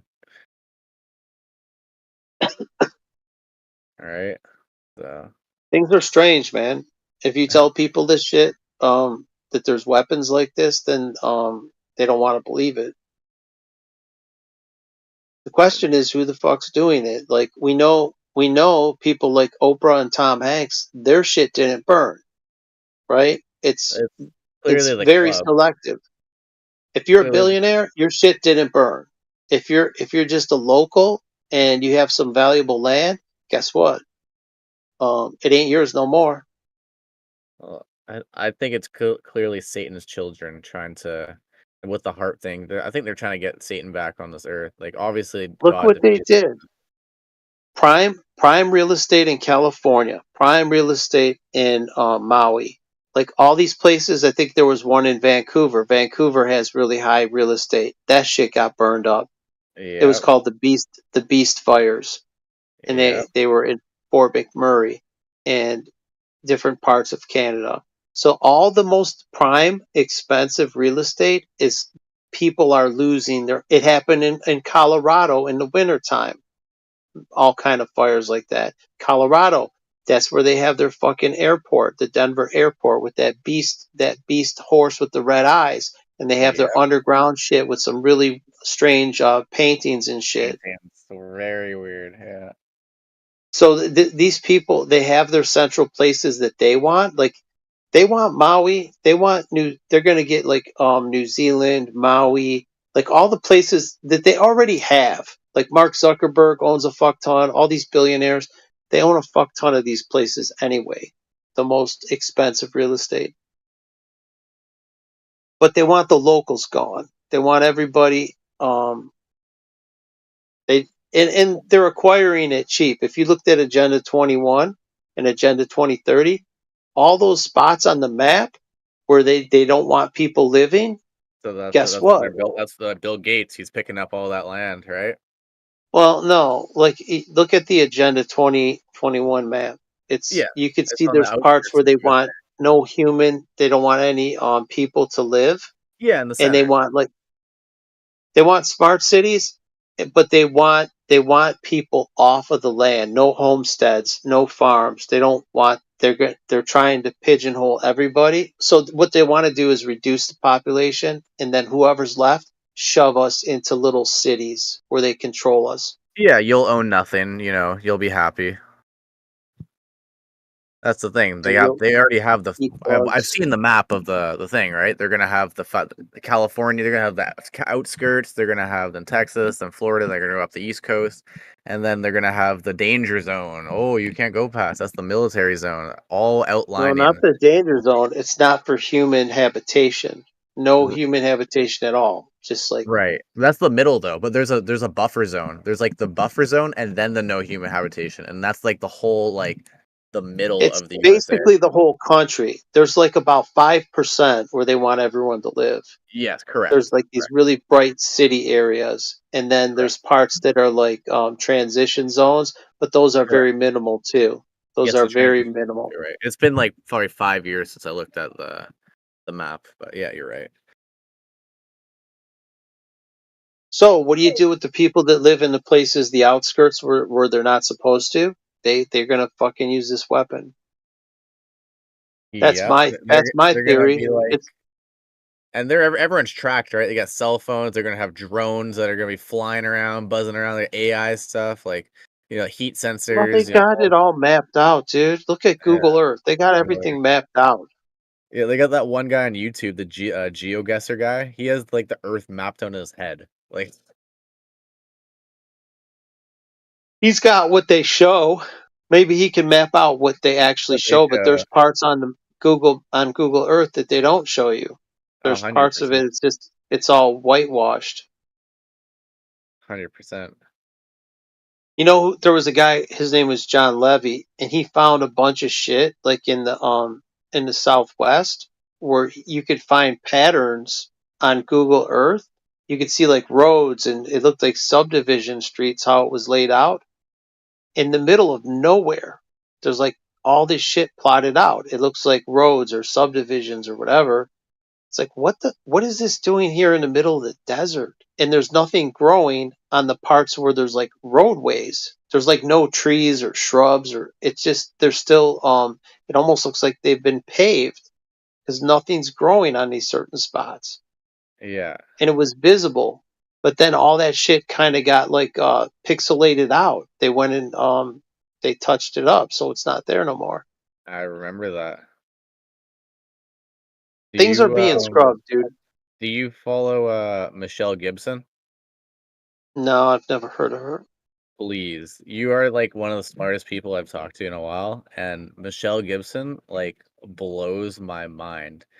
She talks about it's kind of like John Levy a little bit, but she talks about more like ley lines, and she talks about a lot of the Illuminati history and how like the country and the different ley. She just I'll give you her channel. I'll post it in the chat, and anytime you're free, just go for one of her videos, and I'm sure you'll get entrenched in it. Yeah, the ley lines are where they put things like the Georgia Guidestones. It was on the 33rd parallel. They got these numbers that they like that they and it may have something to do with the flux lines of the magnetic flux lines. Yeah, her videos are nuts. I'll post it in the text chat. That's her channel. Yes, they're always long and they're yeah, they're interesting. That's for sure. Like I have to like put myself in the zone to listen to her because she rattles off so much information so quick, and her videos are so like she makes them very well. That's all I can say. Anyways, all about the old Yeah, I world. used to watch John Levy. He had some interesting stuff. But I haven't Yeah, even watched YouTube. I haven't watched anything for a long time. yeah. I watched John Levy like a couple of years ago, like all the time. Then his videos are all the same now, I guess, once you dig into it. But, The early stuff was interesting. Yeah, I bookmarked some, but I don't got time to watch all that shit. I watch everything at 2x, but I don't got time to watch it anymore. yeah, I like this better. This is my new watching, like actually like conversating and having a live discourse. So, found the server. Appreciate y'all.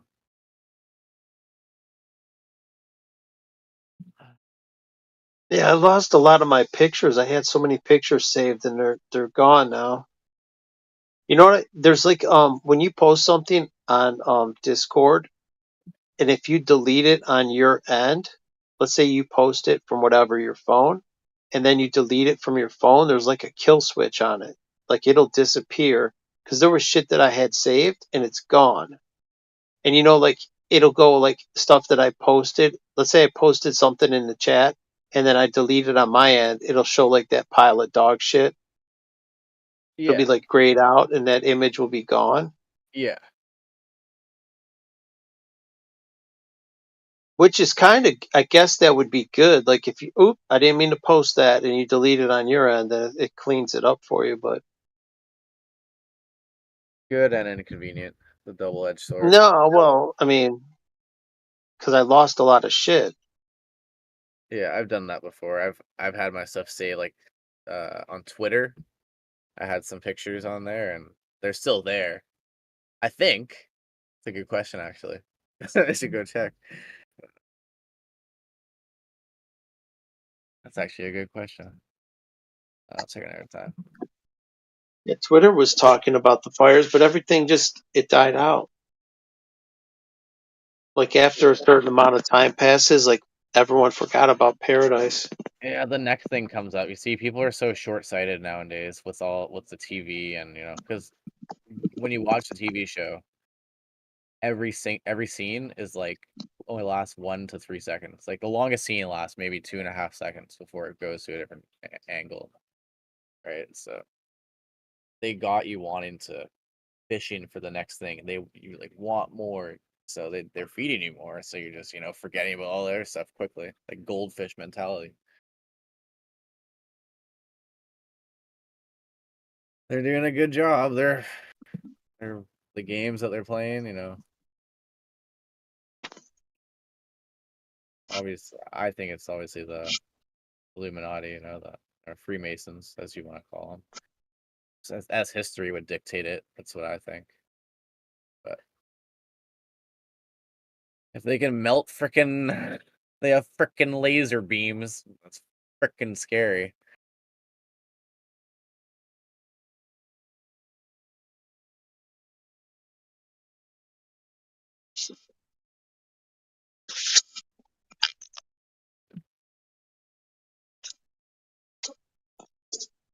Yeah, the point of it is like they're still gonna run shit.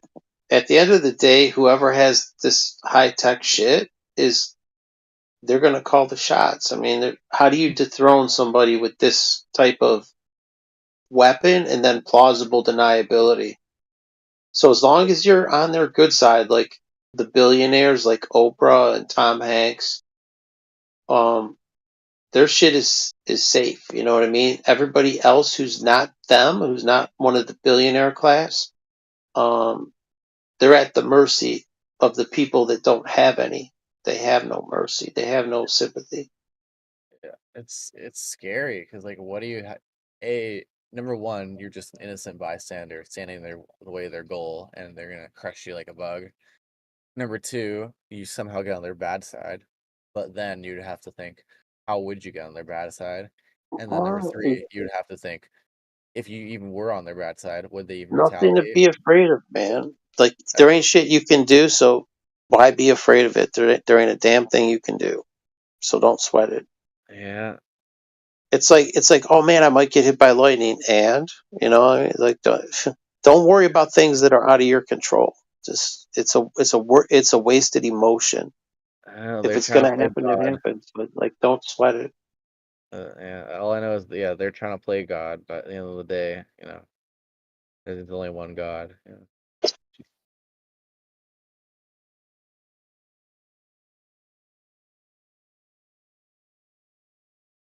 Yeah, we have to deal with these demons, but there ain't really shit we can do. Like, yeah, the whole thing, we know the earth is flat, okay, we know about some other shit, but as far as going to get them, like, Yeah, okay, yeah, where do you we have start, right? militaries. What are the militaries doing?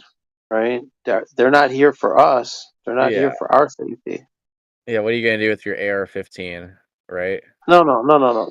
They're controlling the military. The same people, the enemy is within. The enemy is the government. If you look, there's military bases on Maui, right? There's a directed energy weapons lab there. They were locking people down. They had like military shit. They had these other private contractors come out. They put up fences. Like, people have nowhere to live, but guess what? They got time to put up fences with like this black fabric that no one could take pictures of the zone.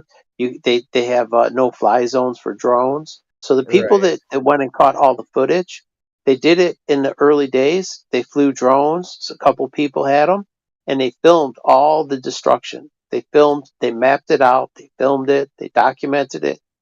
Okay, great, it's documented. Now what? What are you going to do about it? Like, the people, they go to the government, that city council, they're involved with it. Like, you know what I mean? The fox is guarding the hen house. There's no one there protecting the people from the government. It's sad. It hurts, but they made the rules. They're playing by their game. So Well, that's what I mean. The game is theirs. Like, I don't see how you dethrone them. Yes, we know all this shit. We can know what they're up to, but at the end of the day, how do you fucking stop them? Like, I don't have a weapon like that. Like, it's not a fair fight. It's not like, oh yeah, we have our own and we know where the fuck they live and we got them mapped out. Oh, we'll get you back, bitch. Like, no, it ain't like that. It's one-sided, and it's been one-sided since 1800s. Or whenever these great fires or whatever, like, it's been one-sided for a long fucking time.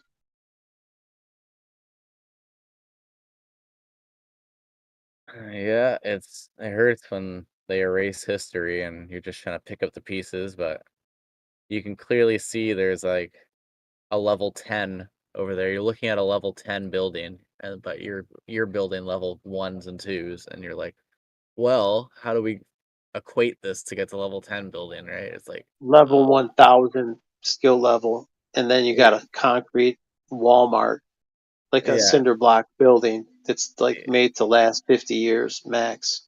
yeah, and they just trained us to be freaking monkeys with the education system and how they distract, especially now with distractions with TikTok and all this crap. But just from the beginning, right? We're just, Well, it's not even that long from the 1800s. Like, if you go back to the 1800s, I have one of my relatives went to the Chicago World Fair. I was no looking through way. an old box and I found a like a souvenir, like a lapel pin, No and it way. had like it had a globe on it. I'm like, what is this? And it was kind of dingy. Like, what the hell is this? And it was Yeah. from like the 18. It said the Columbia Exposition, Chicago World Fair, or something like that. 1890s or something. What is this Yeah, it was Columbia? a They're fucking so obsessed with actual Sorry, they're so obsessed with this Columbia. It's like apparently like, the Statue of Columbus, yeah, Statue of Liberty. Columbia. That Yeah. name. That's all on the movies and stuff, Columbia pictures, like Statue of Liberty. Supposedly the Statue of Liberty is Satan. It is. Yeah, Yeah. So does Columbia have anything to do with that? Or is that just, maybe so. uh, I don't know, but anyways. That's what they called it. Yeah, there's a bunch of World's Fair. They're everywhere. And they were just gonna now I know that we can go on about the reasonings and what the dates that they were supposedly built and how fast they were built and with just horse and buggy supposed. I think they were reset people that they brought in. They brought in immigrants from other parts of the world and they spoke different languages, so no one knows what the fuck they're going on. They all came to a new land and they can't communicate with each other because they speak different languages. It's like, and then they live short lives. They died in these world wars. So like a lot of the shit got lost. And back in the day, people did live longer. If my great great grandparents or however many generations back, if they were still alive, I could hear it firsthand. Well, yes, I came here and there was buildings and everything was already built. All the infrastructure was here. Like if I could speak directly to them, but all that gets lost through time. and it's really not that far removed. Just 1800s, late 1800s. That would be like people used to live that long I before know. they started poisoning shit, like poisoning the food and putting fluoride in the water. Oh yeah, check this out. There was a tire, right? This guy, he noticed something, that there was one tire that didn't burn. All the other tires were burned up, but this one had polyester reinforcement instead of the steel belts. So you remember what I told you about induction? Yeah. Induction affects steel, but this had polyester cords, and the tire didn't burn. The rubber with the polyester bands didn't burn. All the other tires were burned except that one. This you're on something like big brain. And right before the fires happened, the locals said a wind, like a massive wind, came in from the opposite end. Like usually it goes one way to the other, but this wind came from the opposite way, which is impossible. And these were like 100 and like 150-mile-an-hour like winds, like out of nowhere. So that was the start of like whatever they were doing. Like this massive winds come in, then all of a sudden fire tornadoes start happening, and then boom, just whatever heats up from the inside and just poof, you know, You want to 25 know what immediately. looks just like that? Guess What what this is?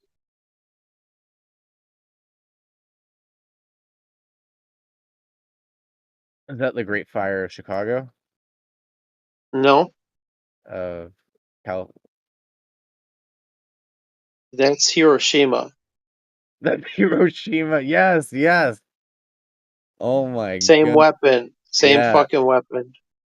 Look how yes. selective. Look how selective it is. 100%, bro. Look at the tree. The fucking tree survives. Oh, I found it. I found it. Freaking Hiroshima now. Oh my goodness, dude. That's a good one. Forgot about that one. Well, that the nuclear weapons are not. There's no such thing. They're using Yeah, these same. clearly. They're using the same tech. Like if you look at the city blocks that are just removed. Look at the way the cars are twisted and melted looking. And then there's a fucking tree with spindly little ends on it. The spindly little branches didn't burn up. They didn't break off. They Yep. didn't catch fire. And With the then the black and white, you can't tell. But see the colorized? This is the same building.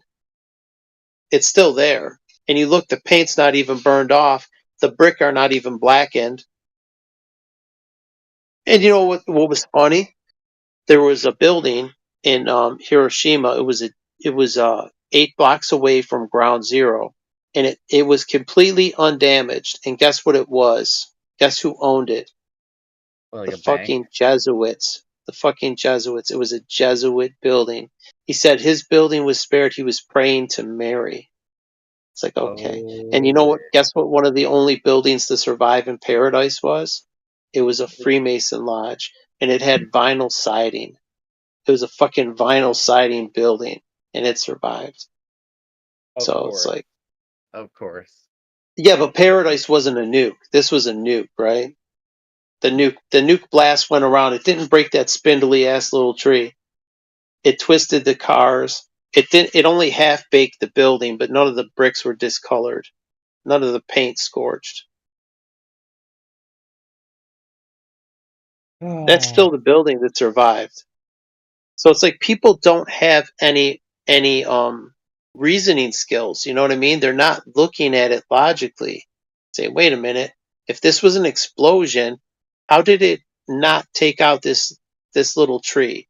How did it, how is it destroying some things and not other things? Like, why is this one tire not burned? Why is the grass roof building not burned in a fire tornado? Yeah. Hog Why this, I is the guess. blue car? Look at the blue car. It's fine. Why didn't the leaf burn? It's embedded in aluminum. The aluminum solidified around the leaf. Why? How is that possible? I mean, I was posting these pictures and videos when this happened, like, and nobody was getting back to me. So I don't really know. Maybe a couple. Maybe there's Nobody like two or cares, three. dude.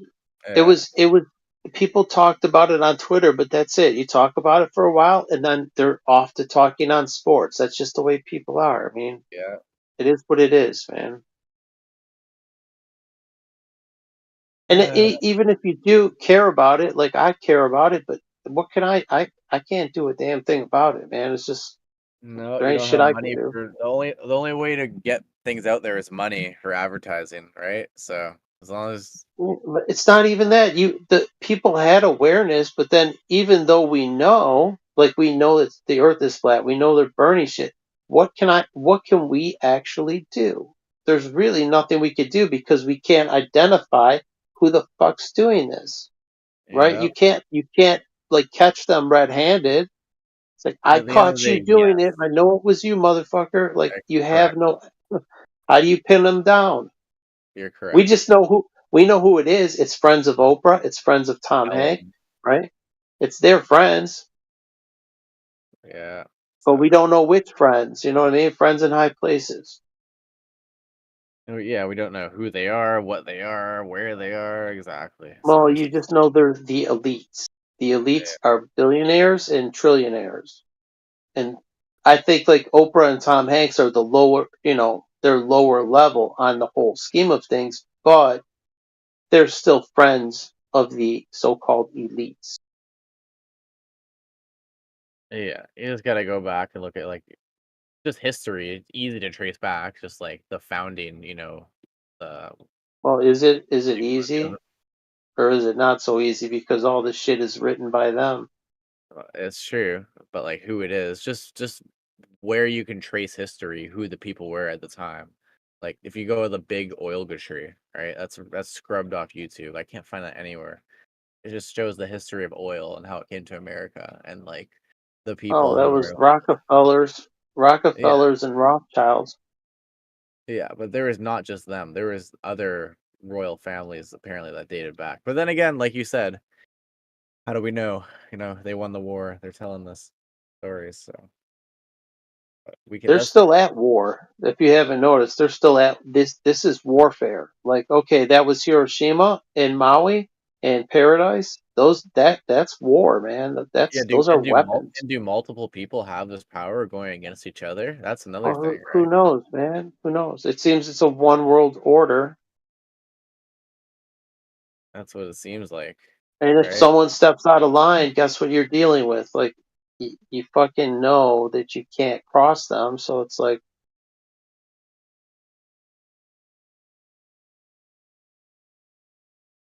it would take something. I mean, the only way it would take something like within the military, like those guys getting red pilled, and like they would have to do it to dismantle the network because they have this tech, they have this weaponry, but those guys are just order followers. They don't go attack their superior officers. Like um everything's highly controlled. There's like It is. Well, the like odds through of the that happening. Freemasonry. That would be like the prisoners taking over the prison. You know what I mean? The inmates taking it over, but they're on lockdown 24/7. So like, there's Yeah, no way to get out of the cell. So it's like like the odds of that happening is like zero. they've made us like clearly our IQ. They've suppressed our IQs 100%. So they have it Yeah, on they're lock. And on top fluoridated. of that, they have all these whatever spells, if they want to call them. They're Freemason devil stuff. So been whipping up like whatever they have to like suppress our Yeah, knowledge but or they so don't even fucking care, dude. Like if a few people know, what? So what? I mean, like who? Like it's not gonna matter. Like, okay, yeah, I know, and I'm telling you, but does that matter? And the billions of people in the world, like I in the I big picture, understand. does it matter? Yeah, you can Not at tell like all. a bunch. You can tell they did the experiment right where they told like a bunch of people this color was red, right? And then everyone said it was red, but it was really green. And then the one guy was too scared to say it was fucking green, so he said red too, right? Yeah, the emperor has no clothes, right? The Yeah, little boy sees that the king is naked, and he's the only one that says it, but everyone can see he's naked.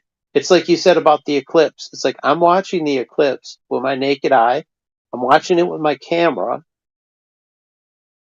Now, it was not a full 100% eclipse, but where the fuck is the moon? That's what I wanted to film. I wanted to film the moon with a backlight. Like, okay, there's the moon and the sun is behind it, so it's backlit. I should be able to pick up the surface detail of the edges of the moon when it's backlit. You know, like the city of Chicago, when it's backlit by the sun, you could see it all the way across Lake Michigan, but it takes the backlighting. The sun has to be setting behind the buildings to give it the backlight to show up in the photo from far away. At least it helps. It doesn't have to be, but it helps. It Yeah, wasn't like that. I saw no detail. I saw no detail on whatever was eclipsing over the sun. I couldn't see any detail on it. Oh, you nailed it, And then the buddy. gray lens, black and white lens, nothing. No detail whatsoever. The gold tinted welding lens had much better clarity. It was much better. But it was a square, like a rectangular lens, and it only covered partially. So I didn't get the best picks. You're doing good, buddy. Doing good. We'll get the next one. I don't really care so much about eclipses. I mean, I already seen 2 of them. What's the next thing you're interested in, like photography or like researching? Oh, I don't even care. I'm into crypto. I'm into like crypto. Oh, I'm trying to make some fucking money, so I'm not going to be a wage slave my whole life. So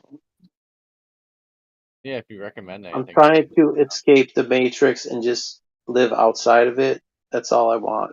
I'm that's done my with it. goal. Live off, get a nice girl, Christian girl, live off some land in the middle of nowhere. I gotta have money for that. So that's like my number one goal is to make enough to get out of the matrix. That's been what I've been doing for the last couple years. What do you think in nowadays, say 2024? What do you think would be an amount you would need to say per se escape the matrix? Like Escape millions, the matrix. I don't like know. If like I could get 10 a million million, bucks, a yeah, million even 1 million, I could live outside the matrix. for like your entirety of your life. I don't need. I can earn money. I can still earn money. I just need to get the basic stuff. Once I have the land, once I have a place, like then I can kind of live, like homestead. Yeah, I had a guy like that. I was trimming weed like when I was like, I don't know, like 18. And we went to the island. This guy has just had a big log cabin, a couple of them actually on his land. This is like in the bushes. And yeah, I don't know, he didn't have a job. He just woke up every morning and had this little podcast thing and then did his little stocks and he had music and played. It was amazing. The guy's life was crazy. Didn't see a job. All I saw was that every morning. So obviously that was his way of If making you money. have your own land, like Owen Benjamin did, he used his followers to buy all his shit. Oh yeah, Like, I like hey, what Benjamin's we're gonna doing. make here. Why don't you donate to me so I could buy some land and I'll own it. It's like, okay, Yeah, that's a pretty good. Bertaria, dude. That's wild. That's a good. Yeah, yeah, yeah. But you don't own it. It's like, what the fuck, motherfucker? Yeah, he has this little like come every once a year to little comedy shows. I'll name it for you, but it's mine, bitch. It's like, He did. That's the goal, man, to have what he has, and that's the well, the goal. problem is it's earning that. How the fuck you gonna earn it? Like if you're just chasing your tail. When I was wage Yeah, slaving, it's like I'm just chasing my fucking tail, man. that's what I'm doing right now, I bro. worked for myself. I have all my own equipment, but it's like I need to make some fucking big bucks. I'm trying to sell window blinds right now. That's my little way to get out. Well, whatever works for you, man. But that's my goal. I just want to live outside. None of us are going to live forever. I'm halfway dead, It's like, let me just fucking live out my fucking years, man. Yeah, I just changed my dating bio to flat Earth. I'm gonna see how that goes. See if I attract anyone. Maybe keep that part out until you find out if you're compatible. It's like, Oh, I just want I'd change it all the time. I just wanted to change it for like maybe like 2 or 3 days and see if I get any hits. I think we said it earlier. There's like closeted flat earthers that don't really talk about it. Exactly. So how would you know if there's one out there, right? Like that's why I want to start pushing this merch, right? Like hats, like some trendy t-shirts, like You're from Canada. You know Mac Parhart. He was flat Earth Fokker. Did you ever hear of him? no. He was big during the whole COVID thing. He was exposing it, and the Canadian news was, look him up, Flat Earth Fokker. His name was Mac Parhart. Okay, was he on like Rebel And News or something? no, look it up on, just try Okay, and sorry. Google his name, see what shows up. But don't use Google. Try like DuckDuckGo or a different search engine. Yeah. Google can make anyone disappear. Matt Carhart. Yeah, it was like MAC. MAC. I'm not sure Yeah. how he spelled Yeah. his last name. It was like P Parhart. PAR. I'm not sure how he spelled it exactly. Can't find it. Oh yeah, well, I mean, he was on local Canadian news a lot Right. because he was raising a lot of ruckus, and then I think something happened that the powers that shouldn't be just silenced him because he was like loud and exposing their shit, and something happened to him, untimely death. Fuck. Yeah. That hurt.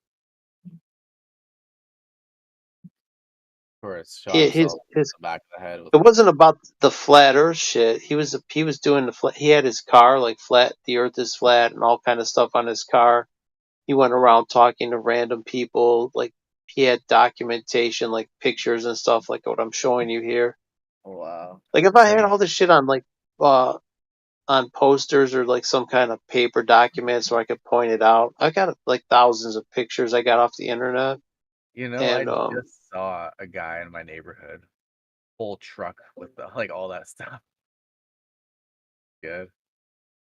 but when you see it in one place, like I just showed you there, it's like it becomes pretty obvious. Okay, let's see what Hiroshima looks like. Oh my God, where have I seen this? Oh my God, I've seen it in like 100 places, man.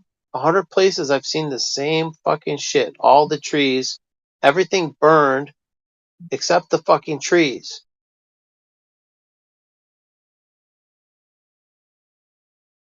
Why did this one tire not burn, right? It's like, oh, because it's polyester. Like, fucking A.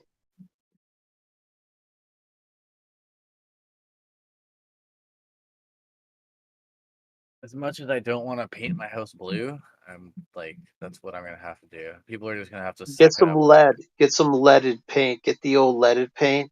That's Okay. like a shield. It's Okay. from my cousin had that in his house, and when he went inside with his cell phone, he couldn't get a signal. His cell phone wouldn't work in the house that had lead paint on the Maybe walls. that's why I don't get a signal over here. That's If you funny. got an old house with lead paint, yeah, fucking blocks. All right, I'm down for that. And that's Blue maybe paint. why they got rid of the lead paint. It's, Yeah. after all, nobody's licking the fucking walls, right? It's not, it wasn't, and they don't care about our fucking health. Do they care about the health of the people they No. just torched? They No, don't give a exactly. fuck. They put rat poison in the fucking drinking water, man. The city water, they put rat poison. They don't care about your fucking health.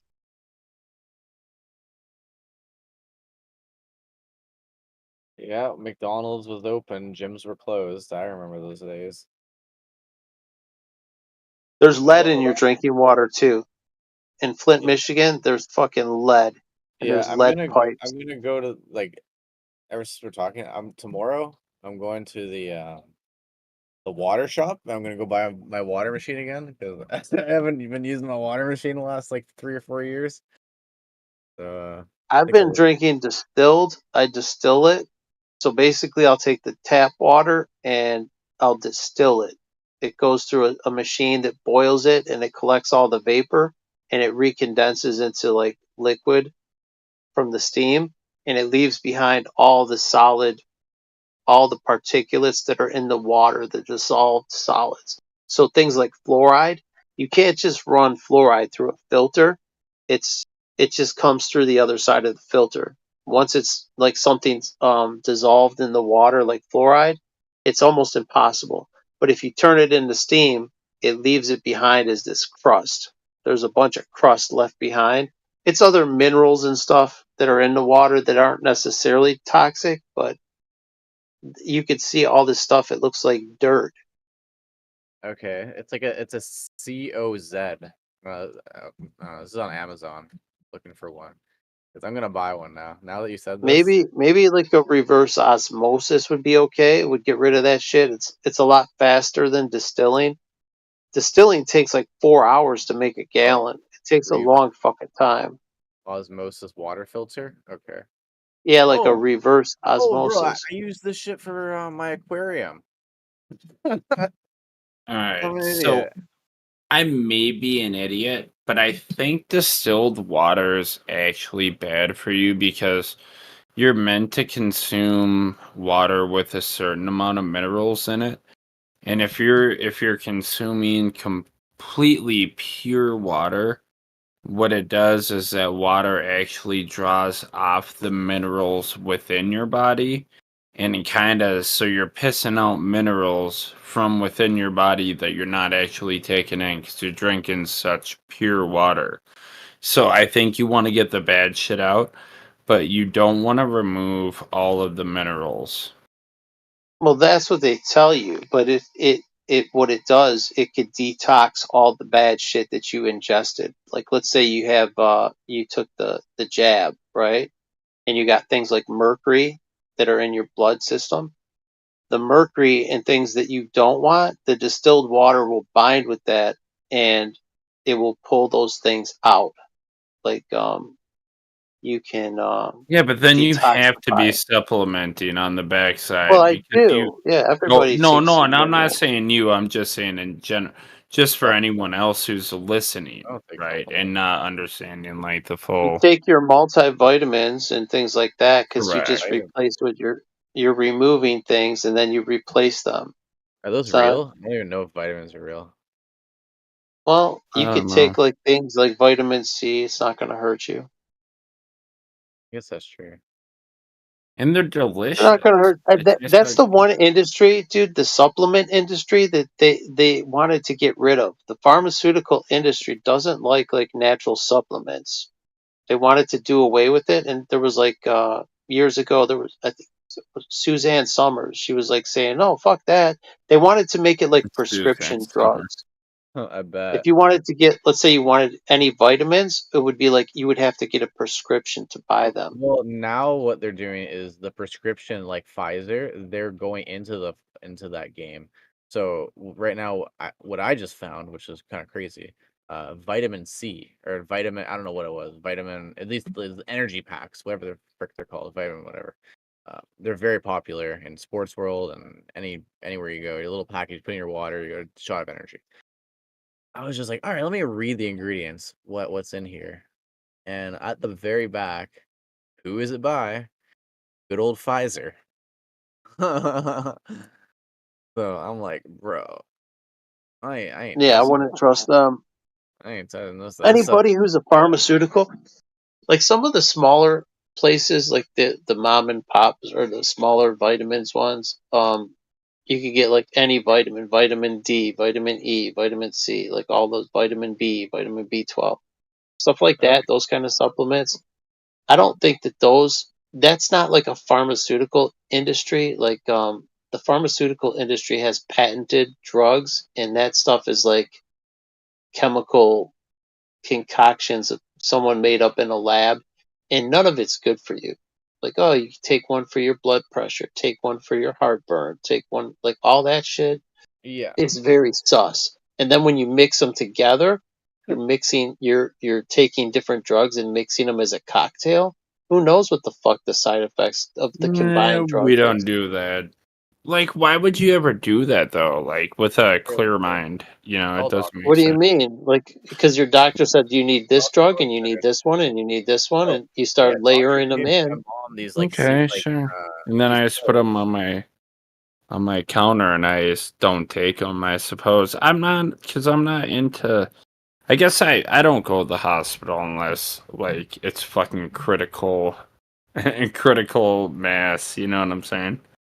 Well, I But don't either, but the general public, they take a lot of fucking prescription drugs. Yeah. They yeah, wanted to put me on Adderall, like, when I Yep. was a kid. that's Oh, you have ADHD and you need Adderall. I'm like, no thanks, not taking it. yeah. Yeah, like the doctor put my mom on the wrong prescription, and then she ended up having a seizure and crashing her car. And then whose fault is that? Hers or the doctor's, right? And then after they found the right thing, but that was after the car crash, right? Like, oh, we put you on the wrong thing. Like, oh, well, fuck you, assholes! Like, you made a Dude, crash my grandma would take all these different prescription drugs. She was taking like first it started with like a high blood pressure pill, and then she would take one. She's like, oh well, this one gives me an upset stomach, and she would take some for that. And then she would get anxiety, and she would take like a Xanax, and she was taking like about 15 or 20 different drugs. That's And wild. Yeah. I think that gave her dementia, like all these different drugs. Like, remember what I was telling you, the distilled water? You're like, well, the distilled water will pull this. She wasn't drinking that. She's drinking the tap water. Now, I didn't know all this back then. Like, Yeah. but all that shit that she's ingesting is building up. Like all those, like the shit that's in my water distiller, all that shit is building up in your brain. All those, like all that stuff is going through your body, and then those tiny little capillaries, like in your brain and your eyes, the smallest look, it's got dissolved or whatever is in the water that you're drinking. So it could be fluoride, and then you take the pharmaceutical drugs and you have particulates of Xanax and all these other different random drugs collecting in your brain. What do you think that's going to do? Like, if you Yeah. look at all the shit Metal. that I dissolved out of the water, all that sludge is building up in your heart, in your lungs, and all your internal organs. And it's chemical shit. Who knows what's in those fucking things? Yeah. With the booster juicer, with the they're aluminum and all that and mercury. It's like, why are they putting this into us, right? It's like, are they trying to like Because it's a microwave us? neurotoxin, dude. It's a fucking neurotoxin. That's why they're doing it. Yeah, exactly. Like, it's just a micro, and then people are Just just like willing to lead. do it. That's why I'm telling people. I'm like, bro, like, are you even reading the ingredients? Like, oh, yeah, I don't need to. I'm like, dude, they're putting this in here and this. Like, oh, I'm just doing it for my grandma. I'm just, I just want to go to a restaurant. Like, you freaking morons, bro. Like, as I'm telling people, like, I worked in a warehouse at the time this was happening, with like 400 people. So I saw live action in person how it was all playing down as like, because the warehouse is like, it's like a psychology, right? It's like the brains of the warehouse, and everyone's operating, right? You see it, sports, this, that, the everyday conversation of life, and it was wild, man. I think I got like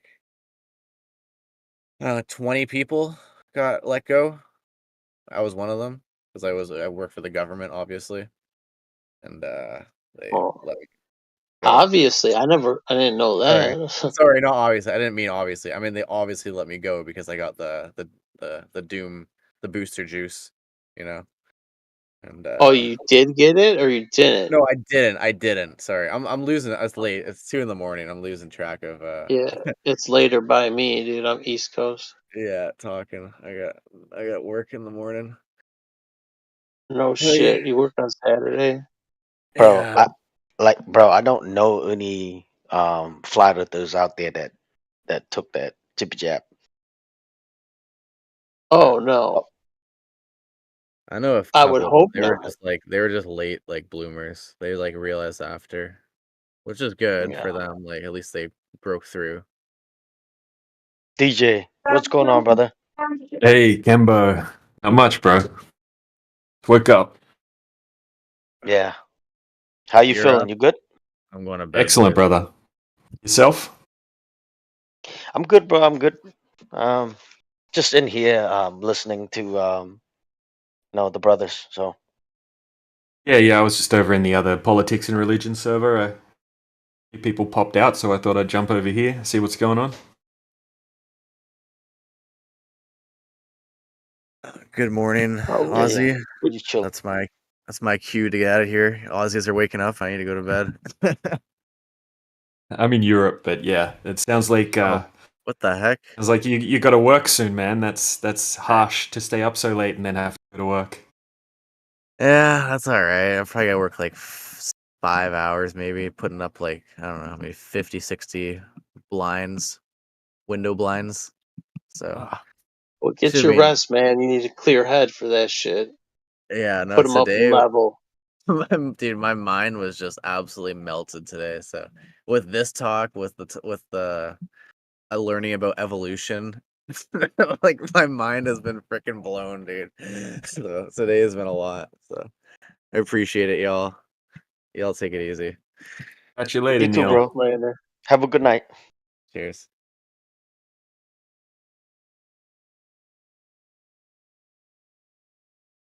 Yeah, we were What just year was over that fire in Australia? Remember there was like 2019.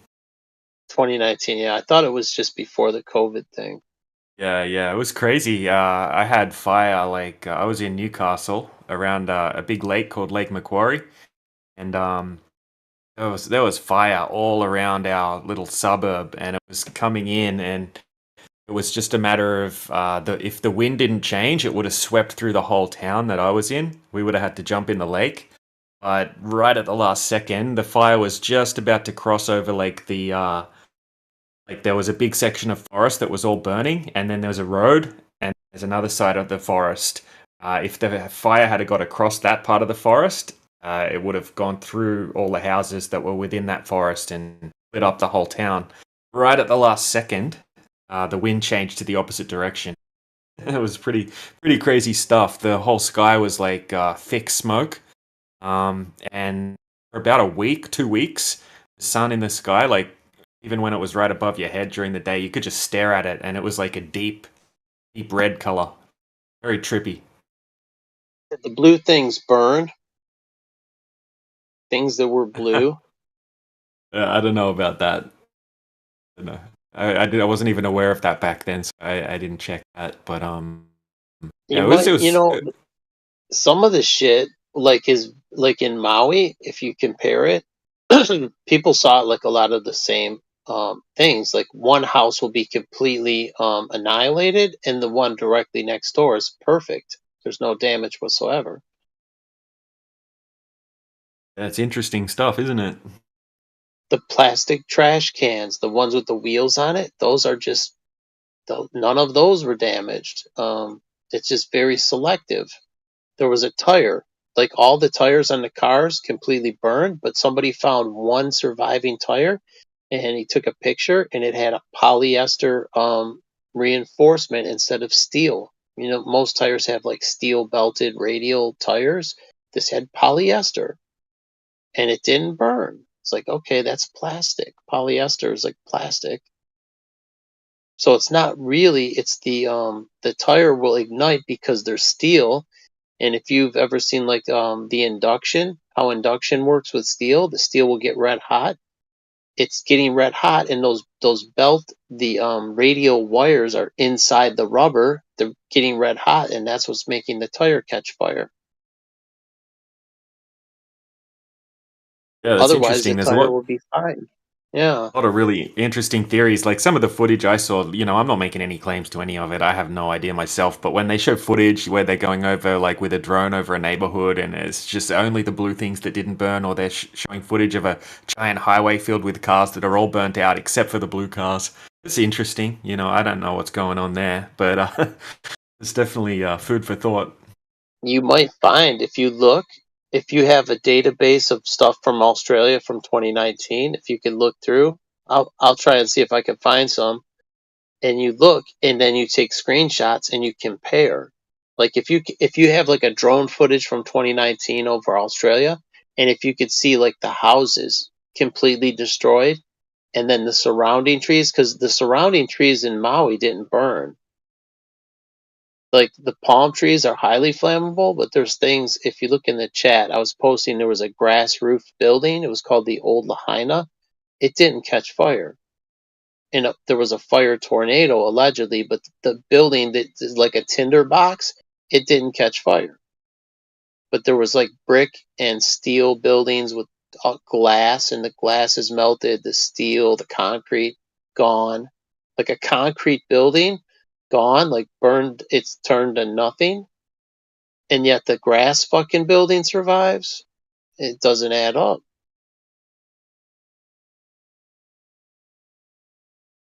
I mean, it's literally fucking grass, dry grass, the roof, and it survives. And then all these non-flammable buildings go to nothing, reduced to nothing. It's like, and it just so happens that the all the stuff that was destroyed was in a specific area of mainly the locals that were like native Hawaiians that didn't want to sell out their land.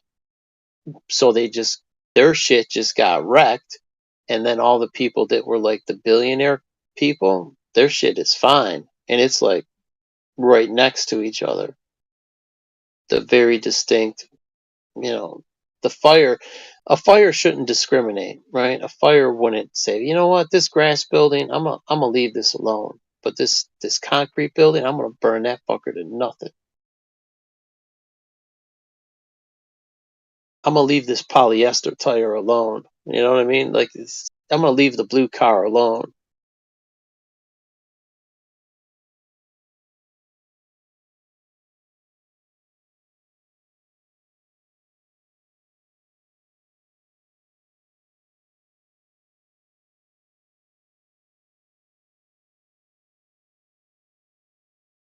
Bro, you sound like you know so much about these stuff, bro. And I And I've been at appreciate you this. for sharing information. Yeah, I've been at this since like 2016, and I got banned on Gab. When I first learned about this, I was on Gab because I got banned on Twitter, and I made up different accounts, but I kept getting banned. Like boom, boom, boom. They shut me down on Twitter. So I'm like, fuck this, I'll go on Gab. And then as soon as I start talking about this on Gab, all my shit goes dry. Like all my replies and likes just stop.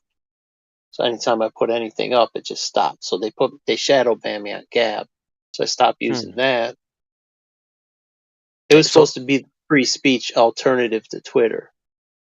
yeah, so was this before you become a flat earther or after? After I became a flat earther, I started finding this. Oh, so you the OG. Yeah, I've been around. You The one of the flat Earth OG. came before. Yeah.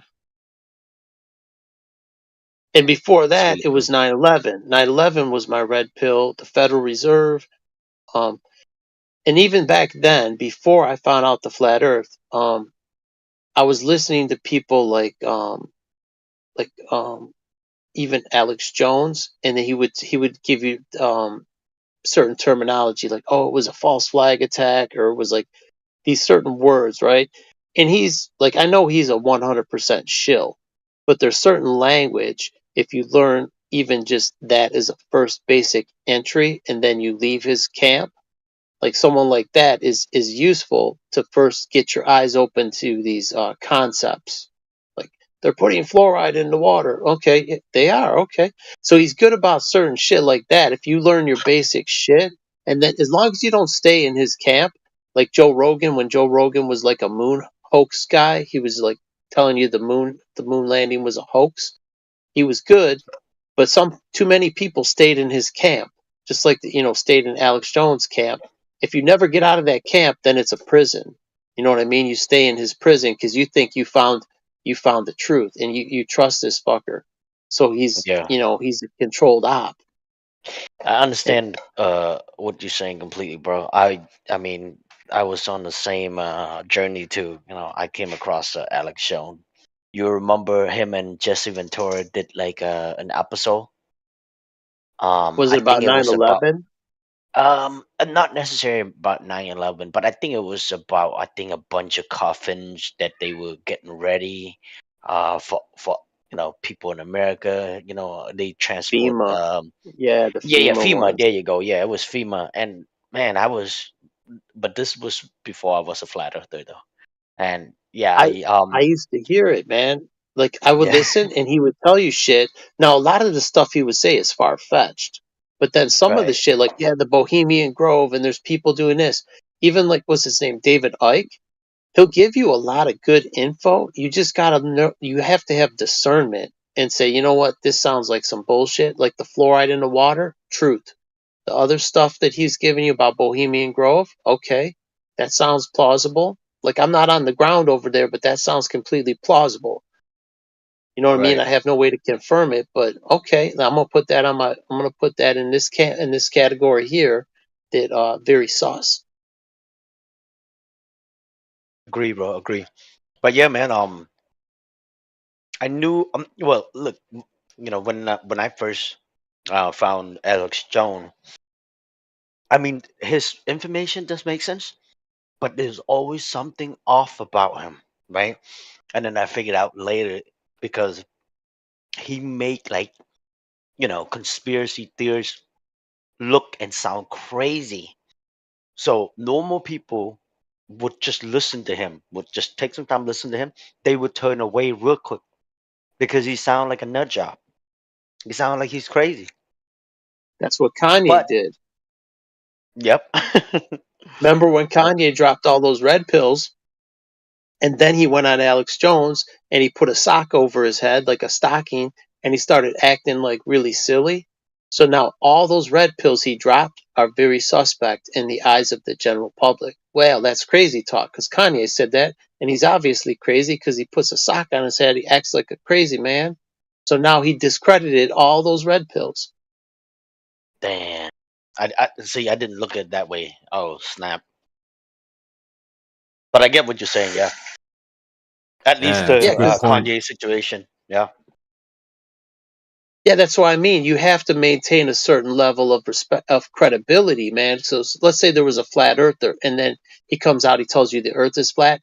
That's what I thought, the whole flat earth was some kind of psyop to discredit the 9/11 truthers. Because that's when I found it, was when I was watching 9/11 videos and other stuff on YouTube.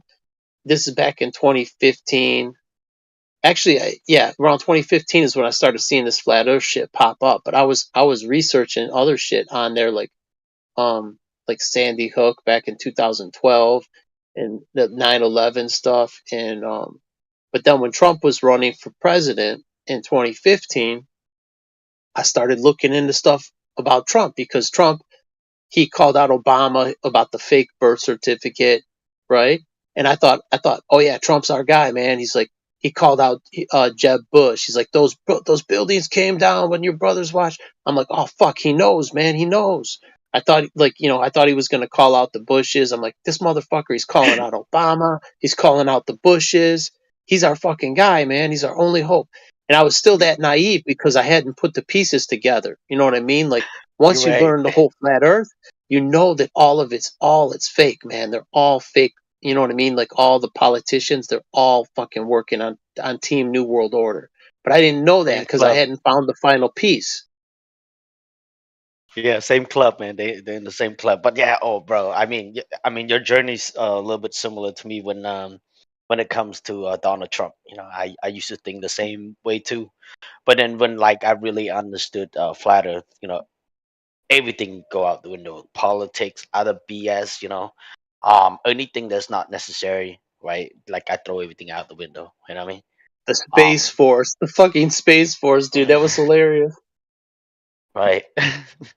Yeah, man. Look at it. When Trump first came out, man, he came out swinging. And you're right, he was calling out like almost everybody, and he said just like it is. And I thought to myself, like, this is the guy, yeah, this is our guy. He gonna come and save America, save the fucking world, right? And the more you look into it a little deeper, it doesn't make sense, man. Like it seems like whatever they're doing, it seems like a movie, and you just on the sideline watching it. And this are the story they put it together. And Donald Trump's just like another actor, or Joe Biden another actor, or another pawn out there. Dude, he was in The Simpsons. He's in the Illuminati card game. Is the guy Biff? There's so many things they call predictive programming that they put it in movies and cartoons like The Simpsons, Back to the Future movie, the Illuminati card game. They call them Easter eggs or predictive programming. So they put this shit out there into the public realm, and then only after something happens can you figure it out. Like, oh my God, that's like, okay, there was a Beastie Boys album where an airplane is slamming into a building. And then afterwards, that came out way before 9/11. But there was no planes involved with 9/11, but the whole concept that there was a plane hitting a building, you know what I mean? The concept of that happening was created. It was put out there. It was in a Mario Brothers movie, Super Mario Brothers. The building was disintegrating into smoke. And it was like was it 1993, and I got a screen capture from that from the movie, and it was the Twin Towers burning up, dude. Yeah. There was a Superman comic book from 1945. It said he had the power to turn steel into dust. It said in the Superman comic book from 1945. That's awesome. But you want to know something crazy, right? This is something crazy. This is the reason why everybody in the world got brainwashed. Hey, I'm talking about almost everybody in the world, right? Like, I mean, from different country, different ethnic groups. Um, what happened with 9/11? When 9/11 happened, I was in Cambodia, right? And so when that happened, whatever that was on Fox News was on the CNN, right? It will like it's sent to Asia. So now what we did, right? We just translate what the CNNs, what the Fox News said, just trying it to another language, to my language, Khmer, which is Cambodian, right? And we all believe it. We all believe it. We thought it was the Middle Eastern, right? We thought the Muslim that did all this stuff, right? And so now people like me over there, we don't know shit. We just gullible. So now you start growing hatred towards certain group of people because that's what you thought had happened, right? So now you came to the United States, right? And you learn, and you just look into stuff a little bit. You came into contact with the people that you thought were evil, right? I'm not saying all of them are good. There's good apple, there's bad apple. Well, I came in contact with a lot of these people, and they were fucking nice people. Now I look in a little bit deeper. That's when 9/11. Well, a lot of 9/11 documentary came out, and came to find out it was an inside job, right? So my whole point is this: everybody got brainwashed. Even people in let's say Africa, let's say in China or Thailand or whatever, right? They got brainwashed too through the news, because whatever the CNNs or Fox News put on their screen, right? All they did was just translate it to another language, repeat the same information over and over again. Same thing with the moon landing, you know. Same thing with the moon landing, right? It was translate from English to another language, and that's it. It's that simple. That's how they be able to brainwash most of the people. And that's Albert Pike said that. He said the Third World War will be fought between Christians and Muslims until they mutually destroy each other. So all this propaganda that they're putting out, oh, it was these Muslim terrorists that hijacked airplanes. This whole story, and then there's wars started in these Muslim countries for no reason aside from the other people in with the small hats in the Middle East don't like the Muslims, so they want us to, they sent us there to do their dirty work. Us meaning the Americans. And like, see, some of this predictive programming was in movies and cartoons. Guys like Trump, depictions of 9/11. There's so much stuff. Enough is enough. The Yeah, I heard catchphrase. about that predict programming. People talk a lot about these type of stuff. Sometimes you see in the movies or series or cartoon or something like that. You know what I mean? The Simpson is one of them. Yeah, but so It only makes sense if you know what they're talking about. Otherwise, it right, doesn't make any sense. It's just a cartoon. You know what I mean? It'll go right over your head. But if you right. know what you're watching, like there was a Simpsons where there's like a laser beam cutting the town in half and burning shit up. I'm like, oh, look at that! Like it's right in the cartoon. And there's people like blind at a laser eye clinic, and then the laser beam comes out, and it's like, oh, they could see again.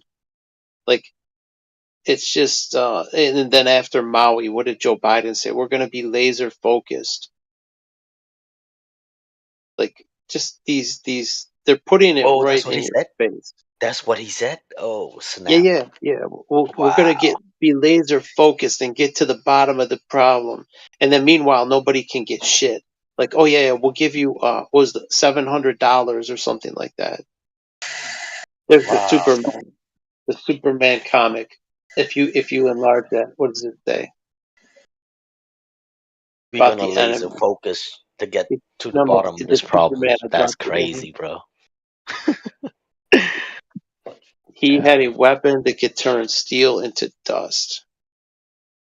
It's kind of hard to read, but it says right there, the man who turned steel into dust.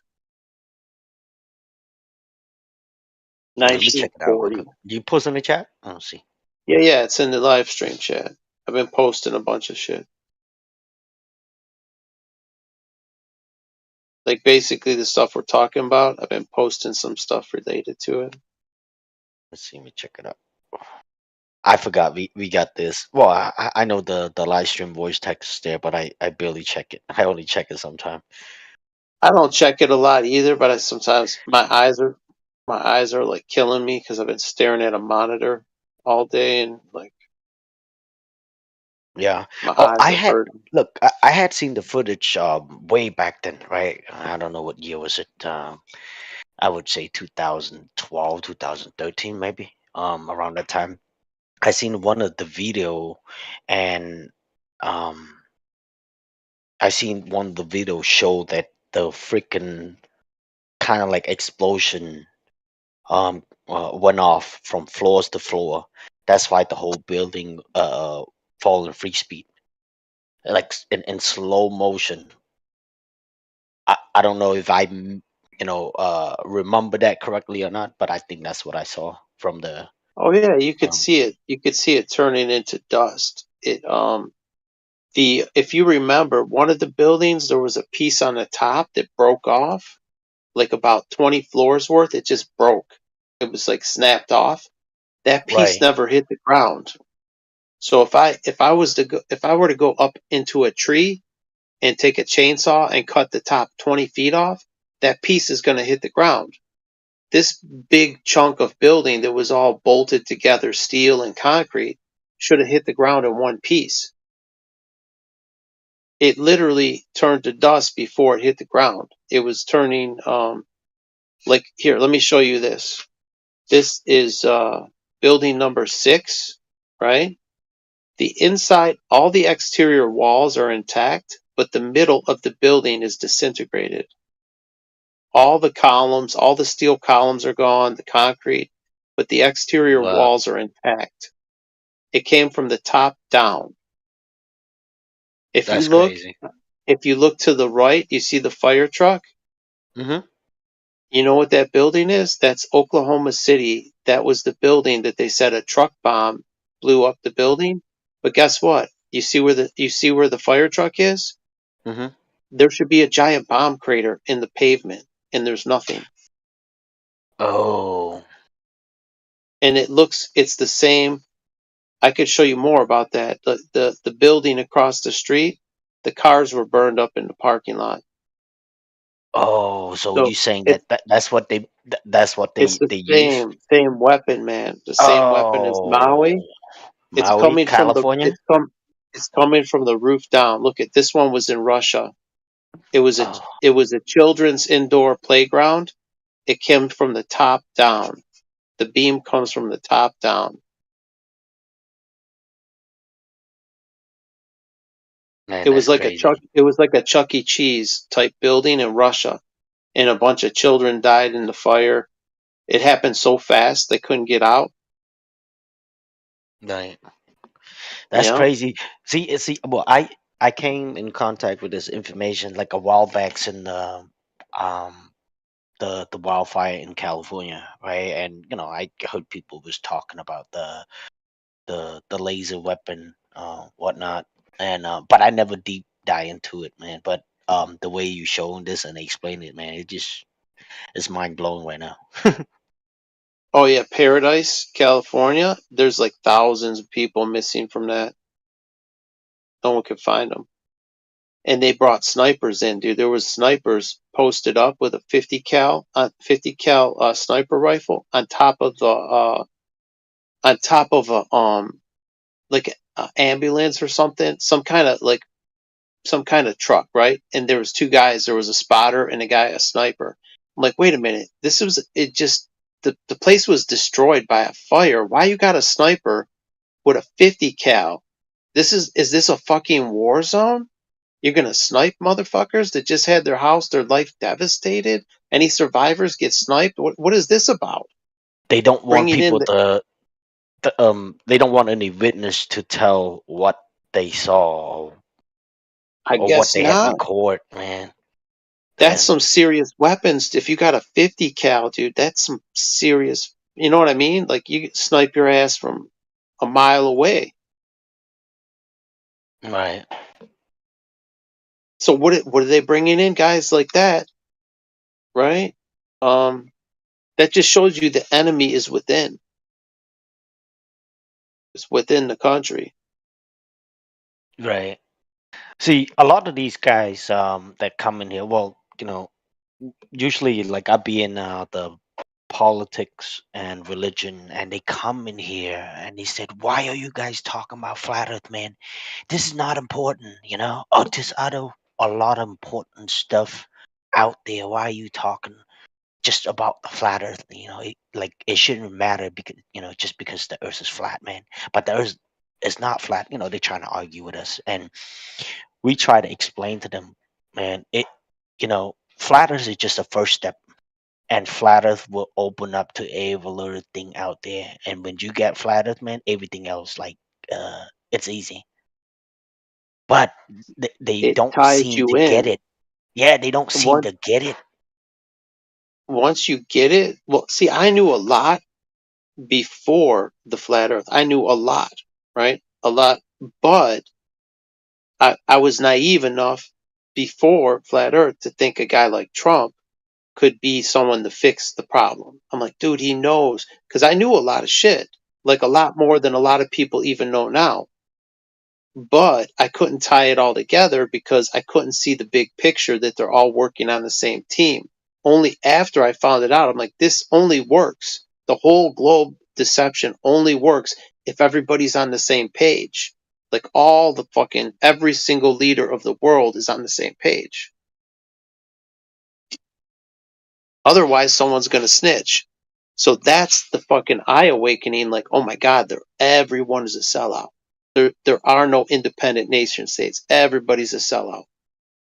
Right? I mean, even Trump, he admitted that, yeah, he used that system, that rigged system, to be where he's at right now. But, of course, regardless, he's still rich. But, he admitted, yeah, I used the rigged system to not pay taxes to advance. Well, taxes are not, they're voluntary. They're not something that's required.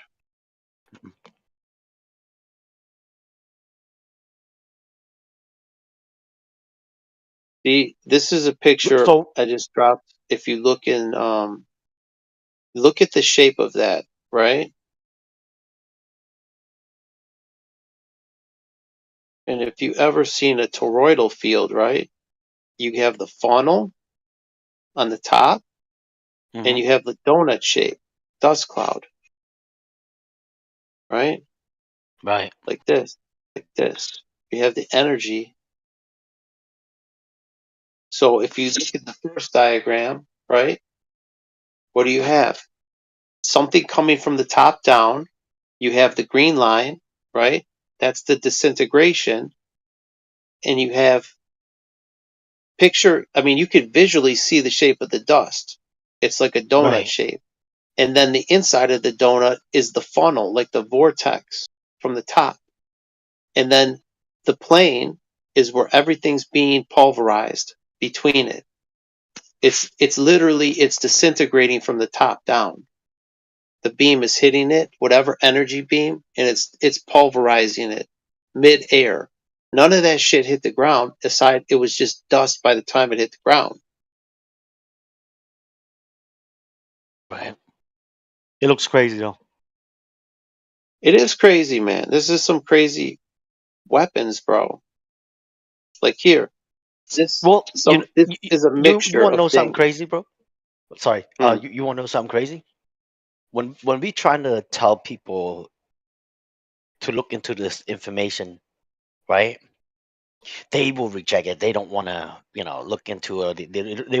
They don't want to believe, at least just have the idea, entertain the idea, right? They reject everything, but they rather believe in outer space, the imagination. You can't prove it, you can't test it, you can't measure it, but they rather believe it in that type of ideology instead, because you know they had been shown through um, NASA movies, um, space agency. So they rather to believe in that instead, and that's the crazy part. You know, it's easier to believe a comfortable lie than an uncomfortable truth. The truth is not comfortable at all. Like, there's a reason I don't sleep, dude. I've got insomnia. Like all the shit that I know, like I'm holding back. I'm not telling you guys like everything because a lot of stuff that people can't even deal with. They have cog dis, even flat earthers. I get in arguments, so I'd rather not deal with it. And it doesn't, at the end of the day, it doesn't change anything. It's like you guys know enough already. It's like, why should I go down this other rabbit holes and fuck with your head with some other stuff that you never don't necessarily need to fuck with your head about?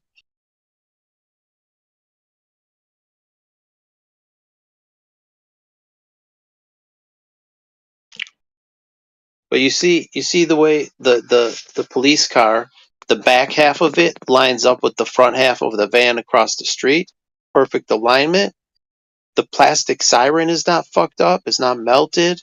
There's paper that's not burned. The white paint on the door is not burnt. There's no Yep. smoke. Where's the Yep. fucking smoke? The windows are melted, but there's no smoke. Doesn't heat rise? Wouldn't it melt the plastic sirens? None of this makes sense. Bam. Now I see what you're saying. Look at the two beams. You see the one beam on the left, the white one? It's painted white. And then the black one on the right is from Dresden. They said that they firebombed Dresden. Look how the beam is twisted. If you have a steel beam that's boxed in on four corners, it should not bend like this. Steel will tear. Steel is not silly putty. It doesn't bend like this. It's not normal. The Right. box beam like this cannot bend like that. It's impossible. And you say, well, it was hot. Where's the sign of hot? The one still has the black paint. The other one has the white paint. Look at the Right. ceiling on the picture with the white. There's no soot on the ceiling. There's no black soot. There was no fire. This is the building in Exactly. Russia, like the Chuck E. Cheese building type. There's no soot on the beam. It's white. The ceiling is white. Or not white, but the wood beams on the ceiling. There's no soot from the so these so-called fires, I'll call them fires because I don't know what else to call them. They don't leave soot. There's no soot left behind on the walls. Hmm. And you see the police car doesn't have any soot on the white paint. The back half of the metal is turned to like a ash. It looks almost like a cigarette ash. And immediately adjoining it is the rear door. There's no heat damage. There's no transfer of heat. So At all. You at can see it all. right there. Yeah, at all, bro. Yeah. Like, and it's like right there next to each other. So what explains that? Like, what explains one panel and then the next, and then the plastic surviving? The glass is gone. Glass takes 3,000 degrees to melt. I know plastic melts before that, but those sirens look perfect. But you know why the siren is perfect? It's microwave safe plastic. You put plastic in a microwave, nothing happens. Nothing happened. But then again, you put glass in there and nothing happens to glass. So it's not just the microwave. I could put a glass coffee cup in the microwave; it's not going to melt.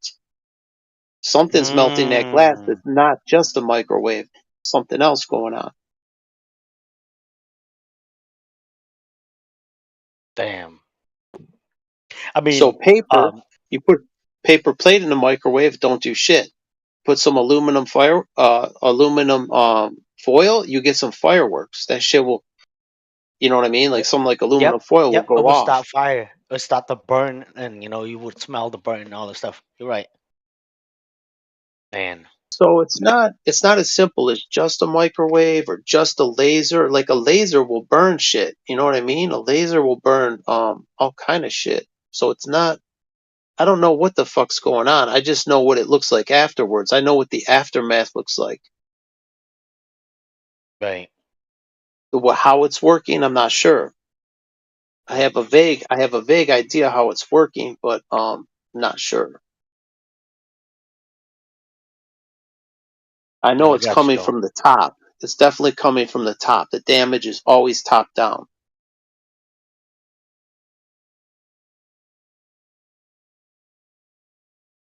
You see They come. have you seen, okay, let's say like a bunch of houses all around each other, right? And let's say the house in the middle didn't get burned or even a scratch at all, right? Do you think they can select, they have these type, I know we going to a little bit into speculation, but do you think they be able to select the houses or the object on their screen, whatever screen the hell or whatever the hell they're using Oh, at for the time? sure, man. For sure they can. Yeah. No, but check this out though, because even the Mao fire, right? There's houses that didn't even scratch, that didn't even get a scratch, Yeah, right? because it's pinpoint accurate, man. You remember the explosion in where was it? In Libya? Or no, Lebanon? Lebanon, it was Lebanon. Lebanon. Beirut, Check this Beirut. out. This was the Yeah, grain silo, right? There was a ship in the harbor. Check out the ship. The steel is on fire. Now, when I say fire, it's the same fire we saw in Paradise in Maui, where steel plate burns. 9/11. The steel, it looks like you see the orange flames, and you look at the rear portion of the ship.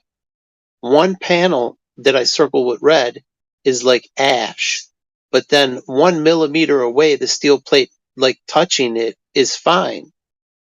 And then the parking lot, right behind the grain silo, all the cars are burned up. The ship, the ship in two, see on both opposite directions of the building, the ship is on fire, and then behind the building, the cars in the parking lot are on fire. If you look back at the one from what was that, Oklahoma City, the cars across the street were all fucked up and burned up, just like 9/11. No, there was no hole where there's no crater in the street. The right, rooftop across the building is like burned around the air conditioner units. You can see the roof is blackened. So it's doing stuff. You notice both sides of the building, they got like damaged. Like the right, steel caught fire. Like what would do that? What explosion would make steel? I mean, steel is non-flammable.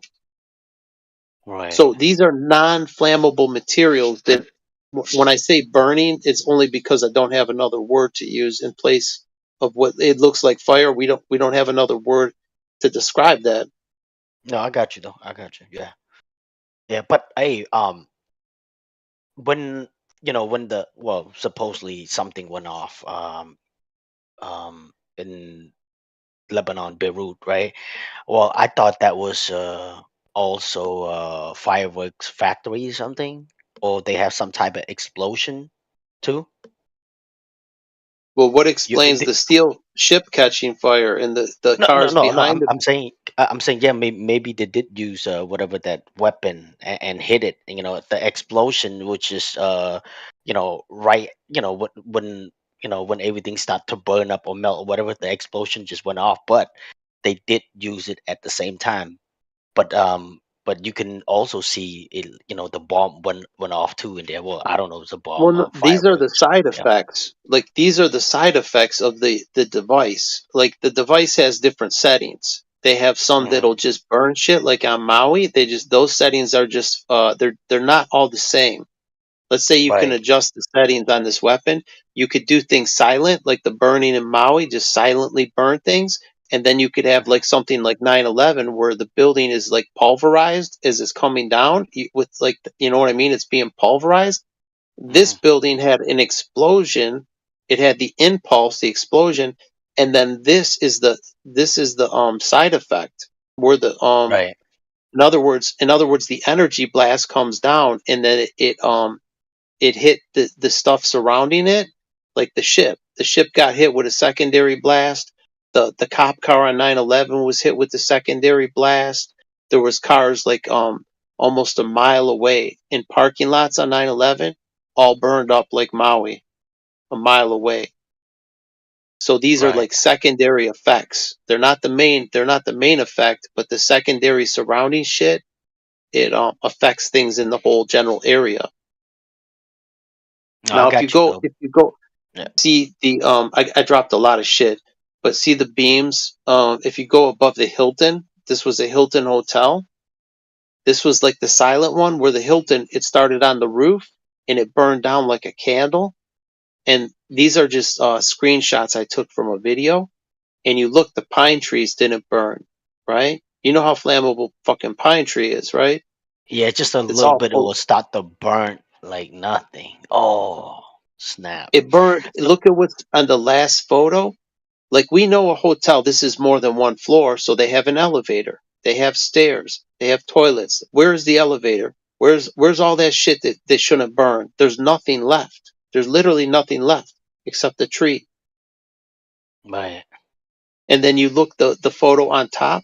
This is that building, the indoor playground in Russia, like the Chuck E. Cheese building. You see the beams are white. You see certain areas, there's no soot on the roof. There's only certain areas of the beam that are fucked up.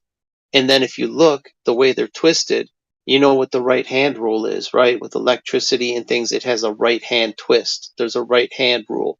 Look at the way the Right. beam from Dresden and the one from the Russian building, they're twisted the same direction. They're twisted to the right. Like, I there's so see. many things I could point out. I'm not sure what's doing this, but I could show you the similarities of all this Right. shit. I could show you the ones from Hiroshima that look just like it. Oh, I haven't really seen that one yet. Yeah, go ahead, post it. I would love to see it. Yeah, Hiroshima looks just like fucking Maui, 100%. Or So, like select shit was destroyed. hey, so in a way, this is what you're saying. Yeah, they were testing out the weapon on the Japanese back then. They had it perfected before that, man. This thing's been around a Oh, long time. oh, snap. See, like, here's a fire truck from 9/11. Look, it still has the paint on it, and the ladder's melted. Like, and everything, it makes steel rust. The steel will rust really fast. It turns aluminum into liquid. It also turns glass into liquid. Check this out. These are wine bottles, right? Look at the wine bottles, how they're like, they look like wax. They're just deformed. Now look at the main one with the white paint. the glass is melted, but it has white paint. Do you realize the paint would burn off the bottle? It takes 3,000 degrees to melt glass. How did the paint on the bottle survive? Right? It's like right there. It's like right there, like 1,000th of an inch away. The melted portion next to the paint. So there's no heat involved in this. And whatever's making the glass molten doesn't involve heat. Damn. Otherwise, I too, the see what you're fire saying though. truck. See how the red paint? It's like, okay, this is, the melting point of the metal is hot enough to burn the paint, but there's the red paint. It's right there next to the melted piece. If you had like a cast iron frying pan and you got it red hot, the handle would be too hot to touch, right? If the handle was painted, it would start smoking. The paint would start burning off. It would conduct through the metal. The heat would transfer. Same with the glass. You can't get the glass that hot and not have the paint survive like that. Right. Damn. These are observations that I made looking at this, like, this shit don't make sense. I'm just pointing out some of it. It don't make sense on a lot of levels. Right. I mean, I knew they had some type of weapons. I don't know what it was. I never really looked into like any deeper than what I knew. But the way you explain things now, like it just wow. I mean, it make a lot of sense. We might don't know like what exactly it is, right? But we can see the aftermath, the effect, what happened Yeah, for after. sure. You know, That's all you could do is compare the remains, like what's left after the shit's wrecked, and the remains, they all look the same. right? Like, remember what you said about a bunch of buildings? They could select one or the other. Check this one out.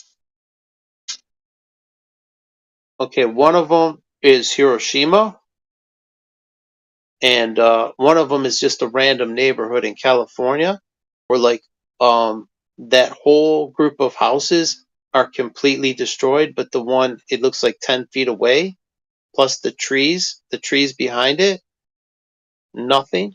And then look at right at the edge of the driveway where the garage is, it's like the cement is not even like discolored. It just stops. It's like so pinpoint. Right. So basically they had perfected this weapon already. And you know what? Like I do have to agree with you. Maybe they have a bunch of other option what they aiming for. I'm not saying I have nothing like I can't prove this, but I think all this wildfire, right, in general, right? Um yeah, I mean it could be from the same weapon too. You know what I'm not this saying is? That pic I just dropped? oh what is it? Which one is That's this? Chernobyl. That's Chernobyl. This was supposed to be a nuclear power plant meltdown. Hmm. Look at the damage on the building. That's the same gray dust. There's no damage to the paint around the building, Nothing. right? It didn't even They hit change it the with color. Yeah, It didn't discolor anything, and this is supposed to be a nuclear power plant meltdown. This is Chernobyl. Same gray fucking dust we see everywhere.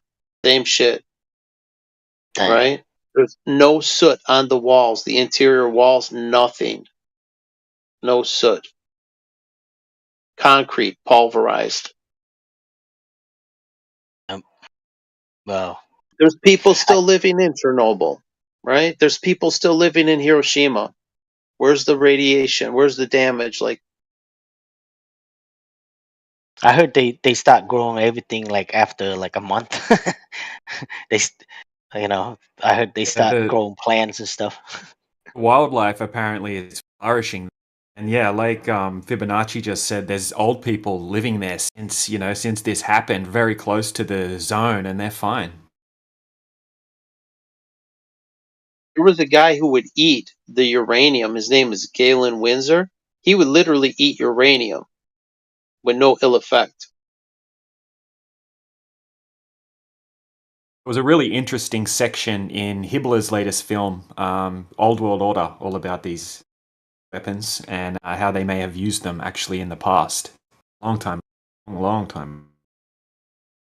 Yeah, these are ancient technology.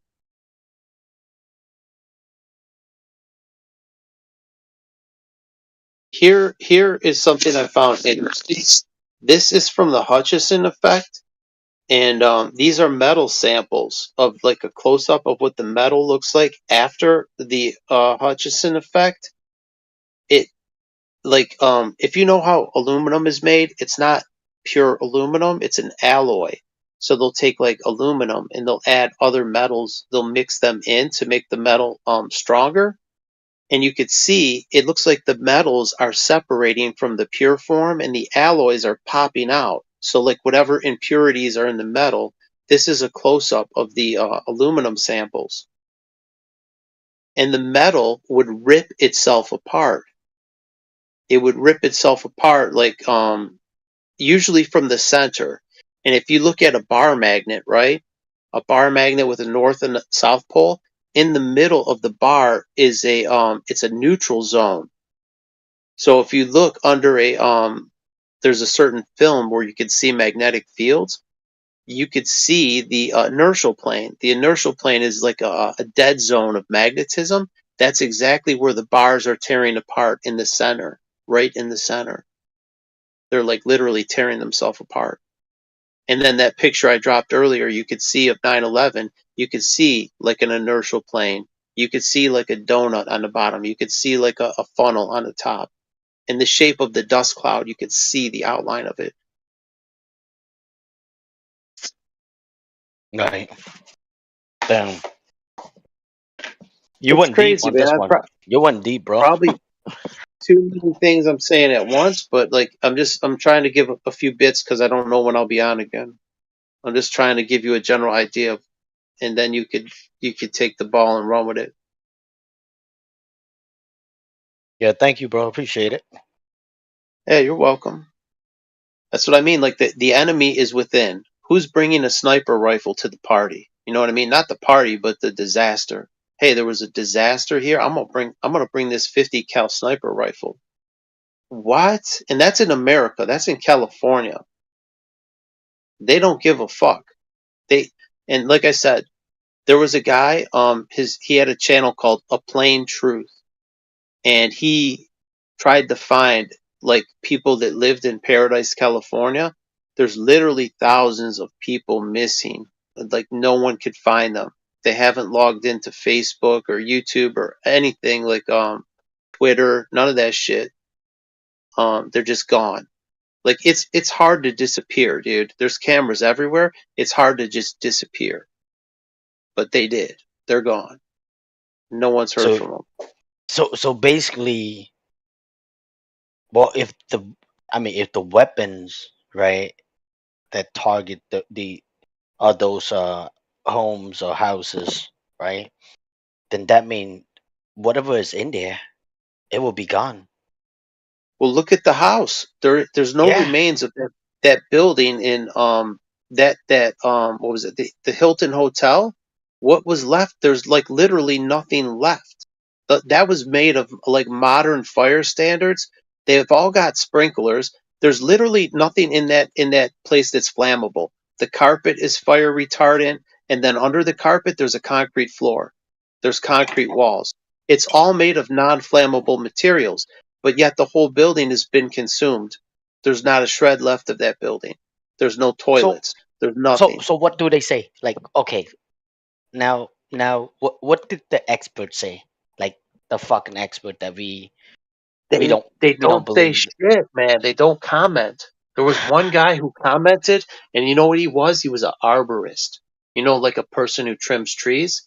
He was a Hmm. professional arborist. He said every single fire that I went to, these strange fires, he said he's from California. Highly flammable trees like eucalyptus and palm trees, not burned. Non-flammable materials like bricks, burned, but the most highly flammable trees didn't. And he's the one that noticed that tire with the polyester bands. He's like, well, how come this tire didn't burn? Every single tire was burned. And then he looked closer and it said polyester. Oh. Before they used steel belts, the steel belted radial tires, they used to use polyester, like nylon, to reinforce the rubber tire for the sidewall to give it strength. So it's basically like the old, like what they would make bulletproof vests with, like that stuff, like Kevlar, polyester, nylon, those materials they would use to strengthen the rubber. So it would be, so the ones with polyester is like a form of plastic, and then rubber by itself won't burn. Only with the steel inside, the steel is getting red hot and making the tire burn. I see. Yeah, so once you get the tire Damn. lit up, it'll burn itself. But it's some kind of induction, like so some kind of magnetism, and that would explain the bar breaking from the center, snapping in the middle. That's where the inertial plane is, and it's breaking from the inside out. It's peeling itself out. See, I wouldn't have put all this together if I didn't know about this. There was a guy that had this film where you could see the magnetic flux. You could see what it looks like. It looks like a donut.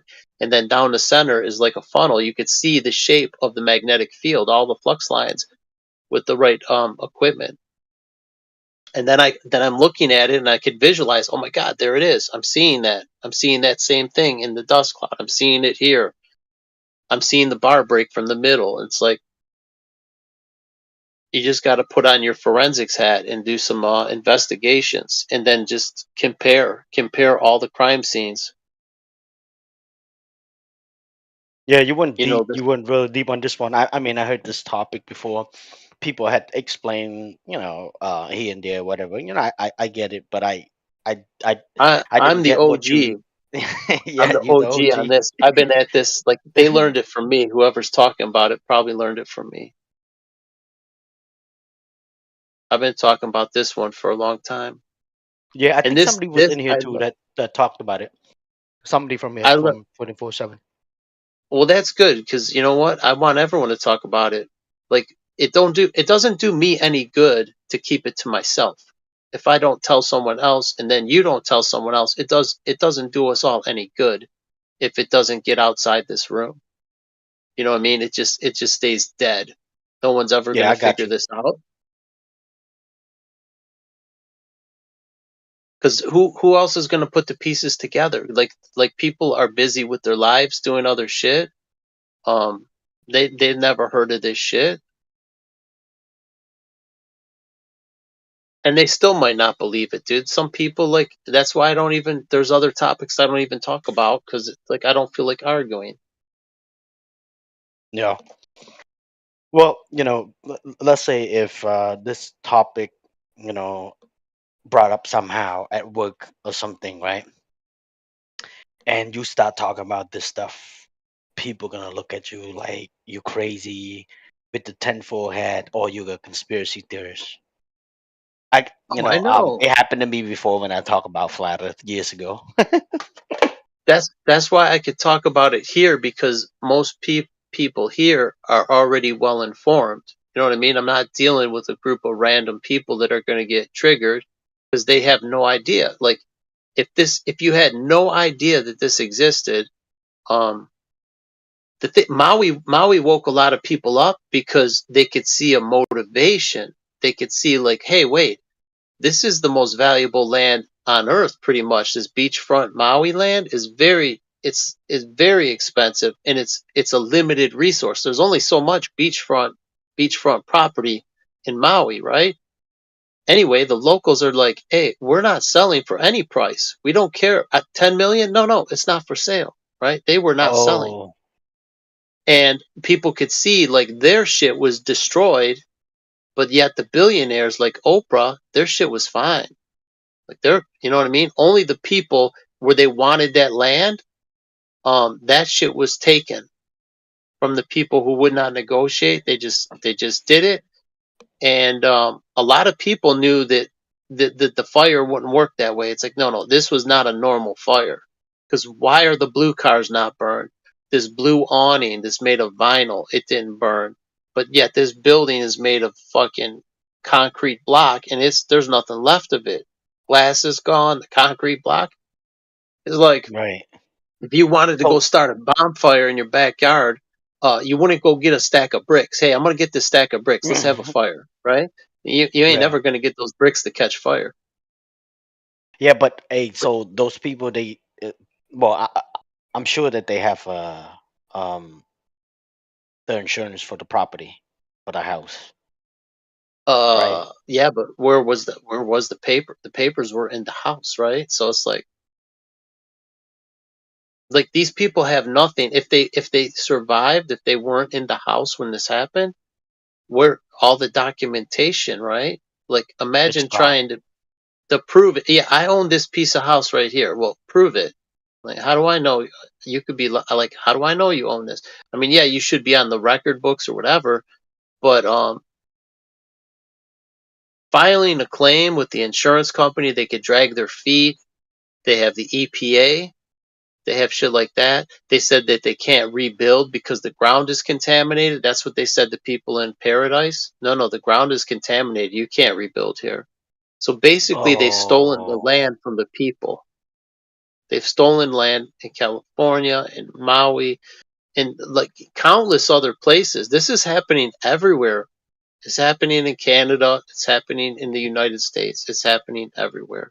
It's happening in Russia, China, pretty much so every place you could think of, Mexico. so they have another layer on the top of that. Even if you get you file the claim and you know you got well, you want it, and they rather offer you money instead of rebuild it because their excuses is that the land is contaminated. The city council, Wow. they won't let you permit. They won't give you a permit to build there. They say the ground's contaminated, but you know who's going to build there? There's going to be luxury resorts there, guaranteed. It might take a few years, right? But eventually people will forget. And I think a lot Right. of the people who did own the property, I think they got burned up with the house, a lot of them. Just like they did, they were in the cars. In Paradise, there was people in their cars trying to escape, and the tow Uh-huh. truck driver, he said that he could see some of the remains in the springs of the seat down in there. There was Uh-huh. nothing left. They were like cremated. So there was just Jesus. like the remains were just a few scraps of bones and stuff, maybe little bits and pieces. Right. Damn.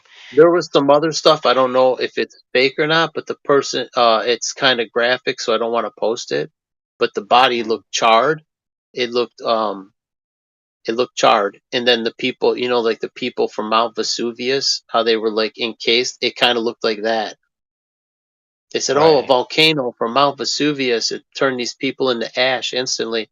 I'm pretty sure it was probably something like this. If they had this weapon a long time, like you're saying, it could have Well, been Mount Vesuvius psyop.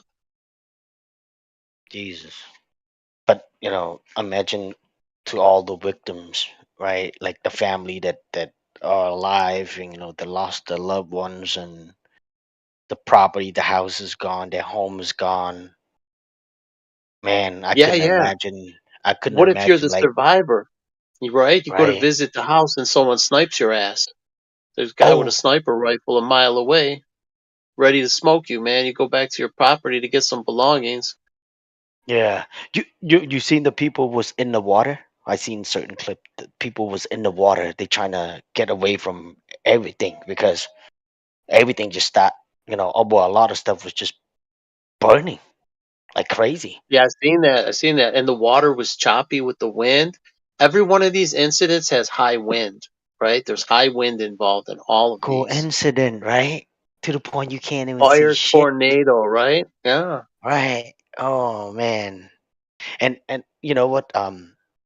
I noticed this too, right? People um will tell me, "Oh, Mother Nature, natural disaster, blah blah blah," and I'll bring up something. I tell them, "Look, we know Mother Nature do exist, But whatever these things is, right? Like just for example, Hurricane Irma.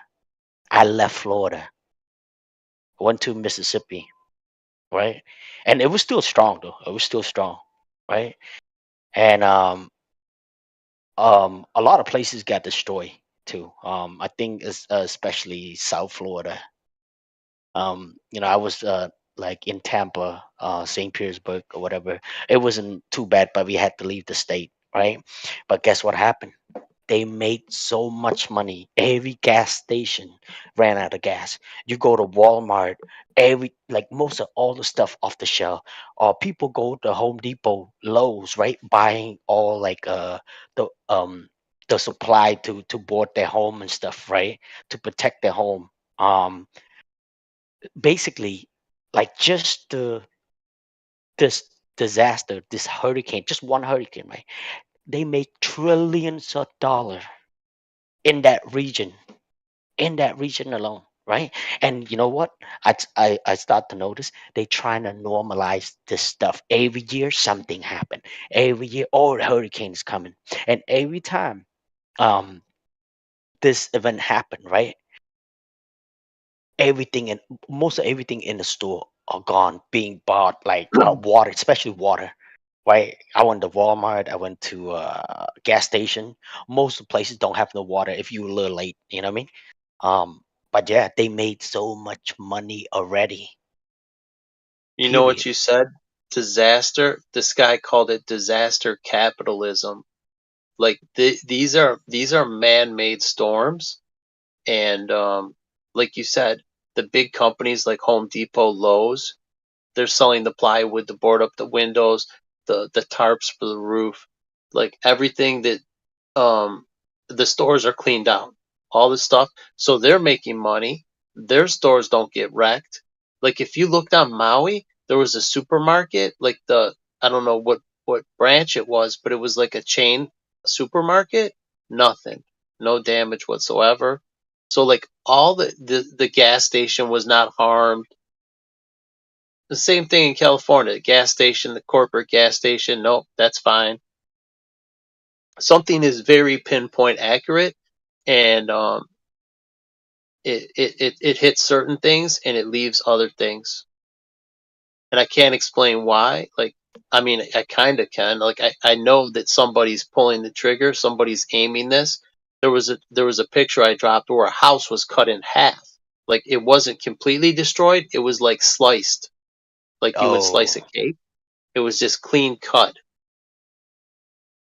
damn. Part of the house just missing, gone, pulverized, and then the other house just standing. The other part just standing there.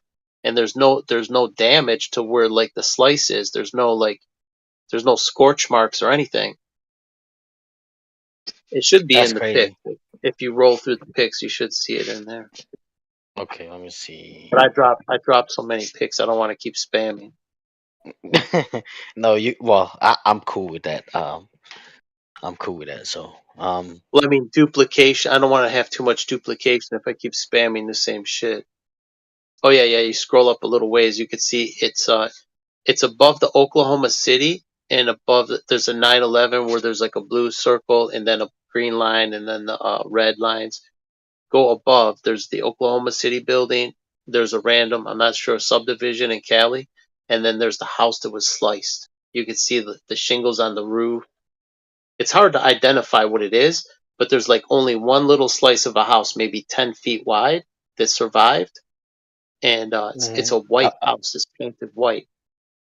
okay, I'm trying to look for. Let me Oh, see. by the Russian building where it's like a yellow building, like white and yellow, where the roof is burned out. It's blackened with a hole in the roof. But you know what time? You know what time it is? Like Let me see. Let me see the fifth, timestamp. Hold on. 40 It's something at after the hours. 5:30, Five 5:31. So go five above thirty. the 5:31, and yeah, 5:23. I post at 5:23. 23. Okay. So it's underneath. There's the fire truck one. Oh, so you in East Coast at the moment? Yeah, I'm on East Coast.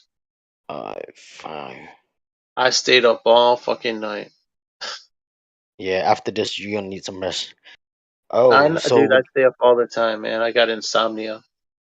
so it would I be can't sleep, man. 450. Yeah, for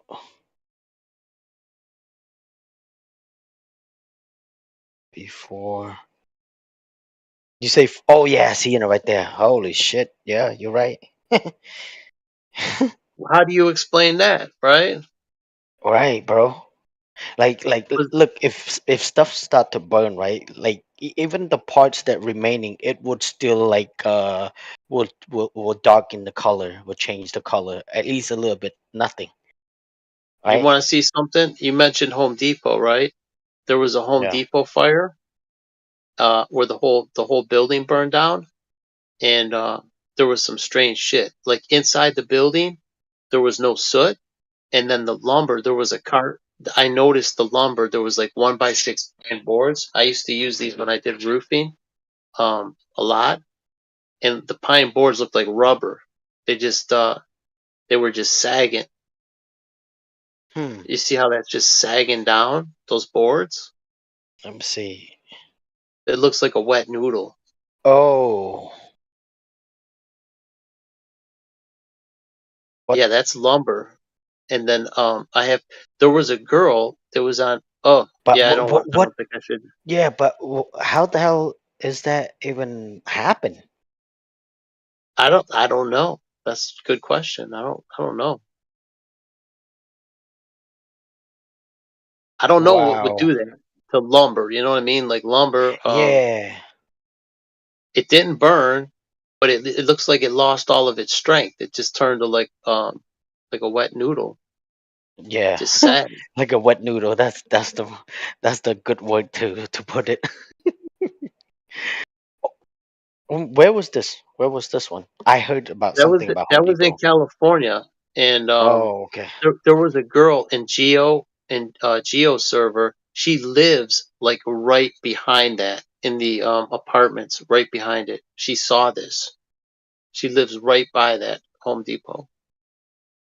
I think I have Right. some more screenshots of the building, like the interior of the building, and the interior walls were just the metal inside the building was rusted, but there was no soot on the walls. They were still white. They're painted like white. Right. And then the trees around the building, none of them burned up. I have it some here. I just got to scroll through so many pictures, dude. I got thousands of pictures on my tablet trying to That's find them. crazy. Yeah, my eyes are cooked, man. My eyes are fucked. I've been up all night and my eyes are already bad from all the hours I spend. I spend so many I mean, hours if looking you at don't mind pictures. me asking you, where you at in the East Coast? I'm in Detroit. Oh, Detroit. Oh, yeah, Now, see that's a that? rough city. Yeah, it is. It is. Yeah. We have fires. We have suspicious fires. Now, see here. This tells you where it's at on the stamp. Home Depot fire investigation. Let's see where it's at. Okay. I Whoa. just dropped them. Now you see, Yeah, I if you look saw. close, Yeah. you got to enlarge, and then zoom. You could see like the metal shelving. It's all twisted. It's bent. It's buckled, Right. and it's got that gray ash. But look at the back wall of the building. The paint, Right. white, White. white. Look at the White. floor, white. Right. Right? Look at the What lumber. the Look heck? at the trees. Pine trees right behind the wall. Pine trees. Nothing. Yep. So The is this one. is this a fire? We call it a fire, but fucking a fire would burn those pine trees. Right. The wall. Oh Look at the wow. wall, the front wall of the building. Fire investigation. No heat. Oh, San Jose. It says right there, San Jose. San Jose, huh? Damn. Yeah, and I actually know. Well, I don't personally know, but there was a girl that lives right. There's But look at apartments the right roof though. behind it. Is that a roof next to it? That like that white spot underneath the San Jose letter? I mean word? That looks like the garden section, like a glass roof. Yeah, Could but be. Could be the. it's white. It didn't really change any color, period. Oh yeah, yeah. That's what I mean. There's stuff even inside. Like you see how it's blackened. Now, how would you describe? Well, it had to come from the top down, right? I Right. mean, it's like, and if it was a fire, nothing burns this completely. Like the inside is completely gutted, but the walls on the inside, there's no smoke damage. Damn. Normal fire. So whatever this is, it's turning so it's completely blackened, and it's not, there's no particulate left over that will leave soot. Like the soot is like unburned material. So Right. this is completely consumed. There's nothing even to leave soot on the walls, and Right. yet it I know doesn't light up exactly the what you're talking about, concrete. bro. Because usually when fire burn, right, it'll leave the whatever you call zoot, right? The The soot, mark, yeah. right? The line, you know, from the flame or the heat, the Like heat source. campfire, right? Say you're Yeah, yeah, roasting a hot dog or a marshmallow, the soot gets on your food or whatever. The smoke inside the yeah. smoke, that it will be black stuff. Or if you had a frying pan, you hold it over, they'll get like black soot on it. Right. Yep. Yeah. We don't really see that in here at. Oh man, that's You crazy. will see that on every house fire. You'll see Right. thick black soot on the walls, because that's actually what kills most of the people in a house fire is the smoke, is all the particulate, they inhale it, and that will Yep. kill them before they actually burn. Just inhaling that shit. Right. But yeah, It. I mean, this could be for financial. Maybe the guy who owned this, maybe he did an insurance job. He called up his friends, like the same friends that Oprah has. Oprah's like, hey, these Hawaiian locals, man, they won't sell me their land. And Mhm. she called a favor. Maybe this store wasn't doing so good. He wanted to collect some insurance money. He needed some money. Boom, gone. Yep. I And can't explain why it would happen. Like, why would they target a store like this? right. And I then mean, I look at would that think the lumber. same thing too. I would think the same thing too. Yeah. Claim the insurance money. Yep. Well, And now, Lucky Larry. but look, Lucky, remember what you said earlier, right? Well, now the owner of that Home Depot store, right, will get the money. He doesn't have to rebuild it because the city gonna tell him, nope, you can't rebuild it because the place is contaminated. but maybe he didn't want to rebuild. Like, let's say this was not a profitable. Let's say they had a Home Depot like 5 miles down the street, or a Lowe's, and that was taking all his business, and this store was not profitable. He's like, man, I'm losing money. Store's losing money. I can't really sell it. How could I cash out? I'm just making a Oh yeah, no, scenario. no, I agree. I I can't agree with you. explain I why agree with you someone hundred would do percent. this, Yeah, on this part. but I mean, it's not normal fire. Like, um, good luck. Good luck if I gave you 100 gallons of gas and all the matches you had to try and burn a building this thoroughly. Good luck right. trying to burn it that complete. Yeah, but what happened? What happened to all the cement? That's what I mean. Cement burns, dude. Cement in these, like, cement buildings, cement block, that shit burns. Like in Maui, in Hmm. Paradise, cement buildings burn. Turn the Chernobyl power plant, the cement, the Hilton Hotel was cement. That shit all fucking concrete. All that shit goes to it gets consumed in I say fire, but whatever it is, it looks like fire, but it ain't. It's not fire because it burns non-flammable shit. Right. Yeah. So we Jesus. have to invent a word. I need to invent a word because I'm not sure what to call that shit. Oh. We keep saying burn, but you say, well, these are non-flammable materials. Exactly. That's my point. Non-flammable shit is burning. Please explain this. Right. You know what? Back when you said about history of our past, they had these buildings called crystal palaces. They were all glass buildings, greenhouses. They were glass with a steel frame. They burned. They burned down. How does glass burn? It's glass and steel. That shit don't burn, but yet everybody, the eyewitnesses saw it burning. They saw the glass building burning down. Well, like, so what is the temperature for the glass to start melting? It's 3,000 degrees, but glass will never burn. It will never like ignite. But we Right. saw it under these conditions, a flame. It was light, like a lumber would be lit, like a bonfire. There was flame coming off, what looked like flame, and the building Yeah. was going down with flame and smoke. You know what? Whatever Doesn't they make got, sense. it's very powerful weapon. We just know it's very powerful weapon, Sure, it is. and it won't be the last. I mean, this is not the last time they're gonna use it. There's more coming. No, dude, they Yep. use it every day. It seems like. Do you remember Notre Dame? There was a church in France where it burned. They used this on that building, and before the fire happened, they were taking the statues off of the roof of the building. There was guys that came with a crane, and they removed the statues that they wanted to save. And then a couple days later, the roof catches fire Oh yeah. on a DJ posted um photo or painting or whatever in the chat. Crystal Palaces. Yeah. Yeah, this is in Australia though. Like not that long after it was said to be, founded. They say they built this one in 1887, and they say it burnt down like 3 years later. And then you look at the wreckage after they say it burnt down, like nearly this whole palace is nearly gone from a fire. It doesn't make any sense at all. But bro, Look how DJ. ornate. Oh, sorry. DJ, remember we talked about this last night, right? How, Yeah. people like our ancestor or back then they know how to build stuff, right? They're really good at it. And compared to the buildings that we have now, man, it's like night and day. Compare that to the Home Depot, right?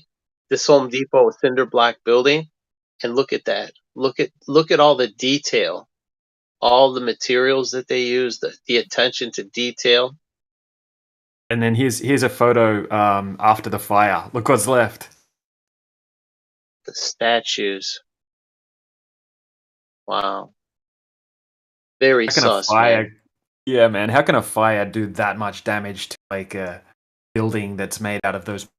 It just doesn't make. Look at the arch. I think this photo's been doctored. If you look really closely, you can see where it's whitewashed, where it's like someone took an eraser and erased part of the building they didn't want you to see. Can you see how clean the line is? Like someone took a these might have been like a glass plate and they scraped off some of it. It looks because they call these vanilla skies, where the sky looks vanilla, and someone has literally went when you enlarge Oh, it, and they've edited this photo. They've removed part of it. So yeah, you're yeah. seeing part of it, but half of this shit is missing. Somebody came and just like scraped that shit off But and made it disappear. yeah, I'm familiar with what you're saying, and well, it's been added, and you see the light it bright in the center, and then it go as it get bigger, and then it get just lighter. I mean, a Well, little darker, it's like an darker. early photo editing where they'll physically say this was on a glass plate and they'll scrape the photo off the glass. They'll like see how clean that line is at the top of that arch. Also, that archway has no soot. There's no blackening. It's just clean. So who knows what remained of it? But somebody came, like George Orwell. They had the Ministry of Truth, and they take the scissors and they cut stuff out. And remember, Stalin would have people removed from the pictures, from the photos. He'd have people just disappear out of the photos. This is like some of that doctoring history to remove certain evidence. Like, yeah, you could see some of it, but where's the rest of the building? Like, so this photo has been doctored. There's something they didn't want you to see that was taken out. Damn. Yeah, and they even doctor the construction photos, well, to make it look like it was constructed when they said it was. But they add in scaffolding, and there was a whole section about this in Old World Order. the documentary that was really good. It showed like how they do it, and it showed a lot of evidence and examples of them adding in scaffolding and all sorts of different things. Look how stout. Look how stout that archway is. That thing is like, look at the construction of that. How heavy that's built. You're telling me a fire could do something to that? Nah, never. Even building that in the 1800s in Australia, you know, when it was only said to have just been founded like 80 years earlier, 87 years earlier. The Like amount of that's materials, yeah, that's so much yeah, building because they materials. didn't have they didn't have all of these like big factories and quarries and stuff set up at that stage. It was just horses and carts and like wood shacks and a bunch of convicts Oh, and that's the story, but I don't buy that story. That sounds bogus to yeah, me. It's like exactly. Columbus. I think you guys were reset people, just like my ancestors were reset people. If you've seen like from the Chicago World Fair, I have a little lapel pin from one of my great I don't know, grandmother, grandpa, whatever. They went to that World Fair, but I think they were brought here to the New World, and that's they resettled after they wiped out the previous people that were here, because all this infrastructure was here. In Melbourne, there was a live streamer in Melbourne. They have like this really old, beautiful church, like you'd see in Europe. I'm like, wait a minute, like what's the official timeline of Australia? And there was a video too I was watching from ACDC. They're driving down the street on the back of a flatbed truck in Australia somewhere, and there's trolley cars with the things, you know, the little trolley cars with like a road, like a train, and all that shit runs off electric. And then they have these really old buildings, like old brick buildings. I'm like, wait, that shit looks old. Those are old ass buildings. And this video was from like the 80s, so even the video's kind of old. Yeah, there's some great videos on it. I think Autodidactic made some, and yeah, he showed some great examples. Even some of the paintings they drew when they said that they first rocked up on the coast of Australia. You can see in the background like 3-4 story buildings and things like that. And there's these huge extravagant buildings and churches in towns really far inland Australia when back when they claim to have been built. Like there wasn't even roads built back then to these locations. So many things Right. don't And fit. you know which one is like that? The Mormons. The Mormons only went to Utah maybe 100 and in the 1800s, maybe, or was it? Yeah, like the late 1800s, or no, excuse me, maybe yeah, late 1800s. So there was nothing there. So if you go to a just a barren place with nothing there, and you're going to build that Mormon temple, where did you quarry the stone? If you just have like donkeys and horses and wooden carts, you're not moving these stone blocks. And then the foundation goes another 30 feet below the ground level. How are you digging a 30-foot plus foundation with just shovels and horses and buckets? How are you, you know, and then moving the stone blocks to quarry that? It just it doesn't make sense. It would be impossible to do. Even digging those foundations out with modern machinery takes a hell of a lot of effort and time. Right. Big cranes. And not only that, but then there's utilities and stuff too. Like they dug it out. There's sewers and things like that, plumbing. Under the foundation, you have drainage for your sewers, your toilets and stuff like that. And then those are tied in with the underground sewer network. And all that had to be built with a certain amount of drainage for the pitch for the sewer to drain properly. Well, who built all that? That had to be built before the buildings, that infrastructure, the underground stuff, or you wouldn't have a sewer to tie into. No one thinks of this stuff. You know what I mean? They just kind of glaze over. Right. There's some crazy stuff underground in Sydney City as well, like giant tunnels and it's just amazing. I'll have to find the documentary on it, but underneath Sydney, it's crazy. There's been some serious construction underneath there. Yeah. What are Even your major Paris. cities? Your two coastal cities are like Sydney and Melbourne. Yeah, Sydney, Melbourne, and Brisbane are the three major cities on the East Coast. and then Perth is All the on the only east. one. Yeah, all on the east coast. That's the main nice section of Australia, the whole east coast.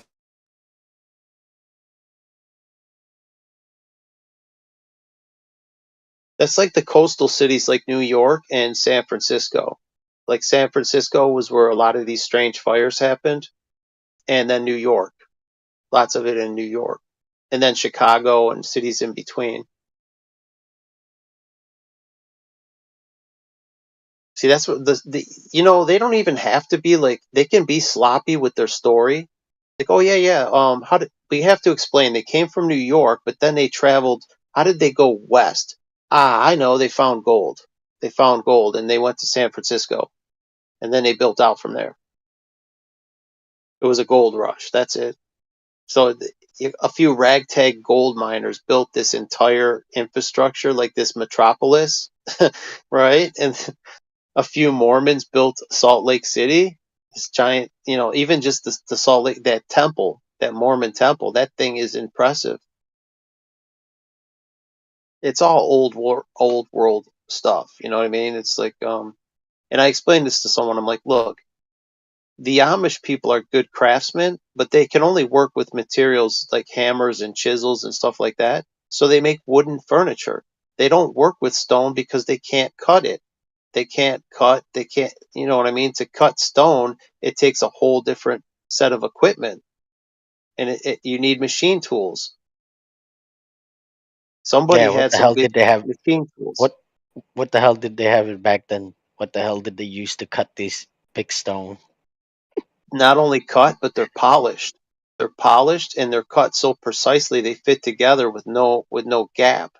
They're cut that precisely. So if you're building Right. this, these stones have to fit exact. There's no mortar in between. They're mortarless joints. They're just fitted. They're perfectly fitted one to the next one. Imagine every block. Say there's thousands of these blocks. You have to have each block cut to fit the next one. Even Yeah. something like the Washington Monument. They said they built a monument for George. Even trying to build that, I'm like, they had to quarry stone and build it in a day without electricity or power tools. None of it makes Right. sense. How precise those stones are fitted. Right. You should see these old maps of Australia. They show Tasmania, which is a long way from the mainland. Like, you can't see it from the shore or anything like that, nowhere near. These old maps, Australia used to be called New Holland. Tasmania was connected to the mainland. All the cities and stuff have completely different names. It looks like it's really well populated. I'll drop it in here. New Holland. You know what's funny? I had a machine. You know what a bobcat is? A skid steer bobcat. It's like a Yeah. small front end loader. They had one. They had Ford has that name, New Holland. Like Bobcat is a name brand, and there's one called New Holland. It's like Yeah, heavy I've heard of it. equipment. Yeah. Have a look at that map there.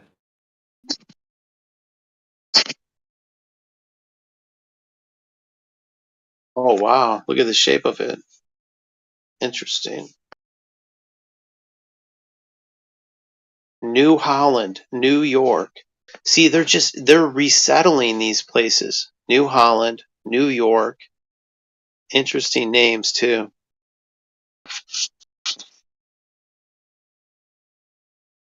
And even a lot Damn. of Southeast Asia on these old maps, even like Papua New Guinea and stuff was like pretty much attached to Australia. And Southeast Asia was so much bigger in a lot of these old maps. Like the water Even this levels rose or new, something. it's called New South Wales. Like they have Wales. Who's the Prince of Wales? Prince Charles, or right? So the Welsh people, New South Wales, New Holland, New York. York is a city. Like you could kind of see who owns this shit by just the names they're giving it. Well, New Yeah, Guinea. even when they talk about a lot of these old structures as well, like they use interesting terminology. They don't say, "Oh, it was built in blah blah blah." They say it was founded blah blah blah. Yes, I've noticed right. that even on the tags on the placards, founded in. Yeah, they found it all right. They didn't build that shit. Yeah, we found it in this. At least they're giving us some clue. Wow. At least there's some honesty in the name. Yeah, no, we founded it. We found this bitch, and we claimed it as our own. I want to Yep. know, like, I think I kind of know who owns all this shit. Like, who it goes back to the royals. Like, no, this is ours. We own this. Like, they took ownership of all this land, all these buildings, and they needed someone to occupy so they could rent the shit to them. No, we need people to rent it. We need to farm these people for their money. Fucking crazy. Well, that's how you concentrate wealth, right? If you own all this stuff and you could put people to work, and have you ever seen the gold vaults of the Queen? They were doing a tour through one of them, and there's like all these stacks of gold bars, and it's probably just one of the many vaults that they have, but it was just stacks upon stacks of gold bars. It wasn't Damn. like an audit, but it was just like, hey, she wanted to see some of her gold, make sure it's still there. So, yes, it's still here. Nobody's taking it.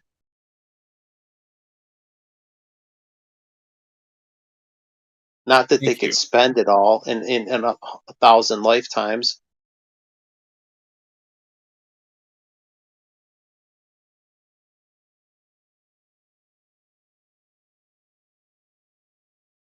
Greed is a bitch, man. People like the level of greed that some of these people is unfathomable.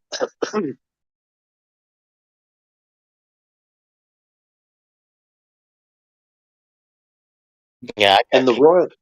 the royals aren't even at the top. The royals aren't even at the top of the pyramid. They're not far, but they're not the top.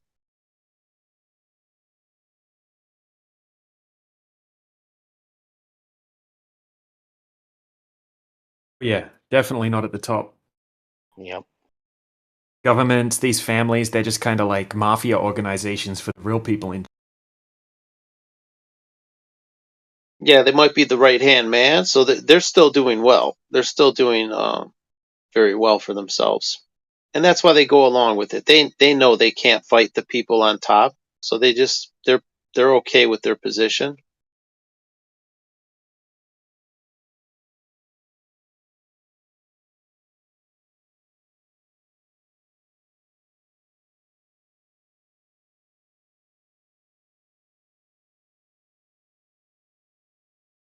And they claim they don't have a lot, right? Like, oh, well, the royal family, they get paid through the taxpayers. And I think people are like the taxpayers are still paying for them. Like you guys in Australia, you got to pay for the royals too. Yeah, man. But if you actually think about it, man, I mean, I'm not saying that there shouldn't be any type of system or certain government, but or the royal family, whatever. But I'm just saying, damn. Basically, we getting robbed every day, right? I Oh, mean, for sure, dude. you go Even to the work, globe. yeah. You go to Look work at um a lot, right? And just to pay for the places you build, you just come home and sleep at night. robbing us blind, man. Even if you just like, even if the whole globe deception was to make money through like fraudulent agencies like NASA and all these fake space agencies, there's a tremendous amount of money that was wasted on that. Like they're like, oh, we're in a race with the Russians, so Russia was wasting money, the United States, and if you add up for inflation, um, what was the net positive? Let's even assume that it was true, right? Let's assume that it was true for a minute. It's still, how did it benefit the people? Well, we launched the first man into space, and he landed. Like, let's say even that happened, and I know it didn't. Would it be worth all the trillions of dollars pissed away? In my opinion, no. It would be just fucking waste. Like, how did that benefit us? There's like homeless people, there's starving people. Like, how does that benefit the people of the nation? Why are there homeless people? Right?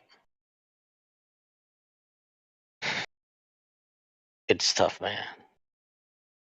That's how it's set up, man. It's like they set it up is like a struggle, and if you they incentivize you. Well, if you don't want to be homeless, even some people that work their ass off, they're like one check away from being homeless. You know what I mean? Like one paycheck.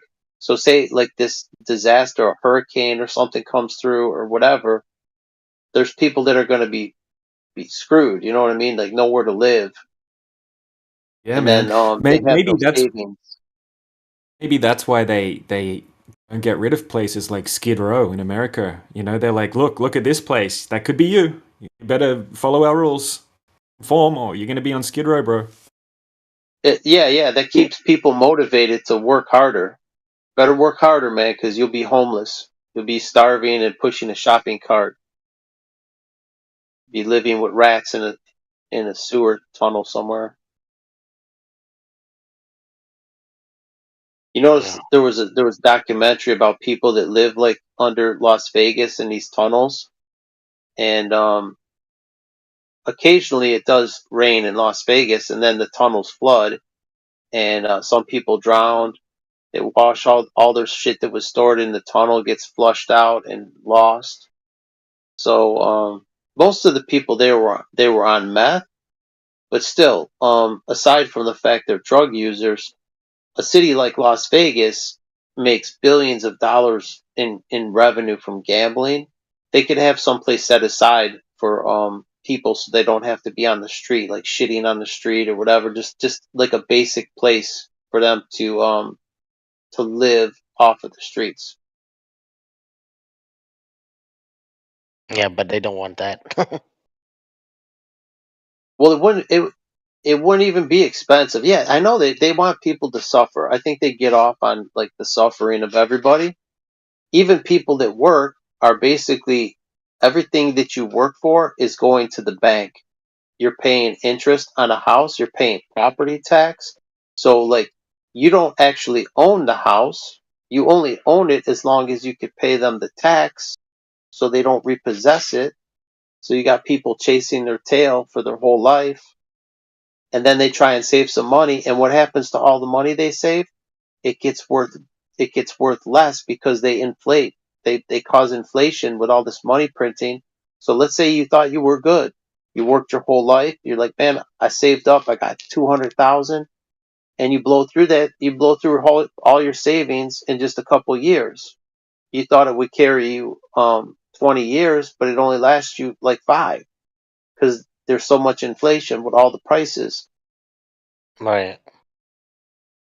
Well, and I think that's what I gotta start doing later on too, maybe in like a couple years, because I'm still a citizen in Cambodia, and land it's not too expensive over there.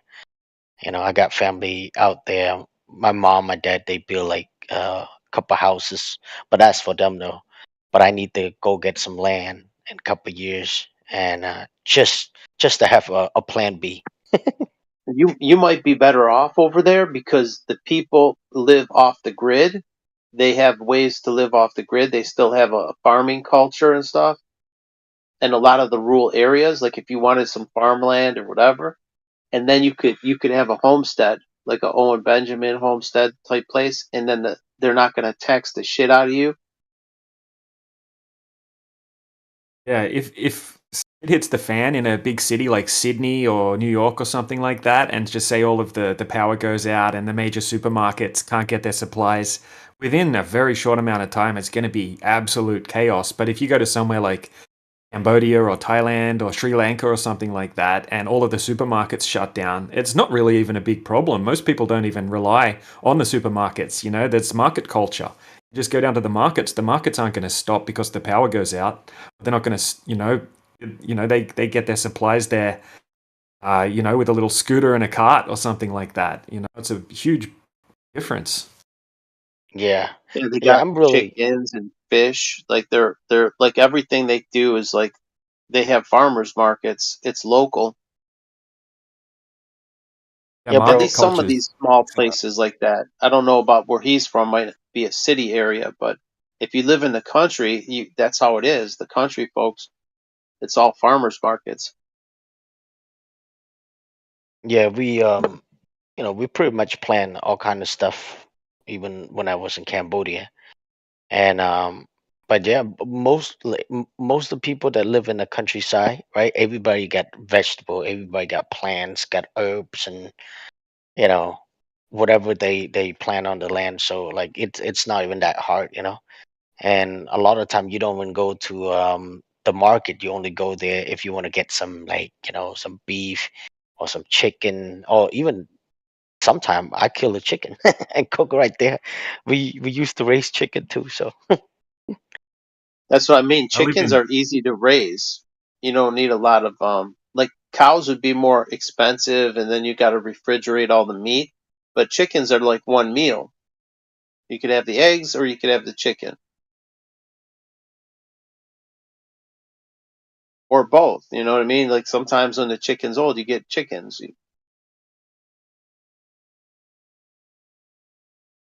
DJ, you about to raise some chicken too, or you guys have some already over there? we don't have chickens, but yeah, I live in like the countryside, Poland, and it's kind of like that here. Like we can just kind of barter. We could get away with bartering here. We can get all our meat from these Amish families that have big farms in the area. On our property, we got like an acre or two here. We got like unlimited amounts of nuts and fruits and things like that, vegetables. But we don't grow any meat. But there's a guy down the road that has like hundreds and hundreds of chickens. So we get the free range eggs from him, and someone else will grow potatoes. And yeah, there's farmers markets everywhere, and you can just survive just bartering with the neighbors. We'll swap you 10 kilos of apples, and you give us and 20 kilos of potatoes or whatever. Like, yeah, it's like that here. It's pretty good. And none of us use any pesticides. That's perfect, brother. That's beautiful. You have the Well, same climate as Michigan if you're growing apples, because we grow apples here. Like Yeah, we most can't grow things grow here. oranges. It's like 30 Can you grow degrees today, oranges? perfect sunny day. But in In, winter, it's killer. in winter they would die. Okay, so like the citrus, like in Florida they grow oranges and grapefruit and citrus, but up here in Michigan we could grow like fruit like apple and cherry trees. It's a little bit colder. We Yep. can't grow citrus. It's too cold here. Yeah, we got yeah. tons of cherry trees here. I got a giant plate of cherries next to me right here that I got to eat today. Those would be out of season though, because it's like winter time for you, right? You guys are No, like it's right just now is coming our into summer. it's just coming Like into summer for us here. well, it's just coming into summer. That doesn't make sense because it's like you're supposed to be the land down under, right? So it's like Oh we're no, coming I'm up in on the Poland. summer. Oh, you're okay. You're in Europe now. Okay, okay. Yeah. I thought you were in like Melbourne or somewhere, Sydney or.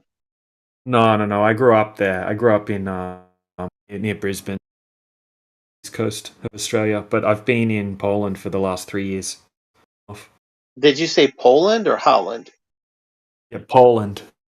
Oh, okay. Yeah, he moved That's where my there. relatives are from, Poland. Ah, yeah, me too. You guys are long lost cousin, related. See, but they brought them from Poland. Did you see the World Fair thing? I think they were reset people. They brought them to United States, and then like that was like one little remaining. I've got black and white photos of them, of my great great. I don't know how many generations back, but my great great. Let me see. It was my grandma's grandparents. So my grandma's mom. Yeah, like my grandma's. It might even be like my. It's hard for me to think right now because I'm kind of tired, but I think it's like 5 generations back, and I think they came here. They brought them here, because there was no one here, and that was that little. I found that little piece, but I've also had photos, and I'm thinking, why would they bring people from Poland? They bring people from like England, and they bring people from France and Germany and Italy and all of Spain or whatever, and they all speak different languages. And then none of them could really determine. They're like, no, that we came to the new country, but they don't know why. I wish I knew why. Why did they leave? And they did have some possessions and stuff, but why did they come here? Like I know the story doesn't match. Some people came for religious freedom or whatnot, but my great great grandparent, he was like an engineer. He was like a really smart guy, and he had a good job, but I don't know like all the backstory why they came here. Yeah, it's very hard to find any legitimate information before like 1850. See, I still have photos from that era, from the at least the late 1800s. I've got actual photos of them, of my great great grandparents. Yeah, And that's maybe what they one did with my generation grandparents. before. They brought them over to Australia. He was an architect. They brought him over. Grandma. Right. That's what I mean. They got these tech people. They weren't just unskilled workers. These were technical people.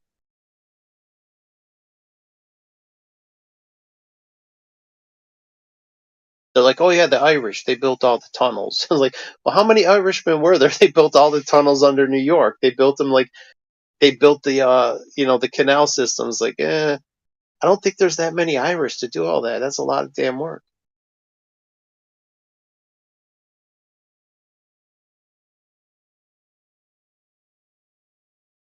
Did you ever think why it's called Poland too? Like if you look at the Baltic Sea, lines up like people from the North Pole.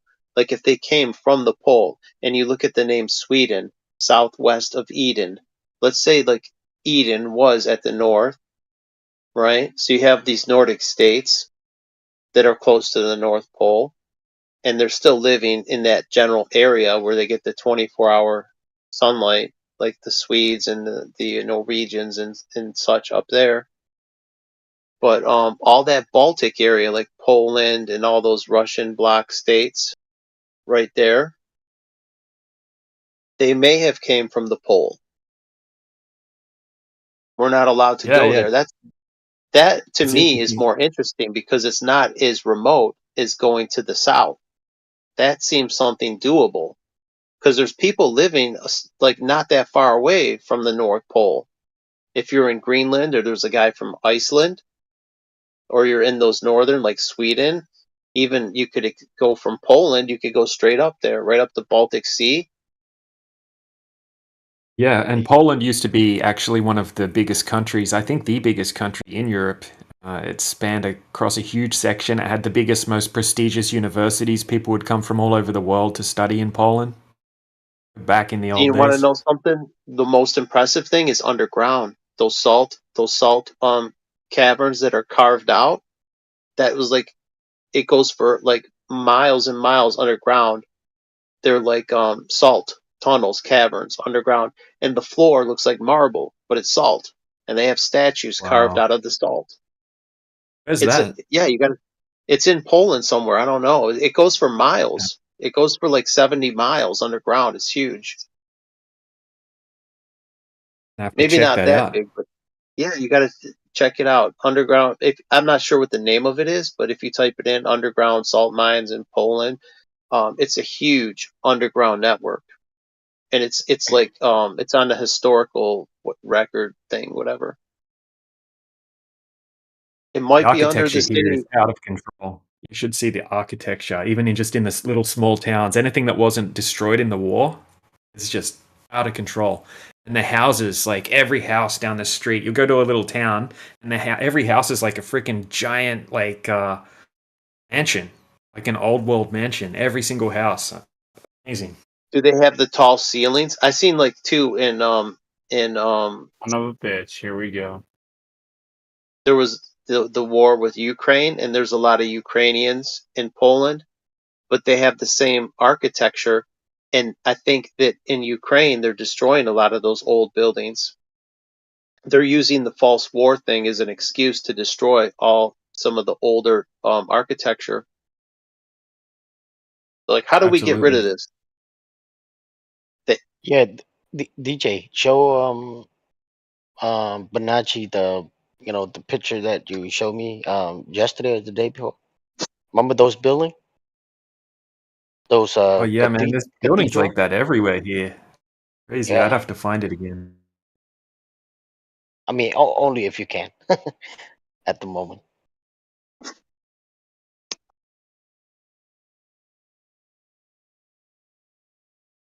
Yeah, I don't even know the story of it. Like,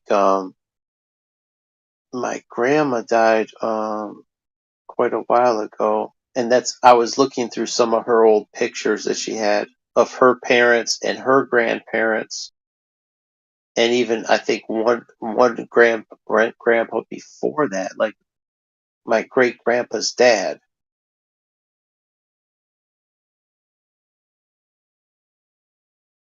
He had like Oh a yeah. handlebar mustache. It was like, Oh yeah, check it out, bro. He just posted.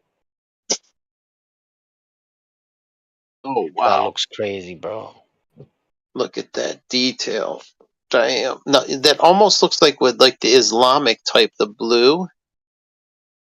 Right. Yeah, but that's like a Prussian blue.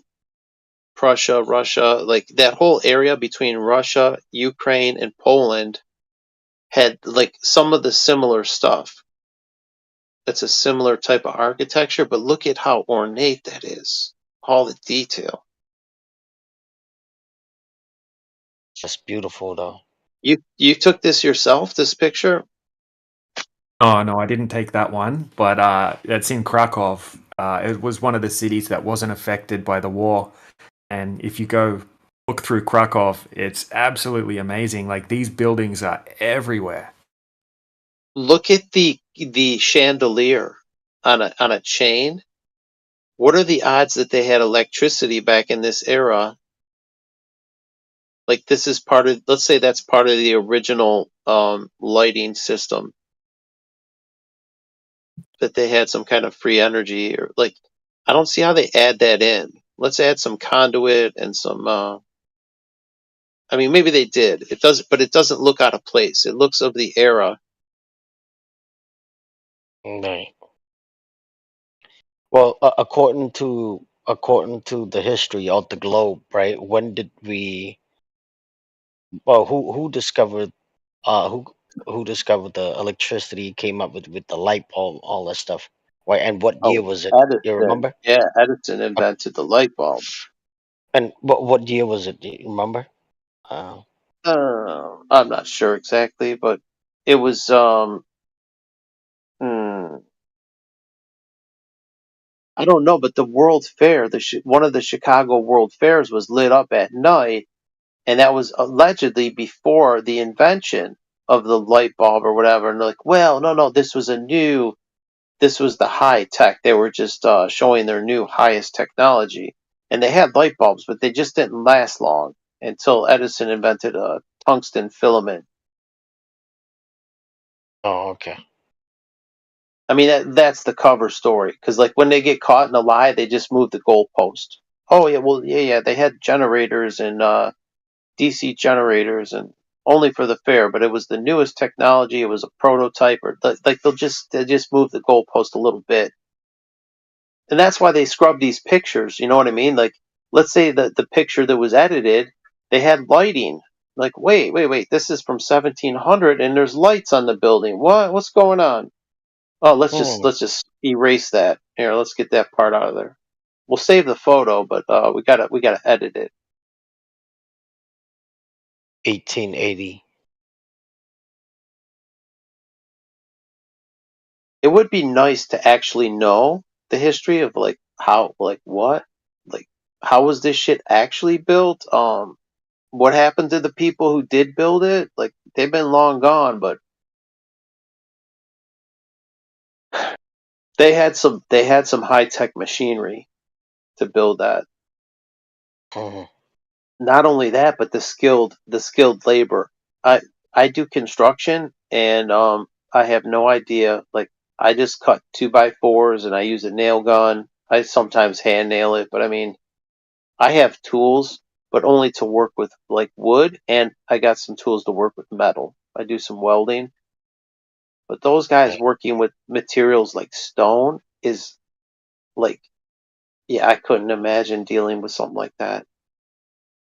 Trying to cut it and fit it together. Like, there's no room for error. Like, Or working with wood is easy. You could just shave a little bit more off, and it's just easy to work with. It's not too heavy. yeah. Do you think it's possible back then too? They have this high pressure water cutter. Yeah, I don't see why not. Yeah, like Huh. water jet, like water jet Yeah. cutters. That's possible. And they would also have like some type of um equipment or tools to polish it really really good too. Well, Because they the way, obviously did, because the stone yeah, exists. You know what I mean? It's polished and it's there. So something did it. They had something to do it. We just don't know what happened to all the old machinery. They had stuff to destroy it too. You know what's funny? You know the ancient ruins, like in the ancient ruins in like Greece. They're like, oh, this like the Parthenon, and then there's ruins of the columns that are just destroyed. I'm like, I thought to myself as a kid, like learning this in history, I'm like, why did they destroy the building? This is like such a sturdy building with these. Why would they go through all the effort to like just reduce it to rubble? Like, to, you know what I mean? So thoroughly destroy it. That must have took a lot of effort. Why not just keep it? You know what I mean? They show you the ruins of these buildings and they're like shattered. And it's like that you would take a lot of men, a lot of hours to destroy it, when it's just better to keep it. Keep the spoils of war, right? Just like the mm, Queen did. The Queen, here, this is New South Wales, this is New York. Like, they kept a lot of the buildings because they're valuable. Like a building like that, like what he showed, is very valuable. You can't reproduce that today. It would but something valuable like Notre Dame, they burned off the roof, right? That was like something you can't replace. That was a historical structure, and they destroyed it. The Crystal Palaces were destroyed. It could never be replaced. So there is evil. There was no need to destroy something that solid, something built that well, except to like erase the history, to try and deceive us. I see no other benefit for them to destroy something like that. yeah, it won't be the first time either. I mean, like, you know, like other country and stuff, right? Like in the world, right? They will like create wars and put country in debt and erase whatever knowledge, it happened to so many country. Or, they have like natural medicine to cure a lot of sickness and stuff. They try to erase that too. That's Oh what I yeah. think. Like, if you look in these old churches, they have these were probably healing centers. The acoustics of the building, you could speak in your normal voice and everyone could hear you. The way the sound echoes off the walls, it was built into the structure. Somebody knew about the acoustics and the cymatics. Like, if you look at the rose glass windows, they're actual sound patterns. When you there's something called cymatics. When you vibrate a steel plate with sand on it, it makes a certain pattern. Each frequency makes its own pattern. And the windows, like, here, let me give you an example. These are rose glass windows, and then the one with a whole bunch of them, those are cymatic patterns. But the other ones, these are windows on buildings, like the stained glass windows. And you look at the patterns, these intricate patterns. Somebody definitely knew about this when they built it. Oh man, you know what? It kind of looks similar of a diagram or little the AE map or whatever that I think you posted or somebody else posted earlier, and they draw a bunch of lines perfectly. It, you Oh know what? yeah, Let me see. when Yeah, I yeah, yeah. dropped. That was you, right? That was you. Yeah, with the time zones. How the Yeah, with time the zones are time chopped zone. up. They chopped up all the time zones because Australia should have only 2 time zones, and it's Right. roughly the same size as the United States, which has 4. So how do you explain that? And Australia has a half time zone, so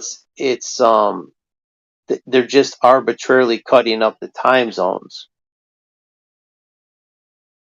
Right. And they removed some in the north. They've removed them because you can't, let's say you have like 2 towns, right? And the towns are very close together, but they're a whole hour difference in time. Like you're in a different time zone, you're only 100 miles away. What's going on? Right. Or whatever. You know what I mean? Like say you're just a couple 100 miles away, you got a whole, it's 4 o'clock here, it's 5 o'clock there.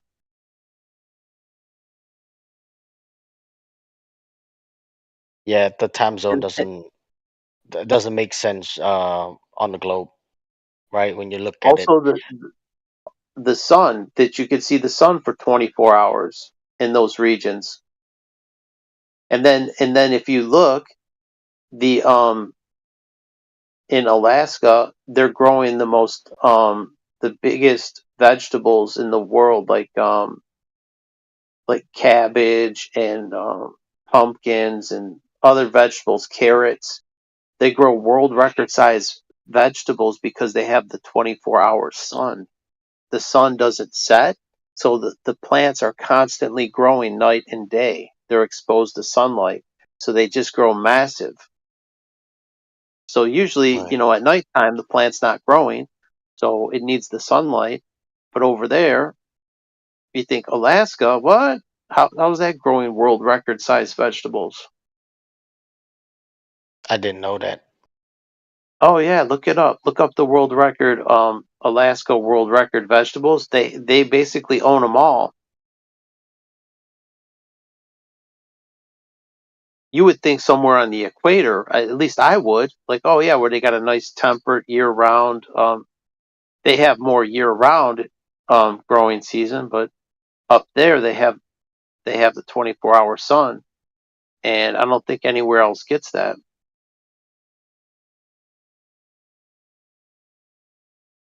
Yeah, I never heard that one before, but yeah, I'm gonna have to check it out.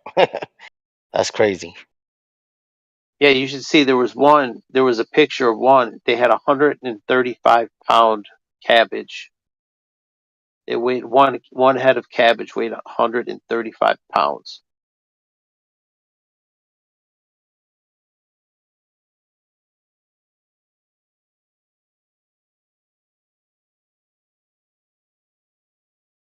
I heard the carrots were better too. Like the carrots that they grow up there, they taste better than the other ones. The ones that are grown in that long seasonal. Maybe it's the soil and the light. I don't. It's a combination of that. The rich Right. soil plus the 24-hour light. Yeah, never knew about that before. Oh yeah, I knew about that before I was a flat earther. I found it odd. I'm like, how are they growing such big? Like, because they're like, let's see, a normal cabbage is like 2 pounds, 1 or 2 pounds. That what was just the? 100. They have pumpkins that weigh hundreds of pounds, 500-pound pumpkins. Yeah, bro. Well, they got broccoli like 39. Well, almost 40 pounds, man. They got Yeah, think about that for a broccoli. Brussels sprout, 28 pounds. Wow, what the hell? Is that even 28. possible? They got cabbage green plus 138 pounds. That's crazy. World record. How's it growing so big? Now, if you go an equal distance south of the equator, guess what? There ain't shit growing. Nothing. Like the 60 Hmm. degrees north, they're growing that. And you go 60 degrees south of the equator, there's no They plants grow at all. nothing. Right. Nothing. Not even a weed. Nothing. Damn. So there's no 24-hour sun. They have daylight. There's Bro, difference between daylight that's and sunlight. crazy. You just said that, bro. You just said it. I mean, I got it already, but you just said it. Yeah, there's no 24-hour sun because a lot of these globies, right? Well, I'm hearing words around that. Somebody gonna try to get one globie or two globies, whatever, with some flat earthers, and to go check out to see if 24-hour sun in the south, You know what? right? Bring me some fucking plants, bitch. Just bring me the fucking plants from down there. That's all I want. I don't need to see it. I know plants need sun, and there ain't no fucking plants. So end of story. I don't need to That's a waste my great time. point. That's a great point, bro. I mean, I never heard anybody put it like this before, but yeah, you are the first that put it like that. Yeah, I speak in layman's terms, even though like I know technical language, it doesn't like I could put it in plain language so anyone could get it, get my point. Right. And then that way anybody can understand. Yeah, that doesn't make sense. Wait a minute.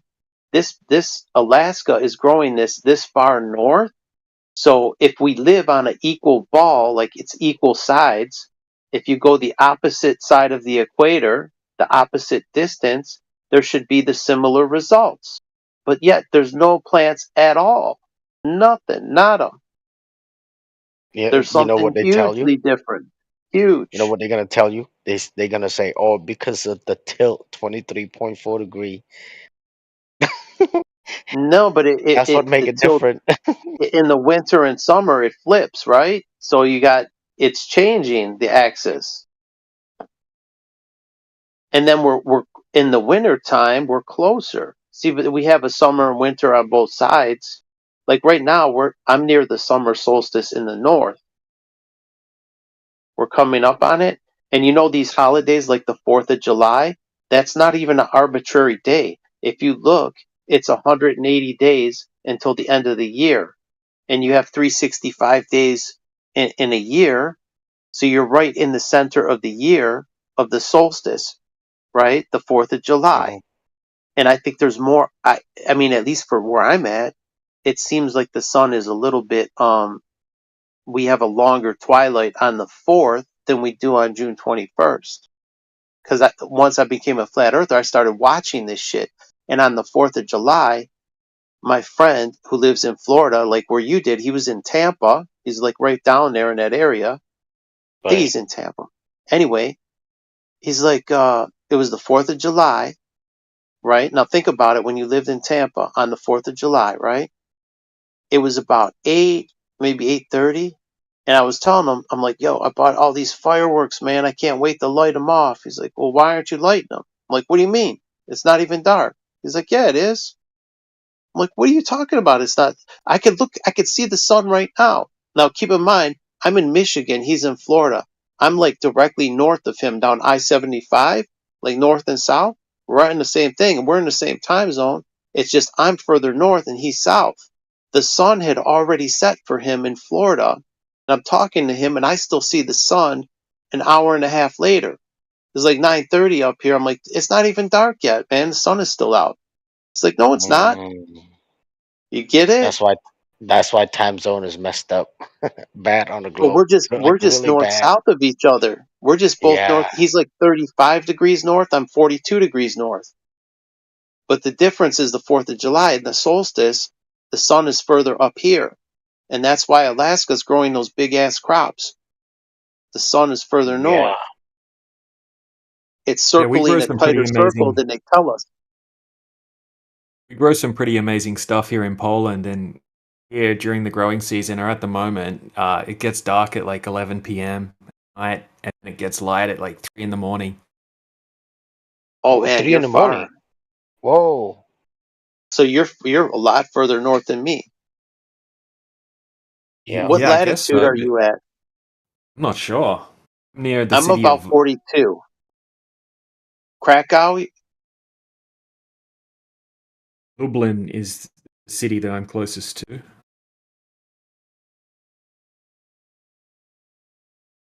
I think this is also another reason why they don't want us to go to, well, they don't want nobody independently explore past the 60th latitude south. It's because if people find out there's no 24 hours sun, right? The globe model will be gone. Will gone. Well, it's already gone already. Like. We already know it ain't. I Yeah. mean, there ain't no plants there, right? There's a difference between sunlight. Like right now, the sun is coming through my window. The difference between sunlight and daylight is the difference. You could feel the energy of the sun, right? And then in the morning, before you see the actual sun, you have daylight. In other words, the sky is lit up. You could still see; it's not dark, but the sun hasn't come up above the horizon. I'm just using their vernacular, their terminology, but it's not literally above the horizon, but it's not visible. It's not in my line of sight. I can't see the sun, but yet we have light. And I could be on the opposite side. The sun is coming up in the east. I could be on the west side of a building outside and still read a book under the light. There's still ambient light, but Right. it's not sunlight. Like I couldn't grow a plant in that light. It needs direct light from the sun. It needs the energy. And it would be like if I had a light bulb in my basement and it's say it's 20 feet away from a light bulb and I try and grow a plant. If I'm like 3 feet away from the light bulb, I could grow a plant. But if I move it 20 feet away, it's not going to grow. There's not enough intensity of the light. The light is getting diffused. It's weak. There's no Right. energy. And you know what's funny? I have a basement here under the concrete. It's a concrete wall to the basement. It's about 10 inches thick of concrete. And the I have a water distiller in my basement, and That's amazing. I keep a glass jug. And the steam, there's like water vapor on one side of the jar only, right? There was just because I had like a little water residue and I had it sitting down there because I refilled my bottles. Anyway, um, the water vapor accumulated on one side opposite of where the sun sets. And there's no sunlight visible. This is underground and behind 10 feet, or not 10 feet, but a 10-inch thick concrete wall, under grade, I don't know, probably the ceiling's like 8 foot tall, so maybe 4 feet underground behind a concrete wall. Something is emitting from the sun that's charging the water vapor, having it stick because it's directly opposite of where the sun sets. Not on the side that it sets. Not so. Picture a glass, like a 1-gallon jug. The back half, opposite of the sun, is where so the sun energy would be hitting that back half of the cylinder, the glass jug, and it's like charging the water molecule. Because normally, like in the summer, when you have dew on the window of the glass of your car, it will drip down. This doesn't drip down, it sticks. And it doesn't accumulate at the very top of the jar, it's on the wall, which is very odd. So that's the difference between sunlight and daylight. You're not getting Right. that whatever energy source, whatever that unseen energy is, the unfelt energy, it's emitting some other energy that's doing something to the water. And water is magnetic too. It has magnetic properties. Like, let me show you this picture. I had a stack of magnets. I found this on YouTube, and I wanted to do it for myself, so I bought a stack of these magnets, and I put them in like a coffee cup with some water, and you could see the shape of the magnetic field in the water. You could see the water was above the magnet.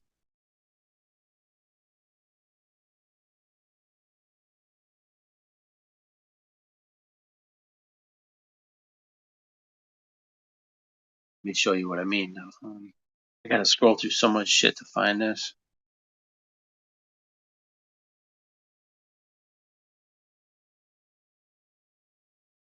What kind of buildings? Do you got like old world buildings in Cambodia? Because I know Japan had them, like in Um, Hiroshima had them. we have the we have one of the biggest religious temple called Angkor Wat. It's still there. I think it's over 1,000 year already. But it went through the war and stuff. But we got like thousand of them though. But that one Angkor Wat, it's still there and it's huge, man. A You lot know of what? tourists over there. Yeah. I think a building. It might have been in Cambodia. It had this thing on the roof, and it had like they looked like large spoons, right? And they were it was making a sound like a woo like that. And these things that looked like long spoons, they were going up and down. They were and they were glowing with like a blue plasma on the end of them. I don't know if you've seen that video. I don't know if it was Cambodia. It was somewhere in Asia. But yeah, It's an old I'm building. not sure. Yeah, but Oh, it was cool. It was really cool. I'm like, what is that? It yeah. looks like they had some kind of electrical source. And you know how they have points on the roof, like the spires and the points and the peaks and stuff? They had like that's how this was built. I'm like, and I always used to think, why would they go through all that work to build that tiny little spire on the top? But all that On the work top. and Yeah, yeah. detail. India, Thailand, Cambodia, maybe some in Laos too, or even Indonesia. Like we have these type of religious temple. I know because at one point we were like Hinduism back then. We converted to Buddhism after that. But this religious temple, it's like everywhere in Cambodia. But this one is the biggest one, supposedly for the royal family back then, for the kings and queens and stuff, whatever. Um, but yeah, man, I can't believe it's still alive, because they went through war too. We went through war, the genocide, 1975, and it's still there. I mean, some of the stone stopped breaking down and stuff because drum, I guess bomb or gunshot being around there, whatever, kind of destroy it a little bit, but for the most part it's still there. It's beautiful. Yeah, who made up all that bullshit? That Vietnam and that was all banker wars, man. There was no Oh, like the I know people that. in yeah, Yep. the people of the Yep. countries like have no ill will. Like I have no ill will toward anyone in Vietnam, and like that whole, and neither did the people that went there. They were like forced to go. A lot of the people, they were like 19-year-old kids, and they were forced. There was like a draft, and like, hey, you must go here. Like, why? Why should I go there? Um, and then people get like you said, like 9/11, and then Arab people being like mad at them, thinking that they had something to do with it. They were just they were like scapegoated. They didn't do shit. Yeah. Oh, I Yeah, finally found it. the war Digging. definitely involved with of course money control, erase a lot of history, um put country in debt. And yeah, man, Check out the it's pretty magnet crazy. pic. Check out the Oh, magnet picture I just dropped of the yeah, I'm magnetism looking of at it. water. Isn't that cool? That it could do that. If you look, it's coming up through the center of the hole and then around the edges. You could see the shape of the magnetic field. Like, how is it not closing in? What's holding that apart? It's the magnet. And if I had that thing to visualize it, there's a certain like a magnetic what's it called, a supercell, and you could see the flux lines. It looks like a donut. There's like a hole in the middle, and it's like donut shaped, and that's the flux lines of the magnetic field. It's called a toroid. Right there. It looks like that. Now, what you're seeing, that orange thing, those are the magnetic flux lines. That's what it looks like. And the magnets that I have, Damn. they have a hole in the middle just like that. This is a hollow stack of magnets, but every magnetic field looks like that. And if you look, there's actually two of these on top of each other, right? They're like two donuts. One is the north side and one is the south. And then right in between the two donuts, you have like a neutral zone. And that's like on 9/11, what where everything is disintegrating between the north and the south one. There's a neutral zone where everything is being destroyed. Like here's some magnets. These are magnets with iron filings. And then there's a bar magnet. I have one. You could see the flux lines in the iron filings. You could see the shape of how they arrange themselves. The iron filings arrange themselves in a certain pattern. So you can visualize what's going on. Right. And you don't need anything high tech, just some iron filings and a magnet and a sheet of paper.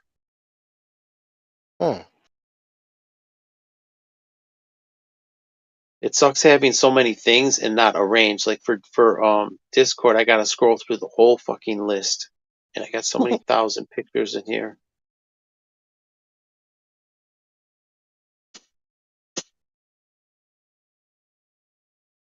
That's crazy.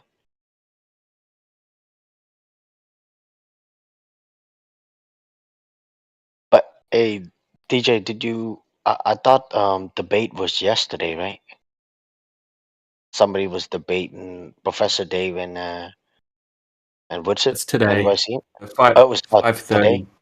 Oh, 5:30 okay. Eastern Standard Time. And it's on a big channel with 1.6 million subscribers. The name. Oh, that's gonna be interesting. On a YouTube channel called The Quartering. Okay. Let's hope Drop Woodson the link. just get down to the brass tack, bro. Just get him. Put Professor Dave to shame. Just tell him to prove the curvature and the motion.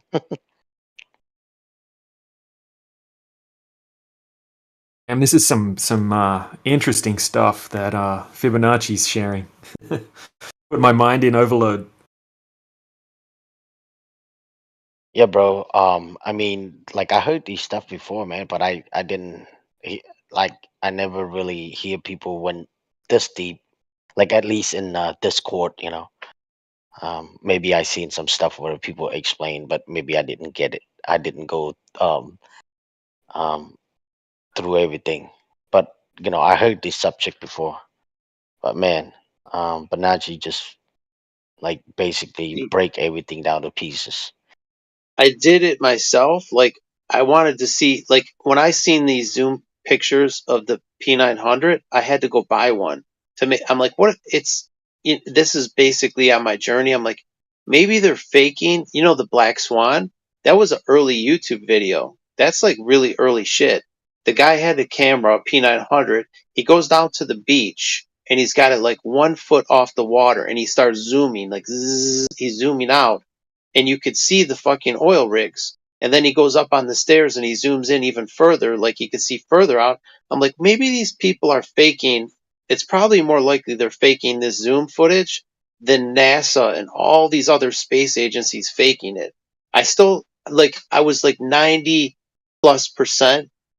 I just needed a little bit more certainty, to go out on that limb. I'm like, man, I got to see for myself. Is this real? And then what the moon looks like, the stars look like you can zoom in that tight on the moon with a consumer grade camera.